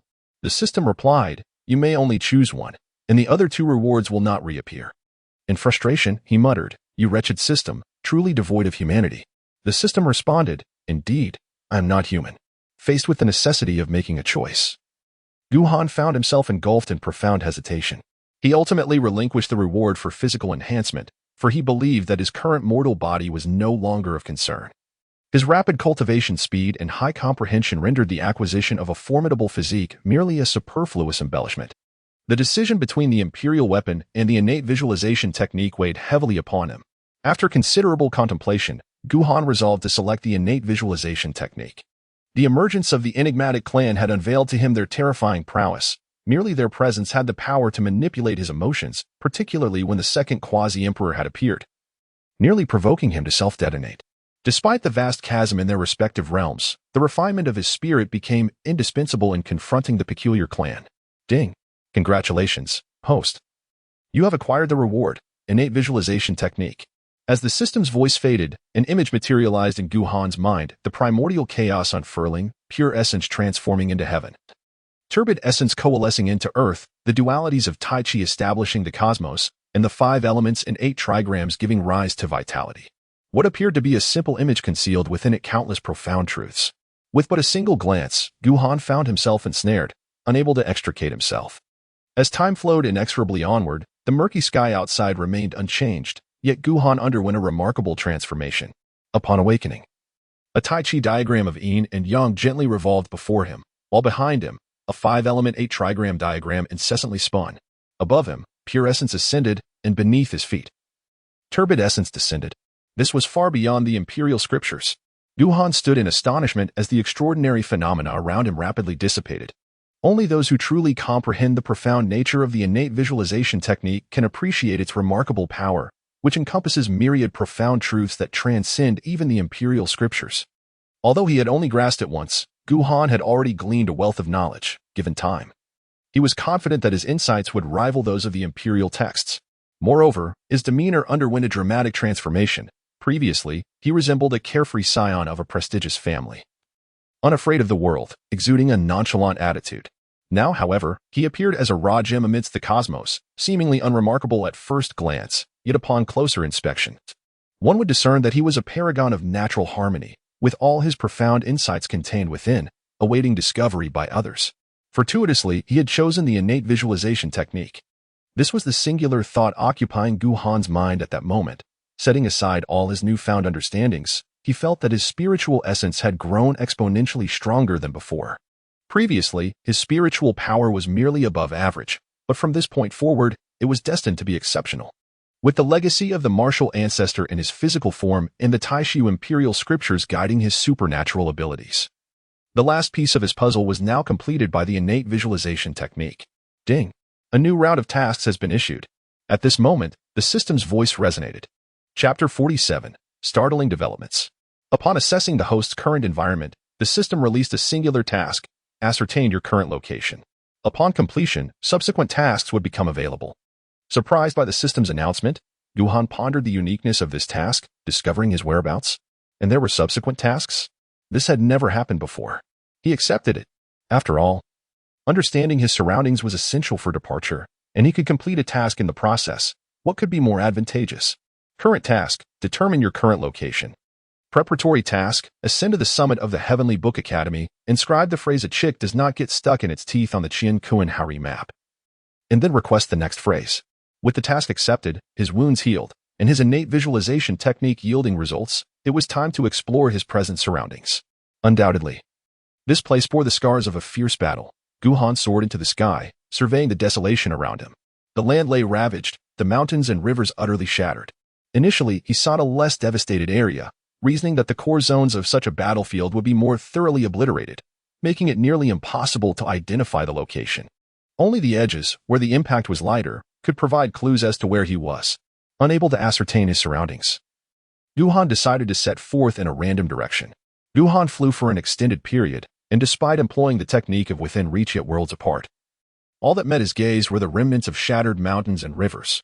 Gradually, Guhan began to sense an anomaly and raised his eyes to the heavens. The sky was shrouded in darkness. He recalled that when he first arrived, the sky bore the same ominous hue. It was the same when he awakened from the insights gleaned from the primordial visualization chart, and now, after flying for what felt like an eternity, the sky remained unchanged. This was not the 13 domains. Guhan had now come to the realization that the realm in which he found himself was not the 13 domains, but rather a miniature world. Yet doubt crept in. Could such a small world endure the magnitude of this battle? He had traversed at great speed. And although he could not ascertain the precise duration of his flight, with his technique of within reach yet worlds apart, it was conceivable that he had covered tens of thousands, even over 100,000 miles. Such a colossal clash was far beyond what a mere small world could withstand. With a sense of perplexity, Guhan hastened forward once more, for it was only by discovering the unfamiliar that he could ascertain the true nature of this place. After soaring through the air for an extended period, he encountered a colossal chasm. Gazing down from the heights, he beheld an abyss of darkness, with no discernible bottom in sight, extending endlessly before him. A flicker of light danced in Guhan's eyes as he endeavored to peer into the depths of the chasm. After all, this was the sole instance he had encountered something out of the ordinary. Moments later, a shiver coursed through his entire being, and a look of horror crossed his face. Within the abyss lay an overwhelming multitude of corpses, countless bodies, not only of humanity but also of demonkind and various other races, all densely piled together, creating a scene that was profoundly unsettling. Guhan's expression grew solemn as he began to ponder seriously. The thought of descending to investigate did not even cross his mind. The accumulation of corpses could easily give rise to sinister entities born from the lingering deathly aura and resentment. The phenomenon known as corpse transformation is one such example. It is said that throughout history there emerged a peculiar malevolence comparable to that of a great emperor, leaving behind a trail of boundless slaughter. Before him lay an abyss, the depths of which were unknown, and should a strange entity arise from the amassed corpses, it would be beyond Guhan's capacity to confront. After considerable contemplation, Guhan began to walk along the abyss, maintaining his swift pace while meticulously observing any irregularities along the way. He was also calculating the dimensions of the abyss. With each step, his apprehension deepened. The abyss was unfathomably deep, and he could barely discern the corpses, unaware of how high they were piled. Moreover, he had yet to see the end of the chasm, as the corpses continued to accumulate below. A casual estimation revealed that the number of corpses beneath the abyss was astronomical. It was highly probable that the beings of this miniature world were all entombed within the depths of the chasm. Suppressing his astonishment, Guhan pressed onward, driven not merely by the task at hand to ascertain the nature of this place, but by an intrinsic desire to uncover its secrets. Before long, a stone tablet appeared beside the abyss. Guhan hastily approached it and observed several large characters etched into its surface. World number 3. World number 3? Guhan furrowed his brows. The presence of a sequence indicated that there were others, numbered 1 and 2, implying that those realms were akin to this one. After meticulously searching the stone tablet for a while and finding nothing of value, Guhan continued his journey along the abyss, driven by an insatiable desire to unravel the mysteries of this place. Not long after, he stumbled upon a vast blood-red lake adjacent to the abyss, its expanse seemingly infinite, with merely a narrow stone ledge separating the two. The lake obstructed his path, prompting Guhan to halt, luminous thoughts flickering in his eyes as he gazed into the crimson waters. It was too long before he discerned a mass of white bones strewn across the lake's bottom, while the abyss harbored corpses. This lake was a grave of skeletal remains. What to do? Merely observing, Guhan gleaned little insight. Now faced with the blood-red lake before him and the abyss behind, it was evident that both locations likely birthed sinister entities. Guhan was unwilling to take unnecessary risks. Revealing his trump card in such a perilous environment would yield no benefit. Should he choose not to traverse these two places, he would have to navigate along the opposite shore of the blood-red lake, thus distancing himself from the abyss. After a moment of contemplation, Guhan resolved to walk along the bank of the lake. As he remained uncertain about the circumstances, any route would suffice, and if he found no rewards, he could always opt for a riskier path later. Just as he made this decision, a spectral figure abruptly materialized before the blood-red lake, startling Guhan into a defensive stance. The apparition was indistinct, yet it was clear that it knelt before the lake, bowing 3 times before turning toward the abyss to offer 3 more bows. I seek vengeance. If I perish, I shall become like you. If I survive, you may find solace. The voice, laden with an inscrutable emotion, echoed as the figure ascended skyward, a colossal bell appearing above its head. With a single step, the figure vanished without a trace. The Eastern Emperor's creation bell. Guhan's pupils constricted, for he had just discerned the faint inscription of the 2 characters' creation upon the ethereal visage of the colossal bell. If that bell were indeed the imperial artifact known as the Eastern Sovereign's creation bell, then the individual he had just witnessed must have been an emperor of great stature. At this juncture, Guhan could ascertain that this realm had been ravaged, and that the aforementioned emperor had likely perished. Otherwise, such an imperial artifact, albeit in a fragmented state, would not have appeared among the rewards bestowed by the system. Furthermore, this realm was not a mere trivial world. Any domain capable of birthing emperors was undoubtedly a grand world, akin to the 13 domains. With this thought in mind, Guhan was abruptly reminded of that enigmatic race, which had materialized within the 13 domains and subsequently manipulated the hearts of men, instigating unbounded carnage. Could it be that all these tribulations were the legacy of that peculiar race? Chapter 48. The Songyuan realm. Guhan hesitated to ascertain whether the enigmatic race was indeed the culprit. If it were true, the implications were terrifying. The 13 domains would surely be drenched in blood in the future. After all this time, the enigmatic race still persisted, and even the emperors had failed to eradicate them. System, is there any guidance for this task? Guhan, unwilling to squander any more time, recognized the significance of the matter at hand. despite his irreverent nature. He could not bear to witness the future of the 13 domains deteriorate in such a manner. Ding. The sole hint for this task revealed that the most perilous locales are those where the truth remains concealed. The most treacherous places are indeed those that shroud the truth in secrecy. Upon hearing this, Guhan immediately turned his gaze towards the abyss. Compared to the blood-red lake, the abyss instilled an even greater sense of peril within him. Just the sight of those corpses sent a shiver down his spine. Initially reluctant to take such a risk, the system's ominous prompt compelled Guhan to make preparations. He readied the Emperor's experience card, supplemented by materials provided by his mentor, and managed to set up the incomplete version of the Tai Su killing array once more. Furthermore, he ensured that all other life-saving items were also at the ready. With everything meticulously arranged, Guhan took a deep breath and leaped directly into the abyss. He maintained a safe distance from the corpses, swiftly advancing along the stone wall. He wished to linger in such a place for no longer than necessary. His primary objective was to quickly locate the key to completing his task.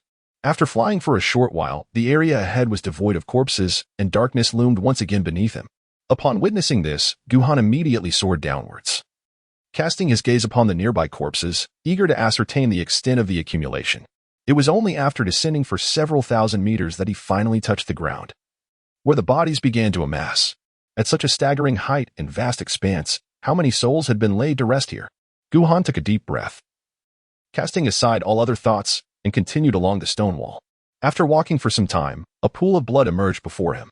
The pool was not large, merely a few meters in size, yet several corpses floated within it, surrounded by an overwhelmingly pungent scent of blood. Guhan remained vigilant, advancing cautiously step by step. Yet no anomalies occurred. The several floating corpses lay face down, rendering their features invisible. Glancing around, Guhan noticed blood slowly trickling from the stone wall into the blood pool. Adjacent to it lay the Crimson Lake. Was this blood pool deliberately constructed? Guhan scrutinized the scene, unable to discern any clues. The only peculiar aspect was the continuous flow of blood, the duration of which remained a mystery. Yet the pool did not overflow. After some contemplation, Guhan resolved to retrieve a corpse to ascertain the situation. Having arrived at this juncture, he could no longer afford to be hesitant. If he were to act, he would do so with audacity. This had always been his principle. Armed with a long pole, Guhan gradually pulled a corpse onto the shore. However, as soon as the body was on land, it withered rapidly, transforming into mere bones in the blink of an eye. What was happening? Guhan furrowed his brow, delicately probing the skeletal remains in his grasp, seeking any semblance of a clue. Suddenly, he unearthed a piece of animal hide from the garments of the corpse, its surface imbued with a flowing essence, inscribed with a message that conveyed clarity upon mere observation. This was the Song Yuan realm, vibrant and teeming with life, yet besieged by a terrifying presence that had mercilessly slaughtered countless beings, resulting in the fall of emperors. This realm was beyond salvation. Should any soul chance upon the message I have inscribed, I implore you to safeguard the last ember of our Song Yuan realm, lest it be wholly extinguished. To defy the heavens, he sought to challenge fate itself. He was experimenting with the lives of innumerable beings. The message abruptly ceased, likely indicating the demise of the author at that moment. A fearsome entity had obliterated all sentient life, and emperors had perished. What manner of being was this? An ember? With the annihilation of an entire realm's inhabitants and the downfall of emperors, where could this ember possibly reside? Furthermore, what was the nature of this defiance against the heavens? And what experiments were being conducted with the lives of countless beings? Guhan furrowed her brow as a series of enigmas unfolded before her. Ding. Congratulations to the host for completing the task. You have learned that this realm is the Song Yuan realm and have been rewarded with the Nether Flower. The Nether Flower possesses the ability to awaken the dead. The host is advised to use it with caution. The second task has commenced, irrespective of the intentions of others. The host declares her intent to intervene, thus she resolves to obliterate the blood pool before her. Do not continually complicate my narrative. Guhan erupted in a torrent of curses, expressing his frustration with the incessant meddling of the system. Bored to distraction, he contemplated shattering the blood pool. If everything here were the sinister handiwork of that terrifying entity, he had no desire to prolong his existence. Suddenly, he found himself reminiscing about the camaraderie of his brethren in the sacred land, the innocent students of Confucianism, and the proud prodigies eager to challenge him. In stark contrast to this place, those memories now appeared profoundly blissful. Should the rewards prove unsatisfactory, he would ensure they faced the consequences. Guhan gritted his teeth and began to take action, first retrieving all the floating corpses. Just like the first body, as soon as they were brought up, those corpses instantly transformed into nothing but white bones, leaving no trace behind. Guhan remained indifferent as the raging flames enveloped the entire blood pool, which began to diminish at a visibly rapid pace. This unexpected ease sparked a flicker of doubt within Guhan. Was it truly this simple? As the blood pool continued to recede, nearing the bottom, a crimson egg materialized before him, emanating a vivid red glow, as though it were breathing, pulsating with life. The blood pool was entirely consumed, yet the egg remained utterly unscathed. Guhan meticulously scrutinized the egg when, all of a sudden, a breathtaking beam of sword light struck down upon it. With a resounding crack, the sword light vanished, leaving behind a colossal ravine at the bottom of the pool. Yet the egg remained utterly unscathed. Guhan once again employed a myriad of techniques, including the Taishu sword technique, the Tsang Tian sword formula, and the mightiest fist from the inheritance of the martial ancestor. Yet, each assault upon the egg left it utterly unscathed. Damn it, no matter what you are, from now on, you shall be my offspring. Guhan, resolute in his determination, realized that without addressing the task of the egg, he would likely fail to complete his mission. However, conventional methods yielded no results. Consequently, he decisively stored the egg within his own realm, regardless of its nature. He resolved to seek guidance from either the sage or the Buddhist path upon his departure from this world, confident that either would possess the profound knowledge to discern its essence. After all, even if it harbored a mighty emperor within, subduing an egg would pose no challenge for them. Ding! Congratulations, host, on completing the task and receiving the reward, a slave token. Once this token is successfully implanted within another, that individual will be bound to the host's will, obeying any command without the possibility of betrayal. Ding! The third task has been initiated. The host believes they have disrupted the opponent's scheme and intends to continue dismantling it further. This task is the final one, with rewards contingent upon the host's level of completion. Upon its conclusion, the host may choose to return to the 13 domains or persist in their exploration. I implore you, spare me from additional complications. Chapter 49. Must it be this intense? This wretched system truly is a nuisance. The blood eggs within this sanguine pool alone are sufficient to induce a headache, and who knows what further arrangements await, should something capable of movement emerge. He would suffer significant losses. Nevertheless, the opportunity to escape this place was not one to be overlooked. Although Guhan practiced the path of space, he understood that this realm was akin to a grand domain, unlike the smaller worlds others might create. In a smaller world, he might have confidence in his return. But in such an expansive realm, he felt utterly uncertain. Forcing his way through the fabric of space could result only in wandering aimlessly through the void. With no other recourse, he pressed onward, simultaneously reflecting on all he knew. This was the Songyuan realm, now devastated, its beings met with tragic fates. He uncovered a stone tablet that referred to this place as World Number 3, suggesting it was the third world annihilated by that terrifying entity, with two others having already fallen before it. Do myriad worlds truly exist? If so, did the Old Ancestor ascend to another realm? Guhan pondered deeply, and gradually, he discerned the presence of a palace ahead. The palace was modest in size, comparable to an ordinary temple, its doors ajar, inviting one to peer inside without stepping further. For chains were affixed to 4 columns, and in the center, a coffin dangled in midair, suspended by the chains. The coffin was a deep, obsidian black, shimmering with a metallic luster, suggesting it was forged from some kind of metal. Gazing at the coffin, Guhan found himself engulfed in hesitation. According to the system, numerous ominous elements were arranged here by a terrifying entity. If the blood pool was nurturing that egg, it was evident that this ancient hall was not fostering the coffin, but rather the corpse contained within it. If he surmised correctly, the body within the coffin was likely alive. With a heavy sigh, Guhan stepped into the ancient hall. Aside from the chains and the coffin, the interior was eerily vacant. System, are the entities within alive or dead? Please explore on your own, host. Remember, the tasks issued by the system are not without resolution. Are there any hints? None. The absence of hints indicated that the task had not yet reached a degree of difficulty beyond comprehension. Guhan unsheathed his ebony longsword and executed the void sword technique, cleaving it forcefully against the chains. With a resounding crack, a terrifying backlash surged forth, shattering the ebony blade in his grasp and propelling Guhan several steps backward. The venture had begun to incur losses. Guhan gazed sorrowfully at the severed black longsword. Although it was not an imperial artifact, its unique materials were exceptionally suited to the lineage of the Taishu Holy Land, allowing for the flawless execution of the Taishu sword technique. Even within the Holy Land, such swords were scarce. With the sword shattered, it was evident that the chains would be as indestructible as that egg, if the chains proved unbreakable. He observed the 4 chains anchored at the corners beneath the coffin. To disrupt this arrangement, he would have to lift the coffin lid and move whatever lay inside. Previously, the blood pool contained merely an egg, but this was a coffin, likely housing a corpse. If it had already transformed into some bizarre malevolence, his losses would extend far beyond that single sword. Contemplating this, Guhan suddenly turned his gaze toward the four pillars. Without a moment's hesitation, he unleashed the Santian sword technique, a terrifying beam of sword light erupting as it cleaved into one of the pillars. It was effective. Noticing a faint scratch on the pillar, Guhan's eyes gleamed with determination. With diligence, even the iron pestle could be ground into a needle. He was resolute in his endeavor. The formidable sword light continued to manifest. In this place, Guhan showed no restraint in revealing his strength, exerting himself fully each time. However, the scratches left behind were disappointingly shallow, and his internal spiritual energy was dwindling, with the pillar remaining unbroken. Yet, Guhan had no intention of conceding defeat. He took out pills to replenish his spiritual energy while persistently attempting to sever the four pillars. Even if it consumed time, it was preferable to prying open the coffin lid.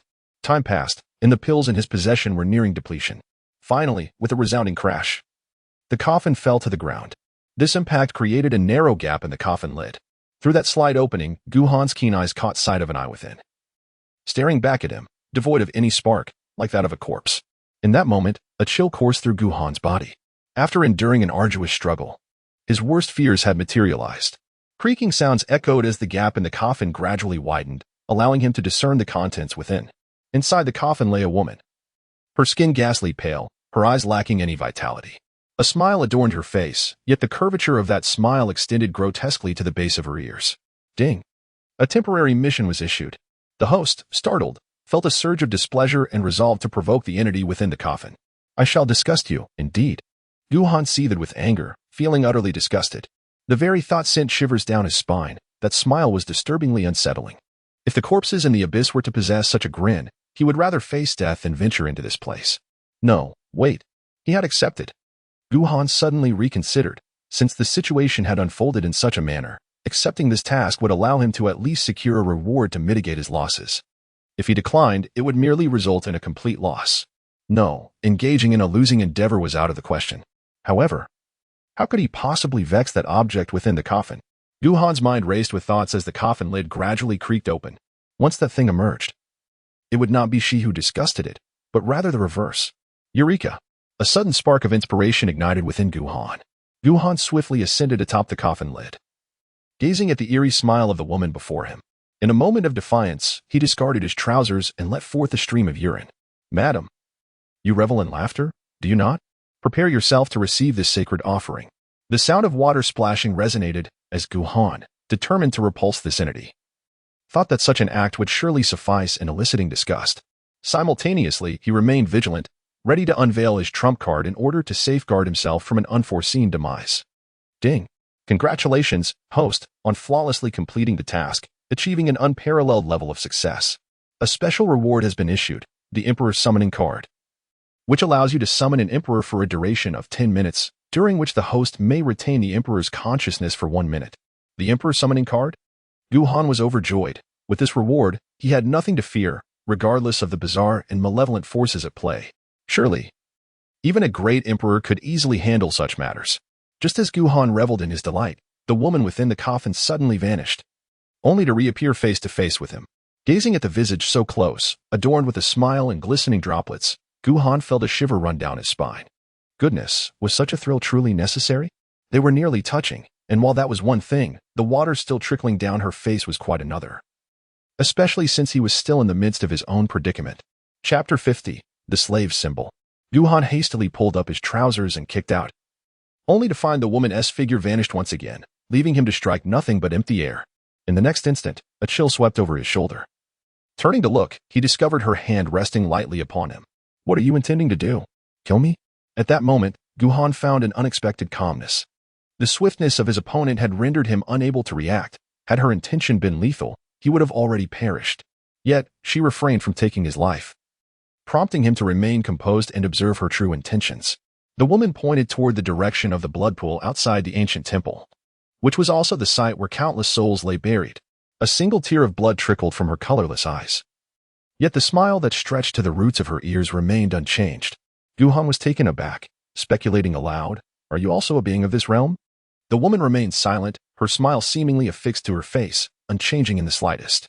Yet, she gradually crouched down, her fingers twisting and curling as they traced intricate symbols upon the ground. Guhan furrowed his brow as he gazed at the woman's drawings, which resembled written characters. Yet he could not comprehend a single one. The woman lifted her gaze to meet Guhan's, and once more, tears of blood cascaded from her eyes. In the colorless depths of her gaze, Guhan perceived a profound despair that seemed to reach the very limits of hopelessness. The written words were unintelligible, and communication through speech was futile. Guhan furrowed his brows in contemplation, although he could comprehend the unspoken language. It was akin to being innately attuned to the language of beasts. Speech, after all, is merely an expression of a certain principle, as Confucianism suggests that words carry the weight of the law. However, writing is a different matter entirely. Unless it possesses the rhythmic essence akin to the previous piece of beast hide, conveying its meaning, how could one decipher the meaning behind mere scribbles? Observing the woman's demeanor, it was evident that she would not utter a word. Suddenly, Guhan conceived a solution and promptly inquired of the system. Can the slave symbol facilitate understanding without reliance on verbal communication? The response was affirmative. Once the slave symbol is successfully implanted, the host can convey commands directly through thought and engage in dialogue with the slave's consciousness. With this knowledge, Guhan endeavored to adopt a gentle expression as he gazed at the woman and spoke. I have a method to comprehend your thoughts, but I implore you not to resist. The woman regarded him without a nod or shake of her head, her eyes devoid of luster and her expression seemingly fixed, leaving Guhan uncertain whether she understood his words, rendering her thoughts utterly inscrutable. Guhan could only tentatively produce the slave token, gradually directing it towards the woman, ever ready to retract it at a moment's notice. While the slave token was undoubtedly precious, each token symbolized an utterly loyal subordinate, an invaluable asset. As the token approached, the woman did not flinch. Instead, she allowed it to penetrate her being.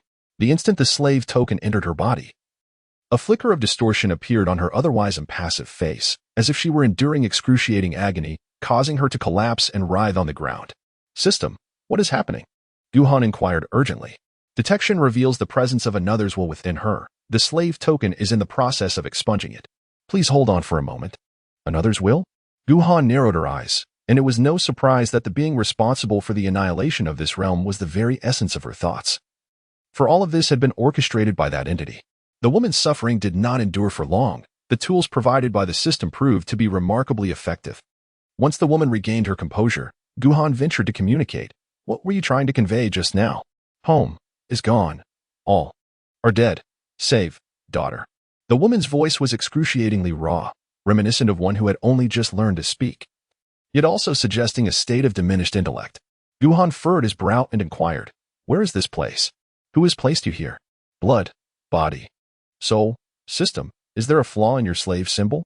Guhan was quite displeased. Such a conversation could drive one to despair. Host. The slave symbol you employed on this corpse is not the fault of the system. This body possesses only a fragment of its former consciousness, with the majority being mere instinct.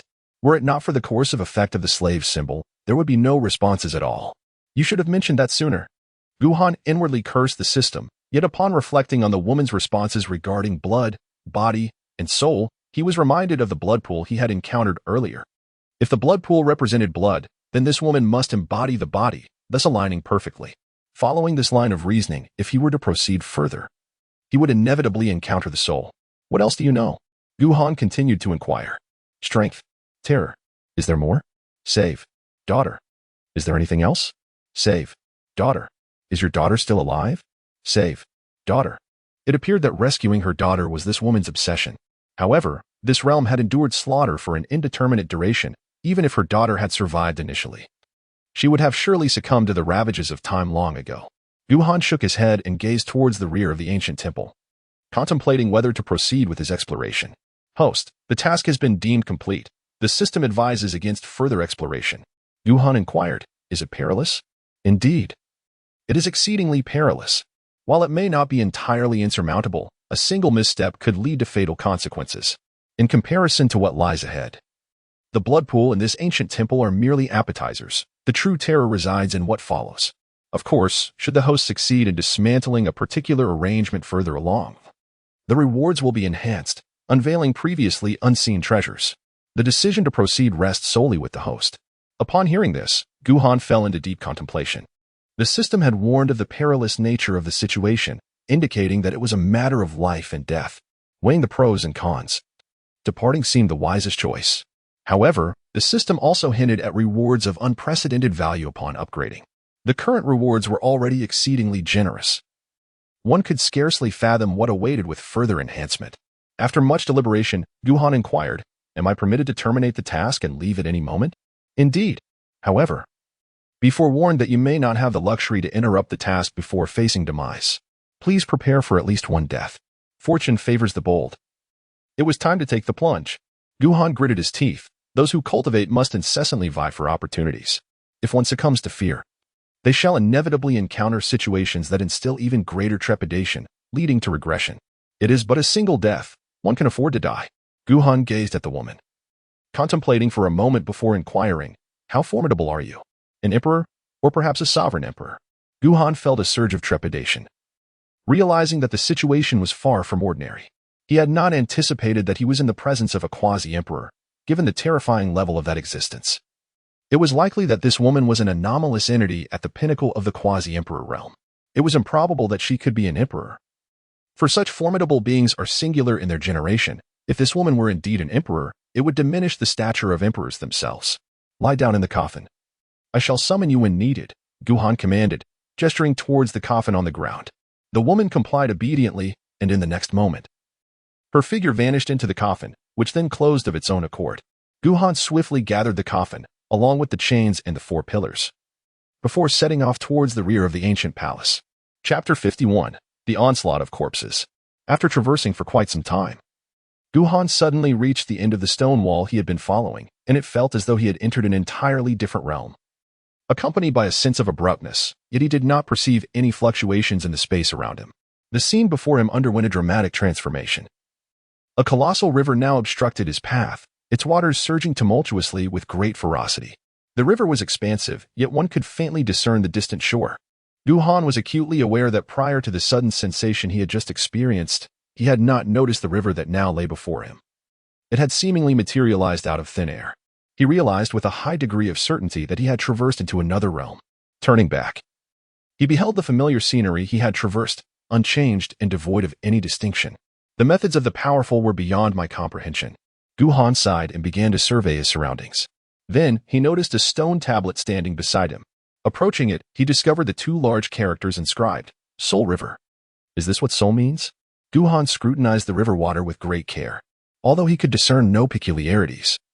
The warnings issued by the system indicated that this place was far from ordinary, and he dared not attempt to cross the river lightly. After pondering for a moment, Guhan casually drew a long sword and directed it towards the opposite bank. Just as the sword hovered above the Soul River, it plummeted with a resounding splash, vanishing into the depths below, and Guhan's control over the blade dissipated entirely. Indeed, Guhan let out a sigh, fully aware that the Soul River was anything but ordinary. If he were to fall in, he would likely meet an untimely demise. After some contemplation, Guhan retrieved a coffin and released the woman within. From this moment forth, she shall be known as the Corpse Matron. Guhan first bestowed a name upon her, then pointed toward the Soul River and inquired, "Do you know how to cross the river?" The expression on the Corpse Matron's face remained unchanged, yet her eyes suddenly began to flicker with a crimson light. Just as Guhan was taken aback by this unforeseen transformation, a tremor resonated from behind him. Turning to look, his pupils constricted in alarm as he beheld countless corpses rushing toward him with astonishing speed, in the blink of an eye. They had already plunged into the depths of the Soul River. Guhan suddenly turned to the Corpse Matron, uncertainty in his voice. "You can still manipulate the dead." Indeed. What a find. Guhan felt a surge of ecstasy within. The abyss was replete with corpses, among which lay the remains of formidable warriors. Merely relying on the tactic of a sea of corpses bestowed upon him an additional trump card. Indeed, the number of bodies seemed boundless, endlessly surging forth, all converging directly into the Soul River. In a short span of time, a bridge of corpses emerged over the Soul River.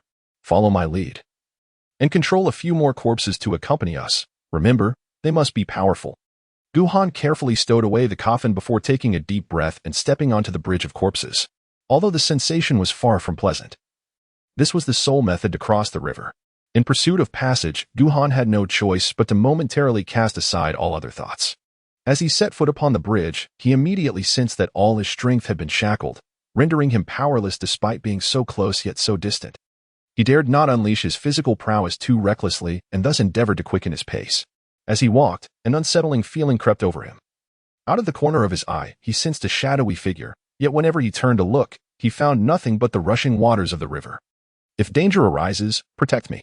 Guhan issued an order to the corpse matron as an ominous premonition lingered in his mind, prompting him to err on the side of caution.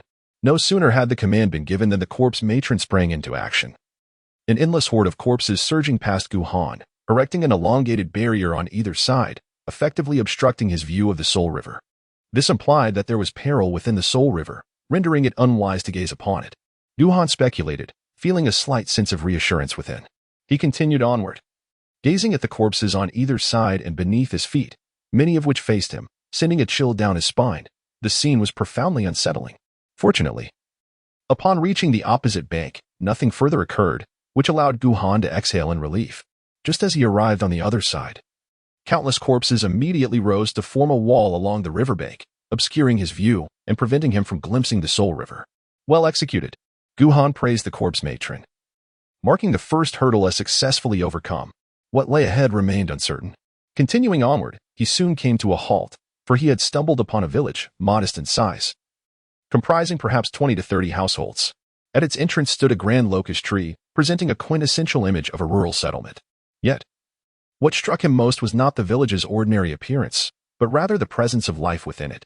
Though the villagers were few in number, they congregated in small groups, resembling the everyday interactions of typical villagers. Such a locale should be devoid of life. How could there be a village, and indeed, living souls? This notion seemed implausible. However, before Guhan could delve into contemplation, an endless sea of corpses surged towards the village. He was taken aback, witnessing countless lifeless bodies engulf the settlement entirely. If this were to occur in the 13 domains, it would indeed be invincible. Guhan was somewhat taken aback. The sheer number of corpses alone could potentially launch an assault on an entire domain. Furthermore, among them were the remains of formidable warriors from their former lives. Not to mention the presence of a corpse matriarch. If the corpse matriarch truly possessed the peak strength of a quasi-emperor, this assembly would undoubtedly resemble an invincible army. Even when faced with a mighty emperor, they could probably engage in a contest of strength, as long as the corpse matriarch remained intact. She could exhaust even an emperor to death. It was a pity, however, that he could not transport those corpses. They were of little use to him. And unless he possessed the power to create a space vast enough to accommodate such a multitude of corpses, he could not claim them. Suddenly, a tremendous explosion erupted, scattering the horde of corpses.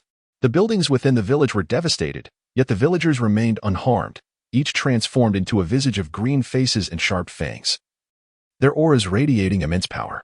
They had reached the Holy Realm.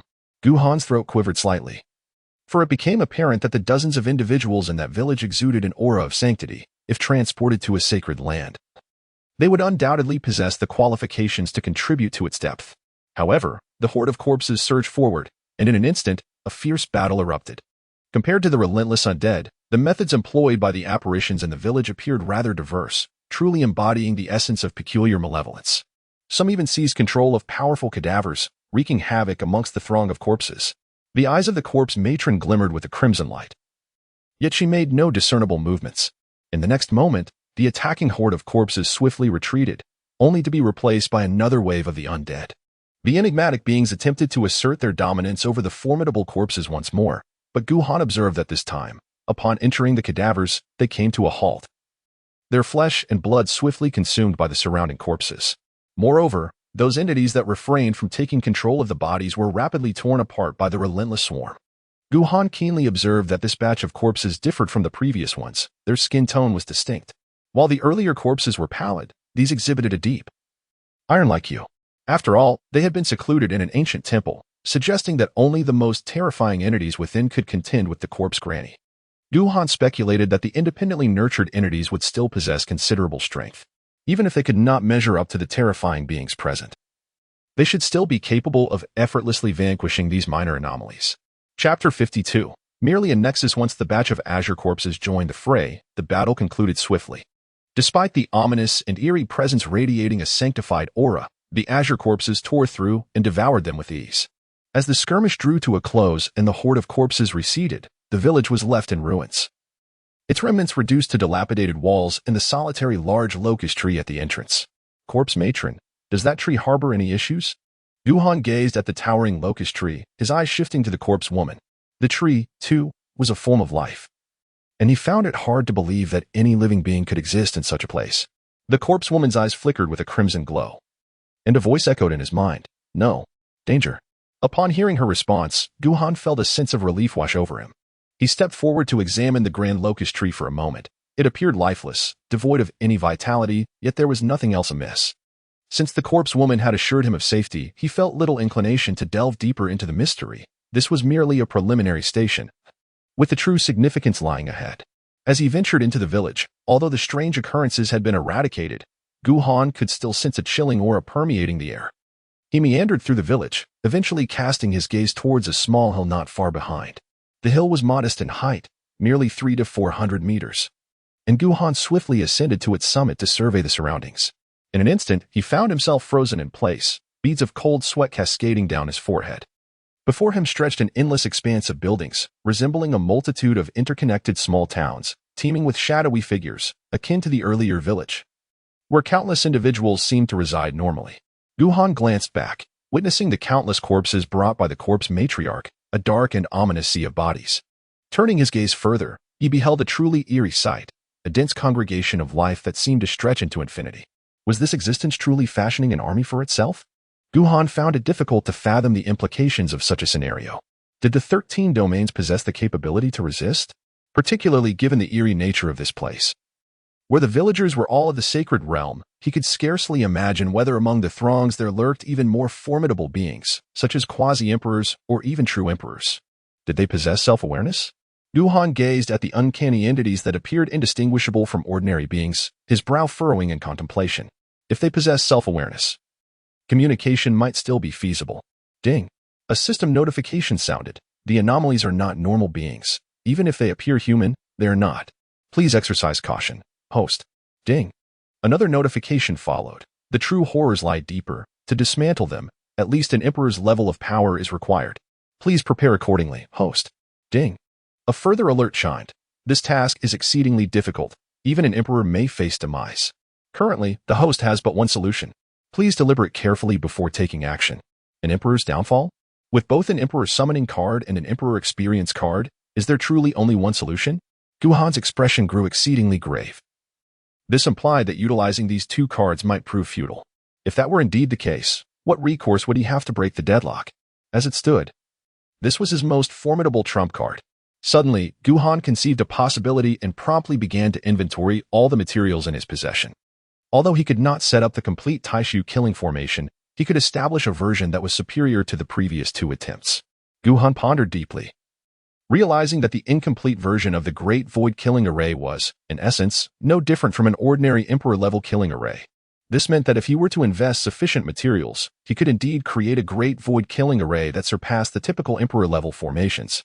Furthermore, if he were to detonate it, its power would undoubtedly be enough to make even an Emperor take notice. However, this was still insufficient. Observing the figures that resembled ordinary individuals, Guhan retrieved the Universal Divine Talisman, which possessed the ability to transform anything.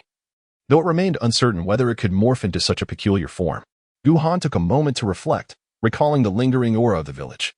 A swift transformation enveloped his entire being, as a chilling and eerie essence emerged. Although his physical form remained unchanged, his aura had completely altered. System. Will this allow me to evade those enigmatic entities? Guhan inquired.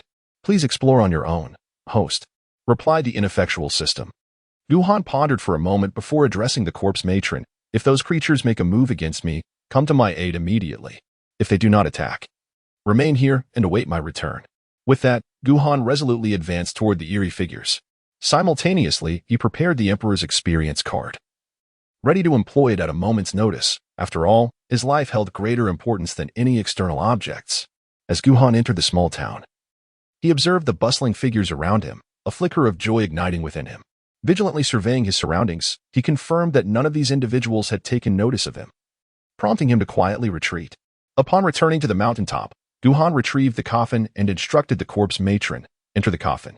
After half an hour, had those corpses launch an attack on that location, a relentless assault until death? Very well. The corpse matron's crimson eyes glimmered for a moment before she obediently entered the coffin. Guhan stored the coffin away and then strode into the eerie city. The inhabitants, though peculiar, appeared just like ordinary humans, adorned with myriad divine symbols.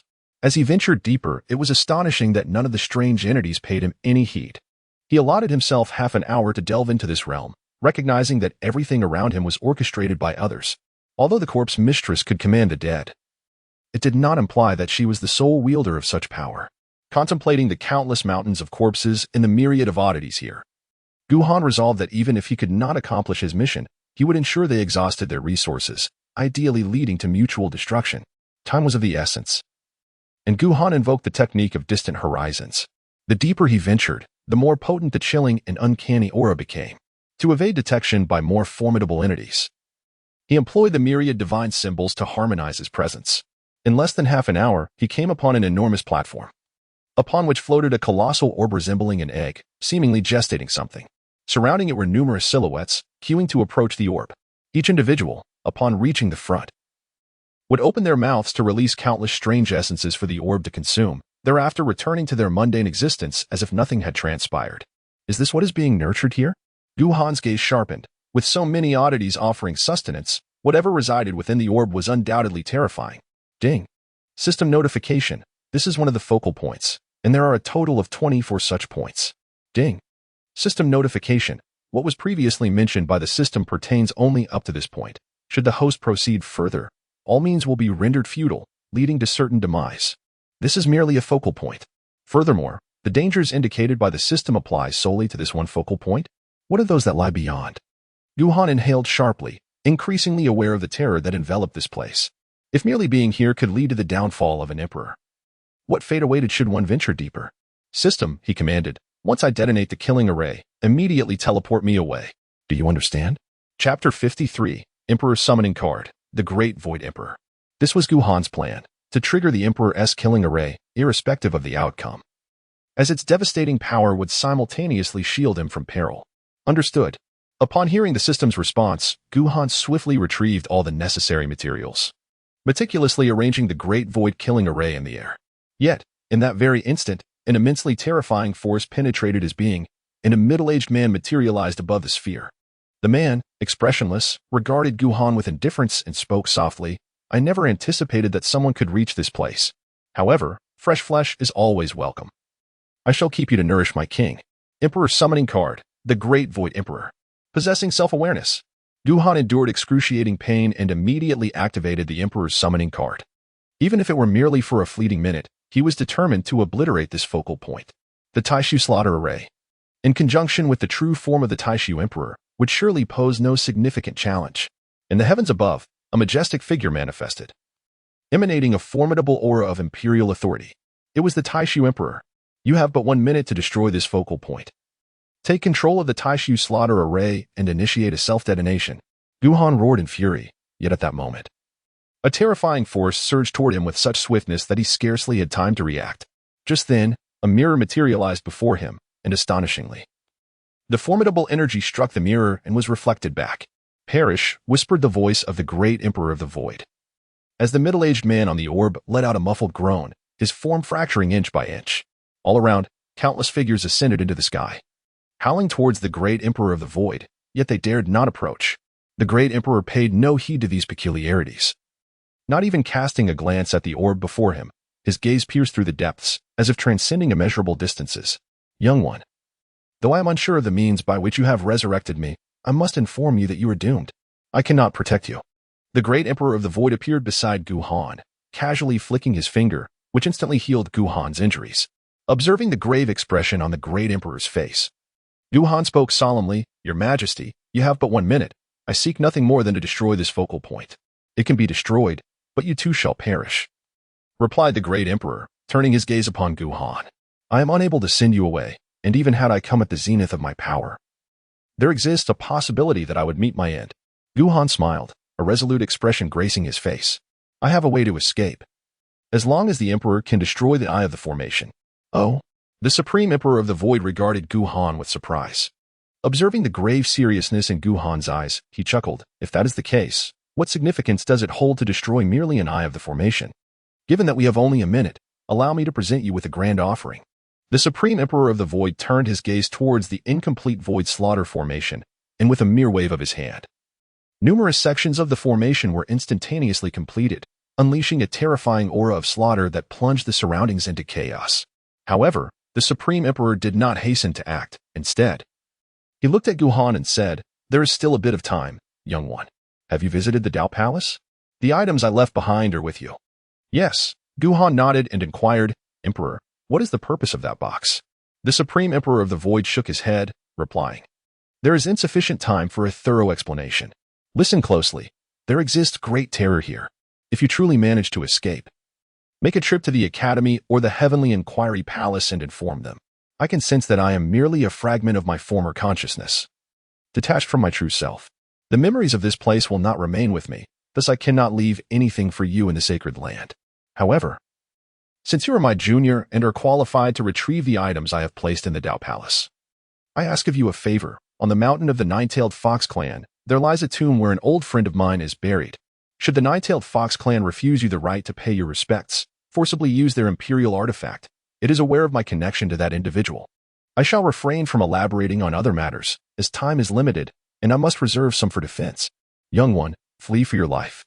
As soon as his words fell, both the Supreme Emperor of the Void and the Void Slaughter formation vanished in an instant. In the next moment, an overwhelmingly terrifying wave surged from the depths, shaking the heavens and the earth as if intent on annihilating all existence. The mere aftershocks, from an unfathomable distance, caused the peculiar phenomena in the air to dissipate abruptly. It was during this very moment that Guhan suddenly found himself perched upon a mountain peak. The sky a clear expanse above him, surrounded by lush trees that exuded a vibrant vitality. "Have I left that realm? Host, you have discovered the sole solution." The Emperor's summoning card called forth the Supreme Emperor of the Void. Only this Emperor possesses mastery over the laws of space. Though it may seem as if you were conversing, he is, in truth, engaged in combat with the enigmatic forces from afar. Guhan was momentarily taken aback. Was this truly the sole solution the system had spoken of? Was it impossible for me to summon other emperors to obliterate that focal point? Indeed, it was futile. The instant the aura of an emperor manifested, an equally formidable anomaly awakened. They could swiftly traverse through the focal point. Yet they were forcibly thwarted by the Supreme Void Emperor who transcended space itself. If it were any other emperor, a minute would scarcely suffice, without self-awareness. They would be utterly incapable of contending with such peculiarities. Even if the host were to utilize an emperor's experience card, the situation would remain unchanged. The anomalies birthed from the very essence of a world were not limited to a single emperor's caliber. Upon hearing this, Guhan felt a wave of trepidation wash over him. Fortunately, his initial thought was that the Taishu killing formation was under the control of the Taishu Emperor, which was the most prudent course of action. If he had to employ a card, it was indeed wiser to let the Taishu Emperor take the reins. Had it been otherwise, he would have suffered a double loss, truly a stroke of good fortune this time. Now that he had departed, Guhan felt relieved and curiously inquired, what did the Taishu Emperor ultimately do? He self-destructed. The complete Taishu killing formation and the Taishu Emperor detonated together, yielding the most formidable power currently attainable by the host. 6 formation nodes were obliterated, along with a plethora of other entities. Consequently, the host's task completion rate was exceedingly high, having reached the theoretical maximum. What about the rewards? Guhan inquired with growing excitement, as it was indeed the prospect of rewards that spurred him to take risks. He had exhausted his materials for the killing formation and sacrificed a summoning card of the Emperor. Please hold on, host. The matter is not yet concluded. Rewards will be distributed once everything is finalized. As the system's voice faded, an image materialized in Guhan's mind. He beheld an endless horde of corpses surging towards the enigmatic city like a tsunami, the battle erupting instantaneously. In terms of individual strength, the majority of the corpses were inferior to the peculiar beings. However, in sheer numbers, the horde held a significant advantage. This was also due to the fact that many of the peculiar entities were obliterated in the aftermath of the Taishu Emperor's self-detonation. Chapter 54. The Wheel of Six Paths. This was an exceedingly brutal conflict, with piles of corpses heaped like mountains, and the relentless tide of bodies continued to surge forward. Both sides suffered catastrophic losses, akin to a clash of ice and fire, with both parties rapidly diminishing, until the scene abruptly trembled, as if some terrifying entity had descended, causing the horde and the peculiar beings to come to a sudden halt. Dare to wreak havoc in my domain? Very well. Accompanied by a cold snort, The corpses and peculiar beings in the image were instantaneously reduced to ashes, concluding the vision. Was that the terrifying entity in question? Guhan found himself engulfed in a haze of uncertainty. The presence of the anomalies and the formidable horde of corpses was indisputable. Although the apex powers of the Imperial Realm had yet to make an appearance, numerous formidable entities at the Sacred Realm level were evident. With merely a disdainful snort, they annihilated the vast multitude of anomalies and corpses, showcasing an utterly terrifying strength. Ding! Congratulations, host, for completing the task. The system reward limit has been elevated. Ding! Congratulations, host, for receiving a reward. Exceptional comprehension has been enhanced. Ding! Congratulations, host, for receiving a reward. Physical prowess has been remarkably augmented. Ding! Congratulations, host, for receiving a reward. The Imperial Artifact, the 6 Paths of Reincarnation disc, has been bestowed. The system's notifications echoed continuously in his mind. And Guhan sensed an astonishing acceleration in the enhancement of his physical form. His mind felt remarkably clear, and as he casually glanced towards a corner of the forest, he experienced an almost profound epiphany. The dual enhancement of his physical strength and comprehension left Guhan feeling extraordinarily powerful. His physical capabilities had already transcended his current realm. Coupled with the legacy of the martial ancestor, he believed he could engage in battle with the exalted beings of the sacred realm. The prospect of receiving an imperial artifact as a reward was indeed astonishing. Guhan gazed at the final reward, questioning whether his eyes had deceived him. It was neither damaged nor devoid of divinity. It simply bore the 2 words imperial artifact. This was indeed extraordinary, prompting Guhan to immediately present it. The 6 Paths Reincarnation disc, circular in shape, resembled bronze throughout, with 6 distinct regions characterized by intricate and enigmatic patterns that twisted and turned across each segment. As soon as it was unveiled, an extraordinary aura emanated from it, as if he were glimpsing his past lives. System, does the imperial artifact heed my command? Guhan immediately inquired of the system. Divine artifacts do not simply belong to whoever possesses them. They possess sentience and are imbued with deities. Even if a sovereign forcibly seizes such an artifact, its deity would rather perish than submit. Only those who have earned the deity's recognition may wield them. Therefore, the attitude of the deity associated with a divine artifact is of utmost importance. This particular artifact lacks a deity, yet it is not inferior to others of its kind. An artifact without a deity that still rivals others? The Wheel of 6 Paths? Guhan furrowed his brows. Reflecting upon the emperors of ancient and modern times and the imperial artifacts associated with them, he realized that none bore resemblance to the one before him. Prompting him to inquire, System, is this your creation? The response was that such items indeed exist in reality and are unclaimed treasures.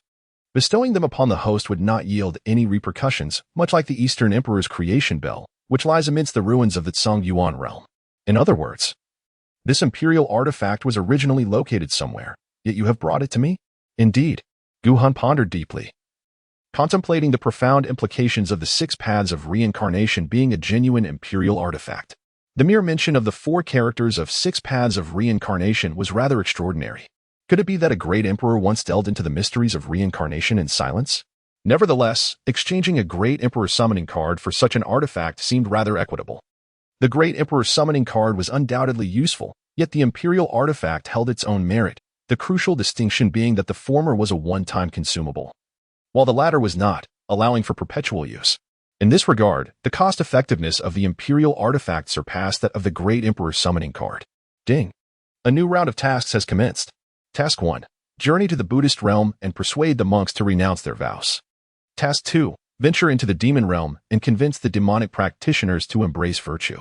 Task 3. Seek out a nearby faction to propose a marriage while simultaneously retracting another. Gazing at these 3 tasks, Guhan found himself at a loss for words. He even suspected that the system harbored a grudge against the Buddhist realm, as this task had appeared previously. The mere thought of encountering Wuchen, whom he had previously caught off guard, prompted Guhan to promptly abandon the first task. Considering Wuchen's demeanor, he would undoubtedly seek to retaliate for the 1,000-year humiliation, and given that it was his territory, such risks were unnecessary. As for the journey to the demon realm, that was even less appealing. While it was known that the demon realm had long been scapegoated for the nefarious deeds of the strange clan, it did not imply that the demonic practitioners were virtuous beings.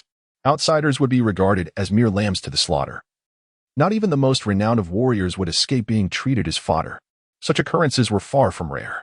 The most egregious incident involved a revered elder from a holy site who mysteriously vanished within the demon realm, inciting the holy site's wrath, which led to an expedition armed with imperial artifacts seeking retribution. The outcome was grim, with all participants meeting their demise, and the artifact being forcibly confined within the demon realm for a century. In that realm, reason held no sway. Any who entered were deemed adversaries, and the daring would be met with equal ferocity. With such cautionary tales in mind, Guhan deemed it unnecessary to court danger. Although the third task seemed somewhat unorthodox, it provided a suitable transition and the opportunity to claim a reward. Upon returning from the Songyuan realm, Guhan found himself preoccupied with two matters. One was the enigmatic egg that required examination, and the other was the young girl, who remained unconscious during his abrupt arrival in the Songyuan realm. He needed to return and make arrangements accordingly. Thus, he resolved to hasten back to the Academy of Heaven and Earth, postponing any tasks related to the Buddhist or demon realms until he resolved his pressing concerns. Ding. Task acceptance successful. Current task, seek out a nearby faction to propose a marriage while simultaneously retracting another. Preparatory task, ascend to the peak of the Academy of Heaven and Earth and inscribe the phrase "little chick not stuck in teeth" upon the Chienkuan Haori map. Then request the next phrase. He had almost forgotten about the preparatory task, which could be conveniently accomplished alongside this current endeavor at the Academy of Heaven and Earth. Guhan stroked his chin, feeling a surge of confidence as he had completed all tasks assigned in the Songyuan realm. Such trivial tasks could hardly pose a challenge for him. Upon arriving at the Heavenly Book Academy, he decided to give it a try. Accepting the mission, Guhan swiftly took flight in a random direction, planning to engage in casual conversation with a local faction, as the system had no other requirements. A fleeting mention of a betrothal would suffice, and it would not consume much time.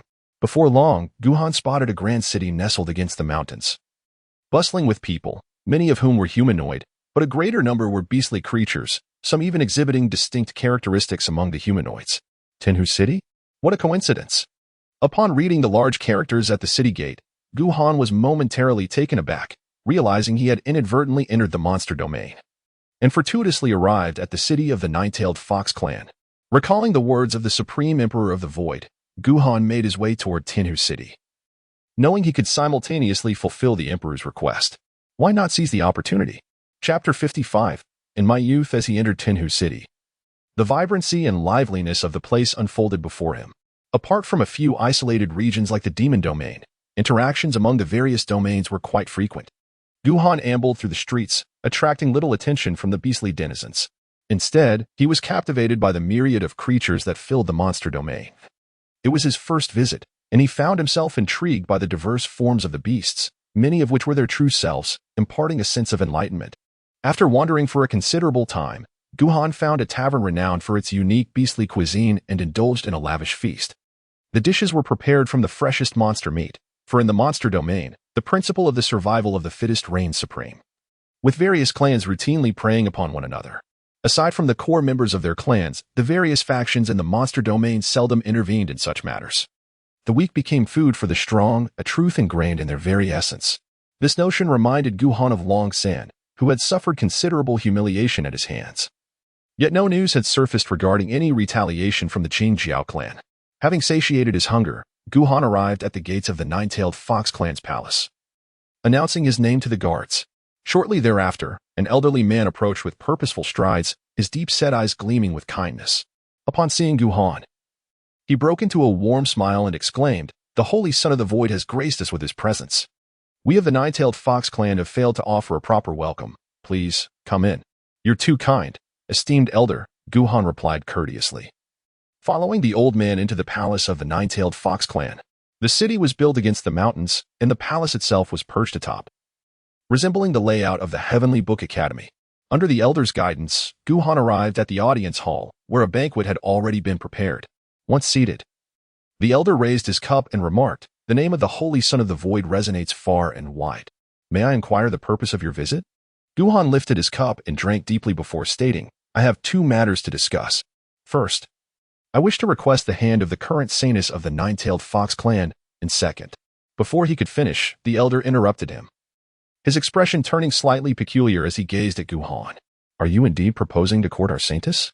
Confused, Guhan could not comprehend the elder's reaction. Given his status, he would not seek to marry anyone else, primarily because he was unfamiliar with the other members of the Nine-Tailed Fox clan. Besides, it was merely a task to be completed, not a genuine betrothal. The elder waved his hand excitedly, calling out to the palace courtyard, "Quickly, summon that girl, Hu Luoyu. Someone has finally taken a liking to her." Gu Han's face was etched with bewilderment. Was Hu Luoyu considered unattractive? Why else would he react this way? "Oh, holy son of the void, you have remarkable taste," the elder exclaimed, fervently grasping Gu Han's hand. "It seems you are destined for trials ahead, as well as for the holy land of the void." Gu Hanwei was increasingly perplexed, but in the next moment, the palace door was kicked open with a resounding bang. "Who dares to seek the hand of my esteemed aunt? Behold my ultimate move." Snowflakes filled the sky. Countless dark objects were hurled into the air, accompanied by a foul stench. The elder's countenance darkened instantly. With a swift motion of his hand, he collected all the mysterious items at an astonishing speed, then bellowed in anger, "Hu Luoyu, should you dare to act thus again, I shall smite you. Come and try, if you dare." At the entrance stood a youth of around 18 or 19 years, each contour of their face radiating breathtaking beauty, as if meticulously sculpted by the very hands of nature. Their eyes sparkled with a lively clarity, reminiscent of a spring that flows endlessly, embodying the essence of a celestial sprite, utterly flawless. In an instant, Gu Han was left entranced. It was the first time he had beheld such exquisite beauty. Even the near emperor from the Academy of Heaven could not stir the same desire within him. In terms of allure, they paled in comparison to the maiden before him. Yet, this stunning girl was now twisting her hips, wearing an expression that was rather cheeky. "Cease your antics. This is the holy son of Taishu. Come forth and pay your respects." The elder's lips twitched as he struggled to suppress his fury, shouting loudly. Hu Luoyu's bright, enchanting eyes turned towards Gu Hanwei, her delicate nose wrinkling in disdain. "What are you staring at? Look again, and I shall have you castrated." By the heavens! Gu Han was taken aback. This woman was remarkably fierce. The holy son chuckled. The old man consoled Gu Han, then glared fiercely at Hu Luoyu, exclaiming in anger, "You insolent girl, do not push me. What will you do if I do?" Hu Luoyu retorted, her nose held high in pride. The old man's forehead throbbed with veins, his rage palpable, threatening to boil over. At that moment, Gu Han suddenly interjected, "Did you just throw feces upon entering? You were the one who threw feces." Hu Luoyu shot back, glaring at Gu Han indignantly. "That was a precious concoction I crafted with my own hands. An essential item for repulsion." Gu Han shook his head and said, "It is utterly unacceptable to discuss people in such a manner. If I were to repulse someone, I would certainly add something unsavory to their tea and wait until they had consumed it before revealing the truth. That would be the true essence of repugnance." Upon hearing this, Hu Luoyu's eyes sparkled with excitement as he leaned closer to Gu Han, inquiring, "Have you ever done that?" "In my youth, I inadvertently mixed a bit of sewage into someone's tea, and unfortunately, it was consumed by others." Gu Han sighed, seemingly nostalgic for his past ignorance. Hu Luoyu's eyes gleamed even brighter as he exclaimed, "I once plucked the tails of many of my kin and fashioned a garment for myself. In those days, I accidentally burned the clothes of others while they were bathing, causing quite a few to run home in the nude." Gu Han sighed once more. Hu Luoyu continued, "I stealthily drew turtles on people's faces. I had crafted a stamp resembling a turtle, and during one unfortunate incident, many fell onto that very impression, landing squarely on their faces. Alas, it was my fault, as they were too embarrassed to step outside for half a month. I once set ablaze 13 palaces. Ah, reminiscing about those times, I truly lacked understanding. I had intended to unearth treasures, but inadvertently unearthed a formidable quasi-emperor from my own ranks. I have even slipped laxatives into their meals. Recalling those glorious days, I remember joking with my brothers about selling them to the land of the Taine, only to find that they actually went there. Alas, I was merely jesting." Hu Luoyu looked at Gu Han with a complex expression, saying, "I am a demon, not a human, and thus lack your multitude of rules, yet I have come to realize that you are truly not of this world. Back then, I was still young." Gu Han sighed again. Meanwhile, an elder, listening intently, bore an exceedingly complex expression. Unable to contain himself, he interjected, "Holy son of the void, I recall not long ago when you visited the heavenly palace and set fire to the Dao palace, severing the leg of Long San from the Qingxiao clan and roasting it to feed him. You even instructed students at the Academy of Heaven and Earth to engage in brawls using bricks, leading to their faces being swollen and bruised. It seems these events transpired quite recently, did they not?" Chapter 56, The Sleeping Dragon and the Phoenix Chicks. The past is but a trivial matter. Gu Han waved his hand, wearing an expression of modesty. "I don't believe I was praising you," he remarked. The elder, taken aback, glanced at Hu Luoyu and then at Gu Han. A thought struck him, and he burst into hearty laughter. "I hereby consent to this union." I shall promptly inform the Taishu sacred land to discuss the wedding arrangements. With that, the elder left in haste, leaving the two without a moment to respond. Guhan remained indifferent, as his sole purpose was to fulfill his mission. In stark contrast, Hu Luoyu glared at Guhan with a countenance full of indignation, retorting, "If I refuse, it matters not who comes. Your efforts are futile. So abandon all hope." Guhan raised an eyebrow and chuckled. "I see you have quite the penchant for games. Coincidentally, I share a similar enthusiasm. Shall we join forces for a bit of amusement?" "How shameless." Hu Luoyu retorted, her anger intensifying. "What are you thinking?" Guhan lowered his voice and confessed. "To speak candidly, I was merely jesting. My initial intention was to toy around for a couple of days and then depart.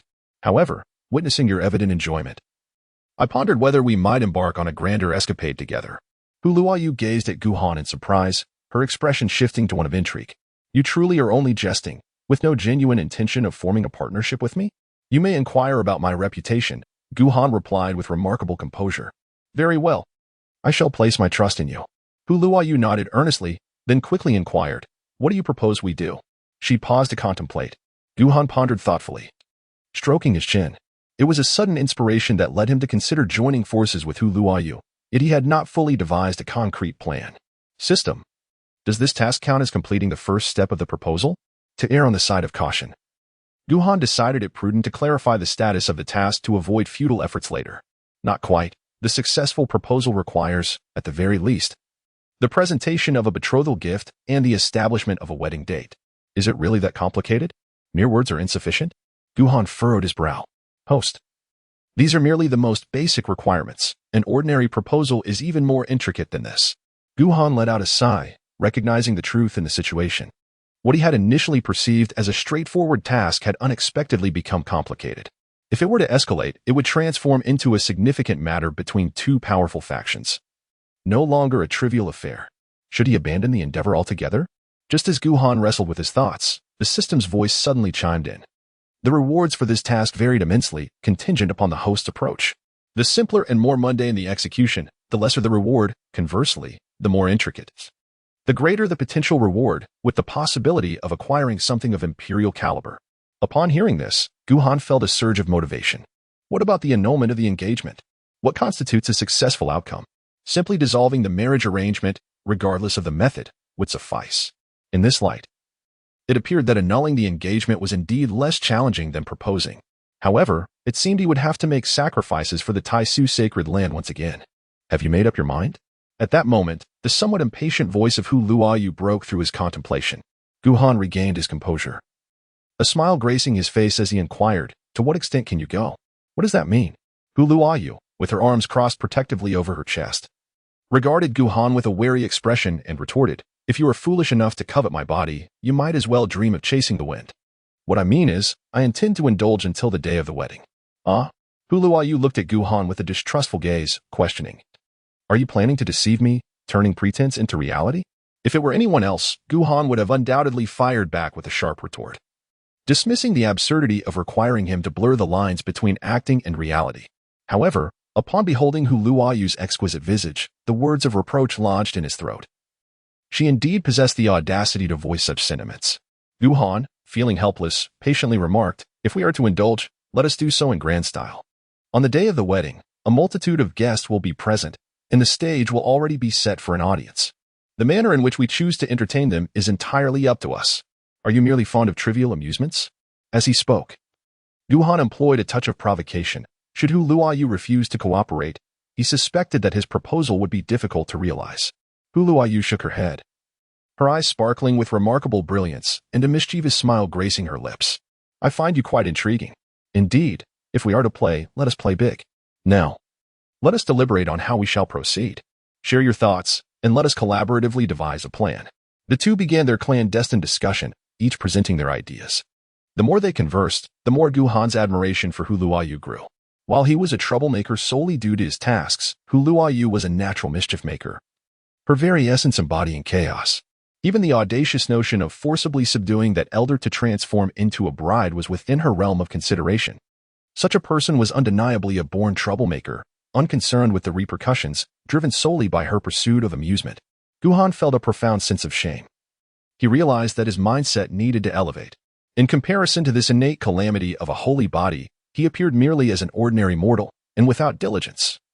He would undoubtedly be surpassed. Consequently, Guhan cast aside his reservations and voiced every audacious thought that came to mind. Some of his ideas astonished Hu Luoyu, who regarded him with the gaze of a kindred spirit. After extensive deliberation, the two decided to promptly establish their wedding date, leaving other matters to be resolved gradually in due course. This development fostered a closer bond between them. When the elder reappeared, he was taken aback to witness Guhan and Hu Luoyu engaged in joyous conversation over drinks, exhibiting no signs of estrangement. How could this lad possess such charm? Hu Qingshan shook his head and interjected, I have already dispatched someone to contact the Taishu sacred land. A response should arrive shortly. Sacred son of Taishu, would you care to stay with us for a few days? Yes, sir, to be treated as the host wishes. Guhan replied with a smile. Hu Luoyu chimed in. Arrange for his room to be placed with me. You impudent girl. Hu Qingshan felt a tumult of emotions. He wished to see Hu Luoyu wed, yet at this moment, his heart was filled with reluctance. Hu Luoyu pouted and said, by the way, since Guhan is visiting, you must give me the fire glaze. Its sparks are beautiful and will surely broaden Guhan's horizons. Reluctance, my foot. Hurry and marry her off. Hu Qingshan's expression darkened instantly. The fire glaze was a rare treasure of the nine-tailed celestial fox clan. Though it could not compare to imperial artifacts, it was indeed among the finest treasures beneath them. The fact that Hu Luoyu had once used it to create fireworks was simply unfathomable for a rational person. And there is one more matter I wish to address. Upon sensing the discord in the atmosphere, Guhan promptly spoke. Senior, I wish to pay my respects to someone, and I kindly request your permission. To pay respects to someone? Are you certain it is a person? Hu Qingshan gazed at Guhan with a perplexed expression. Is it customary for our nine-tailed fox clan to honor an individual? Surely this is a jest. Well, it is a grave on your esteemed mountain, though I am unaware of who lies within. Guhan chuckled softly, and the great emperor of Taishu refrained from disclosing who was buried within. He too was uncertain whether it was a human or not. However, it appeared highly probable that it was a fox. A grave on our mountain? Hu Qingshan's expression suddenly shifted as he fixed his gaze intently on Guhan, inquiring, There is but one grave on Qingxiu Mountain, and very few are aware of it. How did you come to know? Beside him, Hu Luoyu wore a puzzled expression as she regarded Guhan. Have you visited our Qingxiu Mountain? No. My lord the emperor sent me to pay respects, Guhan replied candidly. The great emperor of Taishu mentioned that an old acquaintance is interred here and instructed me to honor their memory. Hu Luoyu wrinkled her delicate nose in skepticism. You must be jesting. The emperor informed you? Have you even met the great emperor of Taishu? Perhaps he left some words behind, Hu Qingshan interjected. Not finding it peculiar, but rather asking earnestly, Holy son of Taishu, I must ask you, are you certain it was the great emperor who spoke of an old acquaintance being buried here? Guhan nodded, affirming the statement.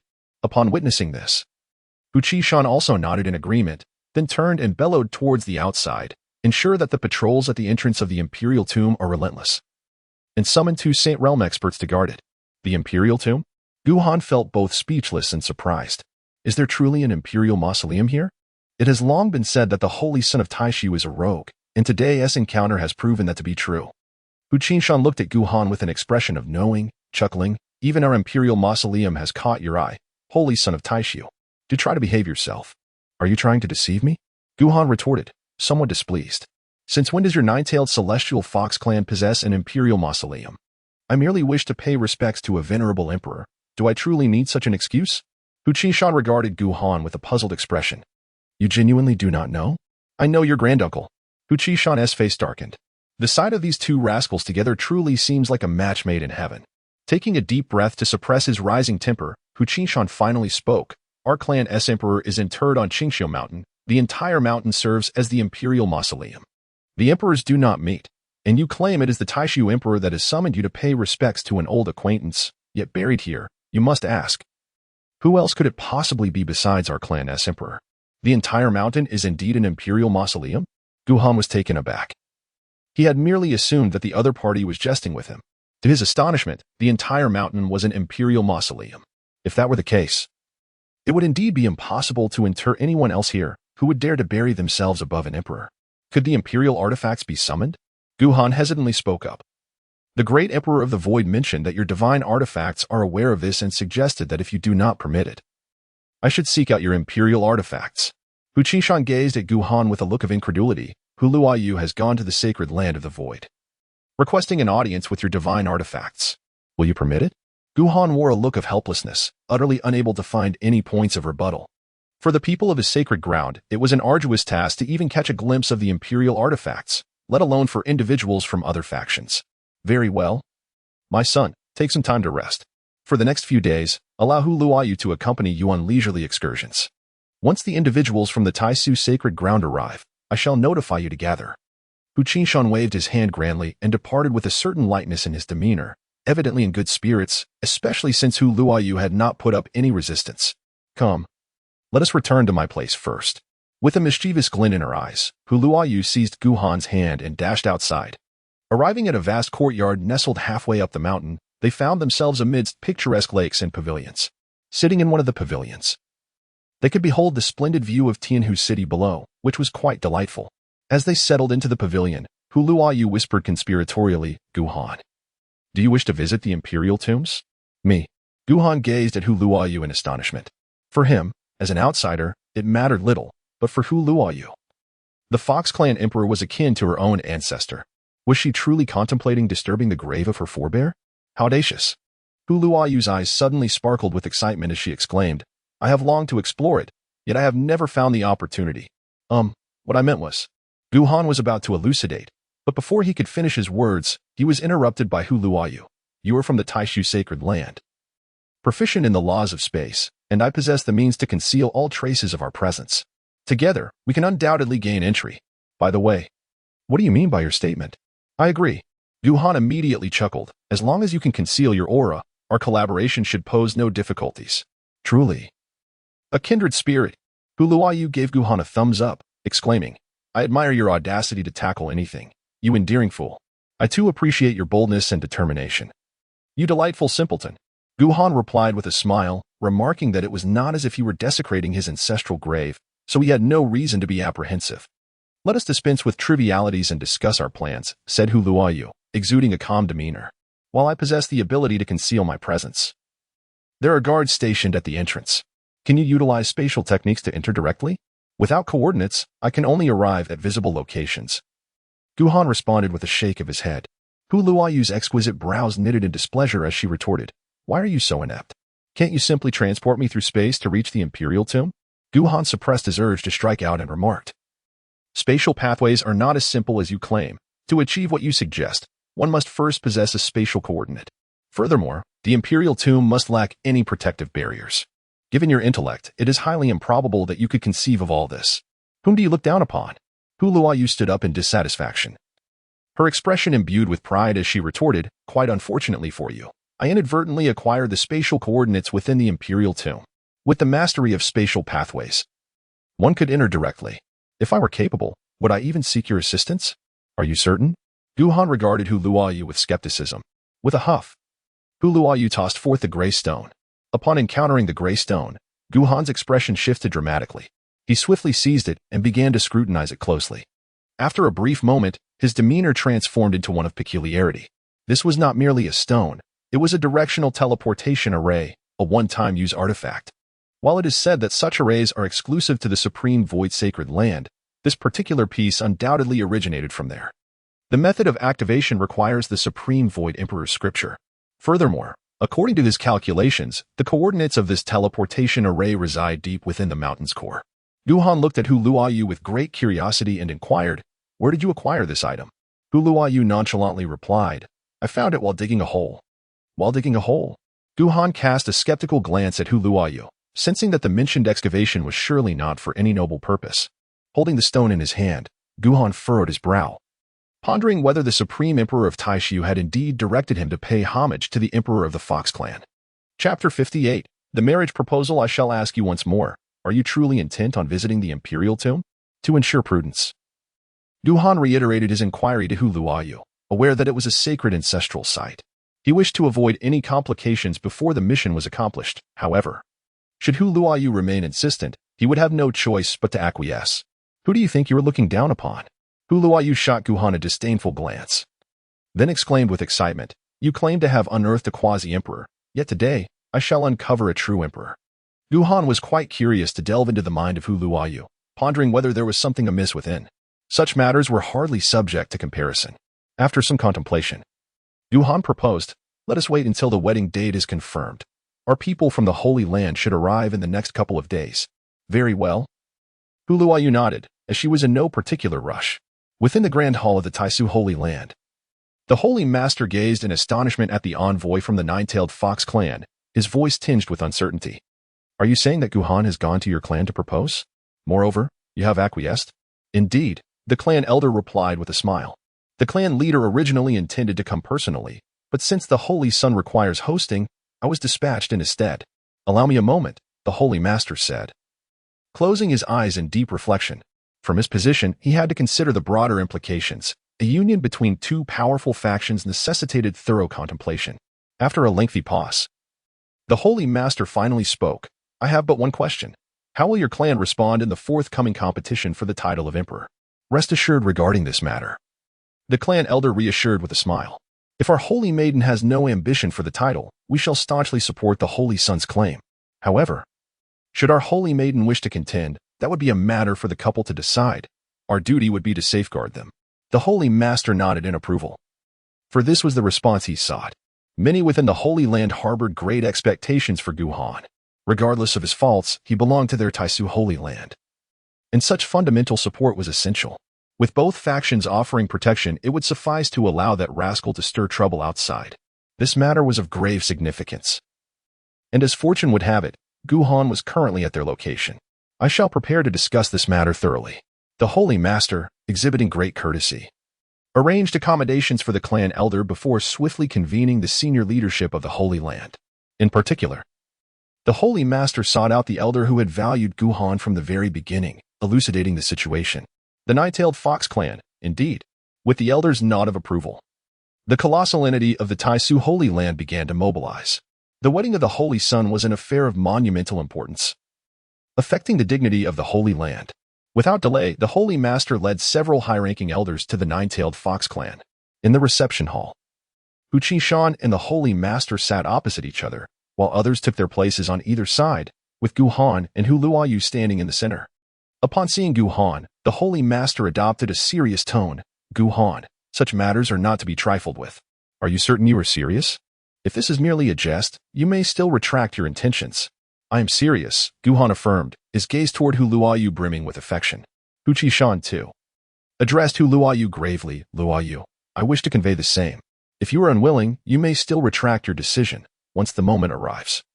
There will be no turning back, even if it means coercing you through the formalities." Hulu nodded earnestly, her beautiful eyes fixed intently on Guhan, filled with the innocent adoration of a young girl. Seeing both parties in agreement, a sigh of relief swept over them. They were acutely aware of the character of their respective partners. As long as it remained playful, they had little to fear. However, should it escalate uncontrollably, it would reflect poorly on both families. "I have brought the betrothal gifts," the Holy Master said with a smile. "Let us first formalize the engagement." Huchi-shan responded with a smile. "The Holy Master's suggestion is sound. What say you to holding the engagement ceremony in a month?" "That will not do," Huluayu suddenly interjected, startling Huchi-shan, who feared she might be having second thoughts. However, Huluayu gazed at Guhan with deep affection, declaring, "I can hardly wait to marry him. Let us forego the engagement and proceed directly to the wedding in a month." Huchi-shan's expression darkened. Had he not witnessed the pair's close bond over the past few days, he might have suspected Huluayu was concocting some mischief. Yet, her eagerness to marry was sufficient to irk him. Contrasting Huchi-shan's displeasure, the Holy Master beamed with delight, discreetly giving Guhan a thumbs up. The more impatient they were, the more leverage they had in the situation. "I believe we should heed Luayu's wishes," the Holy Master said with a friendly smile. "Though a month is a tight timeline, I will ensure all guests are properly invited. Nothing shall be lacking." "Very well," Huchi-shan conceded reluctantly, understanding Huluayu's temperament. Should he oppose her, she might resort to unpredictable actions. For the time being, the priority was to see this young lady safely married off. At that moment, Huluayu spoke again. "I want the wedding to take place on Qingxiu Mountain." This declaration darkened the Holy Master's expression. Weddings typically occurred at the groom's location. What was this, a bridal abduction? Guhan responded, "Certainly, it is the same wherever we are." Huchi-shan chuckled and suggested, "My friend, why don't we fulfill the wishes of that young couple?" "Agreed."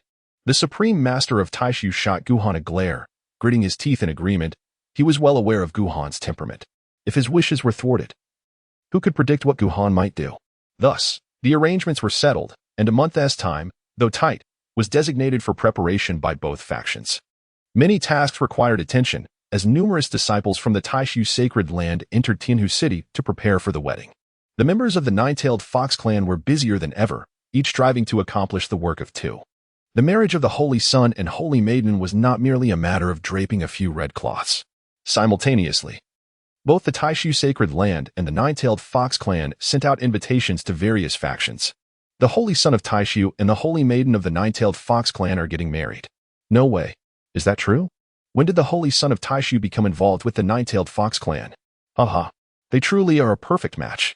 The news spread like wildfire, creating an uproar. It must be said that Guhan's reputation had become exceedingly prominent. He had reportedly defeated the Buddhist disciple Wuchan and the esteemed Li Qing's, earning recognition as the foremost figure among the younger generation. A wedding of such a notable individual was bound to attract attention. Many young talents, who typically shun such events, now felt compelled to witness Guhan's grandeur. Concurrently, some sought to challenge him. For defeating Guhan would elevate them to the status of the top among their peers, an irresistible temptation for those aspiring to greatness. Chapter 59, The Imperial Tomb. While the outside world buzzed with excitement, Guhan and Hu Luoyu nestled within their own courtyard. Previously, Guhan resided next to Hu Luoyu. And now that matters were settled, they had moved into a palace. This arrangement was orchestrated by Hu Qishan, who feared Hu Luoyu was merely jesting. Once the matter was set in motion, even a falsehood could evolve into reality. This arrangement conveniently allowed Guhan and Hu Luoyu to present themselves as inseparable in the eyes of outsiders, often spending entire days sequestered within their chambers, creating an illusion of profound affection. In truth, they were skillfully deceiving everyone. Sensing a lack of scrutiny, they stealthily returned to their quarters to retrieve the teleportation stone.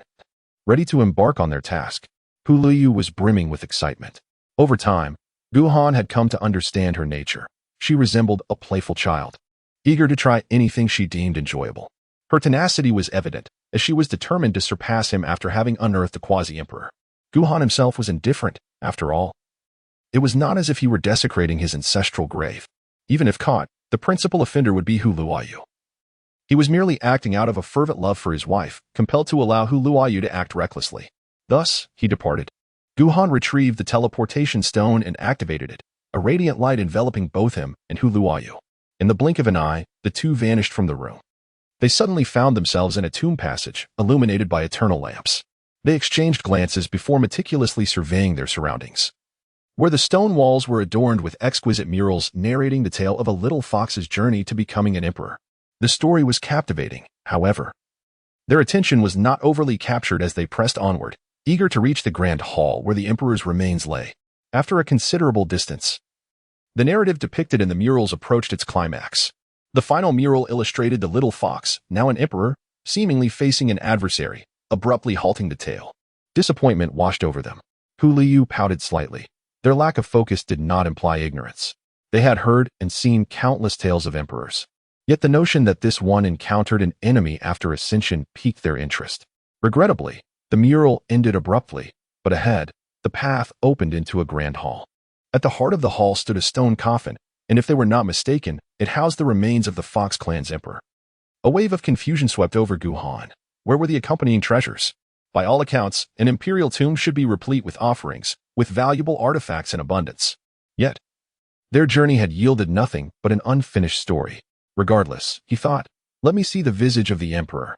Hu Luoyu dashed toward the coffin, unguarded and brimming with enthusiasm.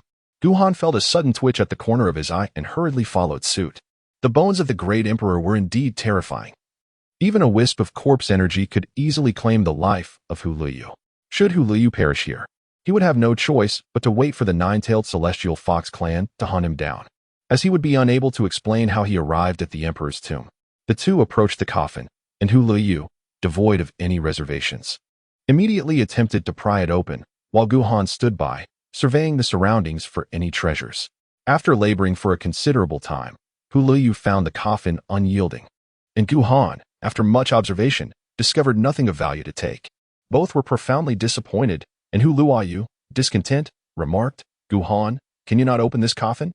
I cannot, Guhan replied, shaking his head. He truly lacked the ability to open the coffin of the great emperor. I refuse to believe it. Hu Liu gritted his teeth and once more engaged in a struggle with the coffin. Gu Han, witnessing Hu Liu's inability to open the coffin, decided to search elsewhere, hoping to discover a treasure or, at the very least, something he could take with him. After half a day had passed, Gu Han returned empty-handed. While Hu Luoyu gazed despondently at the coffin, "Is this truly the imperial tomb?" Gu Han gazed at Hu Luoyu with a hint of disbelief. Not only were there no treasures in sight, but even the protective formations were conspicuously absent. Could it be that this esteemed emperor was aware of his kin's presence here and deliberately chose not to establish any defenses? Had everything within been thoroughly plundered by the members of the nine-tailed celestial fox clan long ago? You ask me, but who can I inquire? Hu Luoyu replied feebly, her spirit already waning as she struggled to open the coffin. Let us pay our respects first. Gu Han respectfully approached the coffin after drawing aside Hu Luoyu. He had promised the supreme emperor of Taishu to pay homage at Qingqiu Mountain, and since there were no other graves here, he could only regard this as the object of his reverence, which could hardly be considered a breach of contract. As a junior disciple of the sacred land of Taishu, he came to pay his respects on behalf of the supreme emperor. Gu Han performed the worship ceremony with utmost reverence, having completed the rite, thus marking the conclusion of a significant matter. However, just after Gu Han had finished the ceremony, a sudden sound of cracking echoed, and to his astonishment, the coffin before him began to slowly creak open. Both Gu Han and Hu Luoyu were taken aback, and then they immediately rushed over. Upon closer inspection, they discovered that there was no corpse of an emperor within the coffin. Instead, it revealed a descending passageway. It seemed that the true imperial tomb lay beneath. Gu Han gazed down the corridor, sensing a subtle yet undeniable aura of authority, one that was distinctly emanating from the emperor himself. Fox Luoyu, invigorated once again, dashed headlong into the passage without a moment's hesitation. Observing this, Gu Han couldn't help but grimace, swiftly following in pursuit.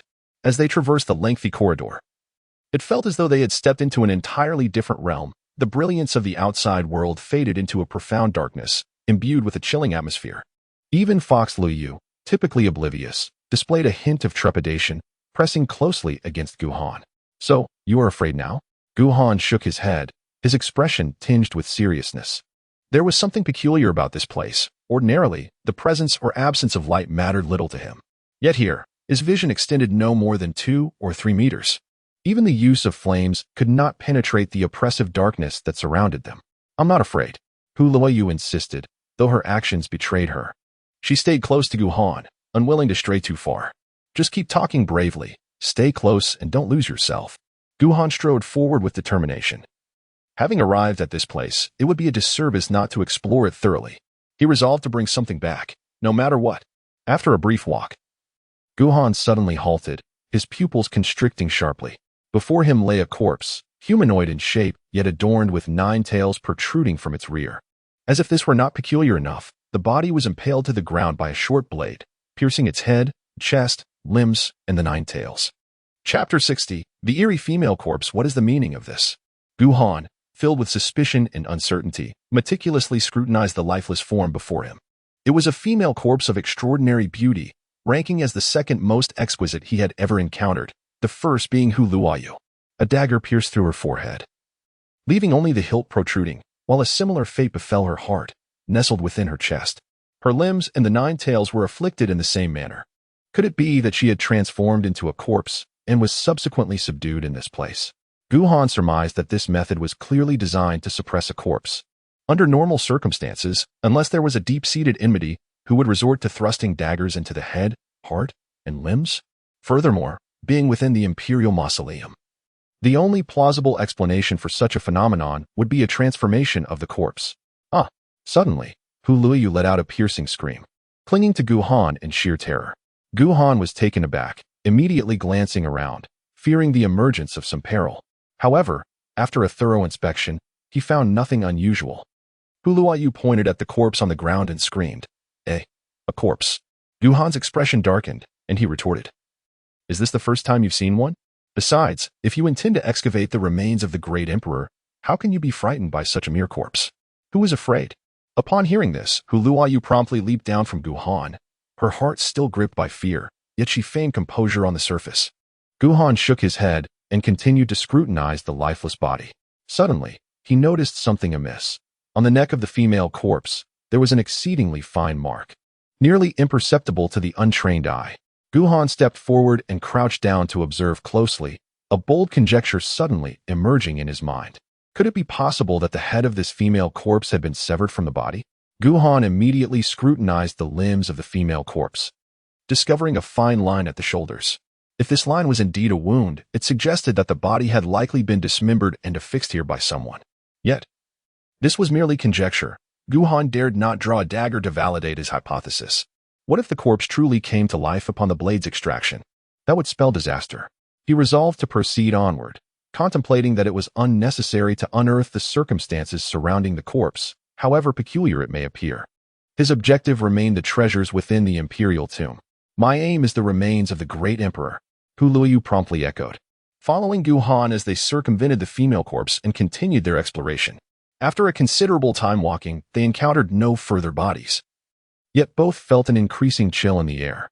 Hu Luoyu shivered and spoke. Guhan, do you not sense the growing eeriness? I fear we may be in grave trouble.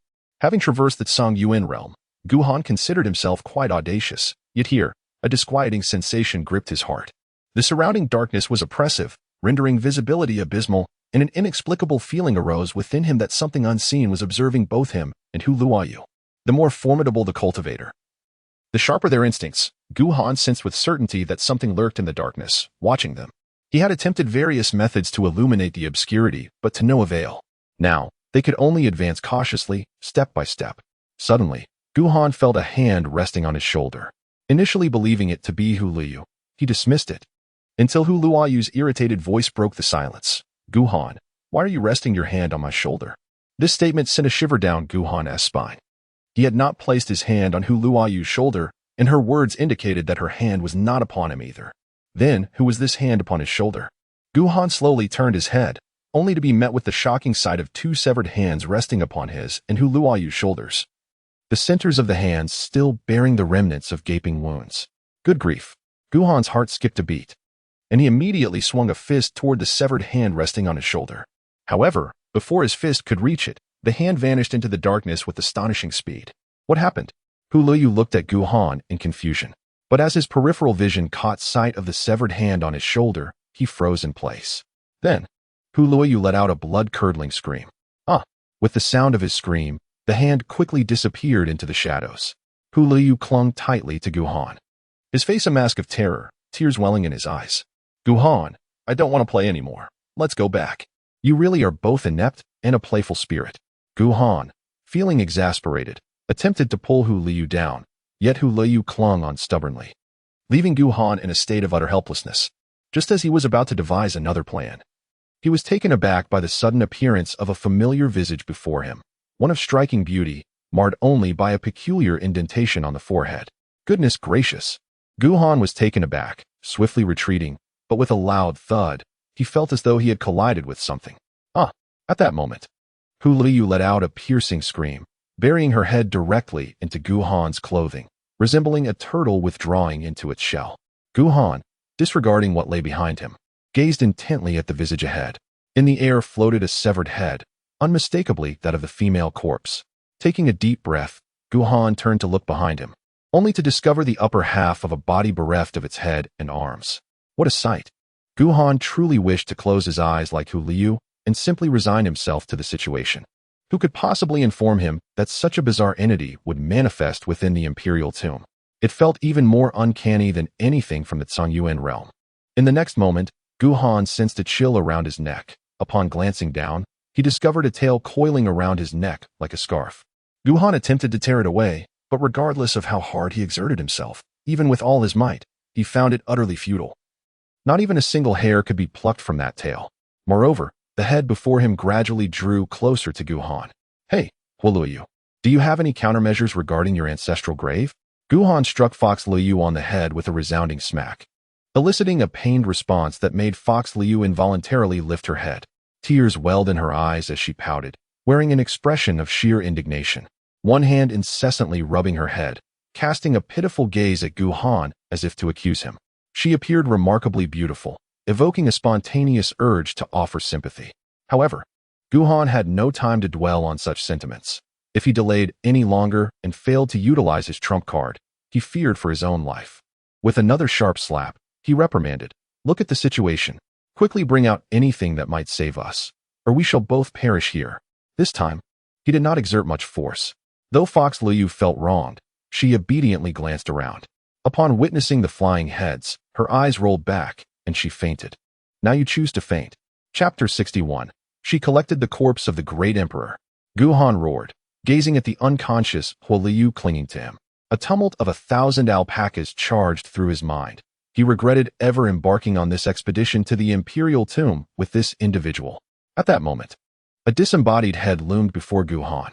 He fought to suppress his impulses, eager to discern the intent of this spectral visage. As the head drew near, it seemed to hover mere inches from his face, mirroring his every movement.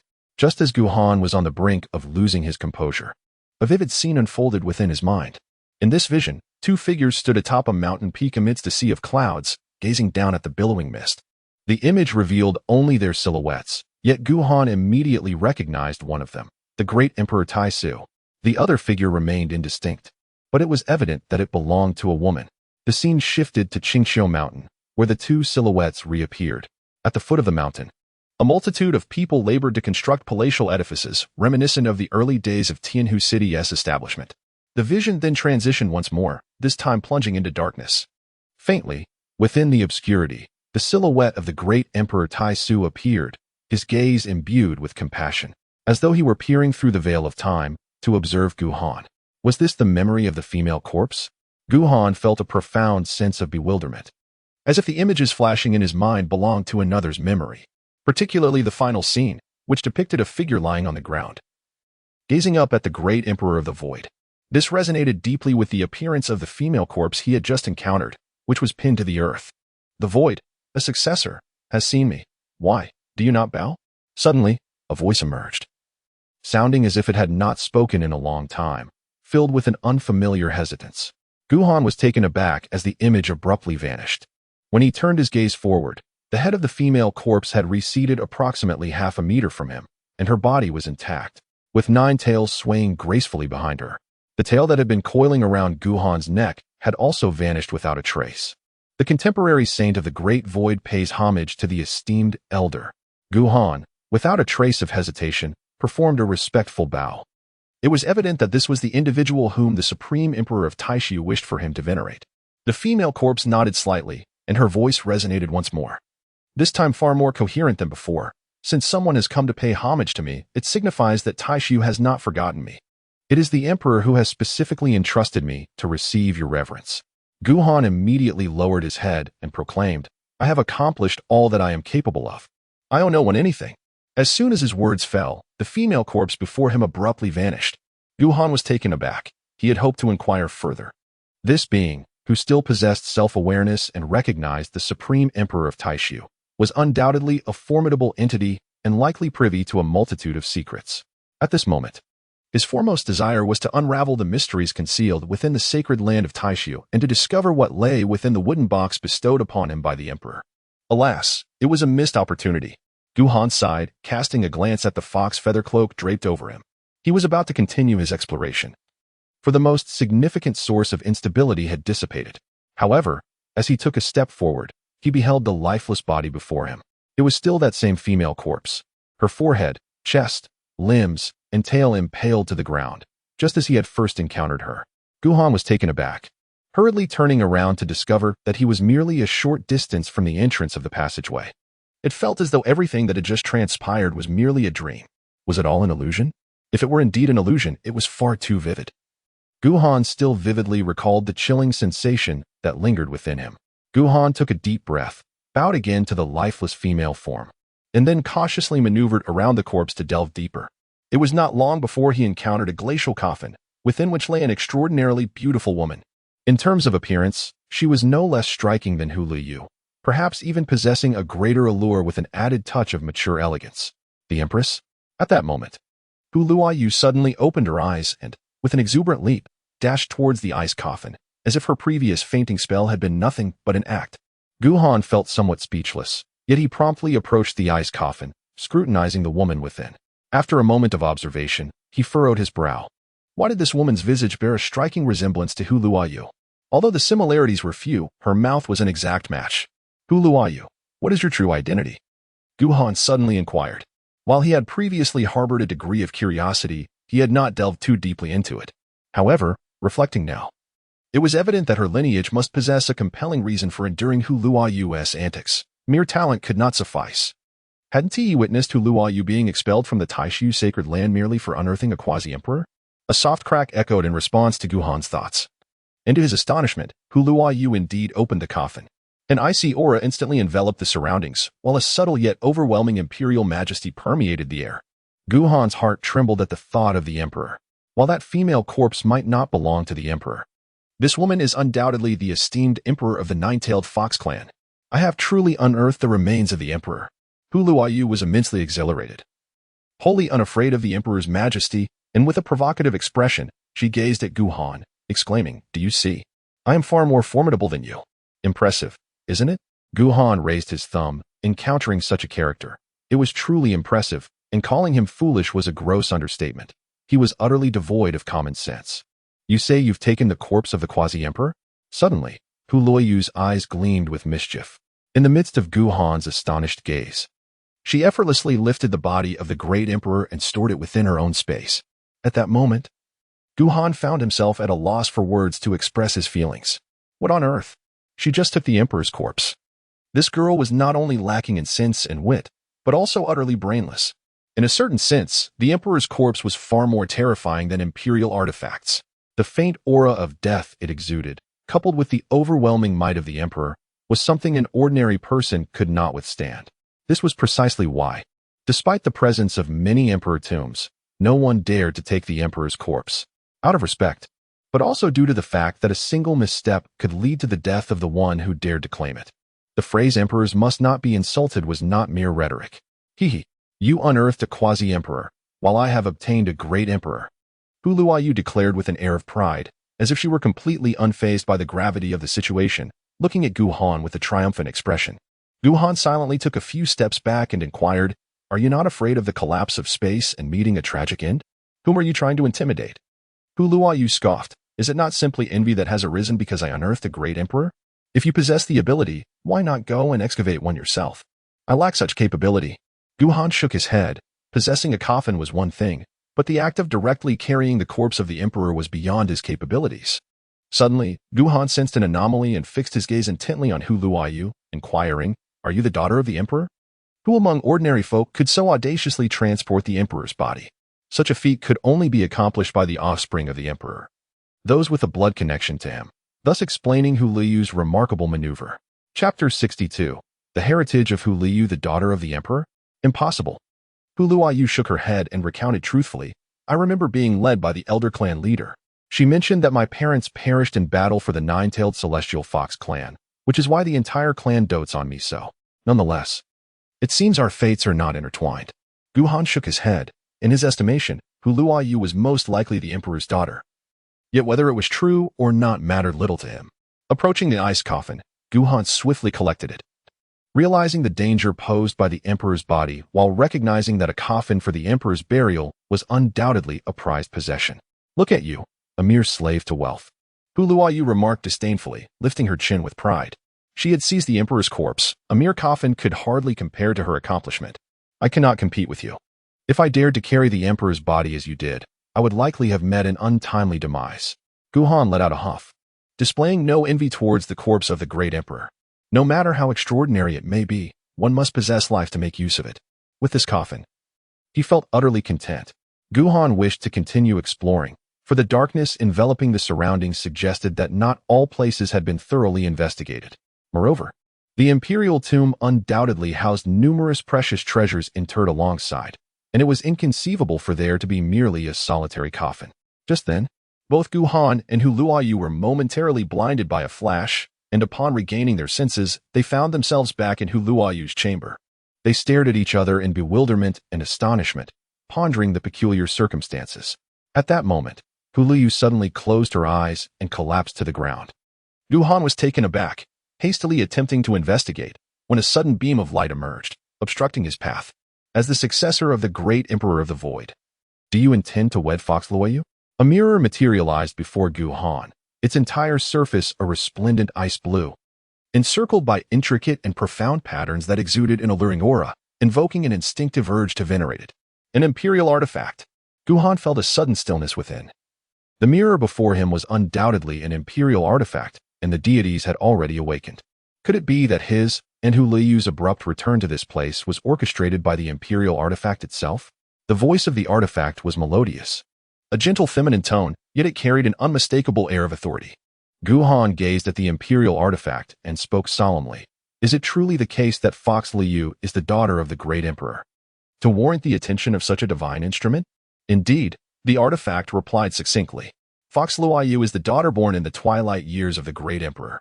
Due to a treacherous scheme, she was born with inherent deficiencies and has spent her early years nurturing her innate potential, only emerging into the world in recent years. To be schemed against and left with such deficiencies? Who would dare to conspire against the daughter of the great emperor, especially while he still lived? Guhan was somewhat taken aback. He felt that the notion of the two emperors never meeting was absurd. The demise of the emperor of the Tsang-Yuan realm, coupled with various signs, strongly suggested that the Emperor of the Void and the Emperor of the Fox clan might very well coexist in the same era. If two emperors could exist simultaneously, what then was the significance of the struggle for the imperial throne? What is the name of the Emperor of the nine-tailed celestial Fox clan? And what is your name? Is it truly the case that you and the Emperor of the Void exist in the same epoch? With these questions, Guhan directly inquired. The Emperor Bingxin, known as Bingxin Jing, responded slowly.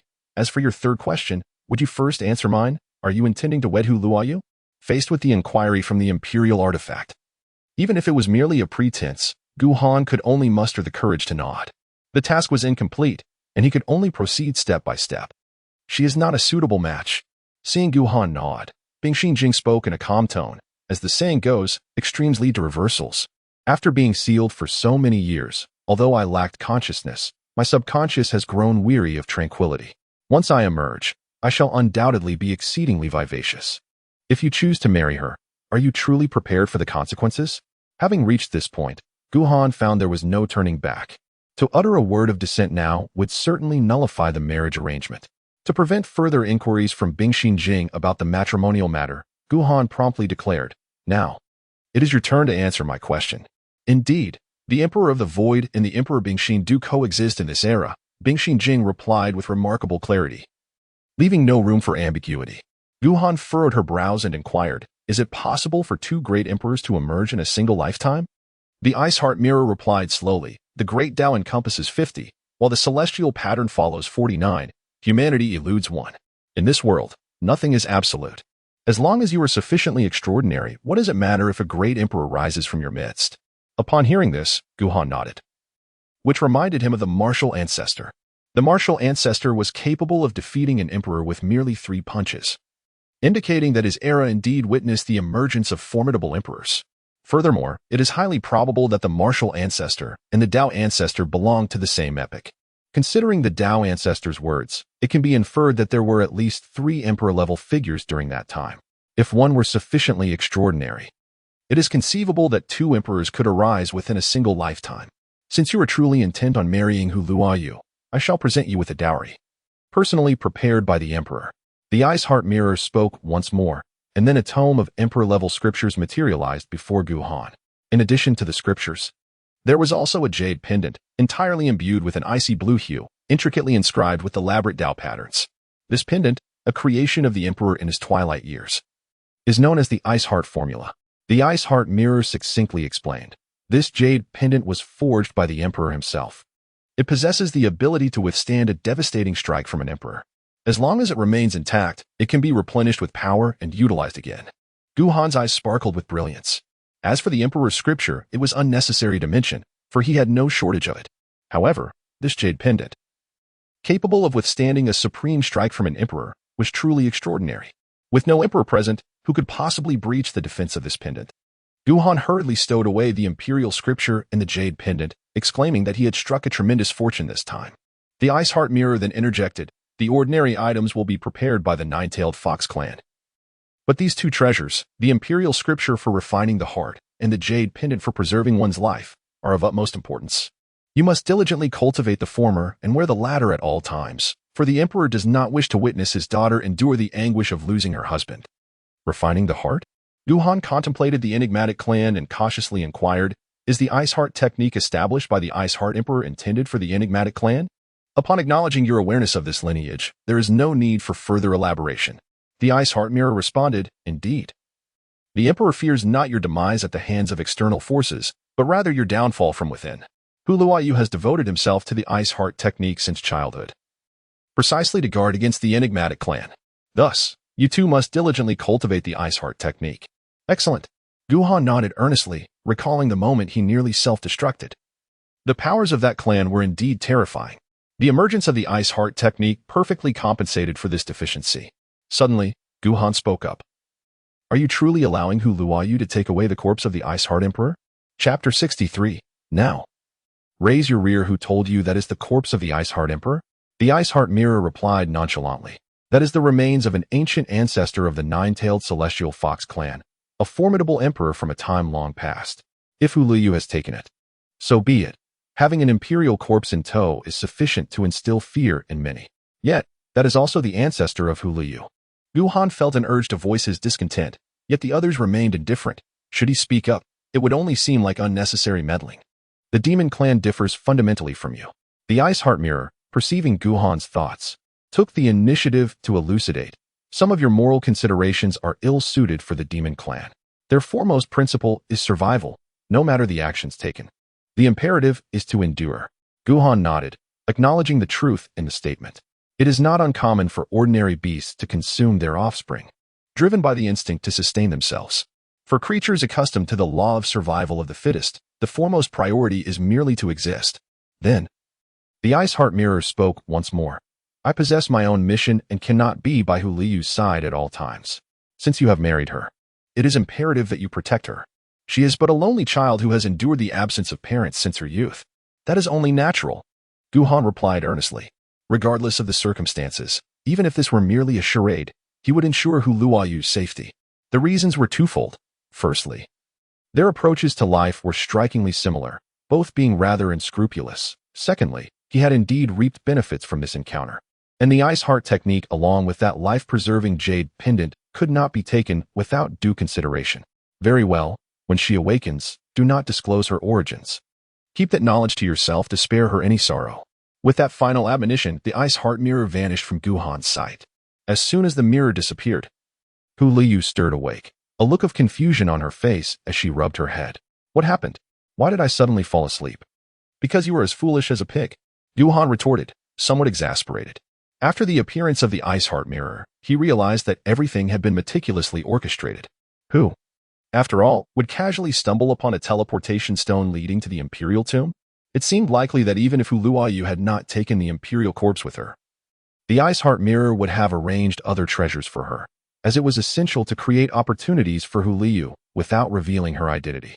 "You are the foolish one," Huluayu huffed in annoyance, flopping back onto the bed and drifting off to sleep.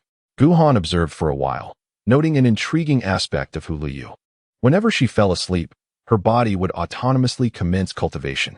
He had witnessed this phenomenon numerous times, yet had failed to discern its underlying principles.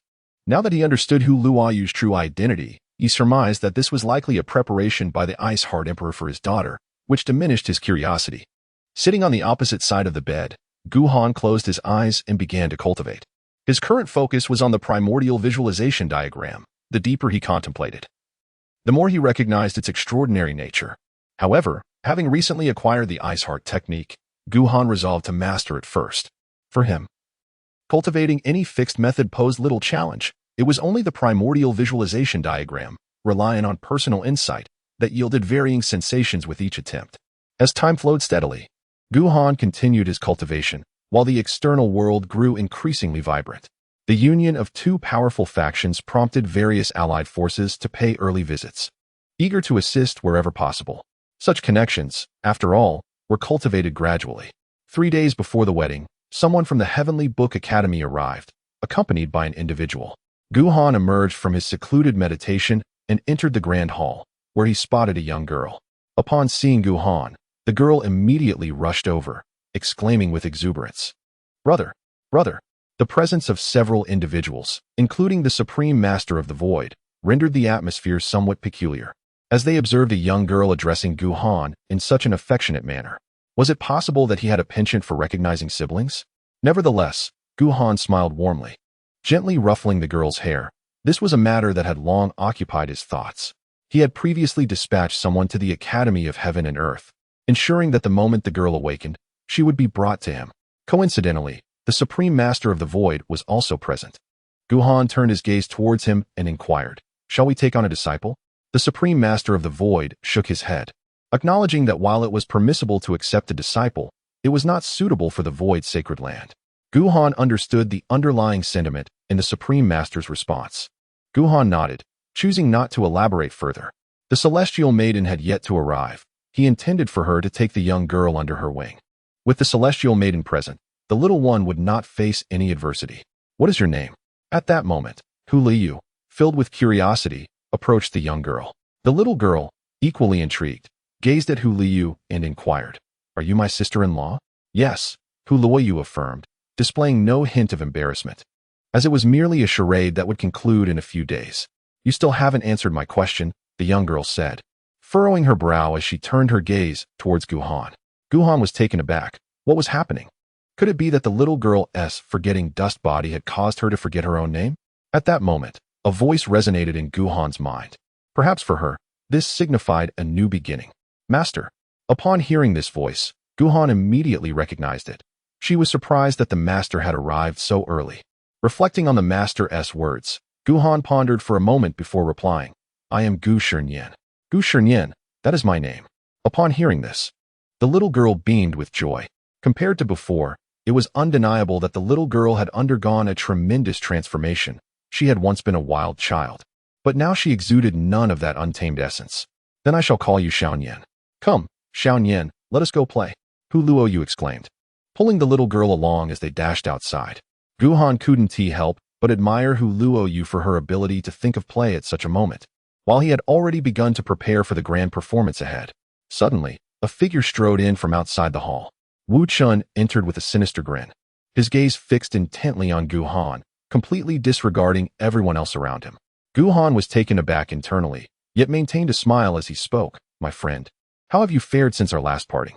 During this time, Gu Han had also gathered information and learned that the events surrounding the Heavenly Book Academy had been shrouded in secrecy, with few individuals aware of what had transpired that day. Only fragments of the challenges directed at him had circulated, while any news regarding the enigmatic clan had been completely suppressed, leaving only a handful in the know. "Very well indeed." Wu Chun gritted his teeth and replied, "Throughout this period, I have constantly been preoccupied with thoughts of the Holy Sun. It has been far too long since our last meeting. I truly long for your presence." A bead of cold sweat trickled down Gu Han's forehead as he implored, "Wu Chun, do not act foolishly. You are the child of Buddha." Recently, he had gained some insights. How could one transcend the mundane without first immersing oneself in it? "Now, lift your rear. I have come here precisely for this purpose." Upon uttering these words, all present in the grand hall cast peculiar glances at Gu Han and Wu Chun, astonished. "Goodness, are you two truly engaging in such exhilarating antics?" Chapter 64, The Dominant Posture. "Wu Chun, have you perhaps contracted some grave illness?" Gu Han's expression darkened. He exclaimed, "What nonsense is this? I am not ill. Rather, I have attained enlightenment." Wu Chun, with a hint of madness, erupted into laughter. "What is Buddha? To liberate all beings is Buddha. To save oneself is also Buddha. The precepts and rules are Buddha. The indulgence in wine and meat is Buddha. To guard the heart is Buddha. To follow the heart is also Buddha. Today, I have realized my true self. I am the saint of the vast void. Come, let us engage in battle." "Where did you arrive on that day?" Gu Han's expression grew solemn. When Wu Chun had first entered, he assumed the latter was still vexed over the incident of a millennium ago. However, it was now evident that this was far from the truth. Wu Chun's current demeanor clearly indicated a disturbance in his mental state. How could a venerable child of Buddha find himself in such turmoil? On that fateful day, Gu Han had faltered in maintaining his inner peace, yet Wu Chun had succeeded, implying that Wu Chun's resolve was more steadfast than his own. But now, Wu Chun appeared to be teetering on the brink of madness, his path of enlightenment wavering precariously. Upon encountering an elder, I finally grasped the essence of Buddha. The Buddha resides lofty above, yet also dwells within the mundane world. The Buddha is you. The Buddha is me, and the Buddha encompasses all sentient beings. Wu Chun threw back his head and laughed, his expression increasingly frenzied. He was on the verge of succumbing to madness. The Supreme Lord of Tai Su spoke in a grave tone. Hu Qingshan furrowed his brow as he regarded Wu Chun and suggested, "He is a child of Buddha. It may be necessary to summon the Buddha master. Let us first subdue him and provide him with calming influences to stabilize his spirit." Agreed. The Supreme Lord of Tai Su nodded. Acknowledging the necessity of restraining the child of Buddha who was nearing madness, the domain of Buddha must also extend its compassion. Wait a moment. Guhan interjected. Gazing at Wu Chun, "He seeks me out. Allow me to settle this matter with him first, lest he harbor a lingering resentment." The Supreme Master of Tai Su and Hu Qingshan exchanged glances, both nodding in agreement. If Guhan could resolve the issue, it would be for the best. Should he fail, they could intervene later. "Wu Chun, I am unaware of the tribulations you have faced," Guhan began slowly. "But if you desire to engage in combat with me, I shall oblige. You wish to avenge the incident at the Heavenly Book Academy. I must clarify that it is impossible, and furthermore, I shall even grant you an additional opportunity." Wu Chun laughed heartily, regarding Guhan. "In this battle, let life and death be disregarded. Guhan, exercise caution." The Supreme Master of Tai Su cautioned from the side. A battle of life and death is undoubtedly more perilous than a customary contest, especially considering that the opponent is a disciple from the Buddhist domain. Guhan nodded and said to Wu Chun, "Let's find another place. This one is not suitable for action." Upon exiting the Grand Hall, Guhan soared into the sky, swiftly heading towards the distance, with Wu Chun closely following. "Let us go." Upon witnessing this, both Tai Su Shangzhu and Hu Qingshan immediately pursued them. Neither of these two could afford to encounter any mishap. Guhan, as the holy son of Tai Su's sacred land and the husband of Hu Liu, was undoubtedly under their protection. As for Wu Chun, being the son of the Buddhist realm, his title alone deterred most powers from taking action against him.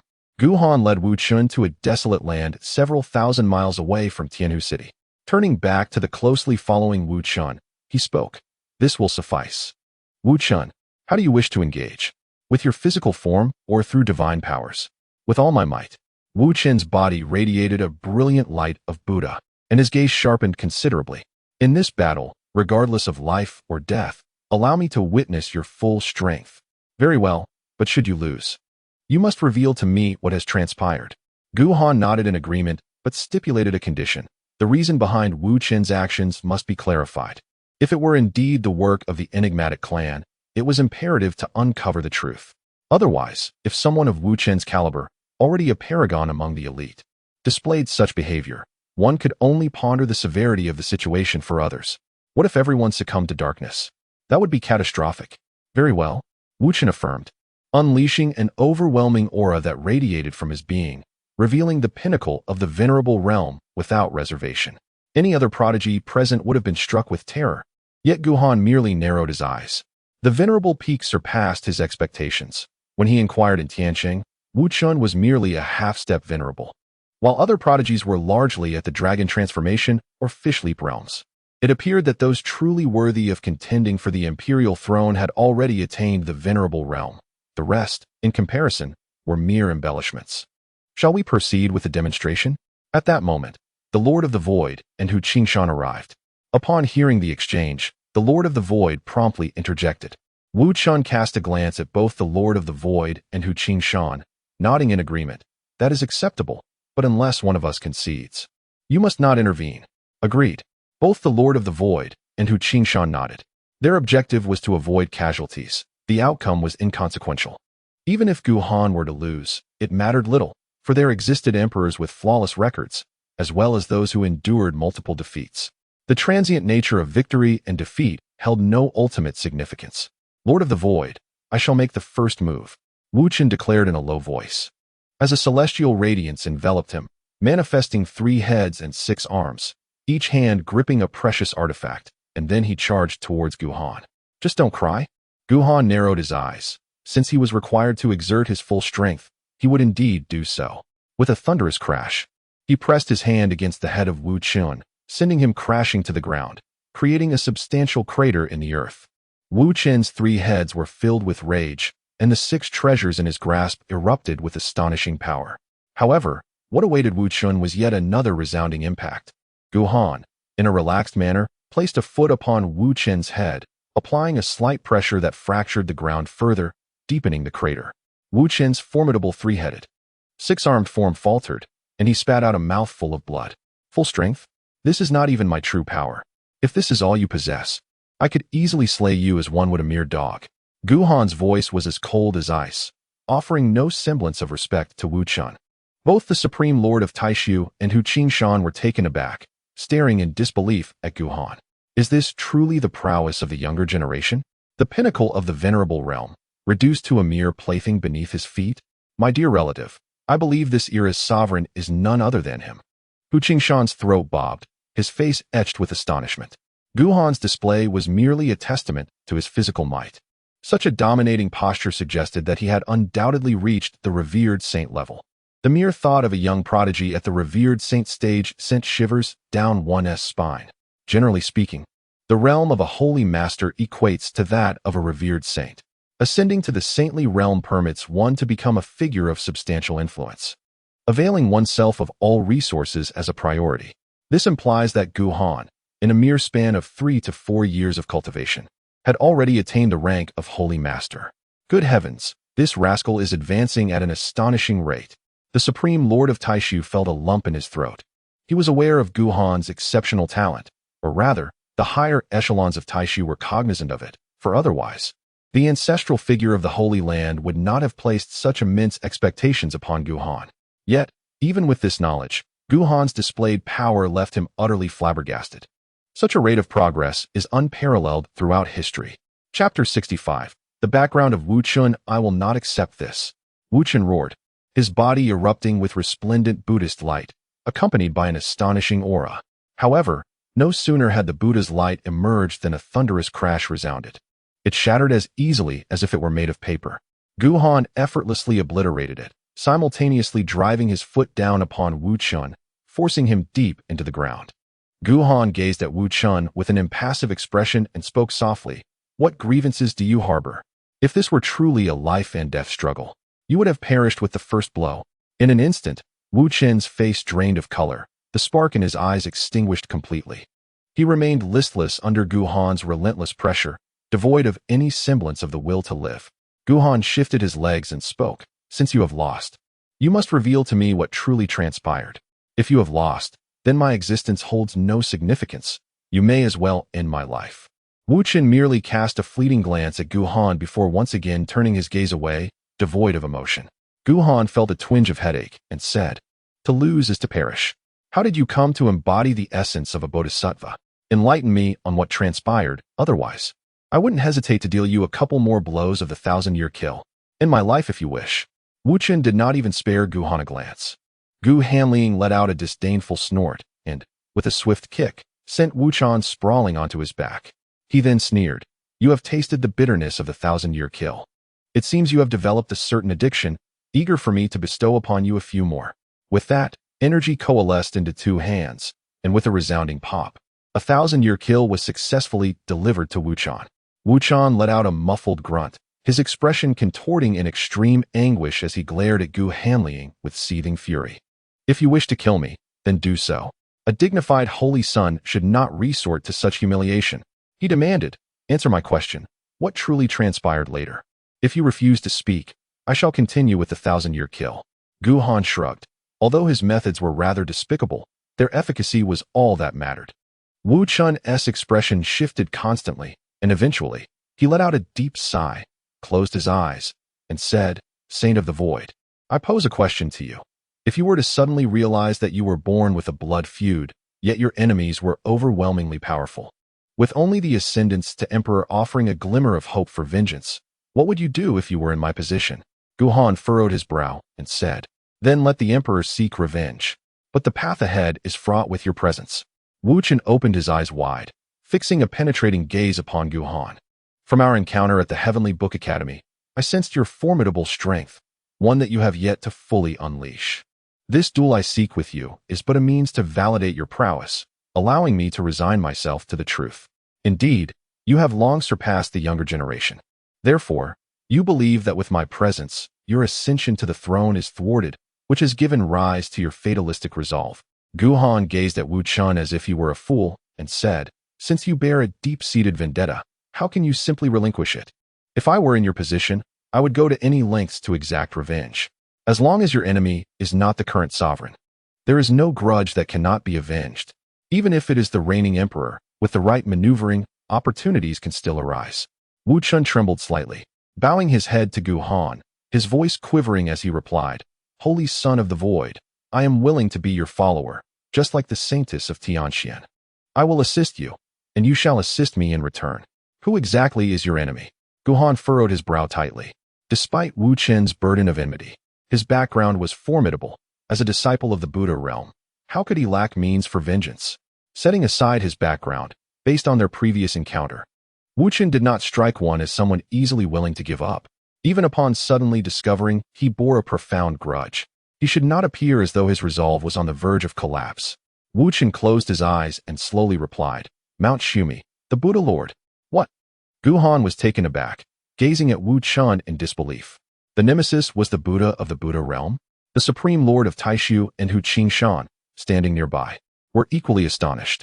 How could it be that the esteemed Buddha would harbor a blood feud with a disciple he had nurtured? "Have you been deceived?" The Supreme Lord of Taishu exchanged glances with Hu Qingshan before solemnly speaking. Wu Chen shook his head and replied, "On that day when the space shattered, I fell into the Xian domain. There, in a mundane city, I encountered a deranged old monk. He recognized my identity upon seeing me and revealed my memories. I was born into a humble family, and on the day of my birth, a celestial light of Buddhism enveloped the heavens. It was also on that day that the Buddha arrived, leading to the demise of over 1,000 members of my clan, with only me being taken away by the Buddha to Mount Shumi. That doesn't add up." Hu Qingshan frowned and interjected, "If the Buddha intended to take you as a disciple, why would he annihilate your entire family? Especially for a small clan like yours. Becoming a disciple of the Buddha would elevate your entire family to one of the most powerful factions beneath the holy ground." The Supreme Lord of Taishu nodded in agreement. "Indeed, you have undoubtedly been misled. The Buddha's status is akin to that of a sage. Just the thought of any saint seeking a disciple would incite overwhelming joy. It is an immense opportunity. There would be no reason to eradicate an entire clan in the process. Otherwise, he would not be acquiring a disciple, but rather an enemy. Not to mention that it was the Buddha himself. Under any circumstance, this event could not transpire. I initially found it hard to believe."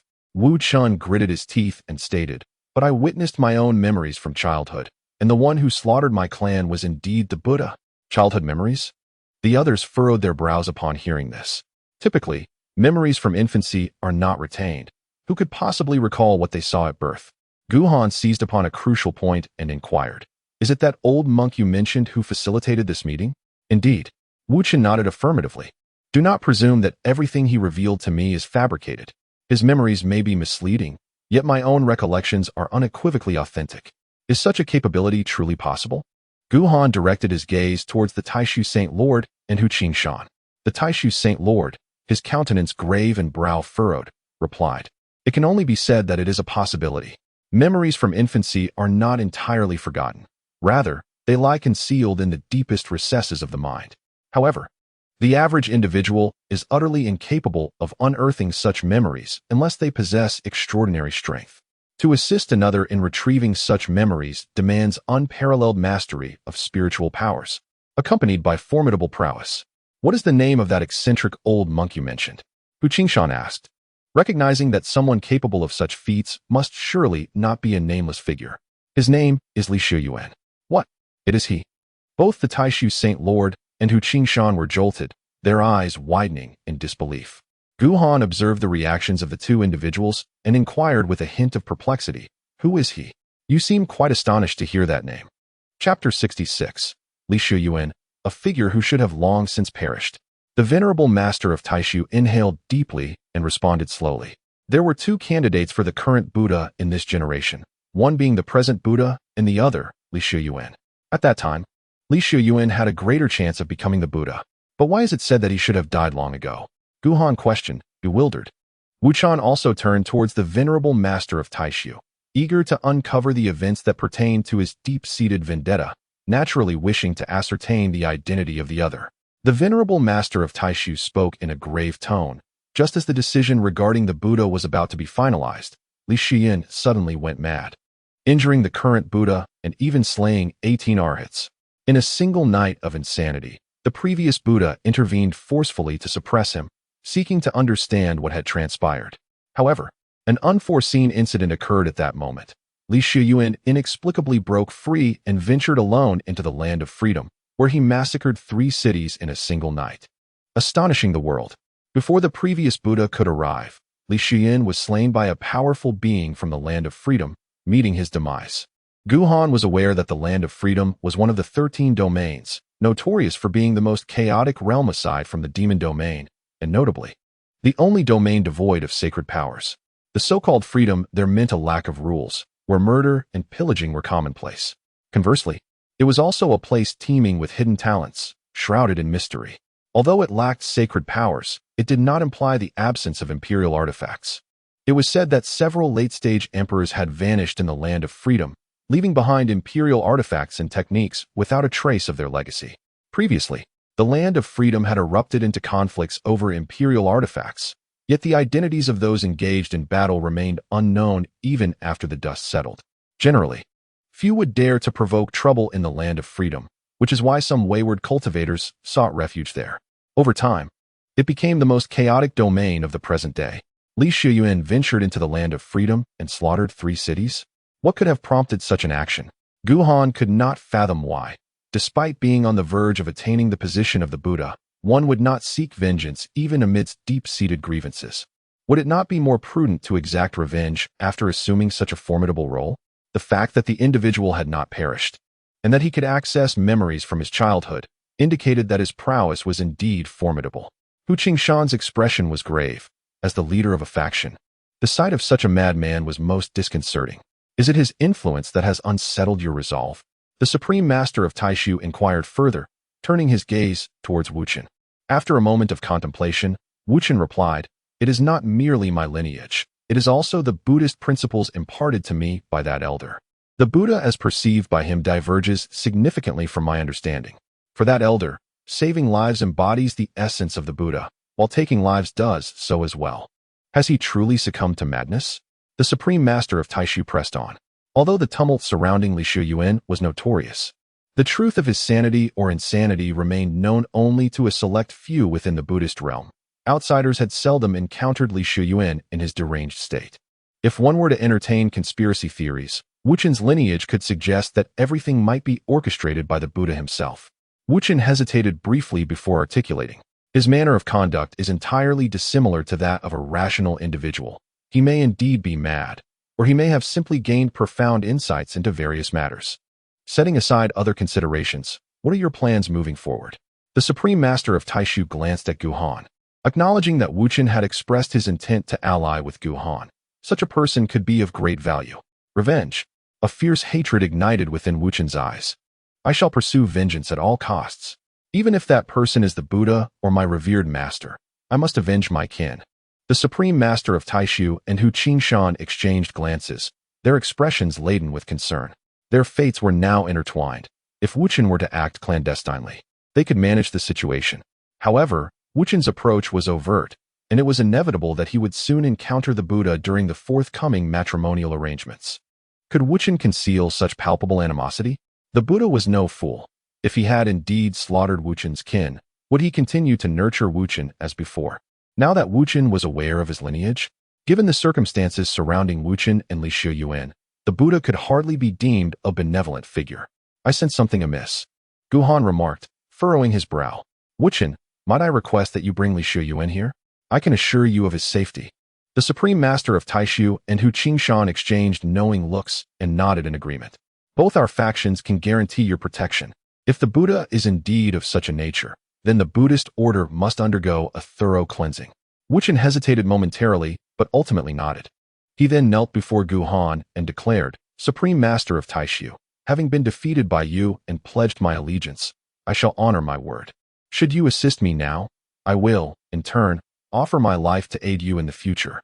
Without allowing Guhan a moment for response, Wuchen soared into the heavens. Guhan gazed at the departing figure of Wuchen and spoke solemnly, Are there many hypocrites within the Buddhist sect? Very few, replied the supreme saint of Tai-Su. The reason why Buddhism and Confucianism can dominate their respective realms lies not only in their strength, but also in their character. If the Buddha were truly the kind of person who would annihilate an entire lineage, then with his disposition, he would not have reached such heights. However, everything is possible. If what Wu Qin claims is true, then the Buddha has concealed his true nature remarkably well. After all, the Buddha is a figure of the same caliber as Confucius. Gohan sighed, finding it difficult to fathom that the master would engage in such actions. Although his interactions with the master were limited, he held a great deal of respect for him. Logically, the Buddha, being of the same caliber, should embody similar virtues. Yet, why dwell on such matters? In a few days, the truth would be revealed when both parties convened. The Supreme Lord of the Void chuckled softly. If Li Shuyuan were deceiving Wu Qin, then Li Shuyuan would meet his demise. Conversely, if the Buddha truly eradicated the Wu Qin clan, then the Buddha himself would face death. The influence of the Buddhist sect is profound. Should such an event transpire, every faction would conspire for the Buddha's downfall. Indeed, Guhan stretched languidly and remarked, I wish to take a stroll. You may return ahead of me. With the wedding imminent, he cautioned, do not cause any mischief. The Lord of the Taishu glared at Guhan, his anxiety palpable. With the ceremony approaching, he dreaded the possibility of Guhan instigating trouble at such a critical juncture. This matter extended beyond the Taishu sacred land. It was significant for the Nine-Tailed Fox clan, and numerous factions were expected to attend. Should Guhan create a disturbance now, it could lead to irreparable consequences. Rest assured, I am merely planning to visit Fox City to see if any prodigies have arrived early and to extend my greetings. Guhan chuckled softly, disregarding the Taoist master of the void and the fox Qing Shan, and departed alone, as the stage for the performance was nearly complete, requiring his diligent preparation. Chapter 67. The slaughter of the heavens. The city of Tianhu bustled with unparalleled vibrancy, as myriad streams of light traversed the skies, accompanied by numerous divine carriages entering and exiting. The streets were teeming with people, even though many powerful sects had yet to arrive. Other cultivators, upon hearing the news, had already flocked to the scene. For cultivators lacking significant backgrounds, every grand gathering represented a rare opportunity.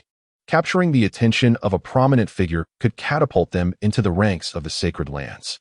In addition to ordinary cultivators, a considerable number of disciples from sects of the sacred land level attended as well.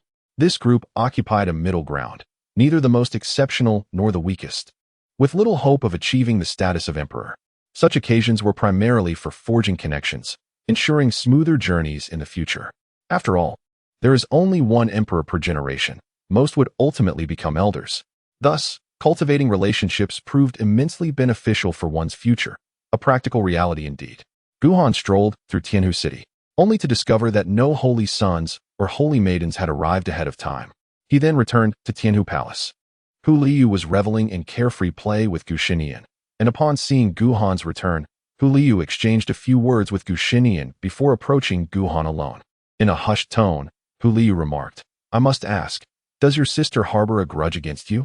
She just discreetly suggested that I flee from the marriage. Guhan was filled with exasperation. How could the young girl, who had seemingly forgotten her past, still engage in such antics? Suddenly, he recalled a remark he had made in a fit of anger when he acknowledged her as his sister, suggesting that the more she irritated him, the better he would thrive. Could it be that this statement had somehow influenced her actions? The more Guhan Yu pondered, the more plausible it seemed. The forgetting dust physique was indeed an enigmatic constitution. Having bid farewell to the past cycle, the possibility of a new beginning stemming from his words could genuinely alter certain aspects. What a transgression! Guhan was rendered speechless, choked with emotion. If this were indeed the case, he truly was suffering a misfortune. Before him stood only Hu Liu, who, while claiming to be his sister, seemed solely intent on provoking him. What kind of sin had he committed to encounter such a predicament? Guhan let out a sigh, then spoke solemnly to Hu Liu. Are you certain that your plan is flawless? Whom do you look down upon? Hu Liu, with her nose held high and an expression of pride, replied, Rest assured. It is best to be so. Guhan nodded, primarily feeling that Hu Liu was somewhat unreliable. This performance did not center solely around him. Hu Liu was also a protagonist. If this fellow faltered, he would undoubtedly drag Guhan down with him. You continue to play. I shall take a stroll. Once he confirmed that Hu Liu was fine, Guhan felt a wave of relief wash over him. This was his greatest concern. If Hu Liu posed no issues, then he himself was assuredly secure. As for trusting Hu Liu, given his audacity to take away the emperor's corpse, it was evident that there was little he was incapable of executing, rather formidable indeed. After wandering for a while without encountering any acquaintances, Guhan returned to his chamber to resume his cultivation. He needed to focus on multiple tasks: deciphering the innate visualization diagram, practicing the Ice Heart Sutra, honing the Taishu Emperor scripture, and absorbing the legacy of the martial ancestor. Previously, he had not felt overwhelmed, but now, with so many pursuits to cultivate, he began to sense a scarcity of time. The following morning, there was a knock at his door, and a maid respectfully conveyed a message. "My lord, representatives from the Tianxian Sacred Land, the Wankai Sacred Land, the Daxia Dynasty, the Bloodkill Sacred Land, and Confucian scholar Li Qing wish to meet with you." "Very well. I shall attend to them immediately." Upon hearing that so many familiar faces had arrived, Guhan promptly rose. In the grand hall, several distinguished young individuals were seated. As Guhan entered, they all stood in greeting. Tianxian Saintus, Xia Jioga, Wan Yukai, Li Qing, and Tu Mantian. While Guhan was not surprised to see the others, he was taken aback upon spotting Tu Mantian. Wasn't this fellow slain by a sword from Li Qing? Noticing Guhan's gaze, Tu Mantian revealed a smile upon his strikingly handsome, yet otherworldly face. "On that day, Brother Li invited me to perform a ruse, intending to encourage certain individuals to withdraw from the conflict to avoid unnecessary demise. Initially, I was reluctant, but alas, I lost a drinking wager and had no choice but to comply." "Was that you in your doppelganger form?" Guhan inquired curiously.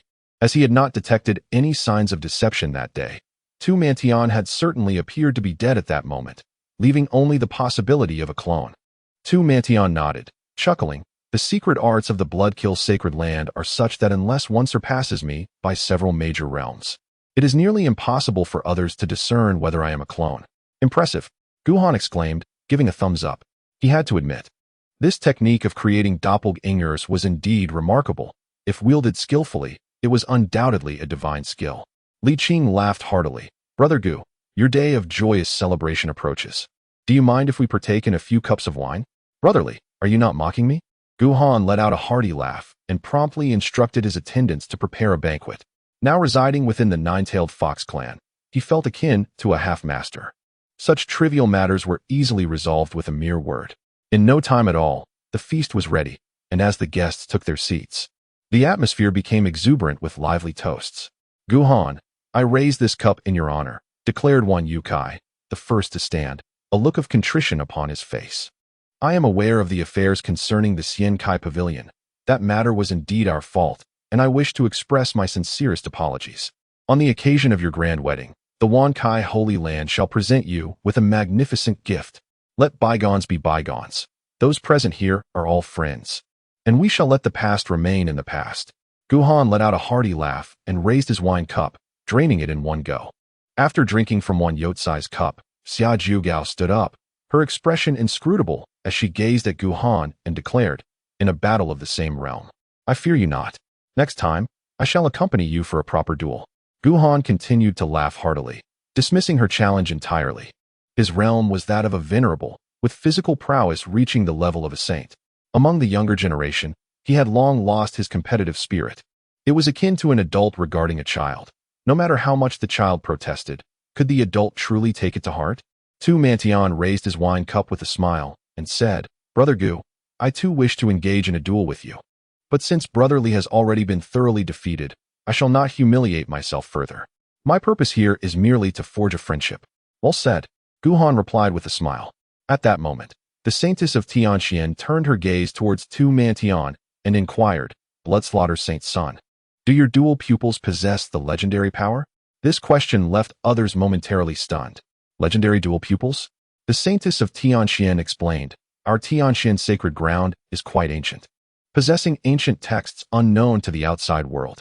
There are legends of a pair of pupils imbued with the might to create and destroy. Today, I see that the Bloodslaughter Saint's son also possesses dual pupils, hence my curiosity, though not all dual pupils are of that caliber." "Are you jesting with me, Saintess?" Tu Mantian laughed. "While dual pupils are rare, it is not uncommon to find a few in each generation. If my dual pupils held such power, I would directly challenge Brother Gu. Indeed, the saintess nodded. Others might conceal their capabilities. But the blood-slaughter sacred ground was founded on the principle of proving one's path through slaughter, emphasizing strength and decisiveness. There was truly no need for concealment. Are there really such dual pupils? Guhan asked, intrigued.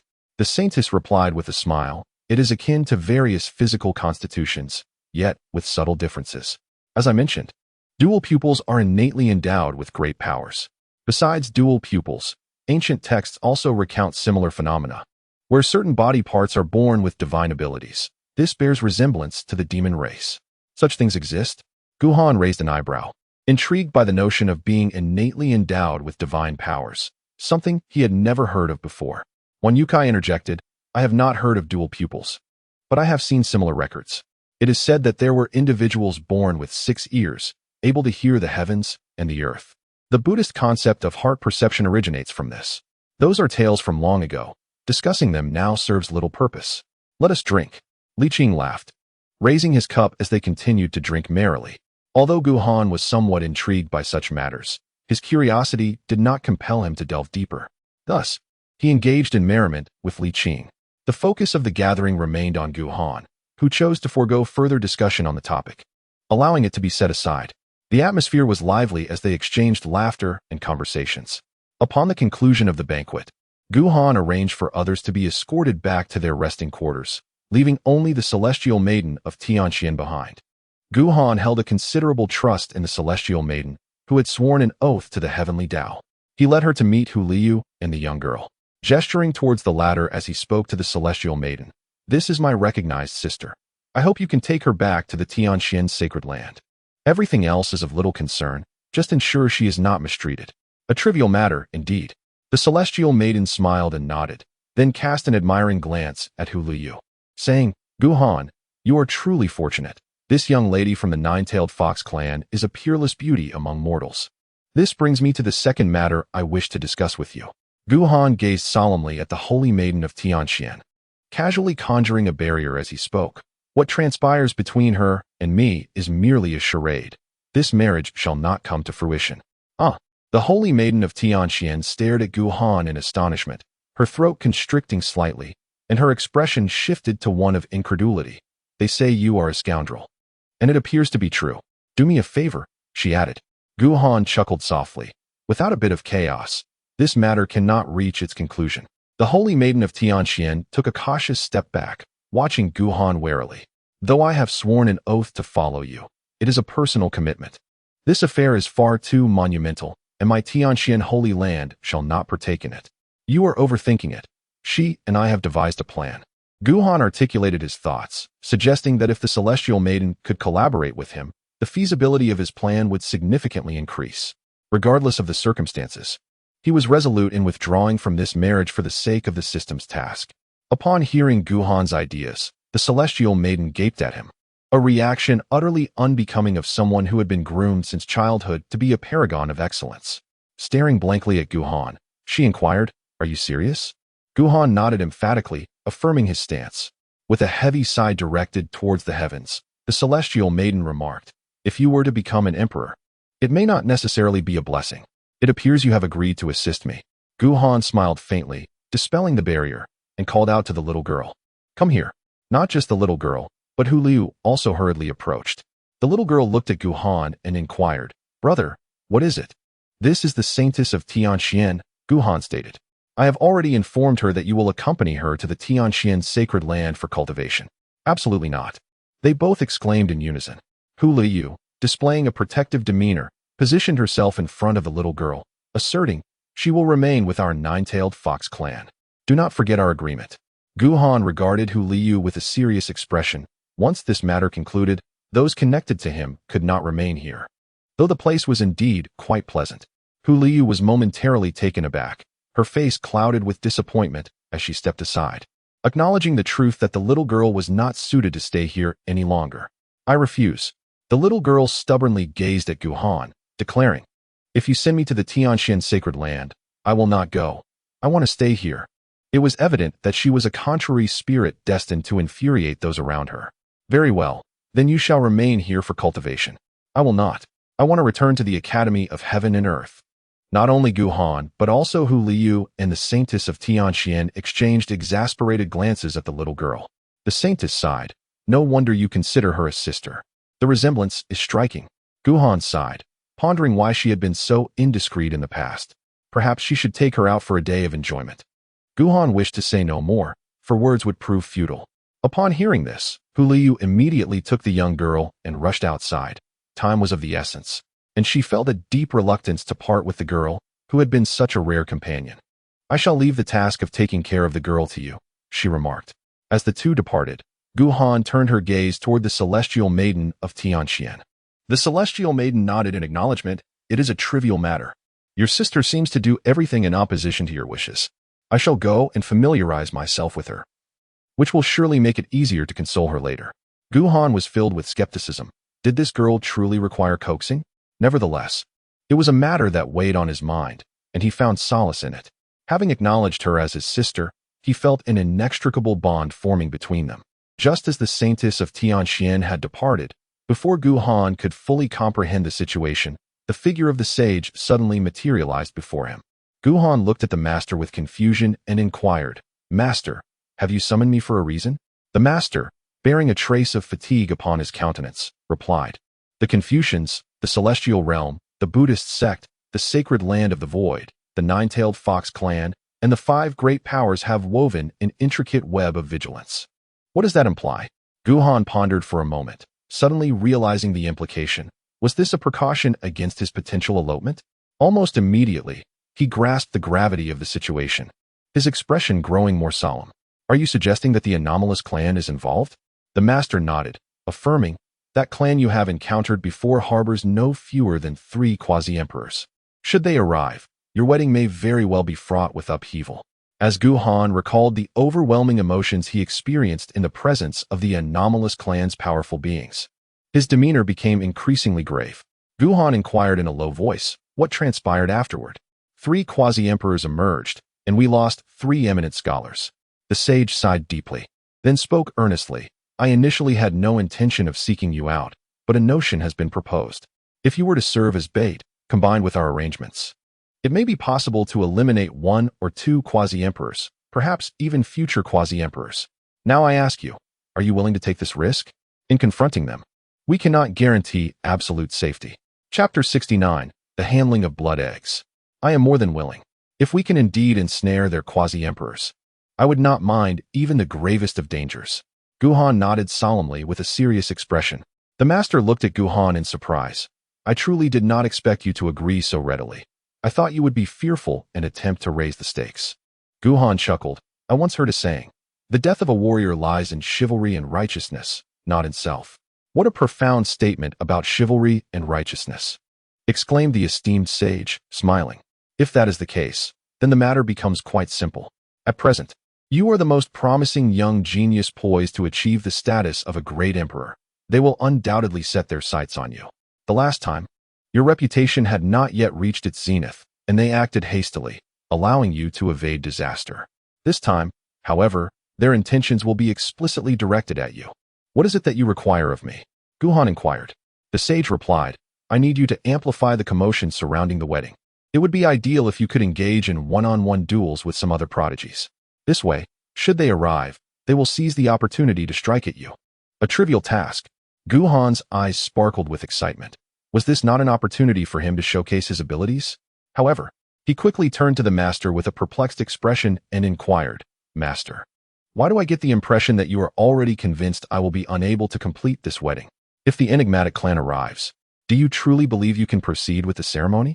The master gazed at Guhan with a look of incredulity. But haven't your 5 great factions established an impenetrable net? Guhan remained perplexed. Among the 5 major factions, the Wenyanggong, Buddhism, and Confucianism could all be considered transcendent forces, holding a status that surpasses that of the sacred grounds by a notch. With the alliance of these 3 great powers, coupled with the Tai Su sacred land and the nine-tailed fox clan on their own territory, would it not be a simple task to suppress any sudden incursions by the mysterious clan?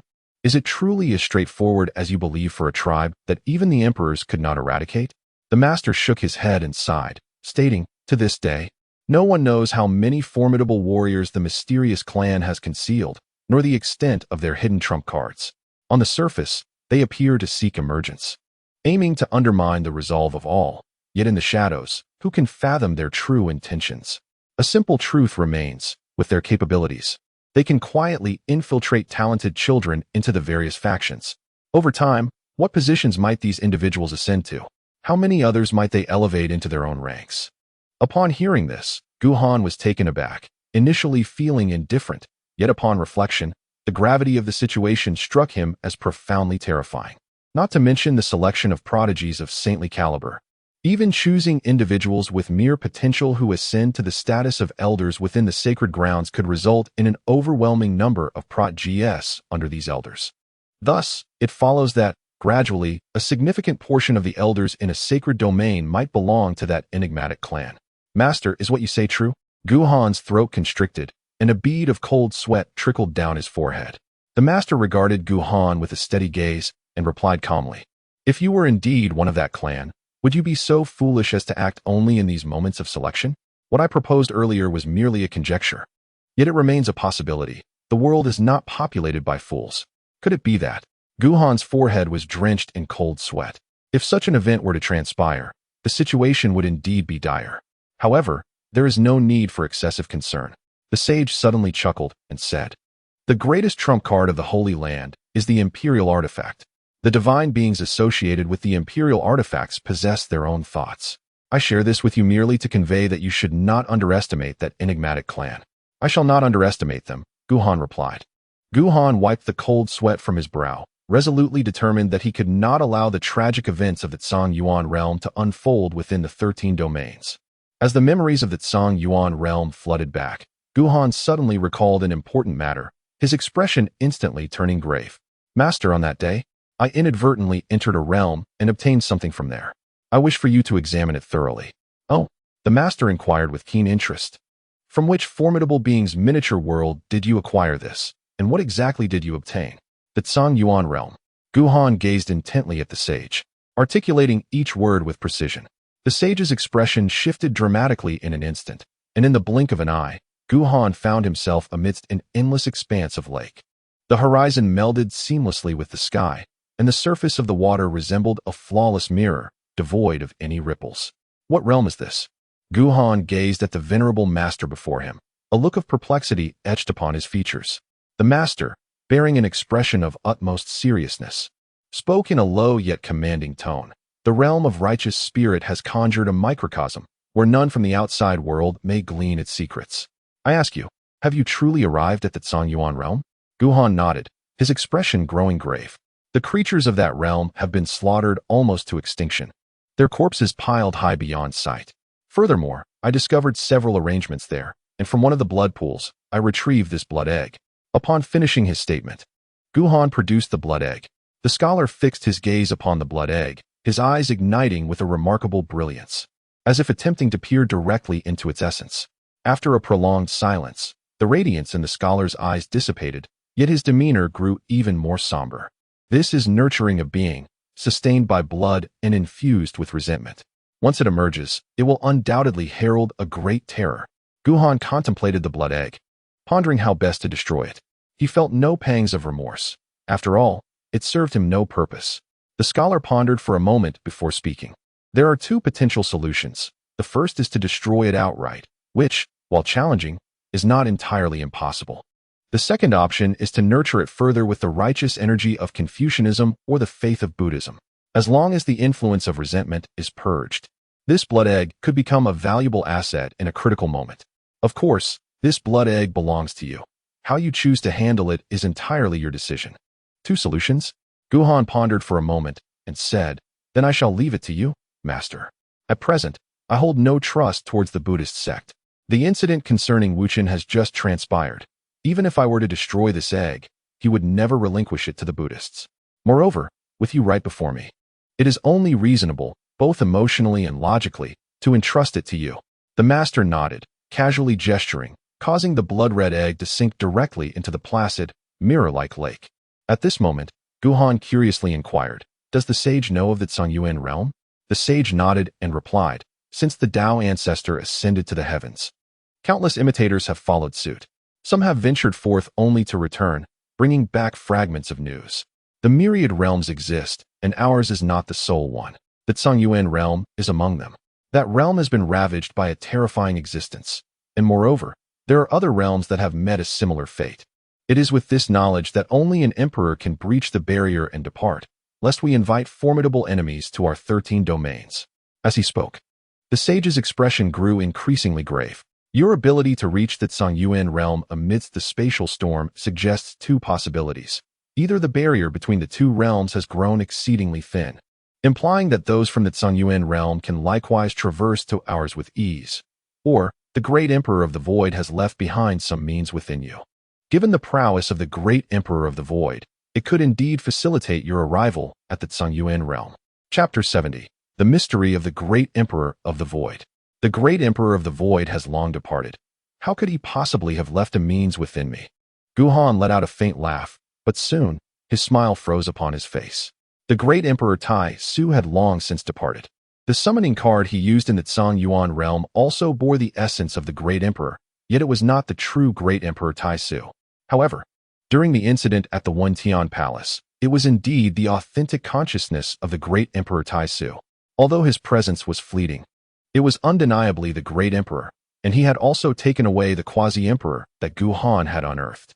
Contemplating this, an inexplicable sensation surged within Guhan. Could it be that his journey to the Tsungyuan realm was truly orchestrated by the great emperor Tai Su? Not laughing anymore, the scholar cast a sidelong glance at Guhan and remarked, "Do you believe that the Dao Palace of the Wentian Palace is a place one can simply visit at will? Your ability to access it indicates that the great Emperor Tai Su has paved the way for you. If my conjecture holds true, you must have encountered the great emperor there. Am I correct?" This was not a question, but rather a statement imbued with certainty. Guhan did not conceal the truth, nodding as he spoke. "I have encountered a fragment of the consciousness of the great Emperor Tai Su, yet I fail to comprehend why he has summoned me to the Tsungyuan realm." Suddenly, the master inquired, "What kind of emperor do you believe the great Emperor Tai Su to be?" "Remarkable and extraordinary," Guhan responded without a moment's hesitation, asserting that the Tai Su emperor, solely based on the Tai Su imperial scriptures and the Tai Su killing formation, undoubtedly epitomized the phrase extraordinarily talented. One might inquire, among the myriad emperors of the world, which one would bequeath a killing formation so devastating that only an incomplete version would be passed down? This sentiment resonates profoundly. The sage nodded thoughtfully and remarked, "The Tai Su emperor was invincible throughout his life. Indeed, among all emperors of past and present, he stands as one of the most formidable and enigmatic figures." Enigmatic? Guhan pondered. While strength could be readily acknowledged, what of the mystery? In Guhan's perspective, the most enigmatic figures were undoubtedly the Old Ancestor, who ascended to the heavens and vanished without a trace, and the martial ancestor, whose name remains obscure, with a life story shrouded in complete obscurity. Although the Tai Su emperor possessed an air of mystery, it seemed somewhat premature to label him as the most enigmatic. The sage regarded Guhan with a warm smile and inquired, "Do you not believe?" Guhan nodded, acknowledging, "Perhaps the Emperor Tai Su possesses a certain degree of enigma. Yet it is not quite as exaggerated as you suggest, Master." The Master, in turn, nodded and remarked, "Do you not believe that an emperor who has attained enlightenment through the path of space would have ventured into other realms?" "It is likely that he has." Guhan hesitantly spoke, uncertain of the matter at hand, which indeed was something he had never comprehended before. He had visited many times. The sage provided an answer, stating, "At that time, the Supreme Emperor of the Void had traversed back and forth numerous times, seeking to break through the barriers between realms, enabling the various worlds to share their resources. He was on the brink of success, yet ultimately, the Supreme Emperor of the Void severed all his arrangements with his own hands." Upon hearing this, Guhan widened his eyes in astonishment. To breach the barriers between realms for mutual exchange? What an audacious ambition! Even neighboring factions are prone to incessant conflicts, let alone two distinct worlds. However, why did the great Emperor Tai Su dismantle all his arrangements? It is indeed perplexing. The sage continued, "In truth, many were bewildered at that time. The great Emperor Tai Su had long notified all factions of the plan to establish a passage between worlds, and every faction had adequately prepared. The larger the world, the greater the resources, even if only for trade. Yet, just as success seemed imminent, the great emperor obliterated everything, leaving all in confusion.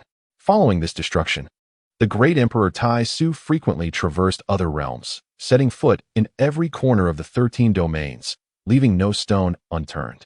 No one comprehended his intentions, but one day, the great Emperor returned grievously injured, shocking the world. The great Emperor, once invincible, had his might acknowledged by all. No one anticipated his injury. That incident deepened the mystery of the great Emperor's actions. Initially, everyone speculated about a formidable enemy beyond the realms, and all were prepared. Yet, the great Emperor uttered not a word regarding his wounds, and his whereabouts became increasingly elusive. Subsequently, the great Emperor vanished for a millennium, only to re-emerge after 10,000 years, once again bearing grave injuries. Yet, at that time, the vitality of the great Emperor surged with unprecedented vigor, reminiscent of his ascension to emperorhood. A millennium later, and his vitality is more robust than ever? Guhan exclaimed in astonishment. While the preceding remarks had merely sparked confusion, this statement was truly shocking. The lifespan of an emperor among the human race is approximately 13,000 years, with varying practices. It may extend to 15,000 years, whereas the longest-lived emperors of other races may reach 2,000 years. As a human emperor, Tai Su Da Di has reigned for a millennium, exhibiting the vigor of one newly ascended, which is utterly implausible.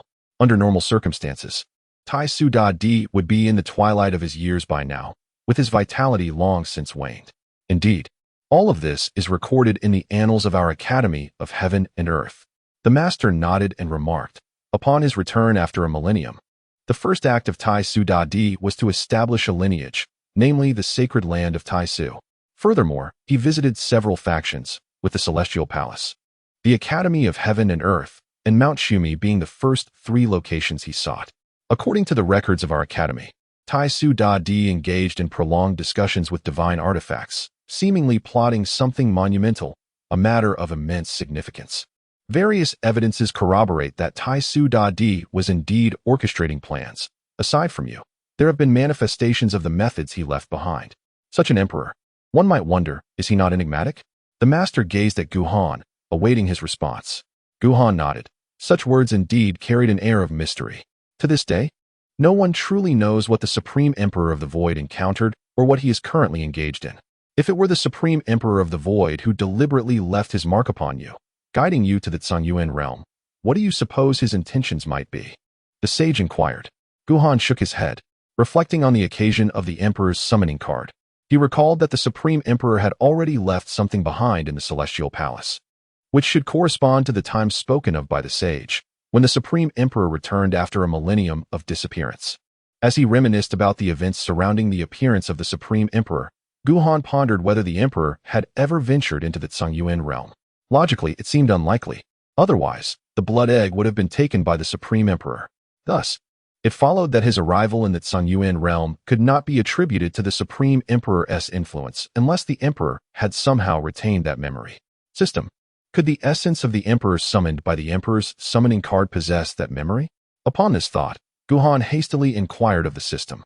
Generally speaking, such memories would not be retained unless the summoned Emperor employed some extraordinary means to share those memories with his true self and subsequently transferred them back to his former self. This premise, however, hinged on the condition that the true form of the summoned Emperor was still alive.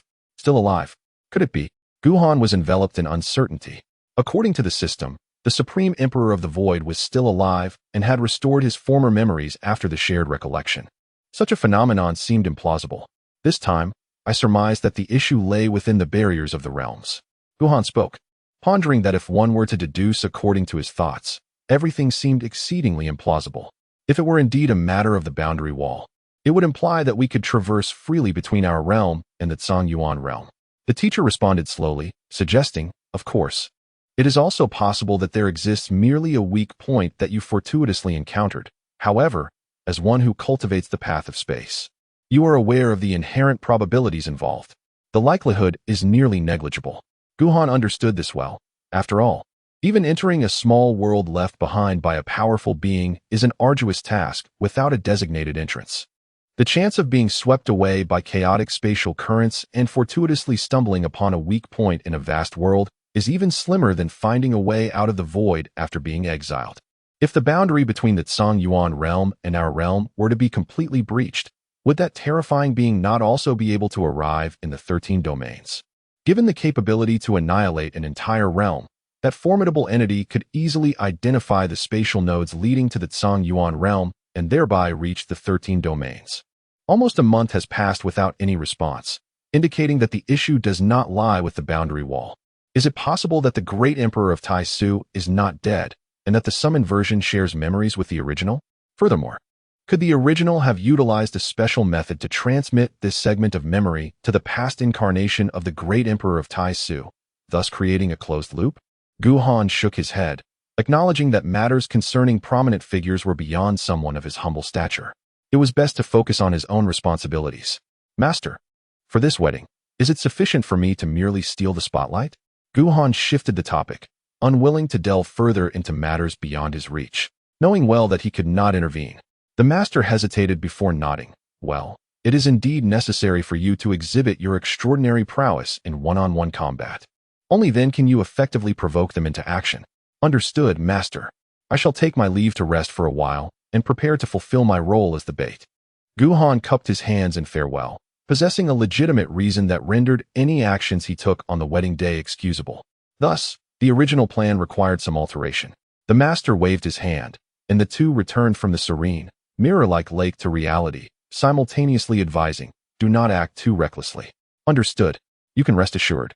I shall handle matters with care. Guhan flashed a brilliant smile and promptly withdrew. After leaving, Guhan intended to continue exploring, but was soon apprehended by others. As the wedding day approached, a multitude of people began bustling around Guhan, for the imperial dynasty placed immense importance on decorum, and the wedding was of paramount significance. Mastering the associated customs and procedures was indispensable. Not only Guhan, but even Hu Liu was seized to learn the intricacies of wedding etiquette, much to their shared dismay. The customs themselves were not particularly difficult to grasp. Rather, it was the etiquette that posed a challenge. Upon discovering that they were required to prostrate themselves before a multitude of individuals during the ceremony, both Guhan and Hu Liu were left in a state of disbelief.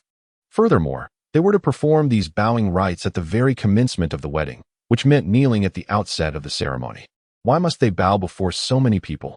Guhan and Hu Liu both cried out in unwillingness.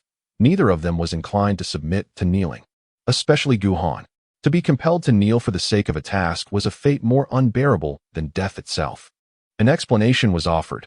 Our nine-tailed fox clan boasts many esteemed ancestors, some of whom date back to the era of our great emperor. Additionally, the Taisu sacred land has also produced several venerable figures, all of whom must be shown due respect. Thus, the union was abruptly called off. Guhan shot a fierce glare at Hu Liu, nearly forgetting the identity of this fool, the daughter of the ice-hard emperor, a genuine imperial princess. When an imperial princess marries, those ancient relics must emerge. Holy son, please, do not jest. Who is jesting? Guhan, in a state of exasperation, realized that the plan had never intended to reach the wedding ceremony, thus avoiding the need to kneel. However, to his dismay, even before the ceremony commenced, he was expected to kneel numerous times. Who could endure such a predicament? Observing Guhan's evident irritation, someone hastily summoned Hu Qingshan and the Supreme Master of Taishu. Both arrived in haste, and upon seeing Guhan, the Supreme Master of Taishu scolded him with palpable annoyance. At this juncture, what nonsense are you still causing? You expect me to kneel over a dozen times. Is this wedding even feasible? Guhan, undeterred, glared defiantly at the Supreme Master. The latter, with a dark expression, turned to Hu Qingshan and remarked, I told you this scoundrel would never acquiesce. Hu Qingshan, wearing a wry smile, found himself in a difficult position. The marriage of the imperial princess necessitated informing their ancestors, did it not? If the ancestors wished to attend the ceremony, he could hardly refuse, especially considering several former generals under the ice-hard emperor, who certainly deserved a bow from Hu Liu. His clan's ancestors would require the bride and groom to pay their respects, and the Taishu Holy Land would undoubtedly need to accommodate a few esteemed guests. This matter was beyond his control, particularly with those ancestors, who, despite being generals under the ice-hard emperor, shared a bond akin to siblings. Even if the ice-hard emperor were alive, Hu Liu would still be obliged to show her respect. I refuse to marry. At this juncture, Hu Liu joined the fray. energized by Guhan's lead. Hu Qingshan's expression darkened further. These two were indeed a perfect match, neither of them a pleasant character. If you persist in this uproar, I shall consult with the ancestors. With a sweeping gesture, Hu Qingshan departed, deeming the union of these two far more significant than the triviality of kneeling. The supreme master of Taishu, witnessing this, promptly followed suit, casting a fierce glare at Guhan before leaving, laden with a warning.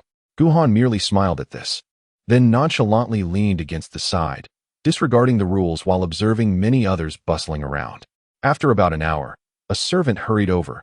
Your Highness, both the clan leader and the elder have decided that all the tedious customs can be set aside.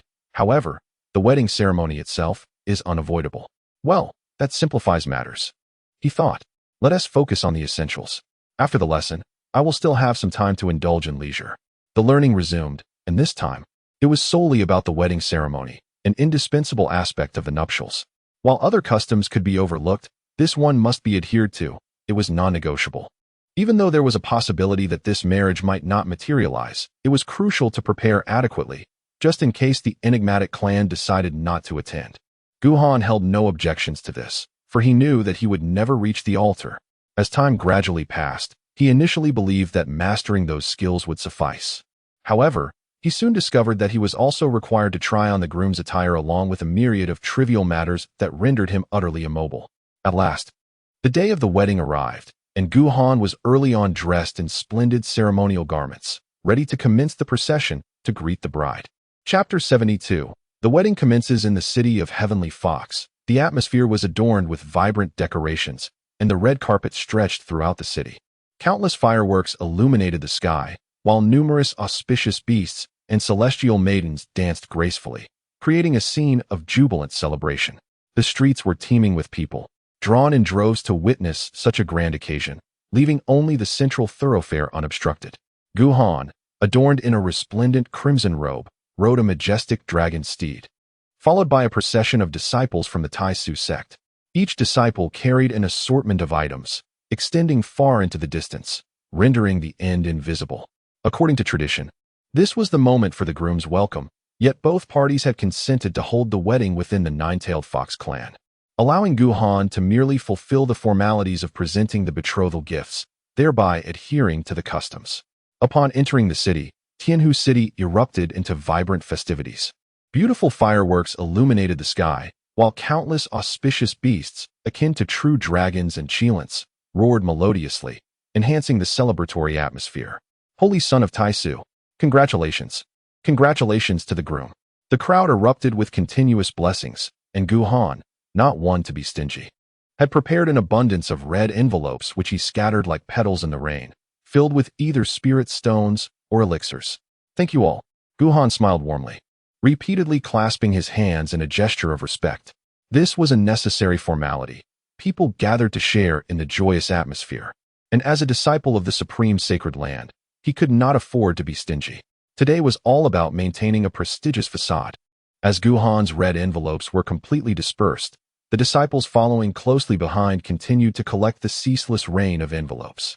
The formidable cultivators dismissed such trifles, seizing them to avoid losing face, while for the ordinary practitioners, these envelopes were indeed a rare treasure. However, at that moment, no one dared to truly create chaos over the spoils. The atmosphere was lively yet orderly. Traversing the lengthy avenue of Tianhu City, they arrived at the foot of the mountain, where eager individuals had gathered in anticipation. The groom has arrived. Countless rays of light cascaded down, forming a path upon the ground. Someone immediately approached, their face beaming with joy. Groom, dismount swiftly, for the next part of the journey must be undertaken on foot. Guhan nodded slightly, dismounted from the dragon's steed, and stepped onto the radiant path, proceeding at a leisurely pace. Behind him, the harmonious melodies echoed continuously, resonating throughout the city. These were the gifts bestowed by the Taisu sacred land, lavish offerings that upheld the dignity of both parties. A meager display would bring shame to them all, yet no union of those of the Saint Sun rank had ever been lacking in grandeur. As he ascended further, he arrived at a vast square, already teeming with people on both sides, many having arrived early, while others were still en route, not absent, but awaiting another segment of the ceremony. At the center of the square stood Hu Liu, adorned in a phoenix crown and radiant attire. Her exquisite visage enhanced by a delicate touch of makeup, rendering her even more ethereal, akin to a celestial being. Upon beholding Hu Liu, Guhan was struck by an overwhelming sense of admiration. How splendid it would be if this enchanting figure were to lie immobile and silent upon a bed. For her visage alone is truly of the highest caliber in the realm. Even now, with her limbs and voice intact, she possesses an ethereal beauty that seems to transcend the ordinary. It was not just Guhan. Many others were captivated, their gazes fixated on Hu Liu, unblinking. Even in the presence of Guhan, who did not dare to divert his attention. While beautiful women are not uncommon, encountering one as breathtaking as Hu Liu, who seems to have stepped forth from a painting, is indeed a rare occurrence. Some in the crowd felt a pang of regret, realizing that had they known the saintess of the nine-tailed fox clan possessed such extraordinary beauty, they would have hurried to propose long ago, leaving no room for the likes of the saint son of the void. Guhan approached Hu Liu, a gentle smile gracing his face. "Are you happy?" he inquired. "Indeed." Hu Liu nodded emphatically, her eyes sparkling with excitement. After a month of anticipation, this day had finally arrived. How could she not be joyful? Esteemed guests. At that moment, Hu Qingshan, standing beside Hu Liu, raised his voice. "Today's wedding will be conducted with simplicity. Once the auspicious hour arrives, we shall proceed with the marriage ceremony. Until then, please indulge in the feast and await the propitious moment." As his words echoed, numerous maidens emerged bearing an array of delectable dishes and exquisite fruits. "Ha! Allow me to toast to Brother Gu." Li Qing was the first to step forward with a raised cup, offering his heartfelt blessings to Guhan and Hu Liu. "Wishing you both a lifetime of harmony and early progeny." "Thank you." Guhan and Hu Liu both held their wine cups, smiling and nodding. The time before the wedding ceremony was reserved for these guests. With the first toast, many others soon followed, raising their cups in celebration. Just as the majority of attendees had offered their respects, a sudden voice rang out. "At Tiandi Academy, the master has arrived." The master appeared at the forefront of the plaza, approaching with a gentle smile. "We humbly welcome the master. A modest offering of wine is prepared, though it pales in comparison to our respect." Guhan and Hu Liu approached. Now it was their turn to toast. The gathering was predominantly composed of the younger generation, all of whom needed to raise their glasses in blessing to them. The forthcoming guests were elders, to whom they were expected to offer their toasts. Presenting the master of the Asking Heaven Palace, a stunning figure emerged, leaving many in awe. The appearance of the master of the Asking Heaven Palace could be likened to that of Hu Liu. However, one exuded youthful innocence, while the other radiated mature elegance. Presenting the Buddha of Shumi Mountain, a middle-aged monk approached slowly, his face benevolent and adorned with a warm smile. "The chief of the Qingjiao clan has arrived. The master of the Tianxian Sacred Land has arrived. The master of the Wankai Sacred Land has arrived. The chief of the Golden Wing Dapeng clan has arrived." One esteemed figure after another made their entrance, as Guhan and Hu Liu continued to toast without pause. They adhered to a simplified protocol. Had it been otherwise, they felt they might have been overwhelmed. At last, all the anticipated guests had arrived. Hu Qingshan and the master of the Taishu Sacred Land were attending to the esteemed guests. Guhan exchanged a knowing glance with Hu Liu, who nodded in understanding. Casting her gaze around, a radiant smile adorned Hu Liu's exquisite face as she gracefully approached Tu Mantiang. "You are truly handsome, as striking as I am. Might I have the honor of sharing a drink with you?" At these words, the room fell silent. All eyes turned toward Hu Liu, their expressions a mixture of astonishment as they glanced from her to Guhan. Tu Mantiang's complexion darkened, and he hastily stepped back several paces, awkwardly responding, "Saintess, you flatter me. Today is a joyous occasion for you and Brother Gu. It is I who should be toasting you. Regardless, had I seen you sooner, perhaps I would have chosen you," Hu Liu teased, casting a flirtatious glance at Tu Mantiang. Tu Mantiang appeared crestfallen, cautiously glancing at Guhan, who was glaring at him with a stormy expression, instilling within him a profound sense of foreboding. However, Guhan refrained from causing trouble for Tu Mantiang. His gaze swept across the room until it landed on the Tianxian Saintess, and he promptly made his way over, smiling. "Tianxian Saintess, come, let us share a drink." The Tianxian Saintess shot a glance at Hu Liu, smiling. "Taishu Saint's son, I am but your follower. Your reputation is my reputation. If you do not mind, I would like to introduce you to a few of my sisters who have long admired you." The atmosphere gradually quieted, as the protagonists of the day, Every action and word of Guhan and Hu Liu drew keen attention. This unfolding scene had rendered many too apprehensive to breathe, including several of the esteemed figures who observed the situation with curiosity. Very well. Love is forged through actions, not mere words. Guhan laughed heartily, draining his cup in one swift motion. Guhan, what do you mean by that? Hu Liu stormed over in fury, exclaiming, on the day of our wedding, do you intend to seek a mistress? That cannot possibly compare to you. Guhan responded with a cold smirk. Hu Liu pointed at Tu Mantian and declared, he is indeed more handsome than you. Am I mistaken? Tu Mantian's expression darkened, feeling exasperated. Can we not involve me in such matters? More handsome than me? Fine. Today, I shall ruin that handsome face of his. Guhan, in a fit of fury, swiftly approached Tu Mantian and unleashed a powerful punch aimed squarely at his face. Brother Gu, this has nothing to do with me. Tu Mantian exclaimed, but Guhan paid no heed, delivering a devastating blow that sent Tu Mantian flying. A resounding thud echoed through the air, plunging the arena into silence as all eyes turned towards the unfolding chaos. What is happening?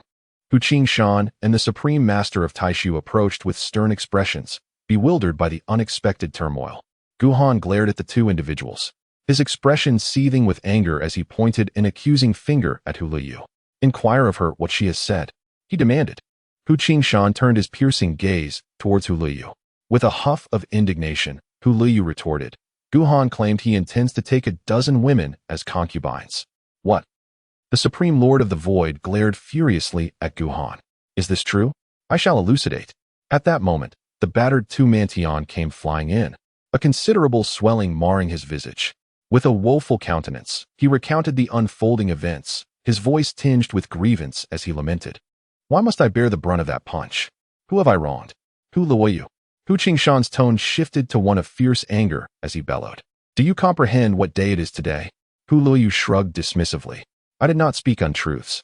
Guhan is indeed neither as handsome nor as carefree as that other fellow. As she spoke, she pointed towards Li Qing. Li Qing, still lost in his drink, blinked several times, perplexed. What does that mean?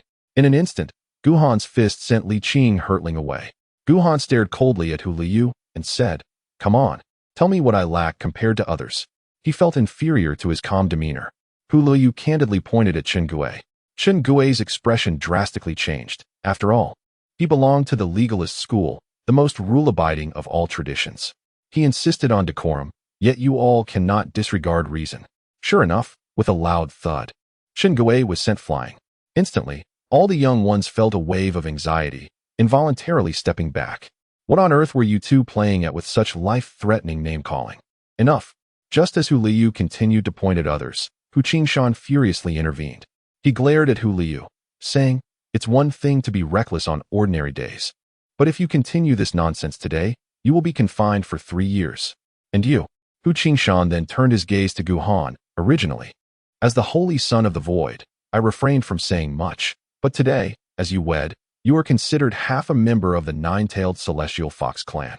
If you persist in this folly with Hu Liu, you shall cultivate your relationship for 3 years alongside her. Guhan yearned to voice his dissatisfaction, yet the Supreme Master of the Void gazed at him with a fierce intensity, as if warning him that any further disruption would not be tolerated. Guhan could only fall silent, quietly retrieving a green hat from his bosom and placing it atop his head. How infuriating! The Supreme Master of the Taishu sect, in a fit of rage, disregarded the occasion of the wedding and began to unleash a torrent of blows upon Guhan. Only a fool like him could conceive of wearing a green hat on the day of his nuptials. After today, none in the Taishu sect would know how to hold their heads high again. Guhan remained silent after being beaten, appearing to have sustained a considerable thrashing, though the blows were not as severe as they seemed. Once the Supreme Master of Taishu had vented his frustration, he casually removed Guhan's green hat and remarked, Esteemed guests, please forgive the spectacle. My companion here has been a rogue since childhood, and I have grown accustomed to it. The Supreme Son of Taishu is a free spirit, a delightful character. Today is indeed a joyous occasion, and it is only fitting that the son indulges in a jest. Instantly, many echoed the Supreme Master's sentiments, chuckling heartily. They feared that denying him a graceful exit might provoke his ire further. At that moment, Guhan rose from the ground, dusting himself off, and donned a remarkably lifelike dog mask. Gazing into the wise eyes of the mask, The Supreme Master of Taishu nearly lost his breath, momentarily blinded by a haze of astonishment. Once he regained his composure, his aura surged with intensity, and he resumed his assault on Guhan. This time, Guhan's cries of agony filled the air, for the Supreme Master was evidently enraged, striking with far greater force than before. In the end, the Supreme Master tore off the dog mask, exclaiming in fury, "Should you dare to cause any more mischief, I shall transform you into that very dog." "I shall not," Guhan replied, filled with trepidation. Guhan lowered his head, feeling a sense of guilt. Nearby, Hu Qingshan wore a grim expression. Guhan had become the subject of jest, but the first to be mocked was indeed his nine-tailed fox clan. All of this was instigated by Hu Liu. The Supreme Lord of Taishu was targeting Guhan, but in truth, it was a slap in the face to his clan. Had it been anyone else, Hu Qingshan would have dealt with them harshly, but Hu Liu was the daughter of an emperor, making it impossible to reprimand her. "Let this matter rest. You two, cease your antics." The Supreme Lord of Taishu cast a glance at Hu Liu, waved his hand, and strode away. Seeing this, Hu Qingshan hurriedly offered a few words of consolation to Hu Liu before quickly following the Supreme Lord, knowing that an apology was indispensable. Otherwise, the Supreme Lord's ire would not abate, and he would undoubtedly harbor great discontent towards Hu Liu in the future. As they departed, Hu Liu approached Guhan and whispered, "Guhan, shall we continue? Damn it, I won't accept this beating in vain." "It's your turn now." Guhan gritted his teeth in response. Hu Liu nodded and, with a playful grin, proclaimed loudly, "Guhan, I was wrong. I apologize." This was clearly for the benefit of others, and Guhan graciously nodded, refraining from any further excesses. This farce seemed to have concluded, with Guhan and Hu Liu standing side by side once more. After a while, they began to toast with their goblets, and this time, Guhan's toasts were directed solely at the saintesses, completely disregarding the men. Gradually, the smile on Hu Liu's face faded, and her expression grew increasingly grim, while the saintesses being toasted began to feel a sense of dread. What was amiss in this scenario? Were they about to exchange roles and repeat the spectacle? The memory of those who had been sent flying resurfaced, and upon observing Hu Liu's demeanor, the saintesses began to avoid Guhan like the plague, fearing they might become the catalyst for Hu Liu's outburst. A comical scene unfolded as Guhan approached with his goblet, causing others to retreat. Some saintesses even shot him warning glances, signaling him not to come closer. "Oh, I am curious to see how you intend to play this," he mused. At that moment, a light laugh echoed as a beautiful woman in a black gown approached Guhan, a mischievous smile gracing her lips. It was the heavenly demoness. "Do tread carefully." The voice of the Tianxin saintess resonated in Guhan's mind. The heavenly demoness? Guhan recalled instantly, remembering the rogue cultivators of the land of freedom and the celestial demon's sacred body. It was said that they had once been taken as a disciple by a certain power in the demon realm, but later killed their master and fled to the land of freedom. Upon arriving there, they attracted countless pursuers, all of whom were cunningly ensnared and slaughtered by the celestial demoness through various means. Even a powerful figure of the sacred realm met a tragic end at her hands, thus elevating her notoriety. Guhan raised an eyebrow as he beheld the approaching demoness, a smile gracing his lips. "I have long heard of your illustrious name, and seeing you today, you truly are extraordinary." The demoness chuckled softly, stepping beside Guhan, and with a delicate finger, she lifted his chin, her gaze laced with allure. "Oh, esteemed holy son of Taishu, if you find me to your liking, why not allow me to accompany you for the night?" As Guhan took in the demoness' exquisite figure and refined visage, he felt a flutter of temptation stirring within him. "You vixen, how dare you seduce my husband?" Fox Liu erupted at that moment, charging fiercely toward the demoness. Unfazed, the demoness gracefully danced aside, evading Fox Liu with an elegance that was nothing short of mesmerizing. Amusement danced in her eyes as she regarded Fox Liu. The holy son of Taishu may possess the power to cast others aside, but that does not mean you can do the same. Your strength is far from sufficient to challenge me. Is that so? A cunning smile crept across Fox Liu's face, and in the next instant, the square was illuminated by a myriad of patterns. A wave of astonishment swept through the crowd, especially Fox Qingshan, whose face turned pale as he spun around, intent on rushing towards Fox Liu. Yet, the radiant light beneath his feet ensnared him in place.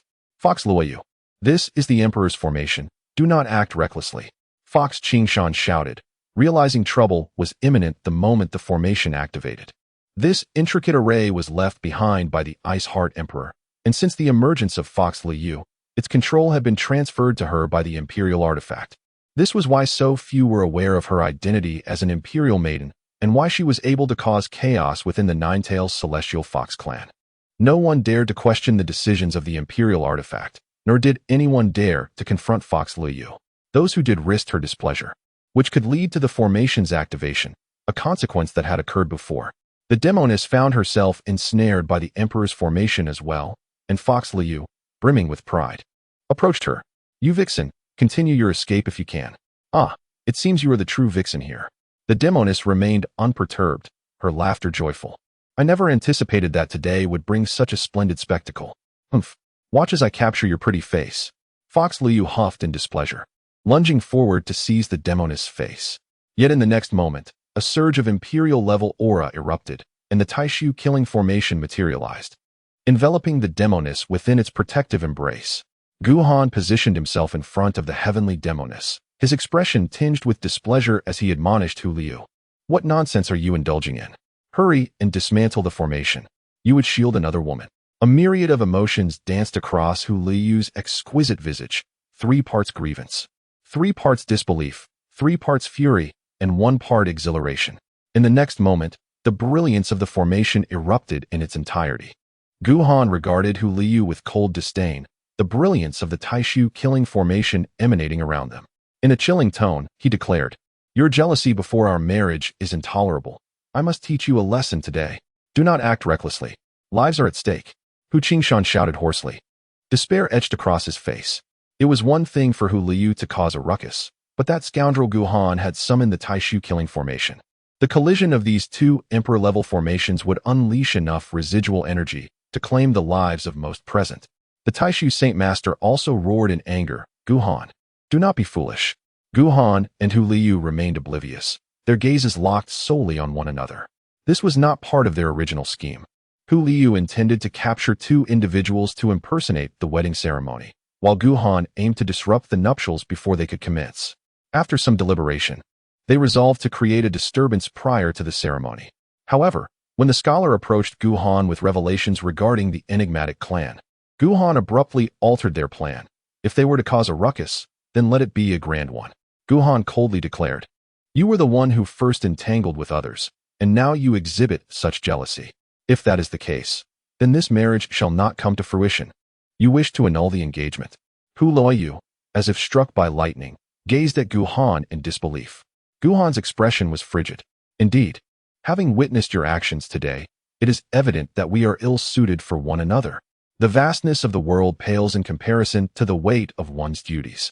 The foremost priority is to annul this engagement. Only then can we indulge in our whims without the burden of this dissolution looming over us. Otherwise, should the enigmatic clan truly arrive, he may well find his mission in jeopardy." "Very well, this marriage shall not come to pass." Hu Liu closed her eyes, a solitary tear escaping the corner of her eye. Such remarkable acting. Gu Han silently gave a thumbs up to Hu Liu, thinking that if she ever used her wits, her acting skills could surely ensnare many unsuspecting souls. "What on earth are you all doing?" Hu Qingshan and the Supreme Lord of Taishu were both furious. Guests had already arrived, and now they were causing such a commotion over a broken engagement? What were they to do? Even the sage cleared his throat and interjected, "This is merely a misunderstanding. There is no need to escalate it to such an extent." Only the master of the Weniangong smiled and remarked, "I have encountered Gu Han before. He dared to invade Weniangong and set fire to the Dao Palace. Surely, you do not believe he genuinely wishes to marry, do you? Moreover, if memory serves, he and Hu Liu have never met prior to this." These words caused Hu Qingshan and the Supreme Lord of Taishu to change countenance dramatically. What the hell? Are they truly playing such a dangerous game? The union of their 2 great forces had taken an unexpected turn, and neither Hu Qingshan nor the Supreme Lord of Taishu had anticipated such audacity. Their expressions darkened as the gravity of the situation sank in. From this day forth, the proposed marriage would be nothing more than a farce, and their families would be ridiculed. It seemed as if Hu Liu was aware of this, and she quietly suggested, "Gu Han, perhaps we should withdraw?" The formation activated, and the words reached her ears. Gu Han decisively dismantled the Taishu killing formation, his frosty demeanor instantly transforming into a radiant smile as he turned to the followers of the Taishu Holy Master. Withdraw? With your formation suppressing everything. Let us continue our amusement. After all, who among us is not eager for a bit of fun? Come, let us first arrange for someone to receive a bald head. Upon hearing this, Hu Luiyu's eyes sparkled with excitement, fixated intently on Hu Qingshan, who felt an unsettling chill run down his spine. This creature intends to shave his head. Chapter 75. She truly has guts, you dare. Hu Qingshan began to roar in fury, but in the next moment, an overwhelming force sealed all his words, rendering him speechless. Hu Luiyu, brimming with delight, approached Hu Qingshan, brandishing a small knife, and truly commenced the process of shaving his head. Hu Qingshan, filled with grief and indignation, found himself firmly restrained by the emperor's formation, helplessly enduring Hu Luiyu's antics. Guhan observed Hu Luiyu's actions and silently raised his thumb in admiration. Who would have thought that this individual possessed such audacity? After all, a person who dares to take away the corpse of an emperor is certainly capable of anything. I must learn from her. Guhan let out a deep sigh, then surveyed the crowd with a mischievous grin, pondering how to proceed. As he scanned the gathering, his gaze unexpectedly landed on a familiar figure. Although positioned at the back of the crowd, the individual was still discernible to him. Oh, isn't that Long San? Has he come to bring me some food? Guhan stepped forward to stand before Long San, undeterred by the predatory expression on his face, and immediately commenced his actions. Having confirmed that the injuries sustained in Tiansheng had fully healed and his limbs were intact, Guhan contemplated for a moment before severing one of Long San's legs. Additionally, he decided to extract the liver, for it is said that dragon liver and phoenix marrow are exquisite delicacies. Although the Qing Jiao is not a dragon, it should suffice in terms of taste. With the spoils in hand, Guhan surveyed the surroundings and with a casual flourish, unleashed a torrent of sword aura. The hair of all the young men present fell away, leaving them bald, their heads gleaming under the sun. Each man glared at Guhan with fury, their expressions a mixture of rage and helplessness, stifled by the oppressive formation of Hu Luiyu that rendered them mute. Otherwise, one could only imagine the vulgarities that would have escaped their lips. As for the saintesses, Guhan refrained from harming them, for he too sought a wife, and offending them would be counterproductive to his intentions. Guhan, you despicable fiend, how could you act so swiftly? Hu Luiyu exclaimed, observing the unfolding situation with indignation. Guhan laughed heartily, exclaiming, I have completed my task here. Behold. In response, Hu Luiyu let out an indignant huff and immediately wielded her powers to shave the heads of all the saints, including the revered master and the lord of Wenyangdong. Leaving no exceptions, everyone cast dark glances at Hu Luiyu. If looks could kill, she would have perished countless times over. Suddenly, with a tone of perplexity, Hu Luiyu inquired, Guhan, there is one bald head here. What should we do about it? Upon hearing this, Guhan glanced over and realized that Hu Luiyu was referring to the Buddha. Guhan's expression darkened as he retorted, given that he is already bald. Why not grant him a touch of hair? What a splendid idea. Initially, it was merely a casual remark, yet Hu Luiyu took it to heart.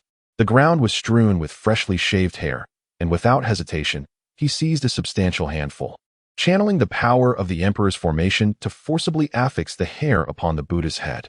After completing this task, Hu Luiyu scrutinized his work carefully, ensuring that the hair had been properly implanted before nodding in satisfaction. Observing the Buddha with a disheveled mane and a face adorned with a wild beard, Guhan couldn't help but give Hu Luiyu a thumbs up.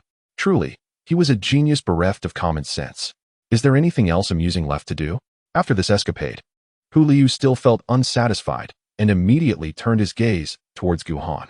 The unfriendly stares of the crowd swiftly shifted to Guhan, as they recognized that while there were certain antics Guhan would refrain from, Hu Luiyu was genuinely willing to undertake them. How about drawing a turtle or something? Guhan paid no heed to the gazes around him. In the grand scheme of things, the task at hand took precedence above all else. The greater the commotion, the more bountiful the rewards from the system would be. Having come this far, it seemed there was little he could not do, murder aside, of course. Fu Luoyu, brimming with enthusiasm, seized a pen and was the first to draw a turtle on Hu Qingshan's face. Meanwhile, Guhan pondered how to inject more amusement into the situation. What about 1,000 years of pain? He mused, glancing at the multitude present. He shook his head. Such antics were best reserved for fewer participants, as he found the crowd rather unappealing. Drawing a turtle? He had long since transcended such base amusements. After contemplating for a moment, A mischievous grin spread across Gu Han's face as he approached the saints. Under their horrified eyes, he paired them up, face to face, their breaths mingling, yet their lips never actually touching. Whether they would collide once the Emperor's formation was lifted was not a concern for Gu Han.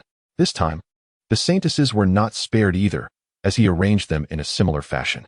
Upon witnessing the unfolding scenario, Fu Liu discarded his pen and, eager to mimic, began positioning the saints in the same manner. Gu Han once again raised his thumb in admiration, for she was indeed the imperial daughter. Exuding an air of confidence that seemed impervious to the threat of pursuit, she engaged only with the younger generation, unperturbed by the danger of being hunted. Meanwhile, Fu Liu was entangled with figures of the highest caliber, including the revered Master Buddha and the Lord of the Heavenly Questioning Palace. The status of these three surpassed that of ordinary sovereigns by a significant margin. Gu Han could almost envision the dire consequences Fu Liu would face once the formation was dismantled. Suddenly, Fu Liu frowned, casting a glance towards the staircase, where two figures were making their way up. One was Wuchen, and the other, a disheveled old monk clutching a tattered fan. Just as Fu Liu was poised to suppress the two, Gu Han interjected swiftly, "Do not harm them. Do you know them?" Fu Liu tilted her head, looking inquiringly at Gu Han. Gu Han nodded, his gaze scrutinizing the old monk named Li Shuyuan. The inner demons troubling Wu Chun originated from Li Shuyuan, and today, he wished to discern the true nature of the situation. What on earth was happening? Both Wu Chun and Li Shuyuan widened their eyes at the scene before them. A group of bald-headed individuals, and why were they all standing mouth to mouth? Could this possibly be some novel wedding custom? Let the Buddha speak. Gu Han turned his gaze towards Fu Liu, his expression grave. Observing Gu Han's demeanor, Fu Liu nodded in acknowledgement. Since the appearance of Li Shuyuan, the Buddha's gaze had been fixated upon him, exhibiting signs of fluctuation. Once he was able to speak, he exclaimed, "At last, you have revealed yourself. Ha, the illustrious Buddha has taken on such a form." Li Shuyuan, upon witnessing the Buddha's visage, erupted into laughter, his movements animated, indeed reminiscent of a madman. The Buddha maintained his usual composure. Casting a glance at Wuchen, he discerned, "Since Wuchen is by your side, it signifies that you have begun to revisit the past." "Master." Wuchen stepped forward, his teeth clenched, his gaze fixed intensely upon the Buddha. He spoke resolutely. "Allow me to address you once more as Master. Today, I seek your confirmation regarding a matter from the past." He did not deceive you. The Buddha's expression remained remarkably tranquil. "Your kin, indeed, were slain by my hand." "Why?" Wuchen's eyes reddened, filled with rage as he stared at the Buddha. "Why did you murder my kin?" Chapter 76. The Buddha's past. The Buddha had annihilated the kin of the Bodhi's son. All present widened their eyes in disbelief. What was happening? Wasn't the Buddhist sect renowned for its compassion? Li Shuyuan, perhaps you could provide some elucidation? The Buddha turned to Li Shuyuan with a smile. Li Shuyuan laughed heartily, replying, "It would be best if you explained it yourself." "Buddha." Wuchen glared at the Buddha with a face full of hatred. "I have always revered you as my master and father, never anticipating that you would be the enemy responsible for the destruction of my clan. Today, even if it leads to my demise, I shall avenge my people." As he spoke, a surge of dark energy began to swirl around Wuchen, his aura rapidly escalating. And soon, he had ascended to the realm of the sovereign king. Fu Liu, suppress him. He has succumbed to madness. Upon witnessing the scene, Gu Han promptly summoned Fu Liu to take action. Fu Liu nodded, and in an instant, the grand formation of the great emperor erupted with a terrifying power, confining Wuchen in place. Wuchen glared at Gu Han with blood-red eyes, filled with a chilling malice. His voice laced with boundless murderous intent. "Are you also going to stop me? You promised to assist me." "I have no intention of obstructing you," Gu Han replied, furrowing his brows. "You have already succumbed to darkness. If you do not extricate yourself now, you will only plunge deeper, transforming from a noble disciple of the Buddha into a fiend." "And what of it?" Wuchen cackled madly. "A disciple of the Buddha? The Buddhist sect slaughtered my entire family, and I have become a disciple of the Buddha? Today, I shall settle the score with the Buddhist sect." A sigh echoed through the air, and in the next moment, the figure of the Buddha master suddenly appeared before Wuchen, one hand radiating resplendent Buddhist light, pressing gently against Wuchen's forehead. Wuchen's expression froze, his demeanor shifting into one of struggle.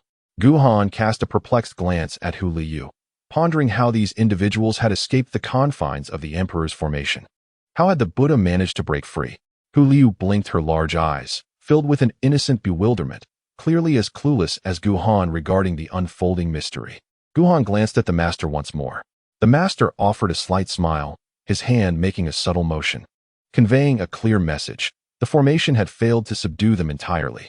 Guhan was taken aback and glanced at the others, only to find that apart from the lord of the Asking Heaven Palace, the rest bore expressions of astonishment, equally bewildered by how the Buddha had freed himself from the emperor's intricate formation.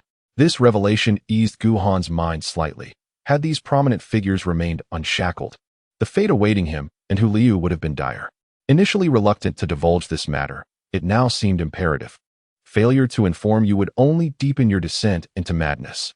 So be it. Consider this a trial ordained by fate. Overcoming it will leave your path to enlightenment unimpeded, while failing to do so will lead you into darkness. The Buddha sighed deeply and spoke slowly. Your kin, utilizing the blood essence of infants to concoct elixirs, caused a celestial phenomenon at your birth. By mere chance, I was present and uncovered the secret of your clan. Infants, upon birth, are imbued with innate vitality. They foolishly aspired to defy destiny and create an invincible sovereign from the moment of birth.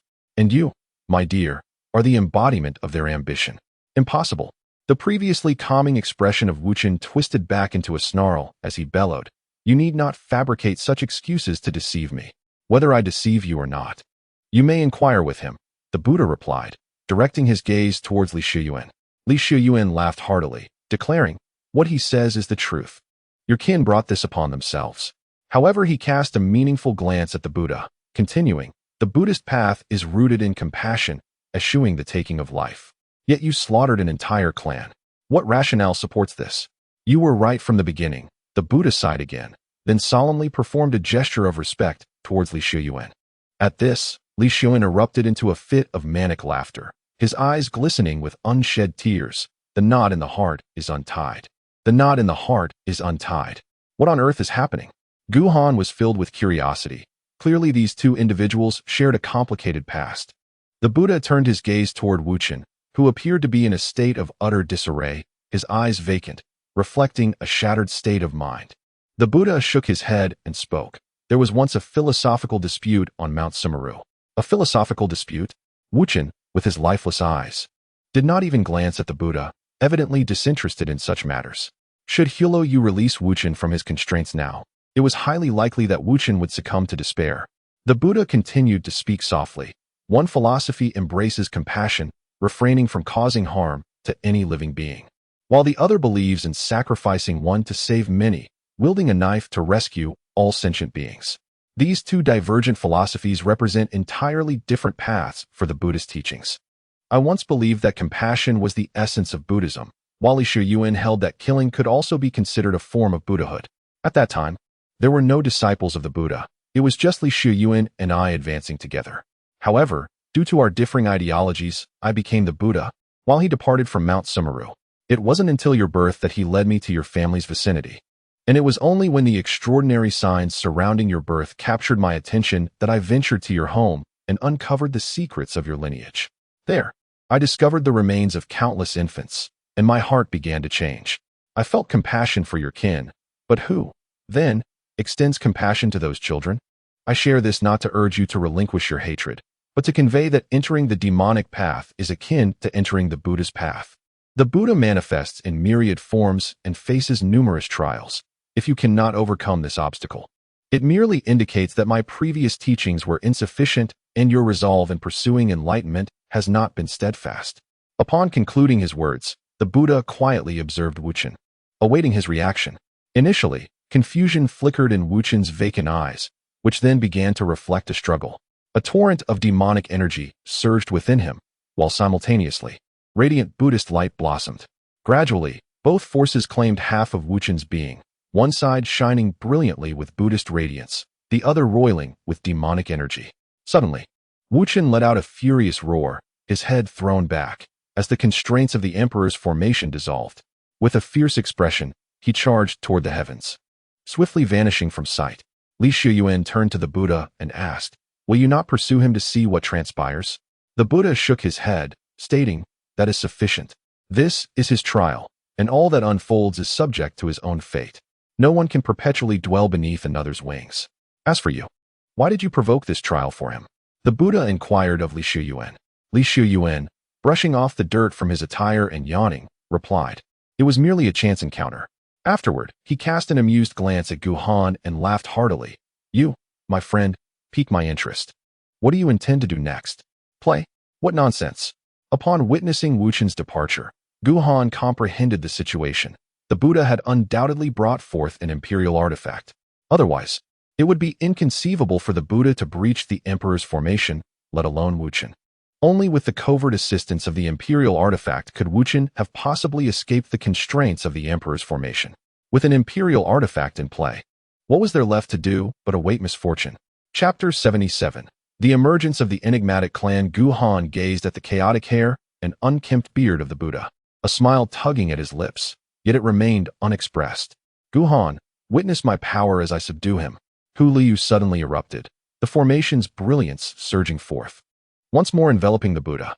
The Buddha stood there, his demeanor serene, offering no resistance, allowing Hu Liu to bind him again. Hu Liu approached Gu Han, a triumphant expression adorning his face, and declared, "That was merely a mistake. Now you shall witness my true strength.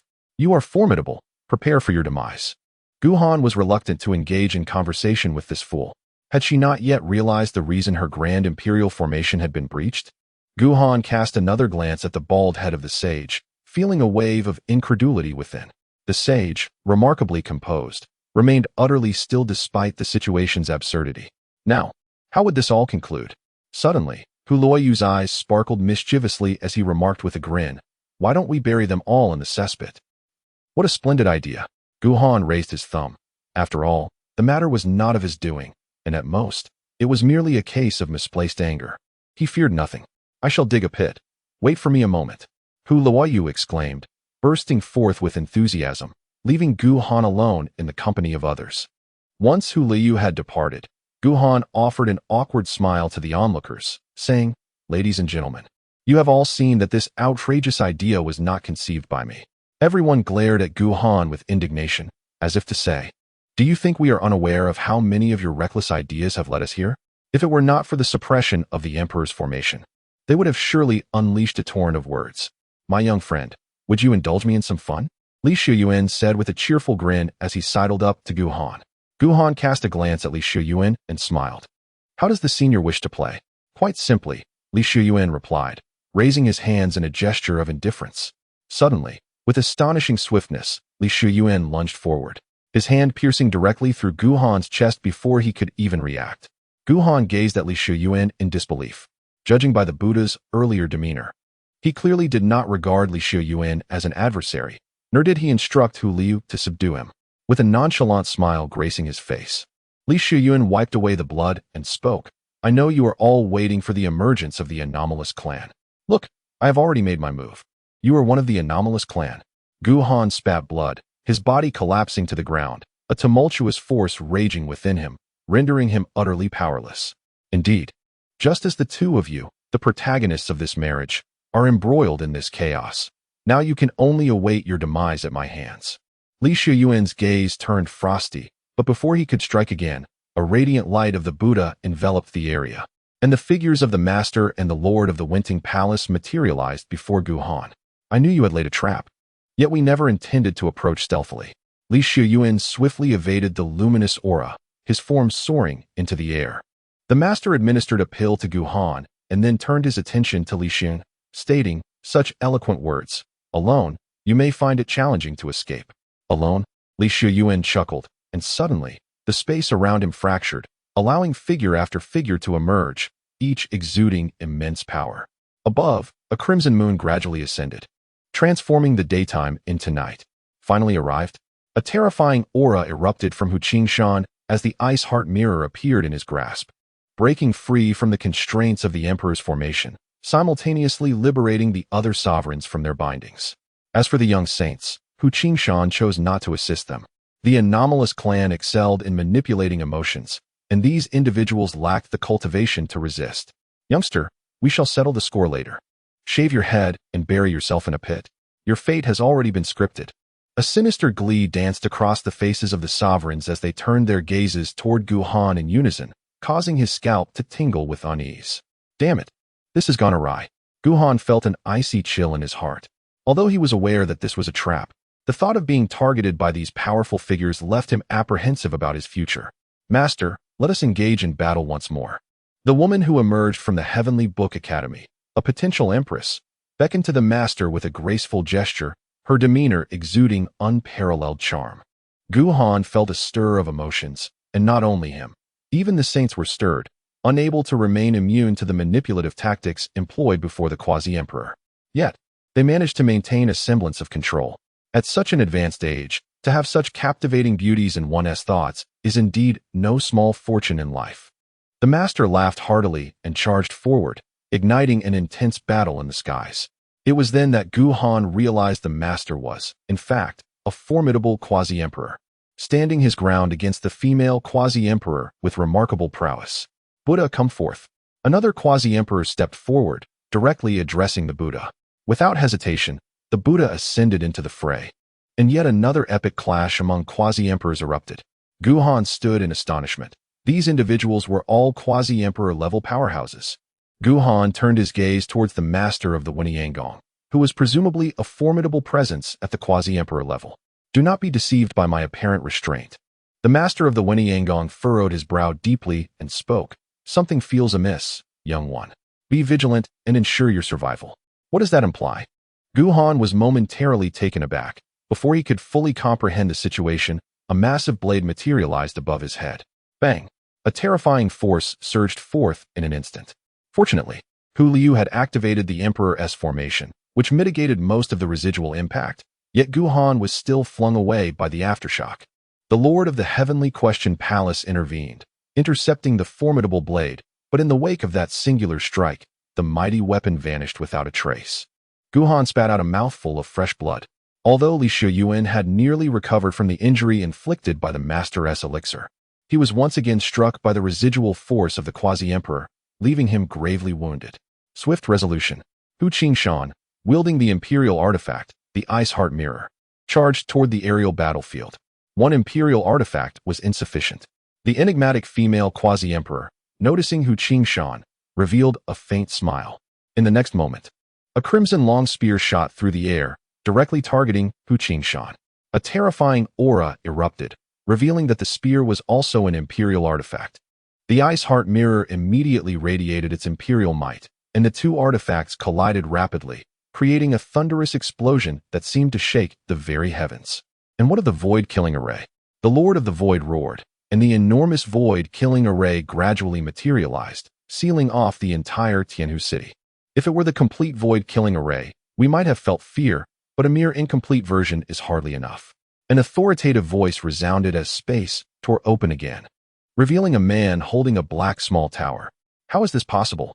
The Lord of the Void's eyes widened in shock. Space was clearly sealed by the void-killing array. How did this person arrive? Chapter 78. The enigmatic clan scheme. La la la. Is it unexpected? Is it surprising?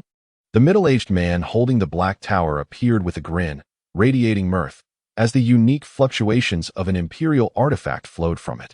Another imperial artifact. The clash of imperial artifacts against the void-killing array resulted in a stalemate. The expressions of the Lord of the Void and the others darkened, especially the Lord of the Void, whose domain of mastery was space. It was astonishing that someone had found a loophole in his spatial barriers. To entertain you, we have feigned ignorance for so long. Today, we shall cease our pretense. The female quasi-emperor forcefully repelled the master and approached the middle-aged man. Her demeanor icy as she regarded the crowd. The quasi-emperor battling against the Buddha also halted, as if the multiple confrontations had come to an abrupt standstill. In the next moment, a hand pierced through Li Shuyuan's chest. The female quasi-emperor looked at him coldly and spoke. Did you truly think us foolish? From the very beginning, we were aware of your subterfuge. Fear not, we do not intend to kill you, for you are a formidable force. We shall entice you to willingly join our ranks. With that, the space tore open, and the female quasi-emperor seized Li Shuyuan, casting him into the void. What is happening?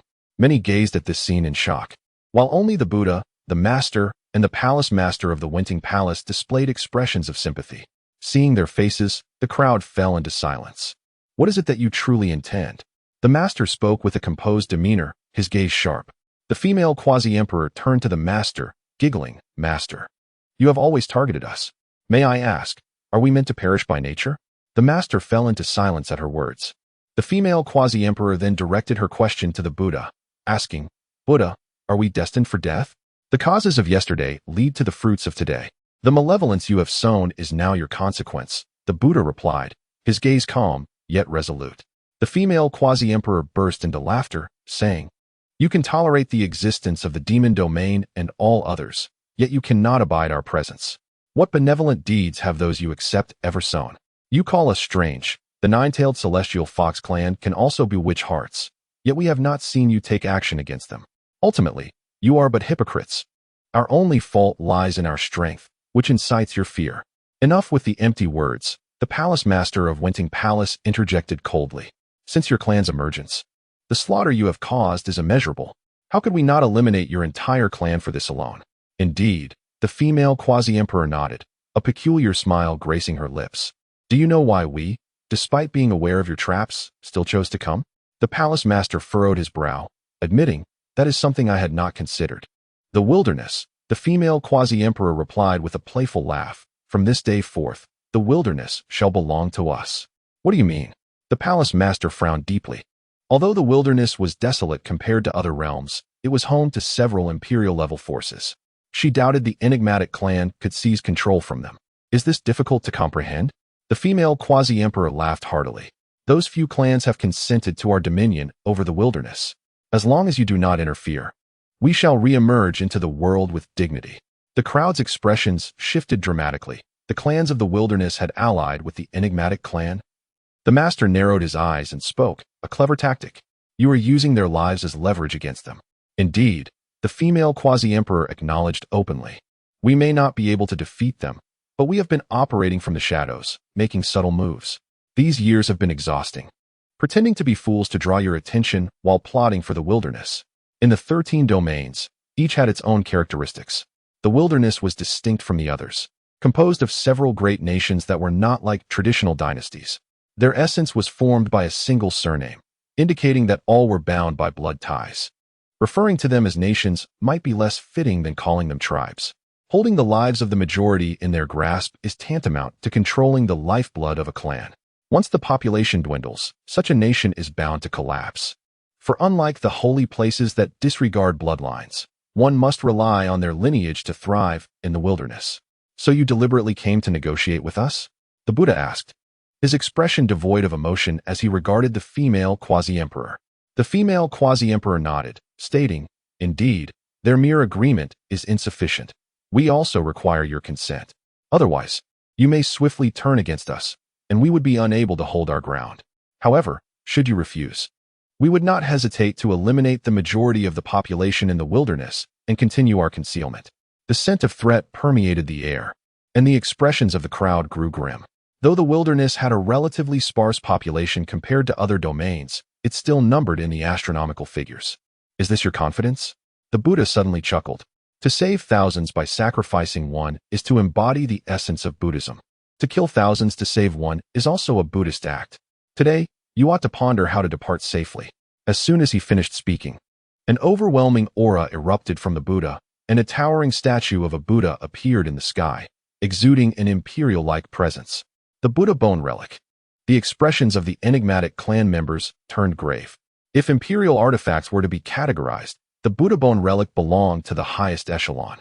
It was crafted from the flesh of the great Buddha's nirvana, serving both as an imperial artifact and an alternative legacy of the great Buddha. The Buddha sect was indeed the most bloodthirsty.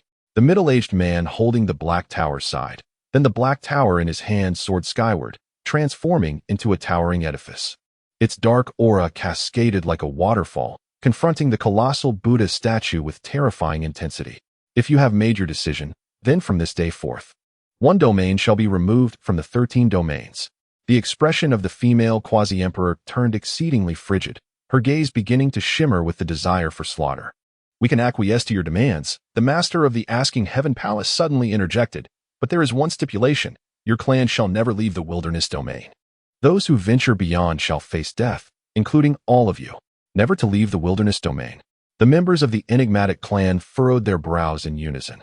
Establishing a foothold in the outside world, free from the need to hide and cower, had been their lifelong aspiration. Now that an opportunity presented itself, this condition felt akin to being confined within a cage. Yet, this temptation made it difficult for them to outright refuse. Chapter 79.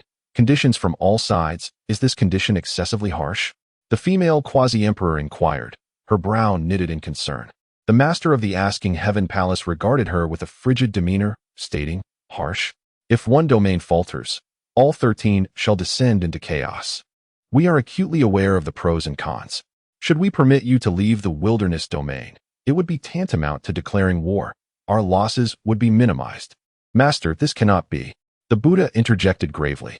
Allowing them to find a place to settle would render all prior efforts futile. Many emperors have sacrificed greatly to eradicate this clan. We must not acquiesce to their desires.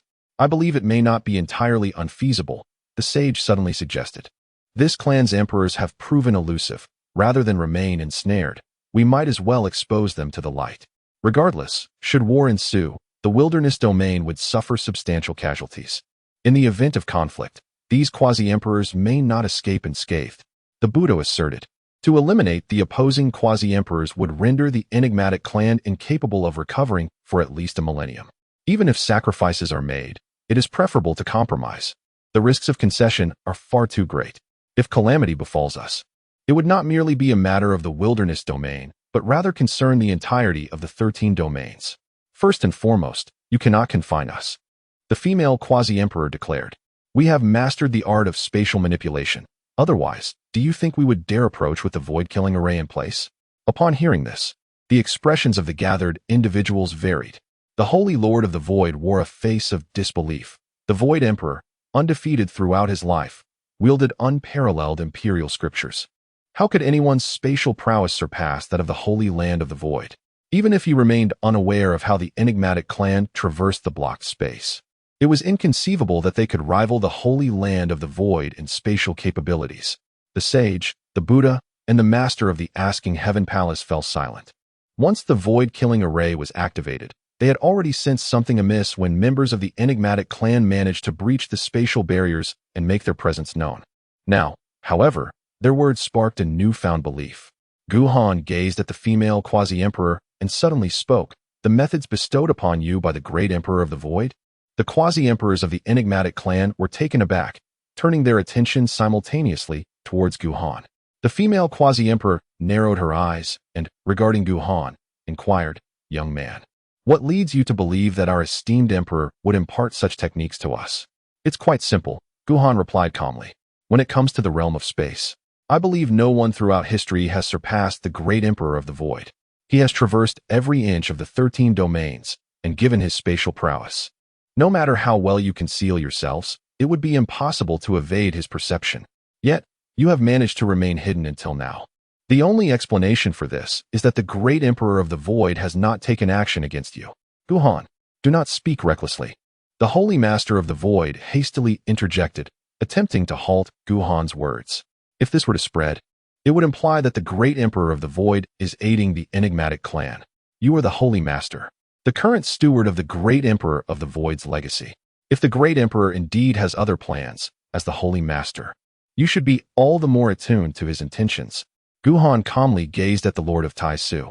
Fully aware of the formidable and enigmatic nature of the Tai Su emperor, he sensed that the emperor was not a figure of absolute dichotomy. The repeated injuries suffered by the emperor could not have been inflicted by the peculiar clan, for if they possessed such capability, there would be no need for subterfuge. Perhaps, in the eyes of the Tai Su emperor, the peculiar clan might serve as a potential ally in the future. As for whether the hiding place of the peculiar clan had been discovered, Guhan harbored no doubt that the Tai Su emperor's spatial techniques would be incapable of locating their concealed domain.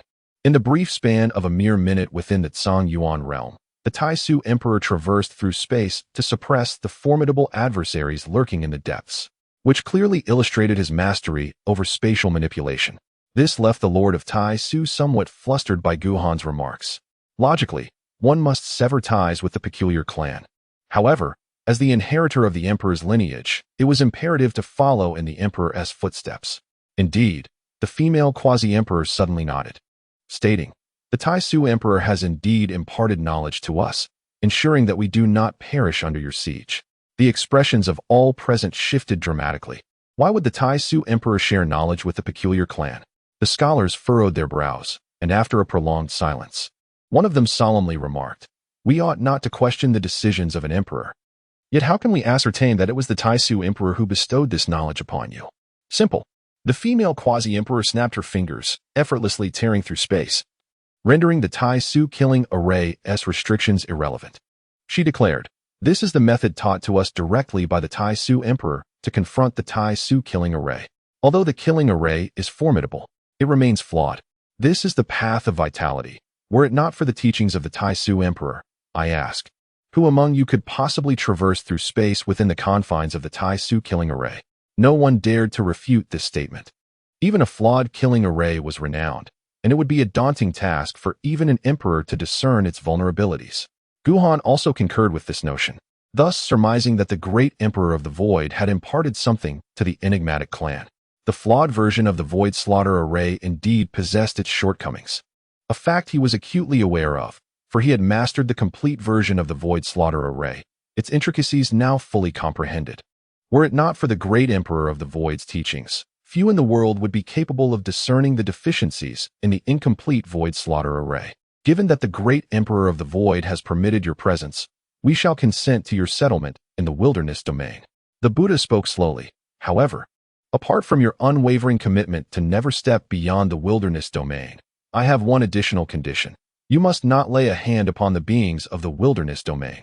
Should you disagree, then we will engage in direct conflict. The Buddha's stance was resolute, leaving no room for negotiation. Upon witnessing this, the formidable members of the enigmatic clan immediately convened, recognizing this as a monumental opportunity, an occasion to exist openly in this world, even with conditions attached, was an immensely enticing prospect.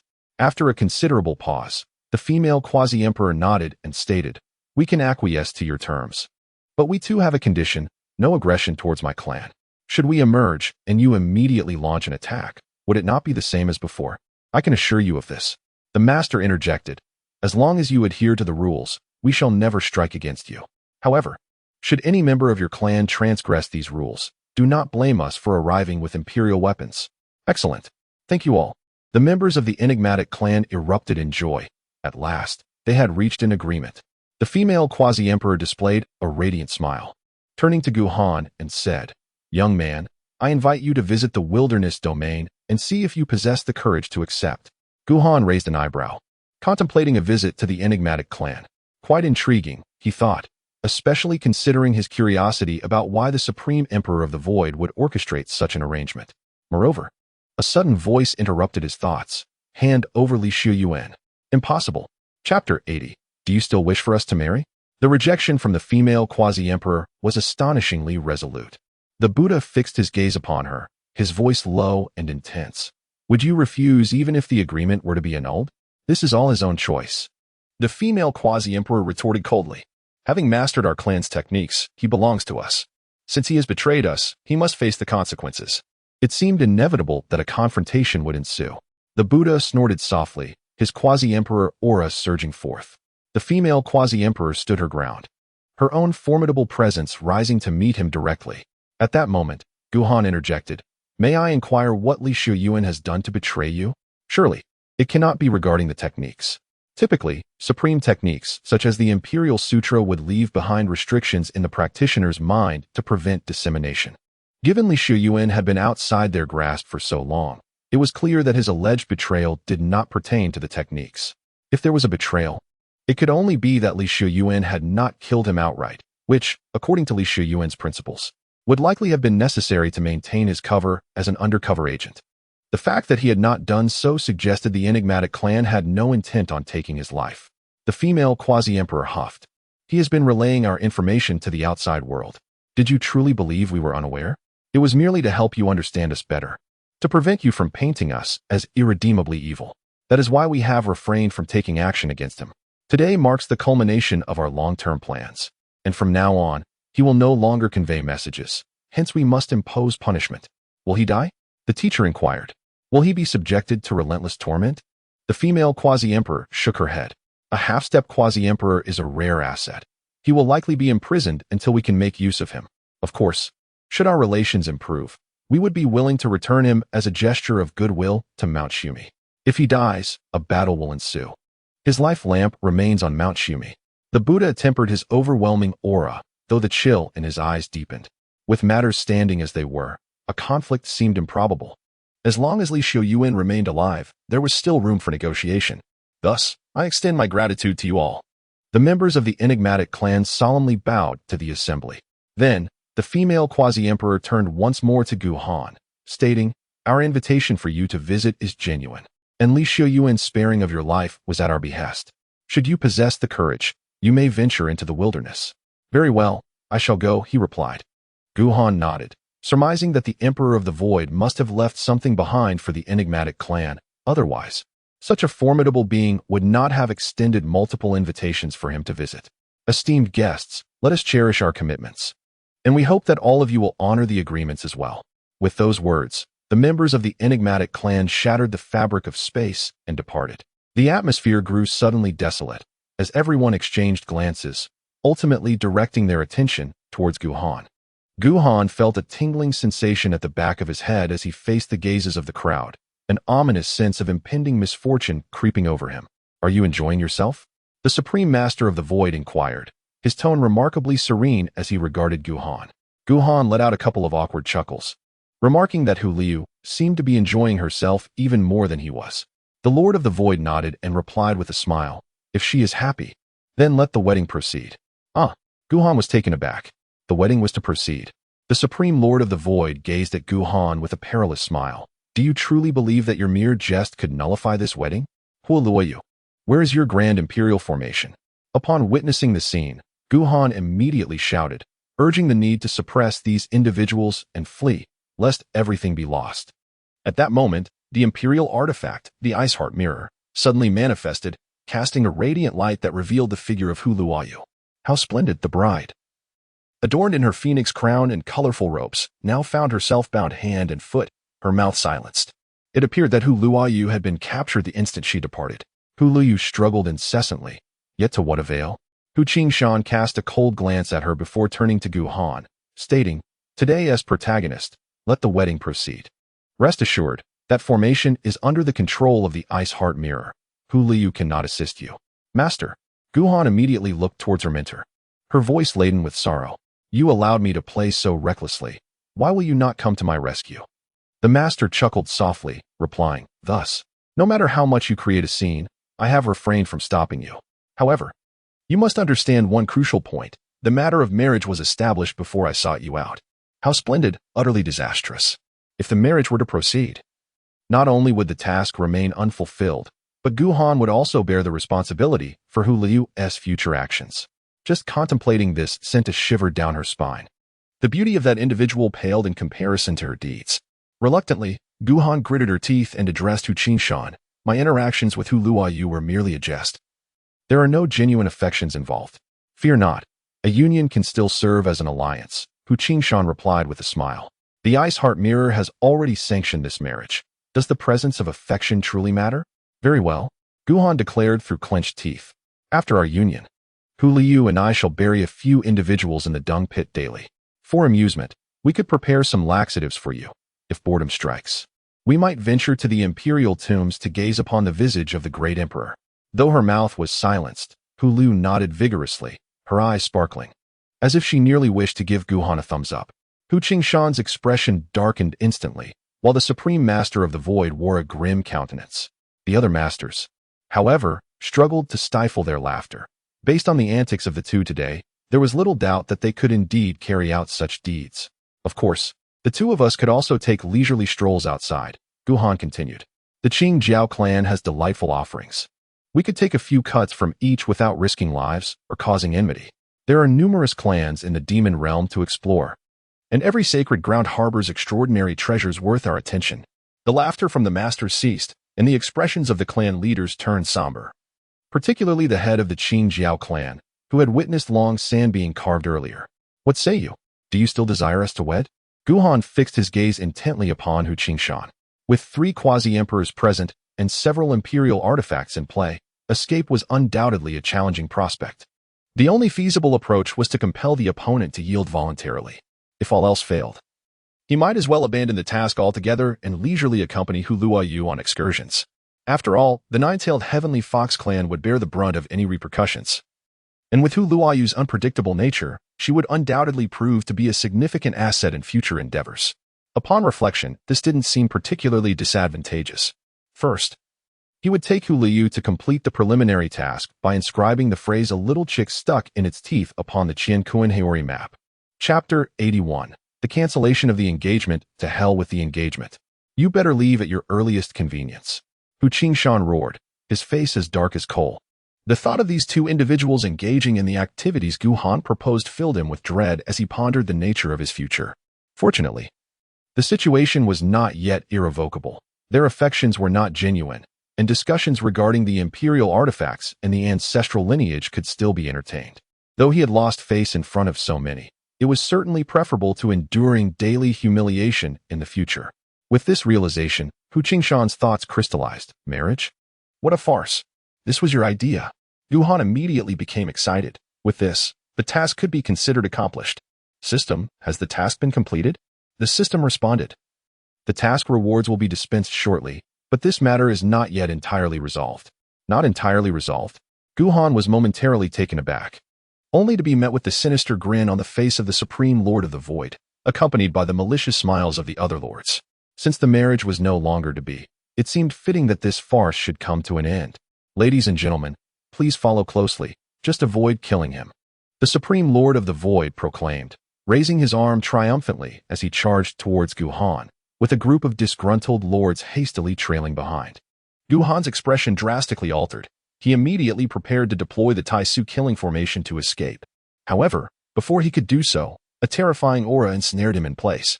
The imperial artifact, the Ice Heart Mirror, floated in midair, emanating an oppressive imperial might. Gu Han scrutinized each individual who came to assault him, etching their faces into his memory. He had merely teased those holy sons and daughters, without provoking them, yet this grudge must surely be repaid in the future. This time, Gu Han had suffered greatly from the beating, and when he regained consciousness, he found himself in bed. As he felt the pain radiating from various parts of his body, Gu Han glanced at his reflection in the mirror. Quite the sight. His nose was bruised, his eyes swollen, nearly resembling a pig's head. Very well. Henceforth he would bear no psychological burdens. Gu Han regarded the matter with indifference, even chuckling softly. If he truly wished to flee, there were indeed methods at his disposal. Allowing such prominent figures to pummel him would serve as a perfect ruse. Should he later descend into madness, no one could find fault with him. Who among ordinary men would not feel a surge of anger after being beaten in such a manner? Ding! Congratulations to the host for completing the task. At that moment, a voice resonated in Gu Han's mind. Ding! Congratulations to the host for receiving a reward. The 6 Paths of Reincarnation Technique. Ding! Congratulations to the host for acquiring a reward. The Resurrection Pill. Note: the Resurrection Pill can only revive individuals who have been deceased for less than a day. Gu Han's eyes widened in disbelief as he exclaimed, "Are you saying that the Resurrection Pill can bring the dead back to life?" Indeed. Upon hearing the affirmative response, Gu Han could hardly contain his astonishment. This was indeed a substance capable of defying death.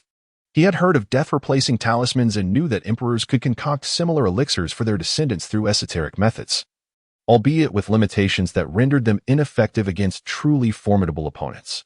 However, the Resurrection Pill was something he had never encountered before, a potion that could restore life to the deceased.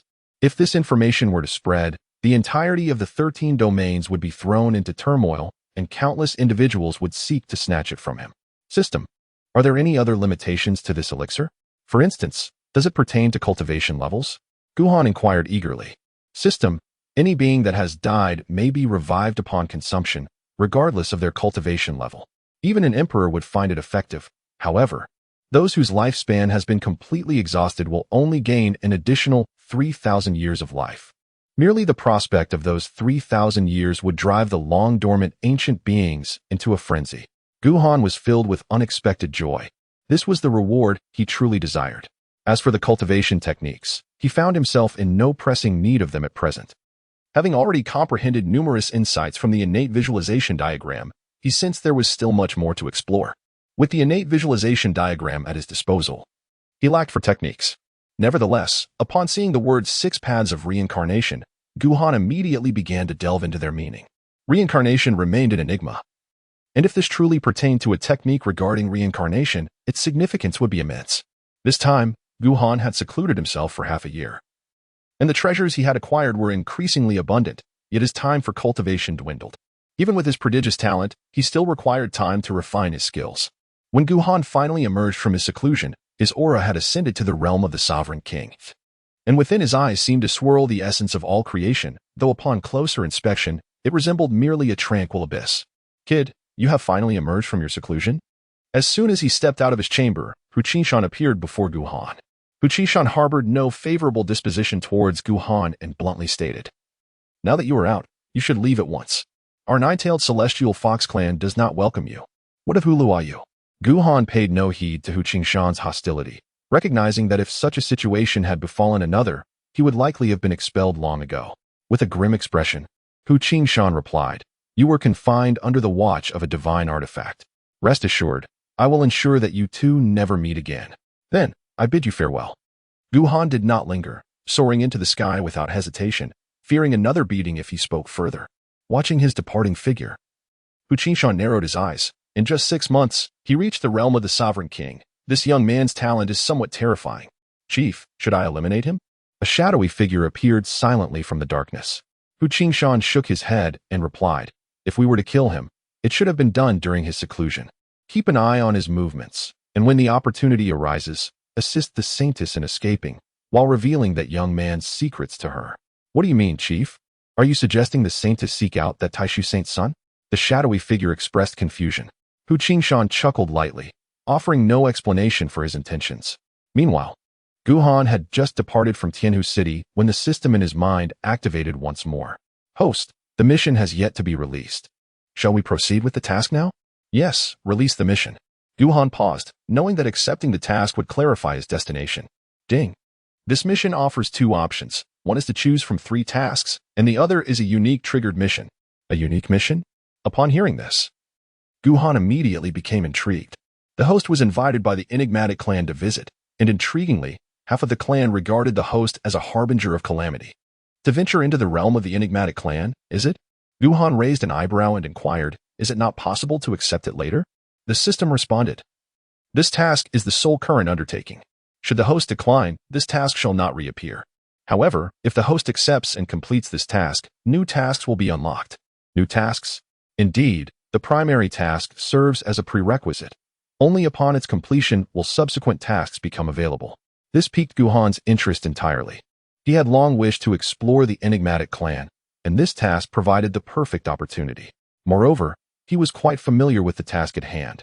It merely involved causing chaos. Previously, he had refrained from excessive mischief in the sacred land of Taishu, but this time would be different. Chapter 82. Arrival at the enigmatic clan. I accept. Ding. Task acceptance successful. Current task. The host is invited by the enigmatic clan to visit and must convince half of their members that he is a harbinger of calamity. Preparatory task. Ascend to the summit of the Heavenly Book Academy and inscribe the phrase "a chick stuck in its teeth" on the Chien Kuenhori map. Then request the next phrase. Having accepted the task, the next step was to journey to the enigmatic clan. The wild domain. This marked Guhan's inaugural venture into this realm. Dense jungles surrounded him, with the occasional roar of beasts echoing through the air. Creatures he had never encountered before darted past, and a primal, untamed atmosphere enveloped him. Is this what wild beasts are like? As Guhan advanced, he keenly observed the savage beasts. Unlike the demonic beasts, these creatures were incapable of cultivation, lacking any demonic energy within them, and could not attain sentience. However, this did not imply that they were feeble. On the contrary, the physical prowess of these savage beasts was extraordinarily formidable. Guhan witnessed one such creature sweep away an entire mountain with a mere flick of its tail while soaring through the air. This was not even an exceptionally powerful savage beast. The truly terrifying ones were on par with the mightiest of cultivators. In fact, Guhan sensed that the initial inspiration for the body-refining practitioners stemmed from these savage beasts themselves. After traversing an indeterminate distance through the forest, Guhan finally beheld a city. The city walls were constructed from massive stones, and the architecture within was remarkably untamed, reminiscent of an era long past. as if it had yet to emerge from the primal wilderness compared to cities in other realms. Guhan entered the city and, after making a few inquiries, soon discerned its identity. This was the kingdom of Mu, where the majority of the populace bore the surname Mu, and its sovereign was the Emperor Mu. Beyond the kingdom of Mu, the vast wilderness was home to 4 other great nations, each aptly named after the 5 elements. Having gained a rudimentary understanding of the wilderness, Guhan proceeded to inquire about the enigmatic clan. However, upon mentioning the peculiar clan, all those he questioned immediately recoiled in trepidation. Their infamous reputation had preceded them. Guhan smiled faintly, realizing that having secured a foothold in the wilderness at the cost of countless lives would naturally evoke fear and disdain from others.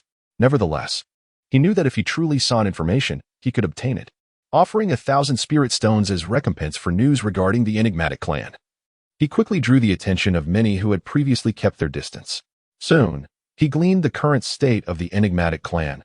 While they had indeed established a territory, they were not without formidable adversaries.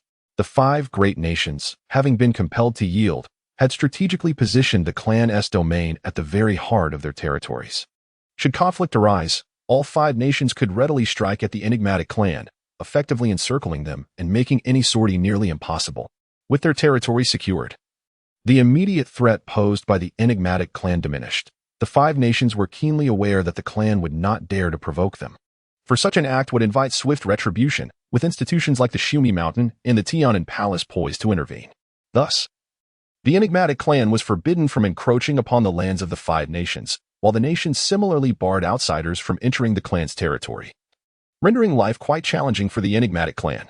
Upon learning this, Guhan promptly set off towards the enigmatic clan, eager to discover the true purpose behind their arduous efforts to secure a piece of land. His journey was unimpeded.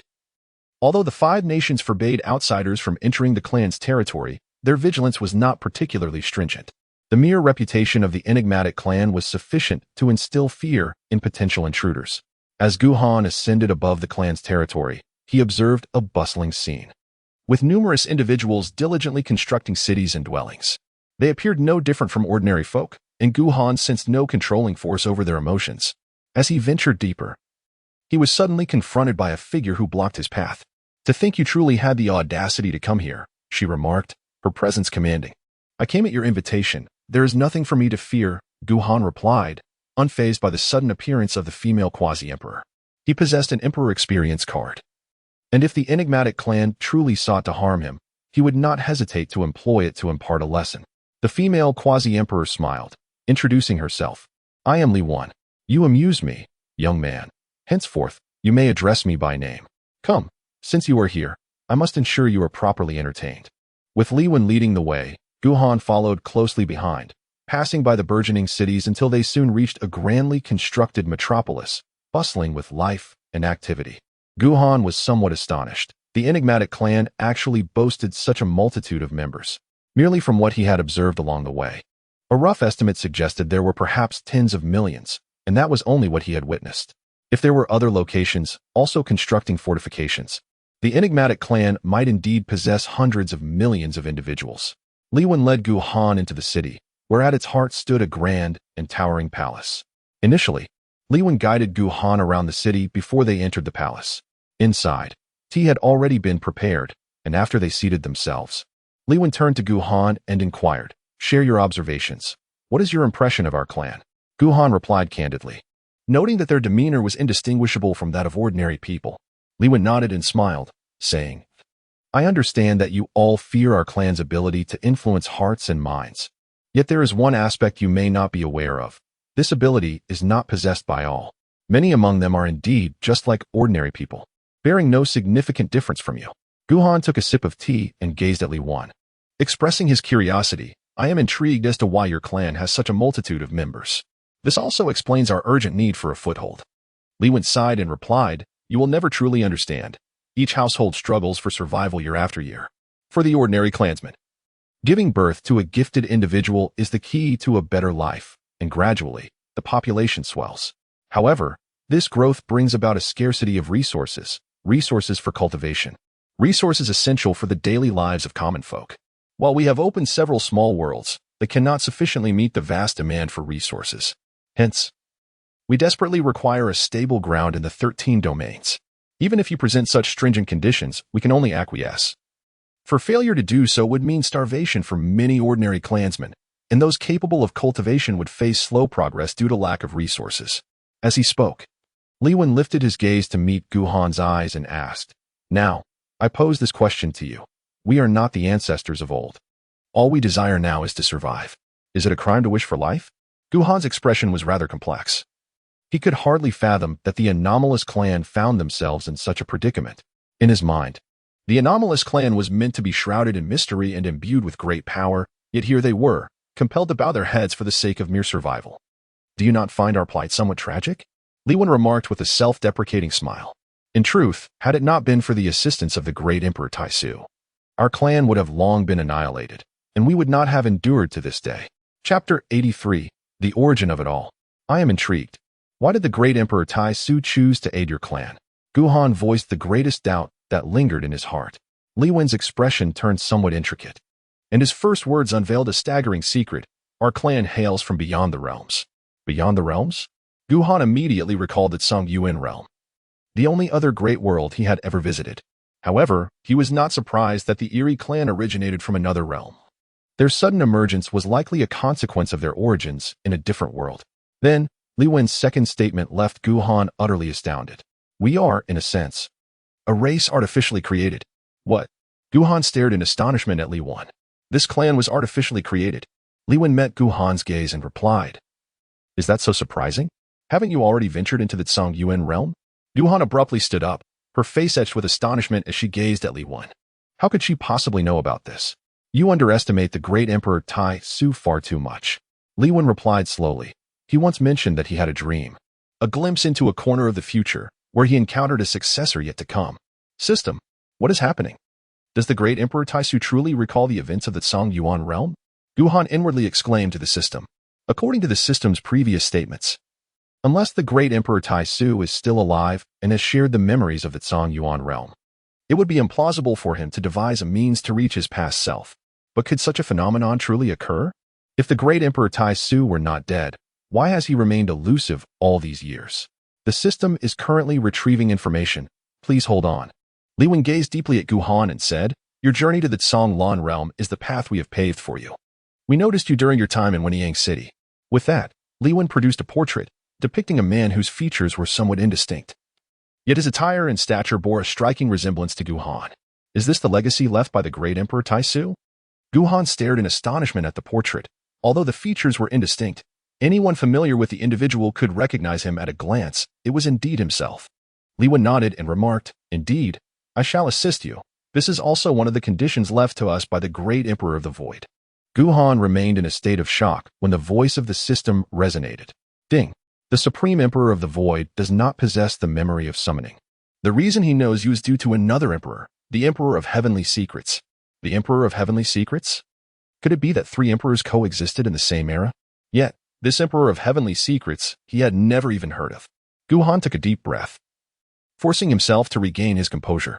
Reflecting on all that he knew, he inquired, "At the wedding, you made an attempt on my life. What was the reason behind it?" Liwen smiled faintly, replying, "It was merely the final test. If you were to perish, it would signify that you are not the one depicted in the portrait. For the great Emperor of Taishu once proclaimed that the moment of the future has not yet arrived. If you are indeed the true one, you will certainly survive until that time." The concept of the moment of the future only deepened his confusion. Guhan posed another question. What exactly transpired concerning the future mentioned by the great Emperor of Taishu? "Do you possess the ability to predict fortunes?" Liwen replied, "If you consult a fortune teller and learn the answer, yet choose to act contrary to it, even if the prediction proves accurate, the future may still alter. Hence, it cannot be divulged." Guhan immediately inquired, "So, if you know, will the future remain unchanged?" Liwen answered with a resigned smile. "Due to another condition set forth by the great Emperor of Taishu, you may wonder why he aids us. This is part of the answer. The purpose of my clan's arrival in this realm was to incite chaos and slaughter, but we faltered. Time and again, several emperors have vanquished us, leaving us in a state of mere survival. Yet, our objective remained unchanged until the great Emperor of Taishu appeared. He posed a singular question to the newly emerged members of our clan. Do they wish for their descendants to endure eternal suffering until their annihilation? The great emperor of Taishu aided us, yet nearly led to our extinction. Li Wen remarked with a bitter smile at that time. Fewer than 1,000 of our clan survived. All others were slain by the great emperor of Taishu, including even the concealed elders. Thus, those who remain are those who sought to escape. Guhan comprehended the sequence of events. The initial intent of this clan's arrival was to engage in slaughter. But as time passed, being relentlessly hunted and eradicated, some wished to cease their endeavors. The emergence of the great emperor of Taishu thus provided these individuals with a choice. Li Wen nodded, affirming, "Indeed, the great emperor of Taishu granted us survival and offered us the opportunity to choose, to languish in obscurity or to live openly and honorably. We desired to live honorably, hence we have been biding our time, awaiting your arrival." Guhan furrowed his brows. "Have you not, for a long time, been acting covertly?" Li Wen elucidated, "To live honorably, certain actions must be undertaken. Your appearance at the heavenly palace prompted us to alter many of our plans. We needed to ascertain whether you were indeed the individual the great emperor of Taishu spoke of. Thus, we besieged the palace master, compelling the sage or the Buddha to orchestrate events that would reveal us. We believed that selecting a moment when many heroes were present would aid in locating you. And fortunately, during that occasion at the Academy of Heaven and Earth, you were truly there. Following the revelation of the betrothal with the nine-tailed fox clan, we were nearly convinced you were the person depicted in the portrait. Consequently, aside from conducting a final test on you, we also began preparations to emerge into the light. With this realization, many mysteries unraveled. Guhan had previously been perplexed by the peculiar conduct of the enigmatic clan, who, despite their strength, only appeared in moments of great numbers. "If you have any further inquiries, feel free to ask," Li Wen stated. "I shall share all that I can." Guhan shook his head and said, "There is nothing more I wish to inquire about. I am not an investigator, and it is unnecessary for me to know every detail. A general understanding suffices. The only thing I am curious about is who is responsible for the creation of your lineage, but I suspect you would not disclose that." "Ha ha. You are quite an amusing individual." Li Wen laughed heartily and replied, "That is indeed a question I cannot answer, for I, too, remain in the dark. Now, we must attend to the matters we promised to the great emperor of the void. He has mentioned that once the figure in the portrait appears, I am to impart our clan's techniques to him. Would you like to learn your techniques?" Guhan reflected on the peculiar imperial artifact of the enigmatic clan and shook his head. "I do not lack imperial scriptures."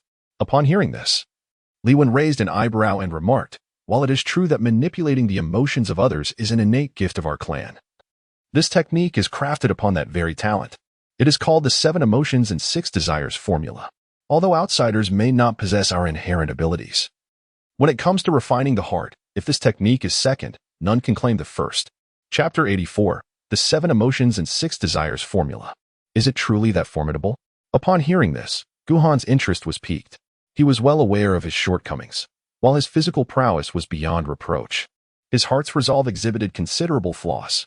Despite having acquired the ice heart technique, which was primarily devised to counteract the emotional manipulation of the enigmatic tribe, its primary function was to foster inner tranquility, offering limited benefits beyond that. "Since I intend to teach you, there is no reason for deceit," Li Wen said with a smile, his expression then turning serious. "The technique of 7 emotions and 6 desires typically requires one to focus on a singular emotion as the primary discipline. For instance, I have chosen desire.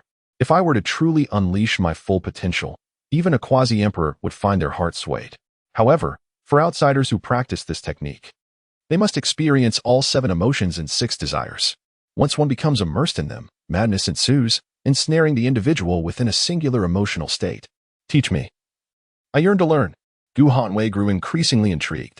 Some venture into the mortal realm simply to experience the myriad emotions and desires of life. Now that he was presented with such an opportunity, he would certainly not let it slip away. "Before I pass on the teachings to you, there is something else I must convey," Li Wen stated with gravity. "The transmission of your cultivation method is at the behest of the great Emperor Taisu. You are free to share it with others, and we shall not impose any strict limitations upon you. However, be forewarned, should you choose to practice the method of 7 emotions and 6 desires without our guidance, it is highly likely that you will succumb to madness. Should you encounter any troubles stemming from this in the future, we will not take responsibility." Guhan nodded with a smile and assured, "Rest assured, I have no habit of sharing my techniques with others." He continued to clarify, "To be honest, we do not wish to offend you, both due to the presence of the Supreme Emperor and the glimpse of the future he perceived. Li Wen then extended his hand and gently tapped Guhan's forehead, instantly imparting the entirety of the 7 emotions and 6 desires technique into Guhan's mind. After a brief comprehension, Guhan took a deep breath, realizing why Li Wen had mentioned that those who study this technique often go mad. Li Wen regarded Guhan and inquired, "Do you intend to begin your cultivation now, or would you prefer to rest for a few days?" Guhan pondered for a moment and said, "Let us commence our cultivation now. Which one shall we start with?" Li Wen inquired further. The 7 emotions and 6 desires encompass the entirety of a being's emotional spectrum. The mere cultivation of a single emotion can ensnare one completely. If we were to undertake the cultivation of all at once, it would surely drive anyone to madness. Guhan understood this point and did not dare to act recklessly. After a moment of contemplation, he replied, "Desire, perhaps, especially with your presence." Li Wen nodded slightly and clapped his hands. Immediately, dozens of maidens entered the hall, each one possessing extraordinary beauty and captivating charm. It was needless to say that even without cultivation, Guhan found himself irresistibly drawn to these enchanting figures. Li Wen smiled and remarked, "They are all from my lineage. Should you ever lose yourself in madness, they will be there to pull you back. Of course, I would not mind if you were to engage in a little dalliance with them. I truly do not mind." Guhan yearned to respond. Yet this cultivation was intended to refine his heart rather than succumb to the depths of desire. It was imperative for him to liberate himself from the clutches of craving, transforming from a being ensnared by his desires to one who reigns over them.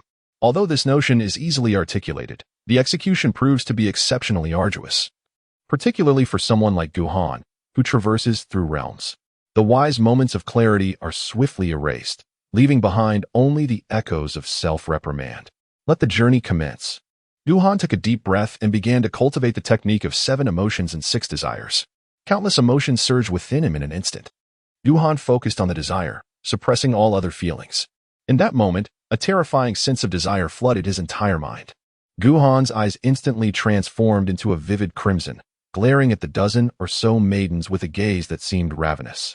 In the next moment, he lunged towards the nearest one without a moment's hesitation. His consciousness faded almost immediately. Li Wen shook his head, casually gesturing towards the advancing Guhan. A glimmer of clarity emerged in Guhan's scarlet gaze. "Damn it, I need someone to accompany me first, after I vent. My cultivation will surely yield twice the result with half the effort." Although a sliver of rationality had returned, overwhelming desires still inundated Guhan. "Remember, you are here to temper your heart, not merely to indulge, even if you have chosen the most uncontrollable of passions." Li Wen chuckled softly before turning away, completely disregarding Guhan. From this point onward, it was up to Guhan himself. Among the myriad of human emotions, passion is undoubtedly the most challenging to master, representing the innate desires of living beings, etched into their very essence and bloodlines. Even beasts devoid of intelligence instinctively understand the need for procreation. I utterly despise this damn heart tempering. With a resounding thud, Guhan crashed to the ground, attempting to use the pain to extricate himself from his desires. Unfortunately, that fleeting agony only intensified his urges. The scant rationality he possessed began to wane, prompting Guhan to rely on the last vestige of his will to activate the ice heart technique. Waves of chilling energy surged through his mind, soothing his tumultuous spirit. It must be said that while the ice heart technique may not be immensely effective for heart tempering, it does provide some stability. With its aid, Guhan managed to exert a tenuous control over himself. However, as time progressed, the technique's efficacy gradually diminished, while his passions continued to blaze uncontrollably, rendering the technique increasingly ineffective. At this moment, Guhan yearned to strike the ground in frustration, his gaze averted from the maidens, fearful even to glance at their garments. He dared not open his eyes. If he were to see even the slightest hint of femininity, he had no doubt he would lunge at it. "My lord, venting can indeed be a solution." At that moment, a cool hand brushed against Guhan's cheek. Guhan felt as though struck by lightning. Upon opening his eyes, there was not a trace of rationality left within them. Guhan resembled a feral beast, consumed by a desire to unleash the most primal instincts within. Yet, before he could act upon this impulse, a flicker of reason emerged, and that voice echoed once more. "My lord, conquering one's desires is paramount. To endure is one approach. To indulge is another. But to indulge to the point of extinguishing all desire? Would that not render one akin to Lu Xiaohui? That simply will not do."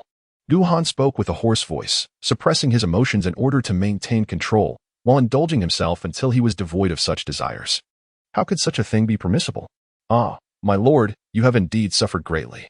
Am I to be governed by desire once more? Guhan roared in anger, gritting his teeth as he persistently clung to his clarity of mind. However, such a state could not be sustained for long. Soon, he was once again engulfed by desire, only to be jolted awake, compelling him to endure once more, in a ceaseless cycle. As time passed, Guhan's capacity to withstand temptation lengthened, and he became increasingly aware of the terrifying nature of the 7 emotions and 6 desires technique. This practice was one that no one could assist him with, and if he were to lose himself entirely, madness would ensue. He had forgotten how many times he had completely lost his reason. Eventually, Guhan was able to gaze unflinchingly at the maidens without being swayed. Though his desires still surged within him, he managed to endure, steadfastly guarding his heart. His body no longer swayed by lust. Chapter 85. 3 years. Congratulations, my lord, you have finally begun to master your passions. Observing Guhan's newfound self-control, the maidens all began to bow in respect. Li Wen's figure reappeared in the hall, and upon seeing Guhan's demeanor, he nodded in acknowledgement, saying, though it took a bit longer than expected, you have at least successfully navigated the initial stage. How long did it take me? Guhan's voice was hoarse. Half a year. Half a year. Guhan was momentarily taken aback, a bittersweet smile gracing his lips. He had not anticipated that it would take him 6 months merely to make a preliminary breakthrough in the realm of desire. In the past, he had grasped any cultivation technique with a mere glance. It appeared that he truly needed to refine his heart and mind. He resolved to continue, aware of his shortcomings. Guhan decided to thoroughly cultivate the 7 emotions and 6 desires technique, even if it meant spending several years in this endeavor. Time was something he possessed in abundance. Li Wen smiled and said, choose for yourself. I have already made all the necessary arrangements for you. Guhan pondered for a moment and said, let the anger flow. Anger, akin to desire, is one of the most challenging emotions to control. Once the hardest barrier is breached, the rest will follow with ease. Let us change the setting. Li Wen nodded and led Guhan to a vast expanse of desolate land, then said, this shall be your arena. Unleash your fury as you wish. With that, Li Wen's figure vanished from sight. Guhan filled his mind with rage, an overwhelming, consuming fury that engulfed him entirely. With no one around, the earth became the target for his emotional outburst. He unleashed every skill and technique he possessed, venting his ire upon the ground with fervor. 5 months elapsed before Guhan finally gained mastery over his inner tumult. Li Wen reappeared and inquired, shall we continue? Indeed. During the ensuing time, Guhan sank deeper into his myriad emotions. An onlooker, unaware of his plight, would undoubtedly conclude that he had succumbed to madness. Each time he regained a semblance of rationality, he recalled his tasks. Whenever jealousy surged, he would rush out to wreak havoc on the territory of the peculiar clan. There was no need for pretense. Upon witnessing the homes others had built, jealousy would ignite within him. Why should you possess such splendid abodes? Destroyed. Why should you have a spouse? Taken. Why do you hold such a high standing? Slain. Though he did not manage to kill anyone, he faced severe suppression from Li Wen. Each escape led to more destruction, which Li Wen tacitly accepted. Each emotion bore its own method of expression. As long as no lives were lost, Li Wen permitted Guhan his chaotic indulgence. Consequently, the weaker members of the peculiar clan suffered greatly. The painstakingly constructed cities and homes vanished, and just as one disaster passed, another would soon follow. After a bout of destruction, he would return, only to sob uncontrollably, embodying profound sorrow. Not long after, he would arrive once more, this time radiating foolish joy, laughing indiscriminately at everyone. Amidst Guhan's relentless comings and goings, the majority of the peculiar clan felt they were on the brink of insanity. There was even an instance when his murderous intent surged, as he hacked at anyone in sight. On another occasion, a midnight scream sent shivers down their spines. Yet the true strong among the peculiar clan turned a blind eye, allowing Guhan to indulge in his tumultuous antics. It was only after 2 years that he began to gain a firm grasp on all his emotions. Back in that grand hall, Li Wen gazed at Guhan and lamented, these past 2 years have been truly arduous for our kin. Guhan remained silent, fully aware of his actions. Each time a flicker of consciousness returned, he would succumb to that overwhelming desire and create chaos, leaving him feeling excessively remorseful. You have merely begun to gain control over your emotions, and the mastery of the technique of 7 emotions and 6 desires still requires further cultivation. Li Wen continued, stating that as one delves deeper into cultivation, it is expected that you should be the one to evoke the emotions of others. It is indeed a formidable challenge. This technique is truly exceedingly difficult. Guhan forced a bitter smile. Despite his relentless torment of others, he himself endured an even harsher struggle. Were it not for the assistance of the enigmatic clan's formidable members, he would have succumbed to madness on numerous occasions, losing all semblance of control. It is no wonder that Li Wen had cautioned him against sharing this burden with others, without the aid of the peculiar clan. Anyone endeavoring to cultivate would inevitably spiral into insanity. Logically, I should have bid farewell by now. Li Wen smiled and inquired, but I am curious. How do you perceive our clan now?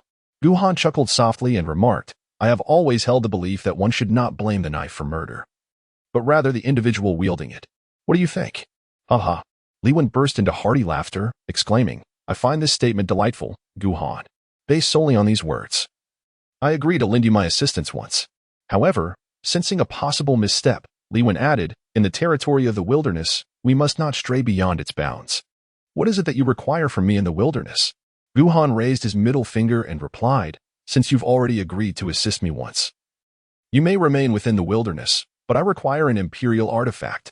Lend me an imperial artifact for a single occasion. You certainly know how to take advantage of the situation, Li Wen chuckled, nodding in agreement. Very well, I shall lend you an imperial artifact once. However, you must be cautious, as our imperial artifacts will unlock the gates of your heart. Your current mastery of the 7 emotions and 6 desires technique may not suffice to maintain control, and you could risk falling into madness. This is not a mere loan for the present. Gu Han remained unconcerned. After all, he possessed the imperial artifact himself. His remarks were merely a strategic maneuver to keep a backup option in reserve, and whether it would be utilized remained to be seen. When the moment truly arrived to acquire the imperial artifact, it was likely that he would not quibble over the ability to wield it. I shall not detain you any longer, Li Wen declared as he rose. If I were to keep you here, the Taishu Holy Land would soon come knocking for you. Outside, people are in a frenzy searching for you, and the Taishu Holy Land has even approached the Nine-Tailed Fox clan, questioning them and suspecting that you have been secretly detained by them. 3 years is indeed a considerable duration. Gu Han nodded. He had spent 3 years here cultivating the art of 7 emotions and 6 desires, and now he had achieved a modest level of success. It was time for him to depart. System, what is the progress of the task? The system responded, 76% of the peculiar tribe now considers the host a menace. Shall we complete the task now? Let us proceed. He had no intention of lingering any longer. It was time to review the system's tasks and decide where to venture next. Ding. Congratulations, host, on completing the task. You have received the reward, Extraordinary Self-Control Enhancement. Is that all? After a brief pause, and finding no further response from the system, Gu Han felt a surge of frustration. 3 years of effort had yielded such a meager reward? The system reassured him, host, do not underestimate this reward. Acquiring it will save you decades in your cultivation of the art of 7 emotions and 6 desires. Gu Han regained his senses and immediately began to perceive his surroundings. Initially, he had only mastered the fundamentals of the emotion control technique, allowing him to gain a preliminary hold over his emotions rather than being subjugated by them. However, at this moment, Gu Han felt an unprecedented ability to effortlessly command his feelings. What a splendid reward! Chapter 86. Am I here to graze? Reflecting on the past 3 years, Gu Han felt a pang of sorrow. What reward could possibly surpass this? Ding. A new round of tasks has commenced. Task 1. Since you are here, steal an imperial artifact before you depart. Task 2. The outside world is searching for the host, as the host has shaved the heads of those prodigies, unwittingly exposing his whereabouts and selling all those troublemakers to the realm of Tyne. Task 3. Journey to the endless sea and invite the aquatic beings to enjoy roasted fish. Goodness, no wonder everyone is looking for me. It is all for revenge. Upon reading Task 2, Gu Han finally understood why Li Wen mentioned that others were frantic in their search for him. Now it all made sense. Among the 3 tasks, Task 2 appeared to be the simplest. Gu Han could hardly conceive of anyone among his peers capable of matching him in battle. He held little interest in bullying others for the sake of it. Examining Tasks 1 and 3, it was evident that Task 1 posed the greatest challenge, stealing an imperial artifact. After all, an imperial artifact is not something one can simply pilfer. It is guarded by deities. Attempting to steal one would be akin to carrying a bomb, and should the deity awaken, one might face dire consequences. As for Task 3, Gu Han stroked his chin in contemplation. The Endless Sea is one of the 13 domains, a vast ocean teeming with various aquatic races. These beings possess a notable characteristic, double standards. They are more than willing to treat you to fish, but should you attempt to consume it yourself, you would be met with hostility, accused of feasting on their kin. Yet, there is no land in sight. What else could cultivators in the Endless Sea consume if not fish? Bring their own provisions? It is precisely for this reason that the endless sea seldom interacts with other domains. Aside from merchants, few cultivators are inclined to venture there. Thus, I shall choose task 3. Ding. Task accepted successfully. Current task: journey to the endless sea and invite the aquatic beings to enjoy roasted fish. Preparatory task: ascend to the summit of the Heavenly Book Academy and inscribe the phrase "a little chick stuck in its teeth," then seek the next line. The enigmatic race has imparted to him the emotion control technique, and Li Wen has consented to lend him an imperial artifact. Thus, it is indeed unnecessary to steal their artifact, while task 2 is merely an exercise in bullying. Only task 3 piqued Guhan's interest. Inviting aquatic beings to partake in roasted fish is an excellent idea. After accepting the task, Guhan rose and turned to Li Wen, stating, "Thank you for your care over the past few years. I shall not linger much longer." Li Wen nodded with a smile, saying, "Indeed. We have matters to attend to. Otherwise, we would certainly keep you here to enjoy yourself a while longer." Guhan noticed that, although the enigmatic race boasted several quasi-emperors, he had encountered only Li Wen during his years here. However, he refrained from inquiring further, as their connection was solely due to the great Emperor of the Void. Asking too many questions could be detrimental. "I apologize for the intrusion. I bid you farewell." Guhan cupped his hands in farewell and strode away, embarking on the journey across the boundless ocean once more. Li Wen, exhibiting utmost courtesy, accompanied Guhan out of the grand hall. After watching Guhan ascend into the sky, he turned and re-entered the hall, nonchalantly tearing open a rift in space before stepping inside. "How is that lad?" A voice resonated from the shadows. Li Wen chuckled lightly. "Remarkably impressive. He possesses formidable abilities, even wielding an imperial artifact." "The Void Mirror?" "Not the Void Mirror." Li Wen shook his head. "The aura is profoundly enigmatic, yet it undeniably belongs to an imperial artifact. This individual is indeed blessed with great fortune. Enough of your rambling. Hurry and lend a hand. The seal is on the verge of collapse." As the sea breeze caressed him, Guhan gazed at the vast expanse of the ocean. He plunged into the depths, having traveled tirelessly for a month to reach the endless sea. Such distance explains the scarcity of visitors. Once submerged, Guhan fixed his determination on a singular direction and swiftly advanced. Before long, he beheld an enormous city rising from the seabed, reminiscent of an underwater dragon palace. Resplendent with gold and jewels adorning every surface, sparkling brilliantly in every corner. Guhan arrived in the city, where the sea tribe is a collective term. He observed individuals with fishtails, as well as those with fish heads and fishtails, and others whose lower bodies resembled that of a serpent. Upon noticing Guhan, the inhabitants of the sea tribe appeared somewhat surprised, for it is a rarity for outsiders to enter their aquatic city. Guhan paid no heed to the gazes of the sea tribe. Since he had arrived, he intended to immerse himself in the local customs and traditions. As he meandered leisurely, it wasn't long before he stumbled upon a familiar sign, the star-picking pavilion. Indeed, the wealthy sacred land has truly established its enterprises throughout all 13 domains. Guhan sighed softly and then stepped into the star-picking tower. The proprietor of this establishment belonged to the Seahorse clan, possessing a lower body reminiscent of a seahorse. Upon noticing the arrival of a guest, he promptly approached with a welcoming demeanor, inquiring, "Esteemed guest, how may I assist you today?" Guhan spoke softly. "Let's start with some food." The shopkeeper, wearing a beaming smile, responded, "Today's kelp is exceptionally fresh. What does the esteemed guest think?" "Not much." Guhan shook his head, pondering how mad one must be to dive into the sea for kelp. "And what about the corals?" "There are still more than a dozen varieties of precious corals here." Guhan continued to shake his head. "Can coral be consumed?" The shopkeeper, maintaining his cheerful demeanor, responded, "What about seaweed? We recently acquired a batch of exceptionally rare seaweed. Its flavor is truly unparalleled." Guhan looked at the shopkeeper with dissatisfaction and inquired, "Is there no meat?" The shopkeeper shook his head, glancing around before whispering, "Dear guest, do not speak of this to others. In the endless sea, unless invited by the sea tribe, if you take the initiative to eat, those from the sea tribe will rise against you in unison. Is your esteemed place, the One Kai sacred land, afraid of that?" Guhan asked, intrigued. The shopkeeper sighed. "When in Rome, do as the Romans do." It is said that the star-plucking tower was besieged by the sea tribe numerous times in the beginning. Over time, they simply acquiesced to this custom. Unless you are of the sea tribe, no meat is served to anyone else. "Which city in the endless sea is the most prosperous?" Guhan inquired. "I believe it should be the dragon palace of the sea dragon tribe. Is there a direct teleportation array to this city?" "Indeed, there is." Upon hearing of the teleportation array, Guhan promptly stood up and prepared to leave. "Since I am to indulge, I shall do so without restraint."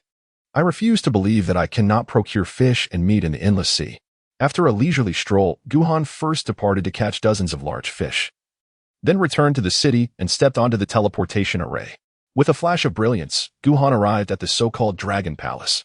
Observing the magnificent crystal palace and the nearby crystalline structures, he could not help but marvel. It was indeed a sight to behold. However, beauty alone would not prevent him from enjoying meat.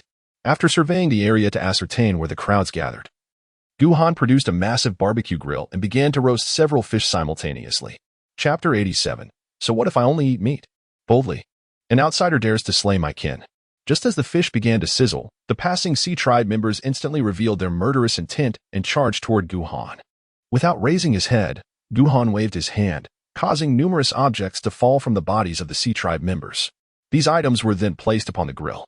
The scent of blood quickly permeated the air, and the sea tribe members gazed at Guhan with terror and fury, their eyes fixed upon him, as if to say that a mere glance longer would lead to their demise.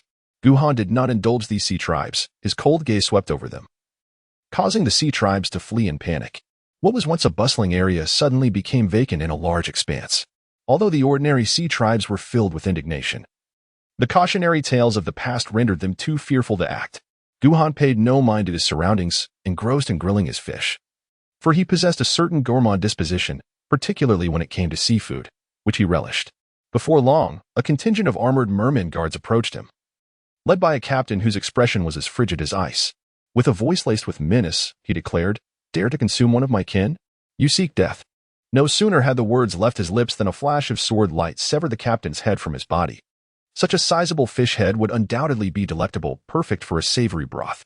Guhan cheerfully tossed the fish head into a large pot, and the broth began to simmer immediately. The other guards, filled with trepidation, retreated in fear, unwilling to approach any closer, and promptly began to contact powerful allies. Meanwhile, Guhan, oblivious to the surrounding tension, began to feast with abandon.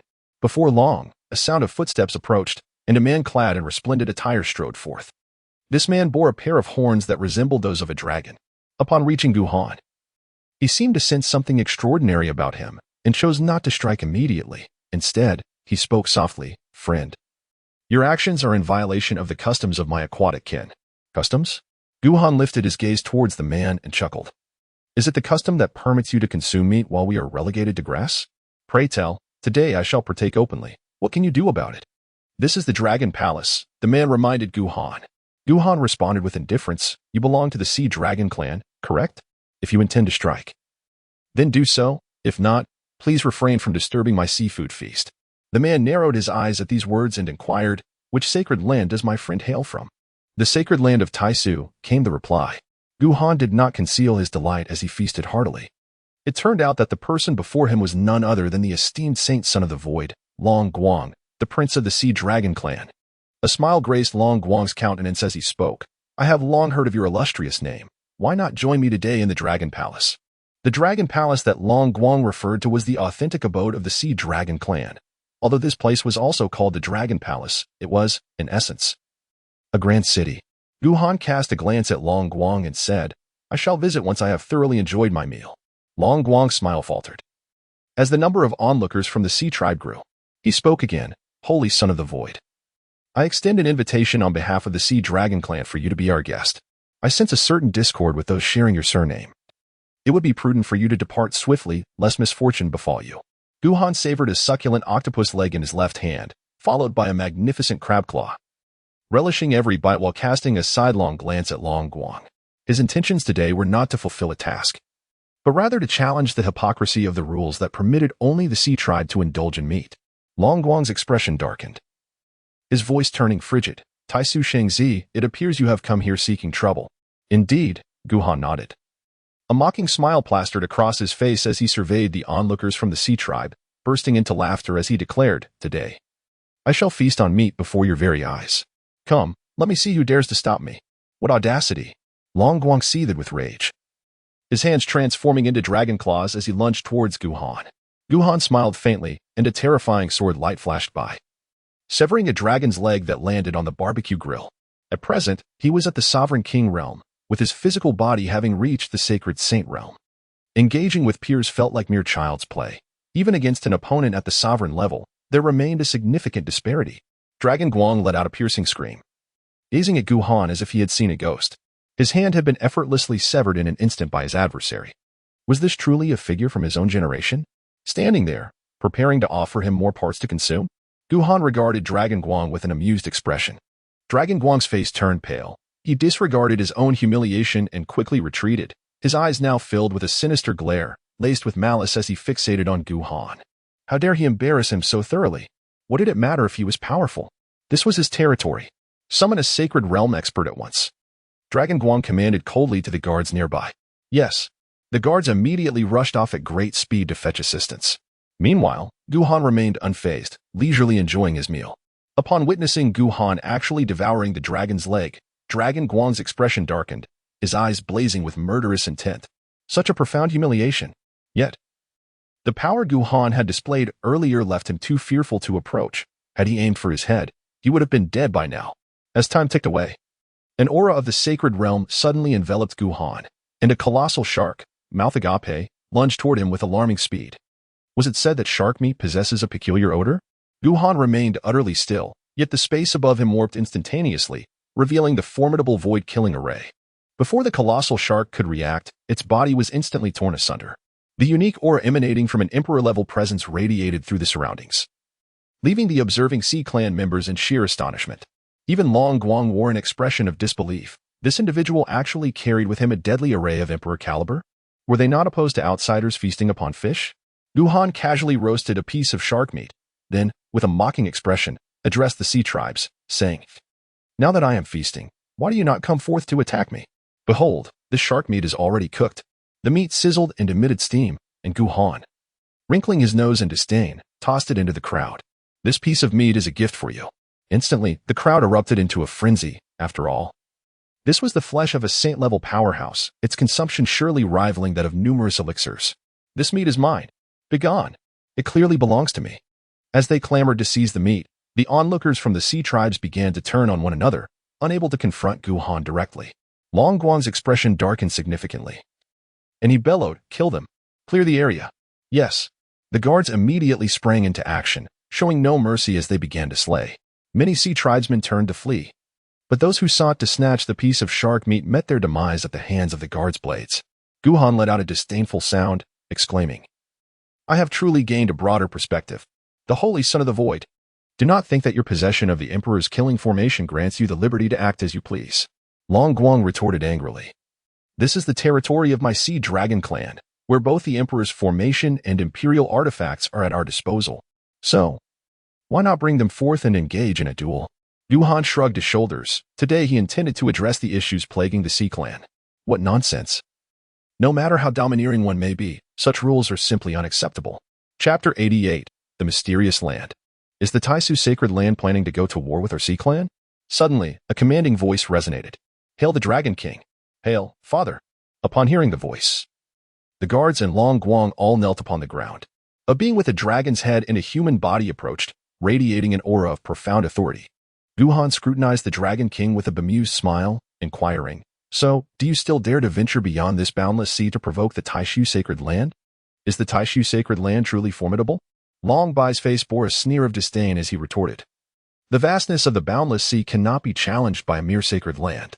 When the time comes, with a dozen imperial artifacts at our doorstep, even your ancestors from the Taishu Sacred Land will have no choice but to surrender and appease our wrath. I am already on your territory. There is no need for such intricacies." Gu Han stretched languidly and replied, "Whatever you wish to do, I shall accommodate." How amusing. Do you believe your imperial killing formation can create significant turmoil? Long Bai scoffed, eyeing Gu Han with contempt. A single formation cannot stir much chaos. For my Sea Dragon clan has produced emperors, and the imperial artifacts reside within the Dragon Palace. Then let us put it to the test. Gu Han gazed calmly at Long Bai, exhibiting not a trace of fear. This unexpected demeanor surprised Long Bai, prompting him to scrutinize Gu Han closely before breaking into laughter. "I merely jest with you, young friend, to ascertain if the rumors hold true. Indeed, upon our meeting today, you are just as audacious as they say." "Well, it's nothing extraordinary," Gu Han shrugged, dismissing the notion of roasting a fish as an act of great boldness. Long Bai chuckled, "Young friend, I believe your anger has sufficiently subsided. For the sake of our acquaintance, why not visit my dragon palace as my guest? This proposition took Gu Han by surprise. It was rare for a clan leader to be so unpretentious. After a moment's contemplation, Gu Han nodded. Very well, Dragon Kings.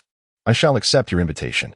Long Bai personally guided him into the magnificent Crystal Dragon Palace. From a distance, the palace appeared stunningly beautiful, a true marvel. However, stepping inside revealed a realm of opulence. The floor was adorned with an abundance of exquisite jewels, seemingly as plentiful as mere trinkets. Every decorative piece, which would be deemed priceless in the outside world, was commonplace here, merely serving as decoration. Gu Han could not help but marvel at the vast wealth of the endless sea, rich in resources beyond measure. The banquet soon commenced, and both Gu Han and Long Bai acted as if past events had never transpired, exchanging cups and engaging in delightful conversation until the feast concluded. It was only when Gu Han was led away to rest that Long Bai's demeanor turned frigid. Father, Long Guang interjected, perplexed. Why do you? Foolish wretch.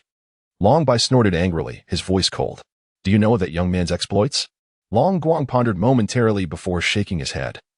He had little interest in affairs beyond their domain, only acknowledging Gu Han as the Holy Son, which prompted his initial courtesy. Do not be so narrow-minded. The Endless Sea is but one of the 13 domains. Long Bai glared at Long Guang in exasperation, continuing.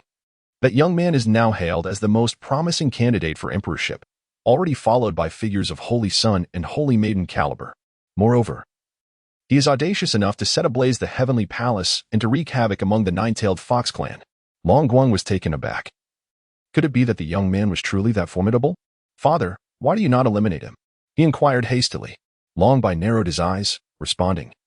No one is a fool. Those who dare to act so recklessly in our presence are either courting death or possess the means to escape unscathed. Do you think him a simpleton? Long Guang fell silent. Although he had little interaction with outsiders, it was evident that such a character was not foolish. I shall teach you this once. Sometimes, when it comes to killing, one need not act with their own hands. Long Bai suddenly smiled, his eyes betraying a glint of murderous intent. In the days that followed, Gu Han found himself quite comfortable within the Dragon Palace. Enjoying seafood daily and the company of various enchanting sea maidens, his life was indeed pleasant. One day, Long Bai once again extended an invitation to Gu Han. At a small round table laden with seafood, they sat together, the other guests having vacated. As they sipped their drinks, Long Bai suddenly spoke. Young friend, have you come to the Endless Sea in search of that mysterious place? Mysterious place? Gu Han raised an eyebrow, intrigued, and promptly asked, Senior, what is this mysterious place? I had assumed you had come expressly for it. How unexpected. Long Bai chuckled. Since you are unaware, I shall refrain from elaborating further. If you were to encounter misfortune there, the Taisu sacred land would undoubtedly hold me accountable. Not at all, Senior. Please, do elaborate. I would merely consider it a diversion. Very well, but heed my warning. You must not venture there. Thus, Long Bai began to narrate in detail. The mysterious place was renowned throughout the Endless Sea, a profound chasm thousands of meters deep, filled with peculiar and perilous wonders, yet also abundant in treasures.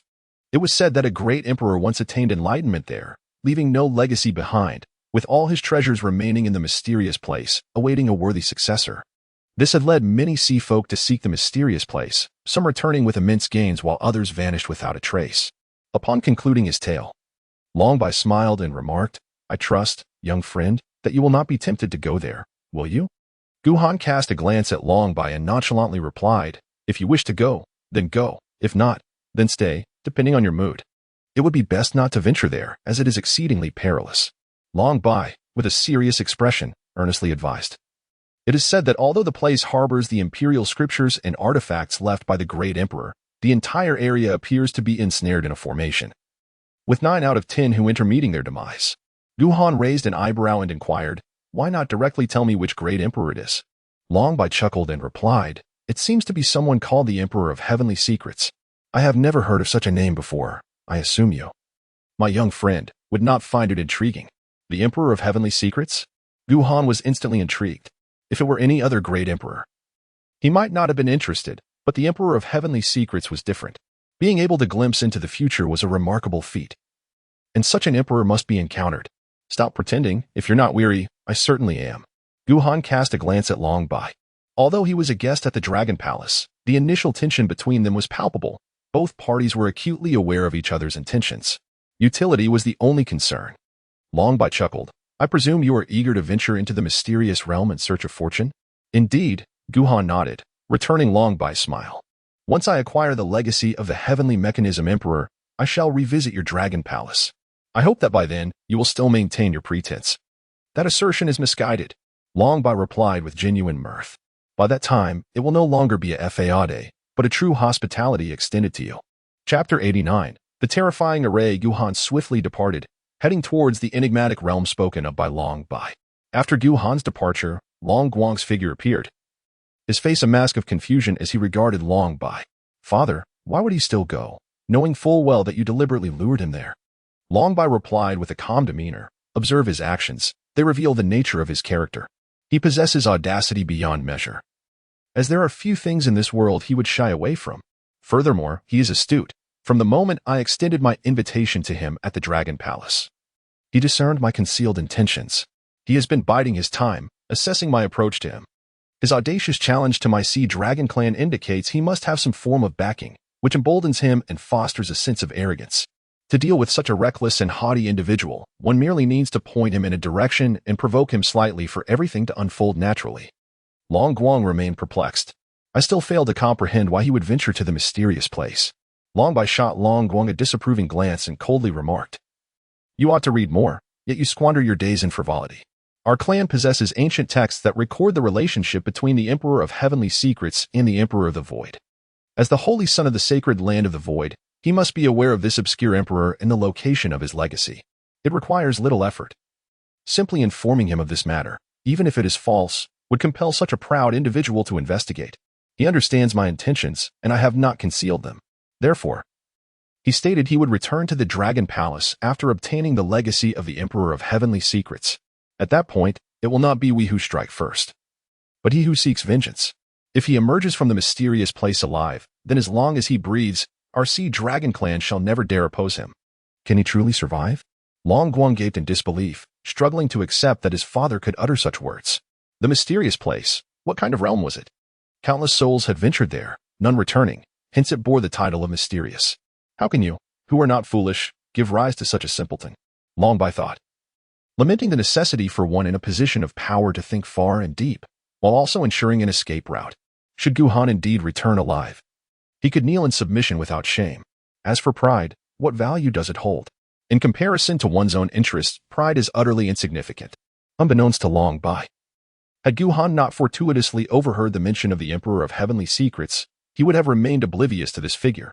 As for Long Bai's provocation, Guhan intended to remain stubbornly in the Dragon Palace until his host could no longer bear it, yet ultimately, his curiosity regarding the Emperor of Heavenly Secrets prevailed. Meanwhile, Guhan arrived at the so-called mysterious place, thousands of meters beneath the sea, enveloped in an impenetrable darkness, with a deep trench that seemed to threaten to engulf all. Is this truly the mysterious place? Guhan meticulously examined the trench. At first glance, it seemed unremarkable, yet upon closer inspection, he discerned something amiss. What a terrifying array! As Guhan Wei gazed deeper, a growing sense of alarm enveloped him. Initially, he possessed a limited understanding of formations. Yet the presence of the innate visualization diagram had bestowed upon him profound insights.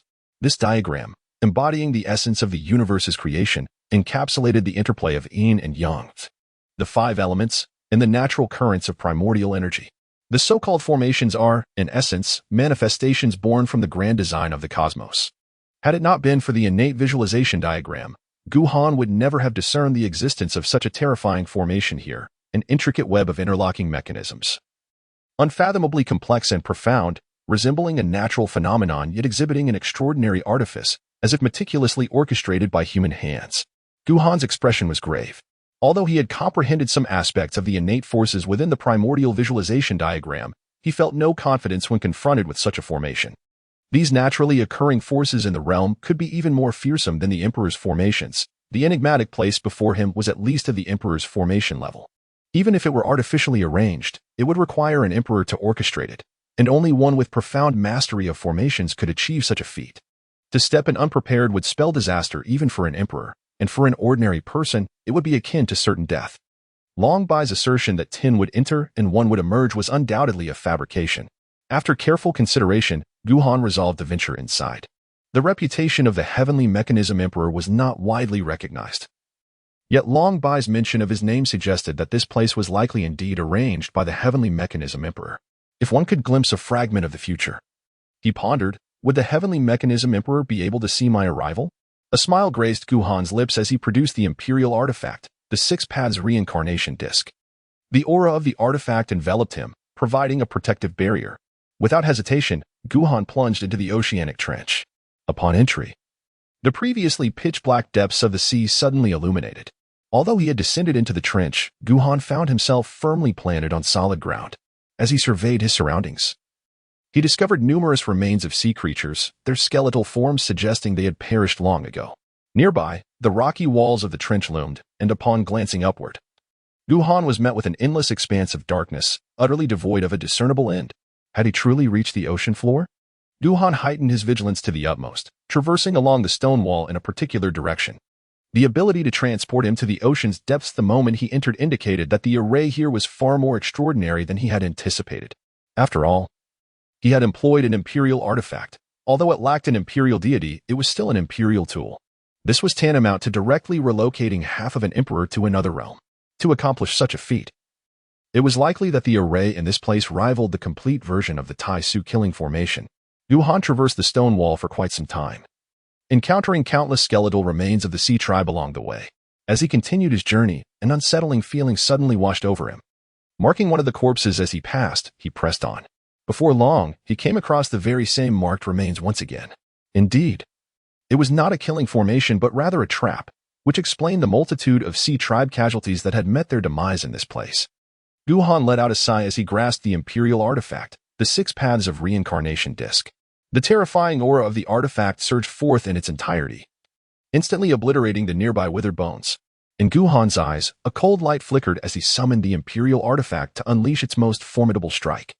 If the knowledge of formations could not breach this barrier, then only sheer power would suffice. Chapter 90, The Unconventional Emperor. Young friend, hold on. Just as Guhan was about to deliver his blow, an ancient voice suddenly resonated, accompanied by an enigmatic force, as if time itself were reversing. And the aura of the Six Paths of Reincarnation swiftly retracted.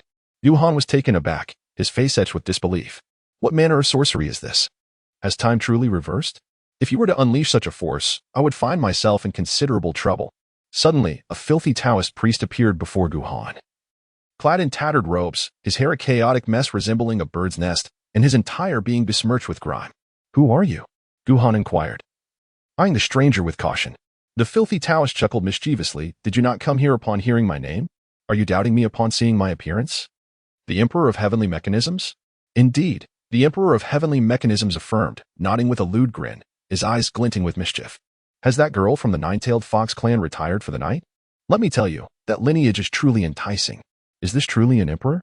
Guhan found it hard to believe. The legendary emperors were typically majestic figures, which seemed entirely incompatible with this lewd and disheveled Taoist. However, Guhan quickly regained his composure and furrowed his brow, inquiring, Do you know about my affairs? With a casual gesture, the Heavenly Mechanism Emperor proudly huffed and replied, You may be unaware, but in my early years, I made a living through fortune-telling. By sheer chance, I stumbled upon a tome of cultivation techniques, which set me on the path of spiritual practice, ultimately leading to my ascension as an emperor. Remarkable indeed. Guhan offered a rather perfunctory compliment, primarily because the image of the celestial mechanism emperor was rather unimpressive. His words lacked any semblance of credibility and instead resembled the boastful claims of a braggart. You may not believe it, he added. The celestial mechanism emperor, observing Guhan's demeanor, retorted with irritation, You can inquire with Tai Su and Bing Xin. We all belong to the same era. Upon hearing this, Guhan immediately inquired, How many great emperors can truly emerge in a single lifetime?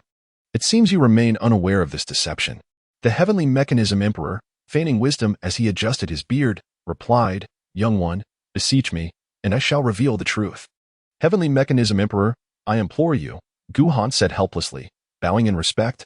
The Heavenly Mechanism Emperor nodded in satisfaction and stated, The notion that there can only be one great emperor per era is merely a fabrication devised by the Celestial Inquiry Palace, aimed at awakening the latent potential within others. Guhan was momentarily taken aback. So, the claim that there can only be one great emperor per lifetime is entirely a ruse concocted by the Celestial Inquiry Palace to mislead the world? Indeed. Guhan scratched his head in confusion and remarked, Why is there no record of two emperors coexisting in the same era? To his knowledge, Aside from the coexistence of the Isard Emperor and the Great Void Emperor, he was unaware of any other pair of emperors sharing the same timeline. Moreover, it seemed that very few people were even aware of the Isard Emperor and the Great Void Emperor's contemporaneity. Do you truly believe that achieving the status of an emperor is a simple endeavor? The Celestial Mechanism Emperor shot Guhan a glare and replied, "Take a look at the cultivators across the world. Throughout history, countless individuals have struggled to reach the realm of the respectable, the holy, or even the semi-emperor. Even if those prodigies were to dedicate their lives to cultivation, many might find themselves forever stuck at the holy level, making no progress throughout their lives. The era of emperors is far from abundant. Do you genuinely believe that without obstacles, anyone could ascend to become an emperor? Indeed, many prodigies ultimately stagnate at certain realms, with only a minuscule few managing to attain the status of semi-emperor, let alone emperor. Do you comprehend now?" The Celestial Mechanism Emperor scoffed and continued, "The notion that only one emperor can exist in a single lifetime is a concept designed to ignite an individual's utmost potential. If multiple geniuses were capable of ascending to the title of emperor in one era, then the first to achieve it would undoubtedly be the most formidable. What about the other emperors?" Guhan inquired. "If there can be more than one emperor in a lifetime, then there must have been instances of multiple emperors coexisting. And certainly more than once. To my knowledge, the Great Void Emperor, the Iceheart Emperor, and the Celestial Mechanism Emperor before me all existed concurrently, along with the Martial Ancestor and the Tao Ancestor, as well as the Emperor who was defeated by the Martial Ancestor's 3 punches. Once one becomes an emperor, even if they are not as powerful as the first to ascend, they should still leave a legacy, should they not?" The Celestial Mechanism Emperor cast a sidelong glance at Guhan and remarked, "The defeated have their own fates to contend with. You have already witnessed the devastation of the Tsang realm. Do you still naively believe that our realm is so secure?" This statement sent a chill down Guhan's spine, as the grim reality of the Tsang realm was etched deeply in his memory. Could it be that that terrifying powerhouse had also found his way to this realm? "Look at me," the Celestial Mechanism Emperor gestured to himself and said, "I was driven to the brink, nearly losing my sanity." A bead of cold sweat trickled down Guhan's forehead. "Your Majesty, could it be that the terrifying powerhouse has already come knocking at our door? This cannot be. He is yet to ascend to the throne and requires more time." "Indeed, they have already arrived," replied the Celestial Mechanism Emperor with a huff. "The sinister clan hails from that direction. Do you truly believe that so many emperors are so narrow-minded as to exclude an entire lineage? They are merely like scouts, their purpose being to ascertain the strengths and weaknesses of our realm. It is the illustrious wealthy emperor who single-handedly suppressed this clan and sealed the spatial nodes." "The wealthy emperor? Are you not aware that the sinister clan emerged during the era of the wealthy emperor?" The Celestial Mechanism Emperor continued. "At that time, 3 emperors from the sinister clan arrived, yet the wealthy emperor triumphed alone, successfully sealing the pathways, although he eventually ventured off to engage in trade. The wealthy emperor is indeed remarkable. Even the formidable void cannot confidently claim superiority over him." Guhan's throat tightened as he pondered the formidable nature of the Emperor of Wealth. He had witnessed the immense power of the great Emperor of Void. Yet here was one who had ascended to supremacy for the sake of commerce, surpassing even the great Emperor of Void. Suddenly, a thought struck Guhan, prompting him to inquire, "Great Emperor, why not eradicate the anomalous clan?" "You truly are rather foolish," the great Emperor of Celestial Mechanisms replied, regarding Guhan with a look of incredulity. "Though the anomalous clan harbors ill intentions, they serve as an excellent whetstone. Historically, the aim of the Emperor's suppression has never been to annihilate this clan, but rather to weaken it, preventing the emergence of any new emperors from their ranks. Do you genuinely believe that a clan without even a single emperor could survive for so long?" Guhan expressed his displeasure, saying, "You all seem to know so much, while I am left in ignorance, relying solely on conjecture. How is it that you can predict everything merely by guessing?" The Heavenly Emperor, filled with excitement, smiled and revealed a proud expression on his face. "When I was a fortune teller, I merely spoke without any genuine insight. How could an ordinary mortal truly predict the future? Yet, astonishingly, every word I uttered proved accurate, and my reputation soared, until many began to refer to me as a sage, drawing cultivators to seek my counsel. It was then that I embarked on the path of cultivation. Surely, you are not a harbinger of ill fortune, are you?" Guhan regarded the Heavenly Mechanism Emperor with a discerning eye, pondering whether the fortune-telling was merely a ruse, invoking calamities such as bloodshed and disaster. Chapter 91. Do you recognize your father? Who are you cursing with your ill-fated words, you rascal? The Heavenly Mechanism Emperor was enraged. Yet a subtle hint of guilt flickered across his visage. "Ha!" Guhan let out a disdainful scoff. faced with such a disheveled and filthy Taoist. He truly found it difficult to regard him as a great emperor. Enough of this idle chatter, the celestial mechanism emperor interjected, swiftly shifting the topic. I have calculated and anticipated your arrival, which is why I have been waiting for you. Waiting for me? Guhan was taken aback, gazing at the celestial mechanism emperor before him. You are merely a fragment of the celestial mechanism emperor's consciousness, are you not? Has the true void emperor and your true self perished? Do you presume to declare that I am but a fragment of consciousness? The celestial mechanism emperor glared at Guhan with discontent. I am the true essence, without a doubt, the celestial mechanism emperor. Upon hearing this, Guhan was struck with disbelief as he gazed at the figure before him. Is this truly the embodiment of the celestial mechanism emperor? He had always assumed that this was merely a fragment of the emperor's consciousness. Throughout history, which emperor has managed to endure for such an extended period? At the very least, none have appeared to live this long in the open. You possess such an extensive lifespan? Guhan inquired. I embarked on the path of divination, probing the celestial mechanisms, glimpsing the river of time, and ultimately mastering the great way of time. As long as others do not seek to end my life, I shall remain eternally unscathed, the celestial mechanism emperor responded nonchalantly, as if casually discussing a trivial matter. Guhan's heart surged with tumultuous waves. Mastering the great way of time? Endless lifespan? This is achievable by this untidy Taoist before me. The great way of time. Predecessor, Guhan exclaimed, his eyes alight with fervor. I wish to learn your great way of time. The celestial mechanism emperor cast a sidelong glance at Guhan and shook his head. You have yet to grasp the essence of the void, let alone aspire to my path. You must forge your own way, rather than tread upon ours. Let me try. Just a try, Guhan persisted. Predecessor, if you teach me, it matters not if I fail to comprehend. Very well, the celestial mechanism emperor acquiesced this time, his previously unkempt demeanor replaced by solemnity. I generally adhere to the principle of reciprocity in my dealings. I shall impart the great way of time to you. But in return, you must undertake a task for me. A task? Guhan hesitated. If this truly was the esteemed presence of the heavenly mechanism emperor, and he was being tasked with something even a figure of such stature could not accomplish, what was he to do? Yet, contemplating the profound nature of the Tao, Guhan could not suppress the fervor rising in his heart and inquired, What is it that you wish? It is a rather simple request, the heavenly mechanism emperor replied, stroking his beard. In the future, should you have the opportunity to meet the Old Ancestor, please extend my regards to him, and also inquire if he remembers his mother. Upon hearing this, Guhan was instantly petrified. Could it be that the individual before him was truly an emperor? An emperor who wielded the profound mastery of the Tao of time? To act or not to act? Indeed, he would. A mere expletive, after all. Pales in comparison to the grandeur of the Tao of time, even if the subject were the legendary Old Ancestor. Ha! I admire your spirit, young lad.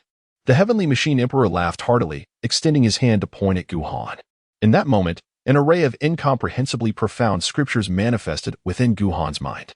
Guhan felt as if he had stumbled upon an invaluable treasure. An overwhelming desire to commence his cultivation immediately surged within him.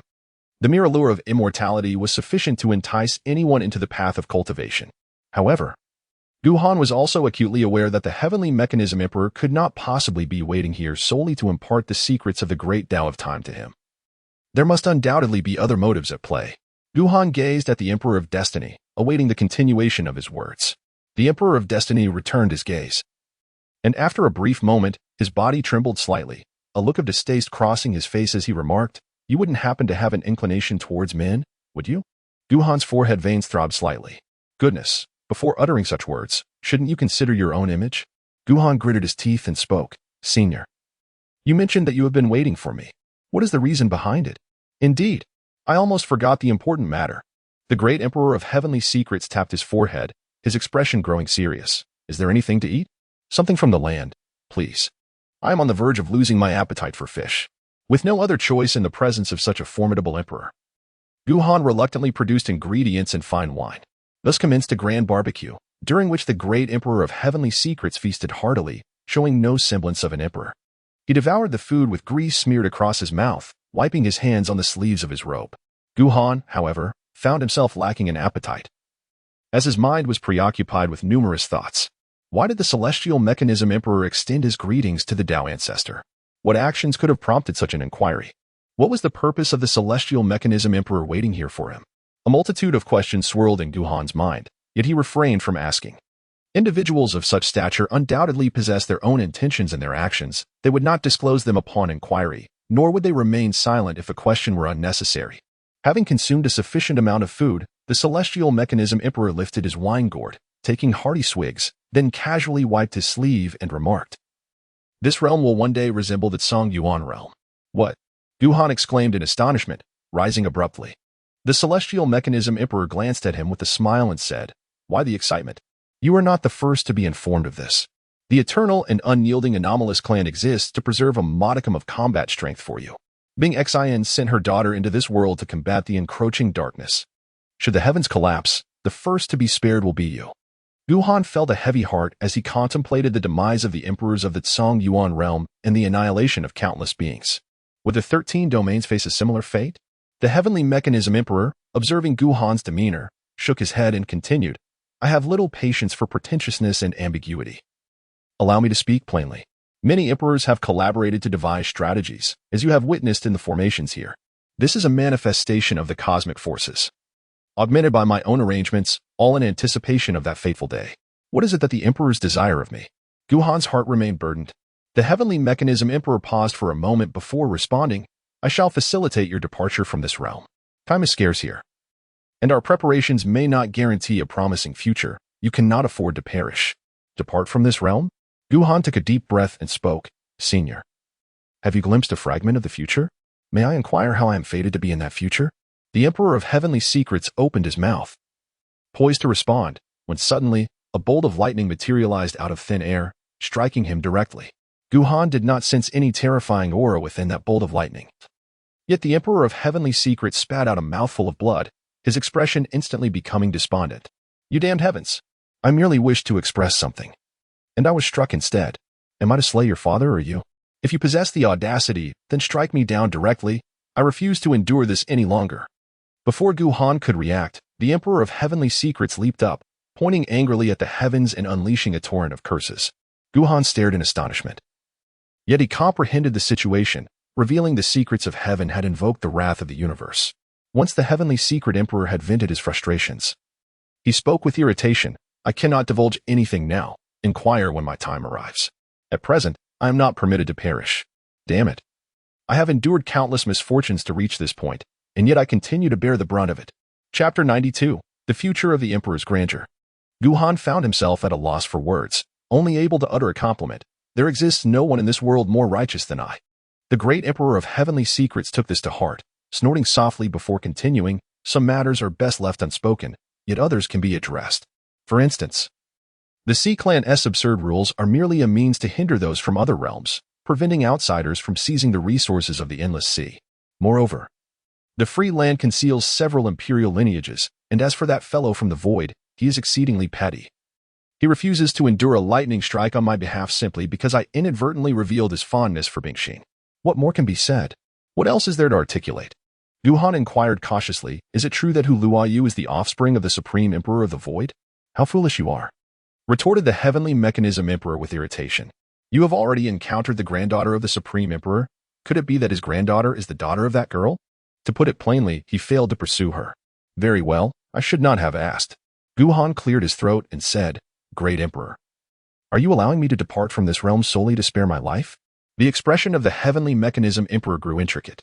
"The choice lies with you. Should you remain in this realm, you will face insurmountable challenges, and many, both familiar and unfamiliar, will perish before your eyes. However, if you choose to leave this realm, you will have 10,000 years to cultivate. With such an expanse of time, even a pig could ascend to the rank of emperor. What we desire is for you to attain that status." Upon hearing this, Guhan fell silent for a moment and replied, "I shall not depart from this realm. I refuse to return only to witness a desolate wasteland and graves. It is not in my nature to survive in such a state of mere existence." "Well said," exclaimed the Emperor of Heavenly Mechanisms, clapping his hands. "You are no different from a fool, but it is your decision to make. In due time, when you observe your loved ones perishing one by one before your eyes, you will come to understand." Guhan remained silent in the face of mockery. This was his choice, and he would not allow that day to arrive.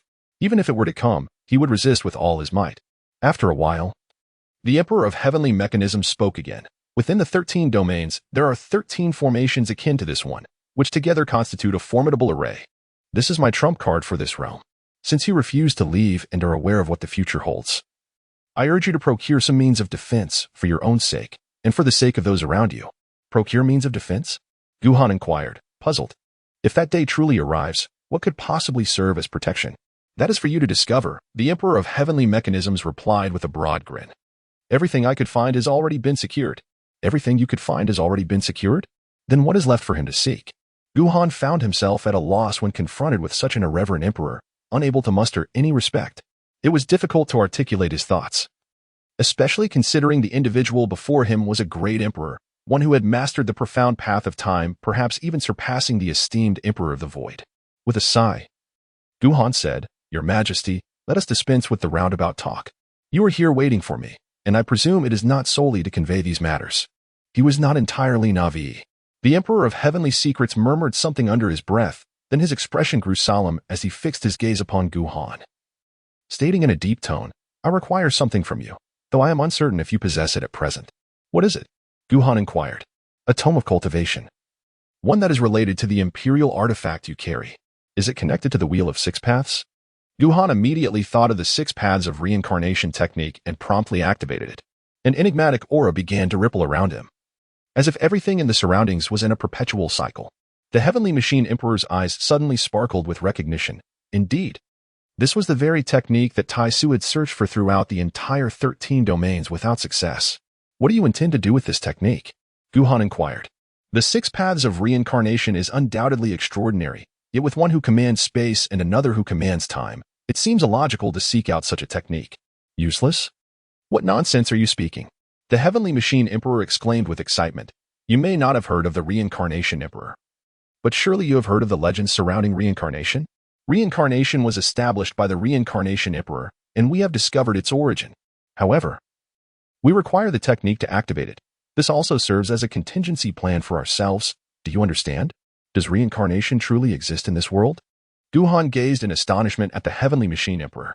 Though he had mastered the 6 paths of reincarnation, he had never truly believed in the existence of such a cycle.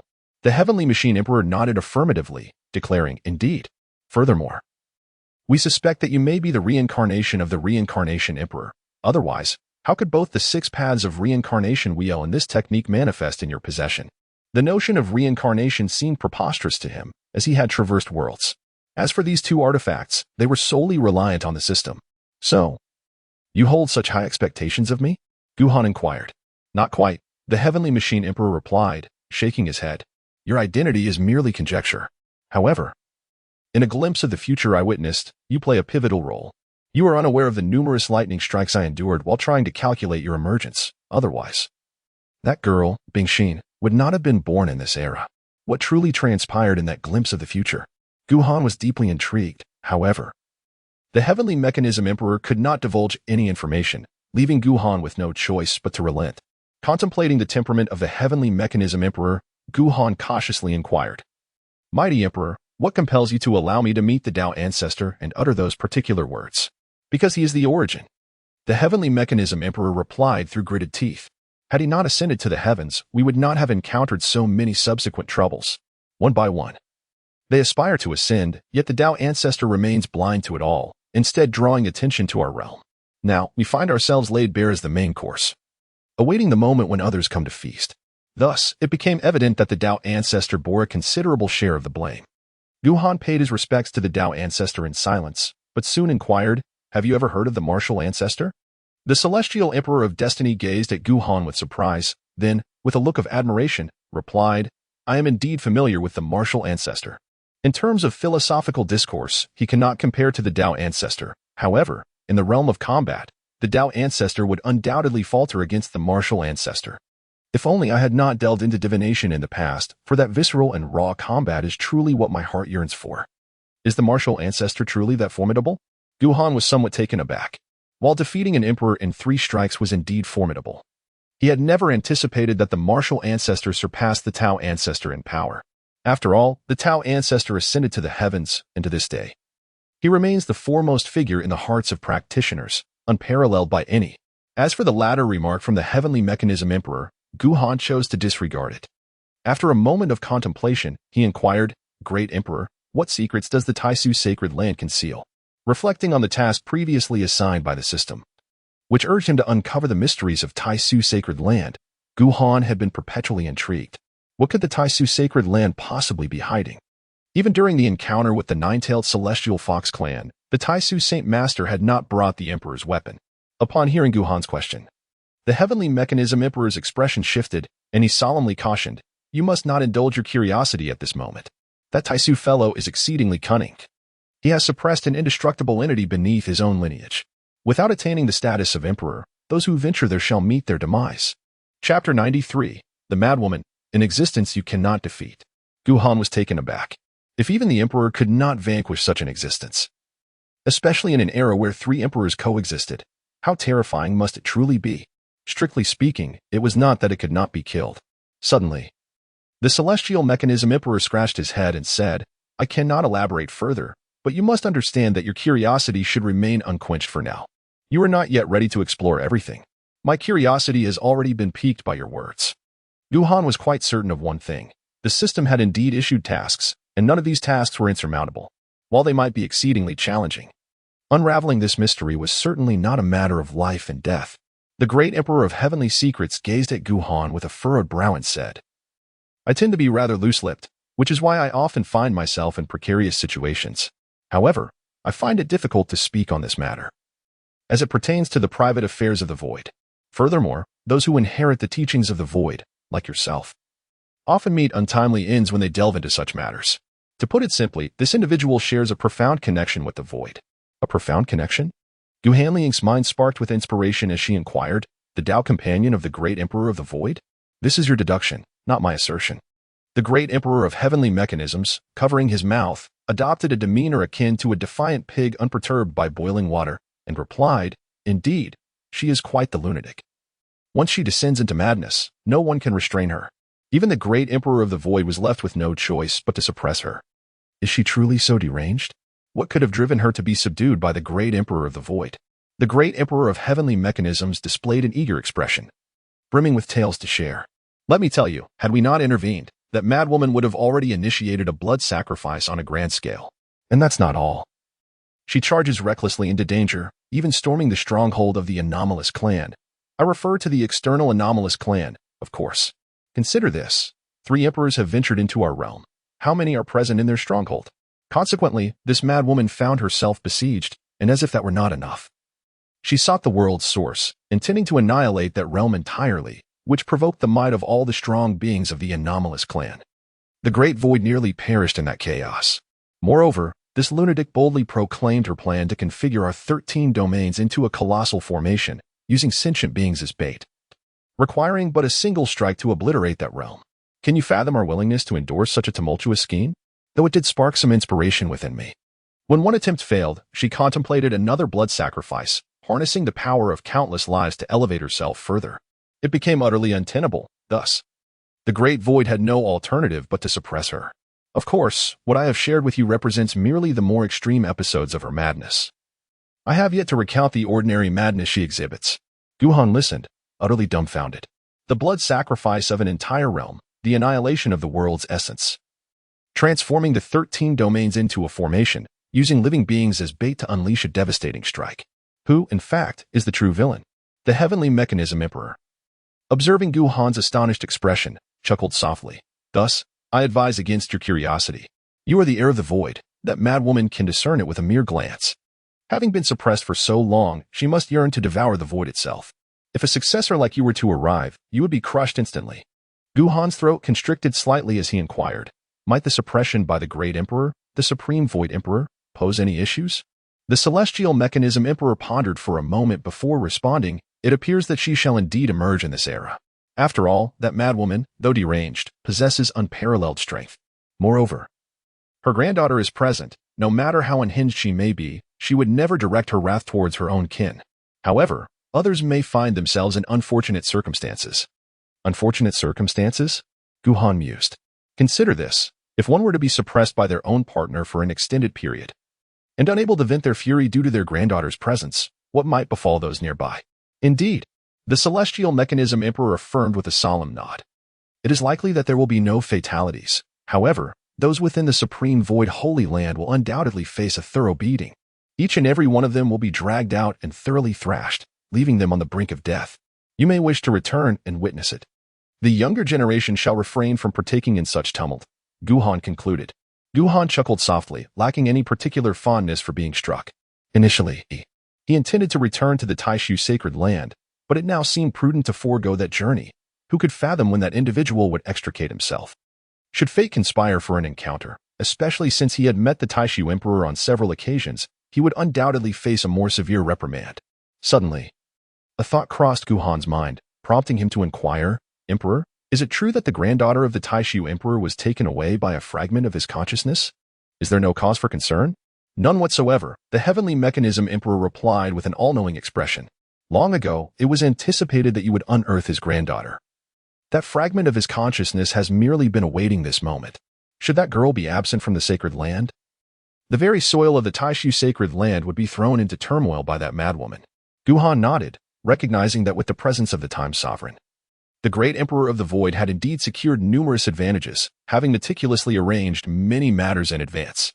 Feeling that there was little left to inquire, especially since he had acquired the cultivation method of the path of time, Guhan spoke up. Your Majesty, is there anything else you wish to convey? If not, I shall take my leave. Are you truly departing so soon? The expression of the time sovereign shifted to one of dismay. It has been ages since I have encountered a living soul. Might you not stay and converse with me for a while longer? How did this individual ascend to the throne through divination?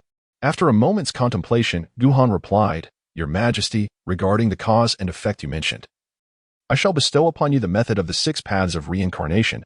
What might you offer in return? Ah, indeed. I nearly overlooked this matter, the time sovereign exclaimed, striking his forehead. In his hand appeared a piece of canvas, bound with a stick, upon which were inscribed the 4 characters half immortal divination. The time sovereign tossed the item to Guhan, saying with reluctance, This is my trademark. Handle it with care, and do not ruin my reputation. Guhan gazed upon the rather crude sign, a frown etched upon his face, wondering how a mere imperial scripture could be exchanged for something like this.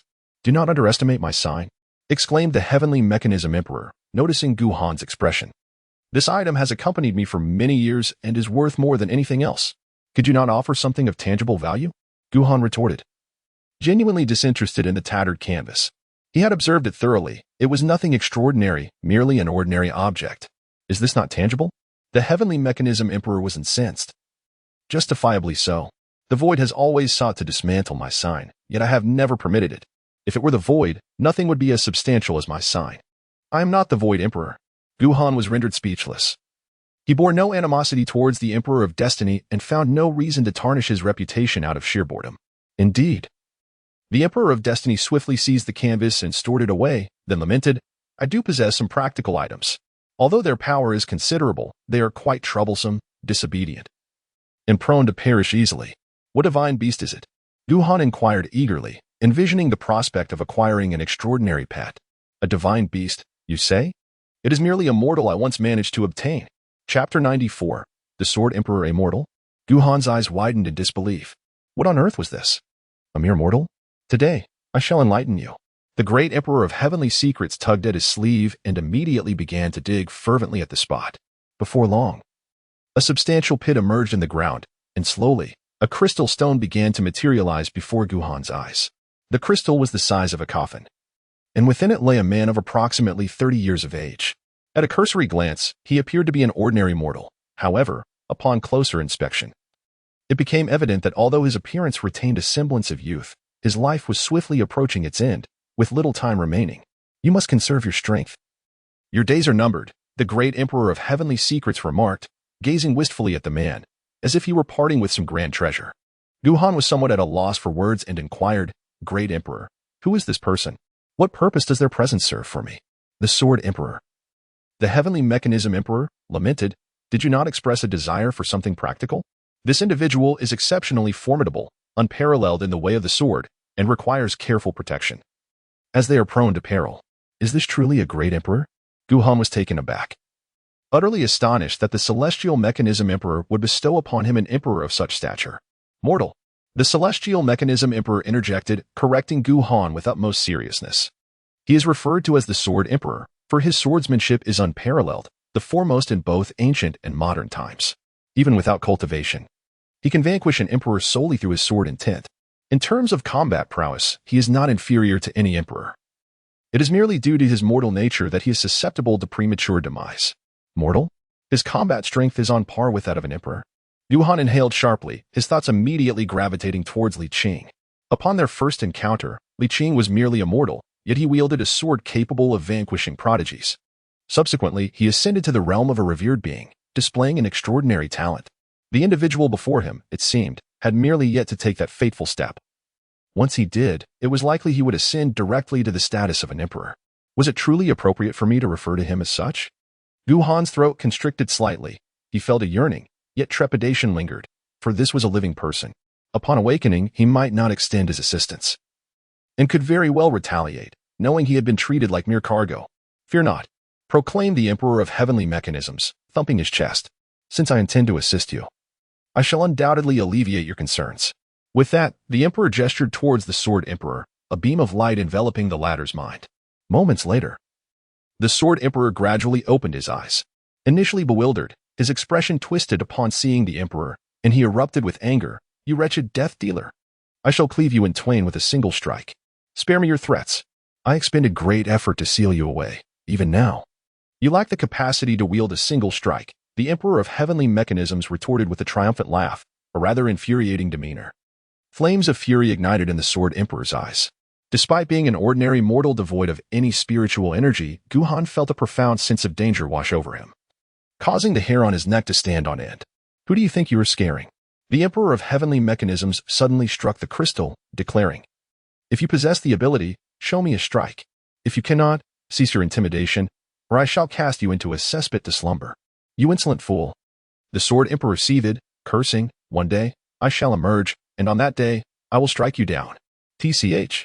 The Emperor of Heavenly Mechanisms disdainfully dug at his nose. Intimidating others is one thing. Do you truly believe you can intimidate me? Today, I am in a good mood and will share something with you. From now on, you shall follow him. The Emperor pointed towards Gu Han, who felt a chill down his spine, a sense of foreboding gnawing at him. In the next moment, the Sword Emperor spat, You little wretch, release me at once, and I shall grant you a strike to meet your forebear. Agreed. The Emperor of Heavenly Mechanisms displayed no concern for the Sword Emperor, grinning at Gu Han. What do you think of this? Should you summon him in the future? He will undoubtedly assist you in vanquishing your foes. Emperor, are you certain he won't be the first to strike me? Gu Han mused, feeling the terrifying aura but doubting the Sword Emperor's utility. The Emperor of Heavenly Mechanisms responded nonchalantly, He is all bark and no bite. It will be fine. Release me, and I shall prove whether I am all bark. The Sword Emperor snarled. Gu Han pondered for a moment,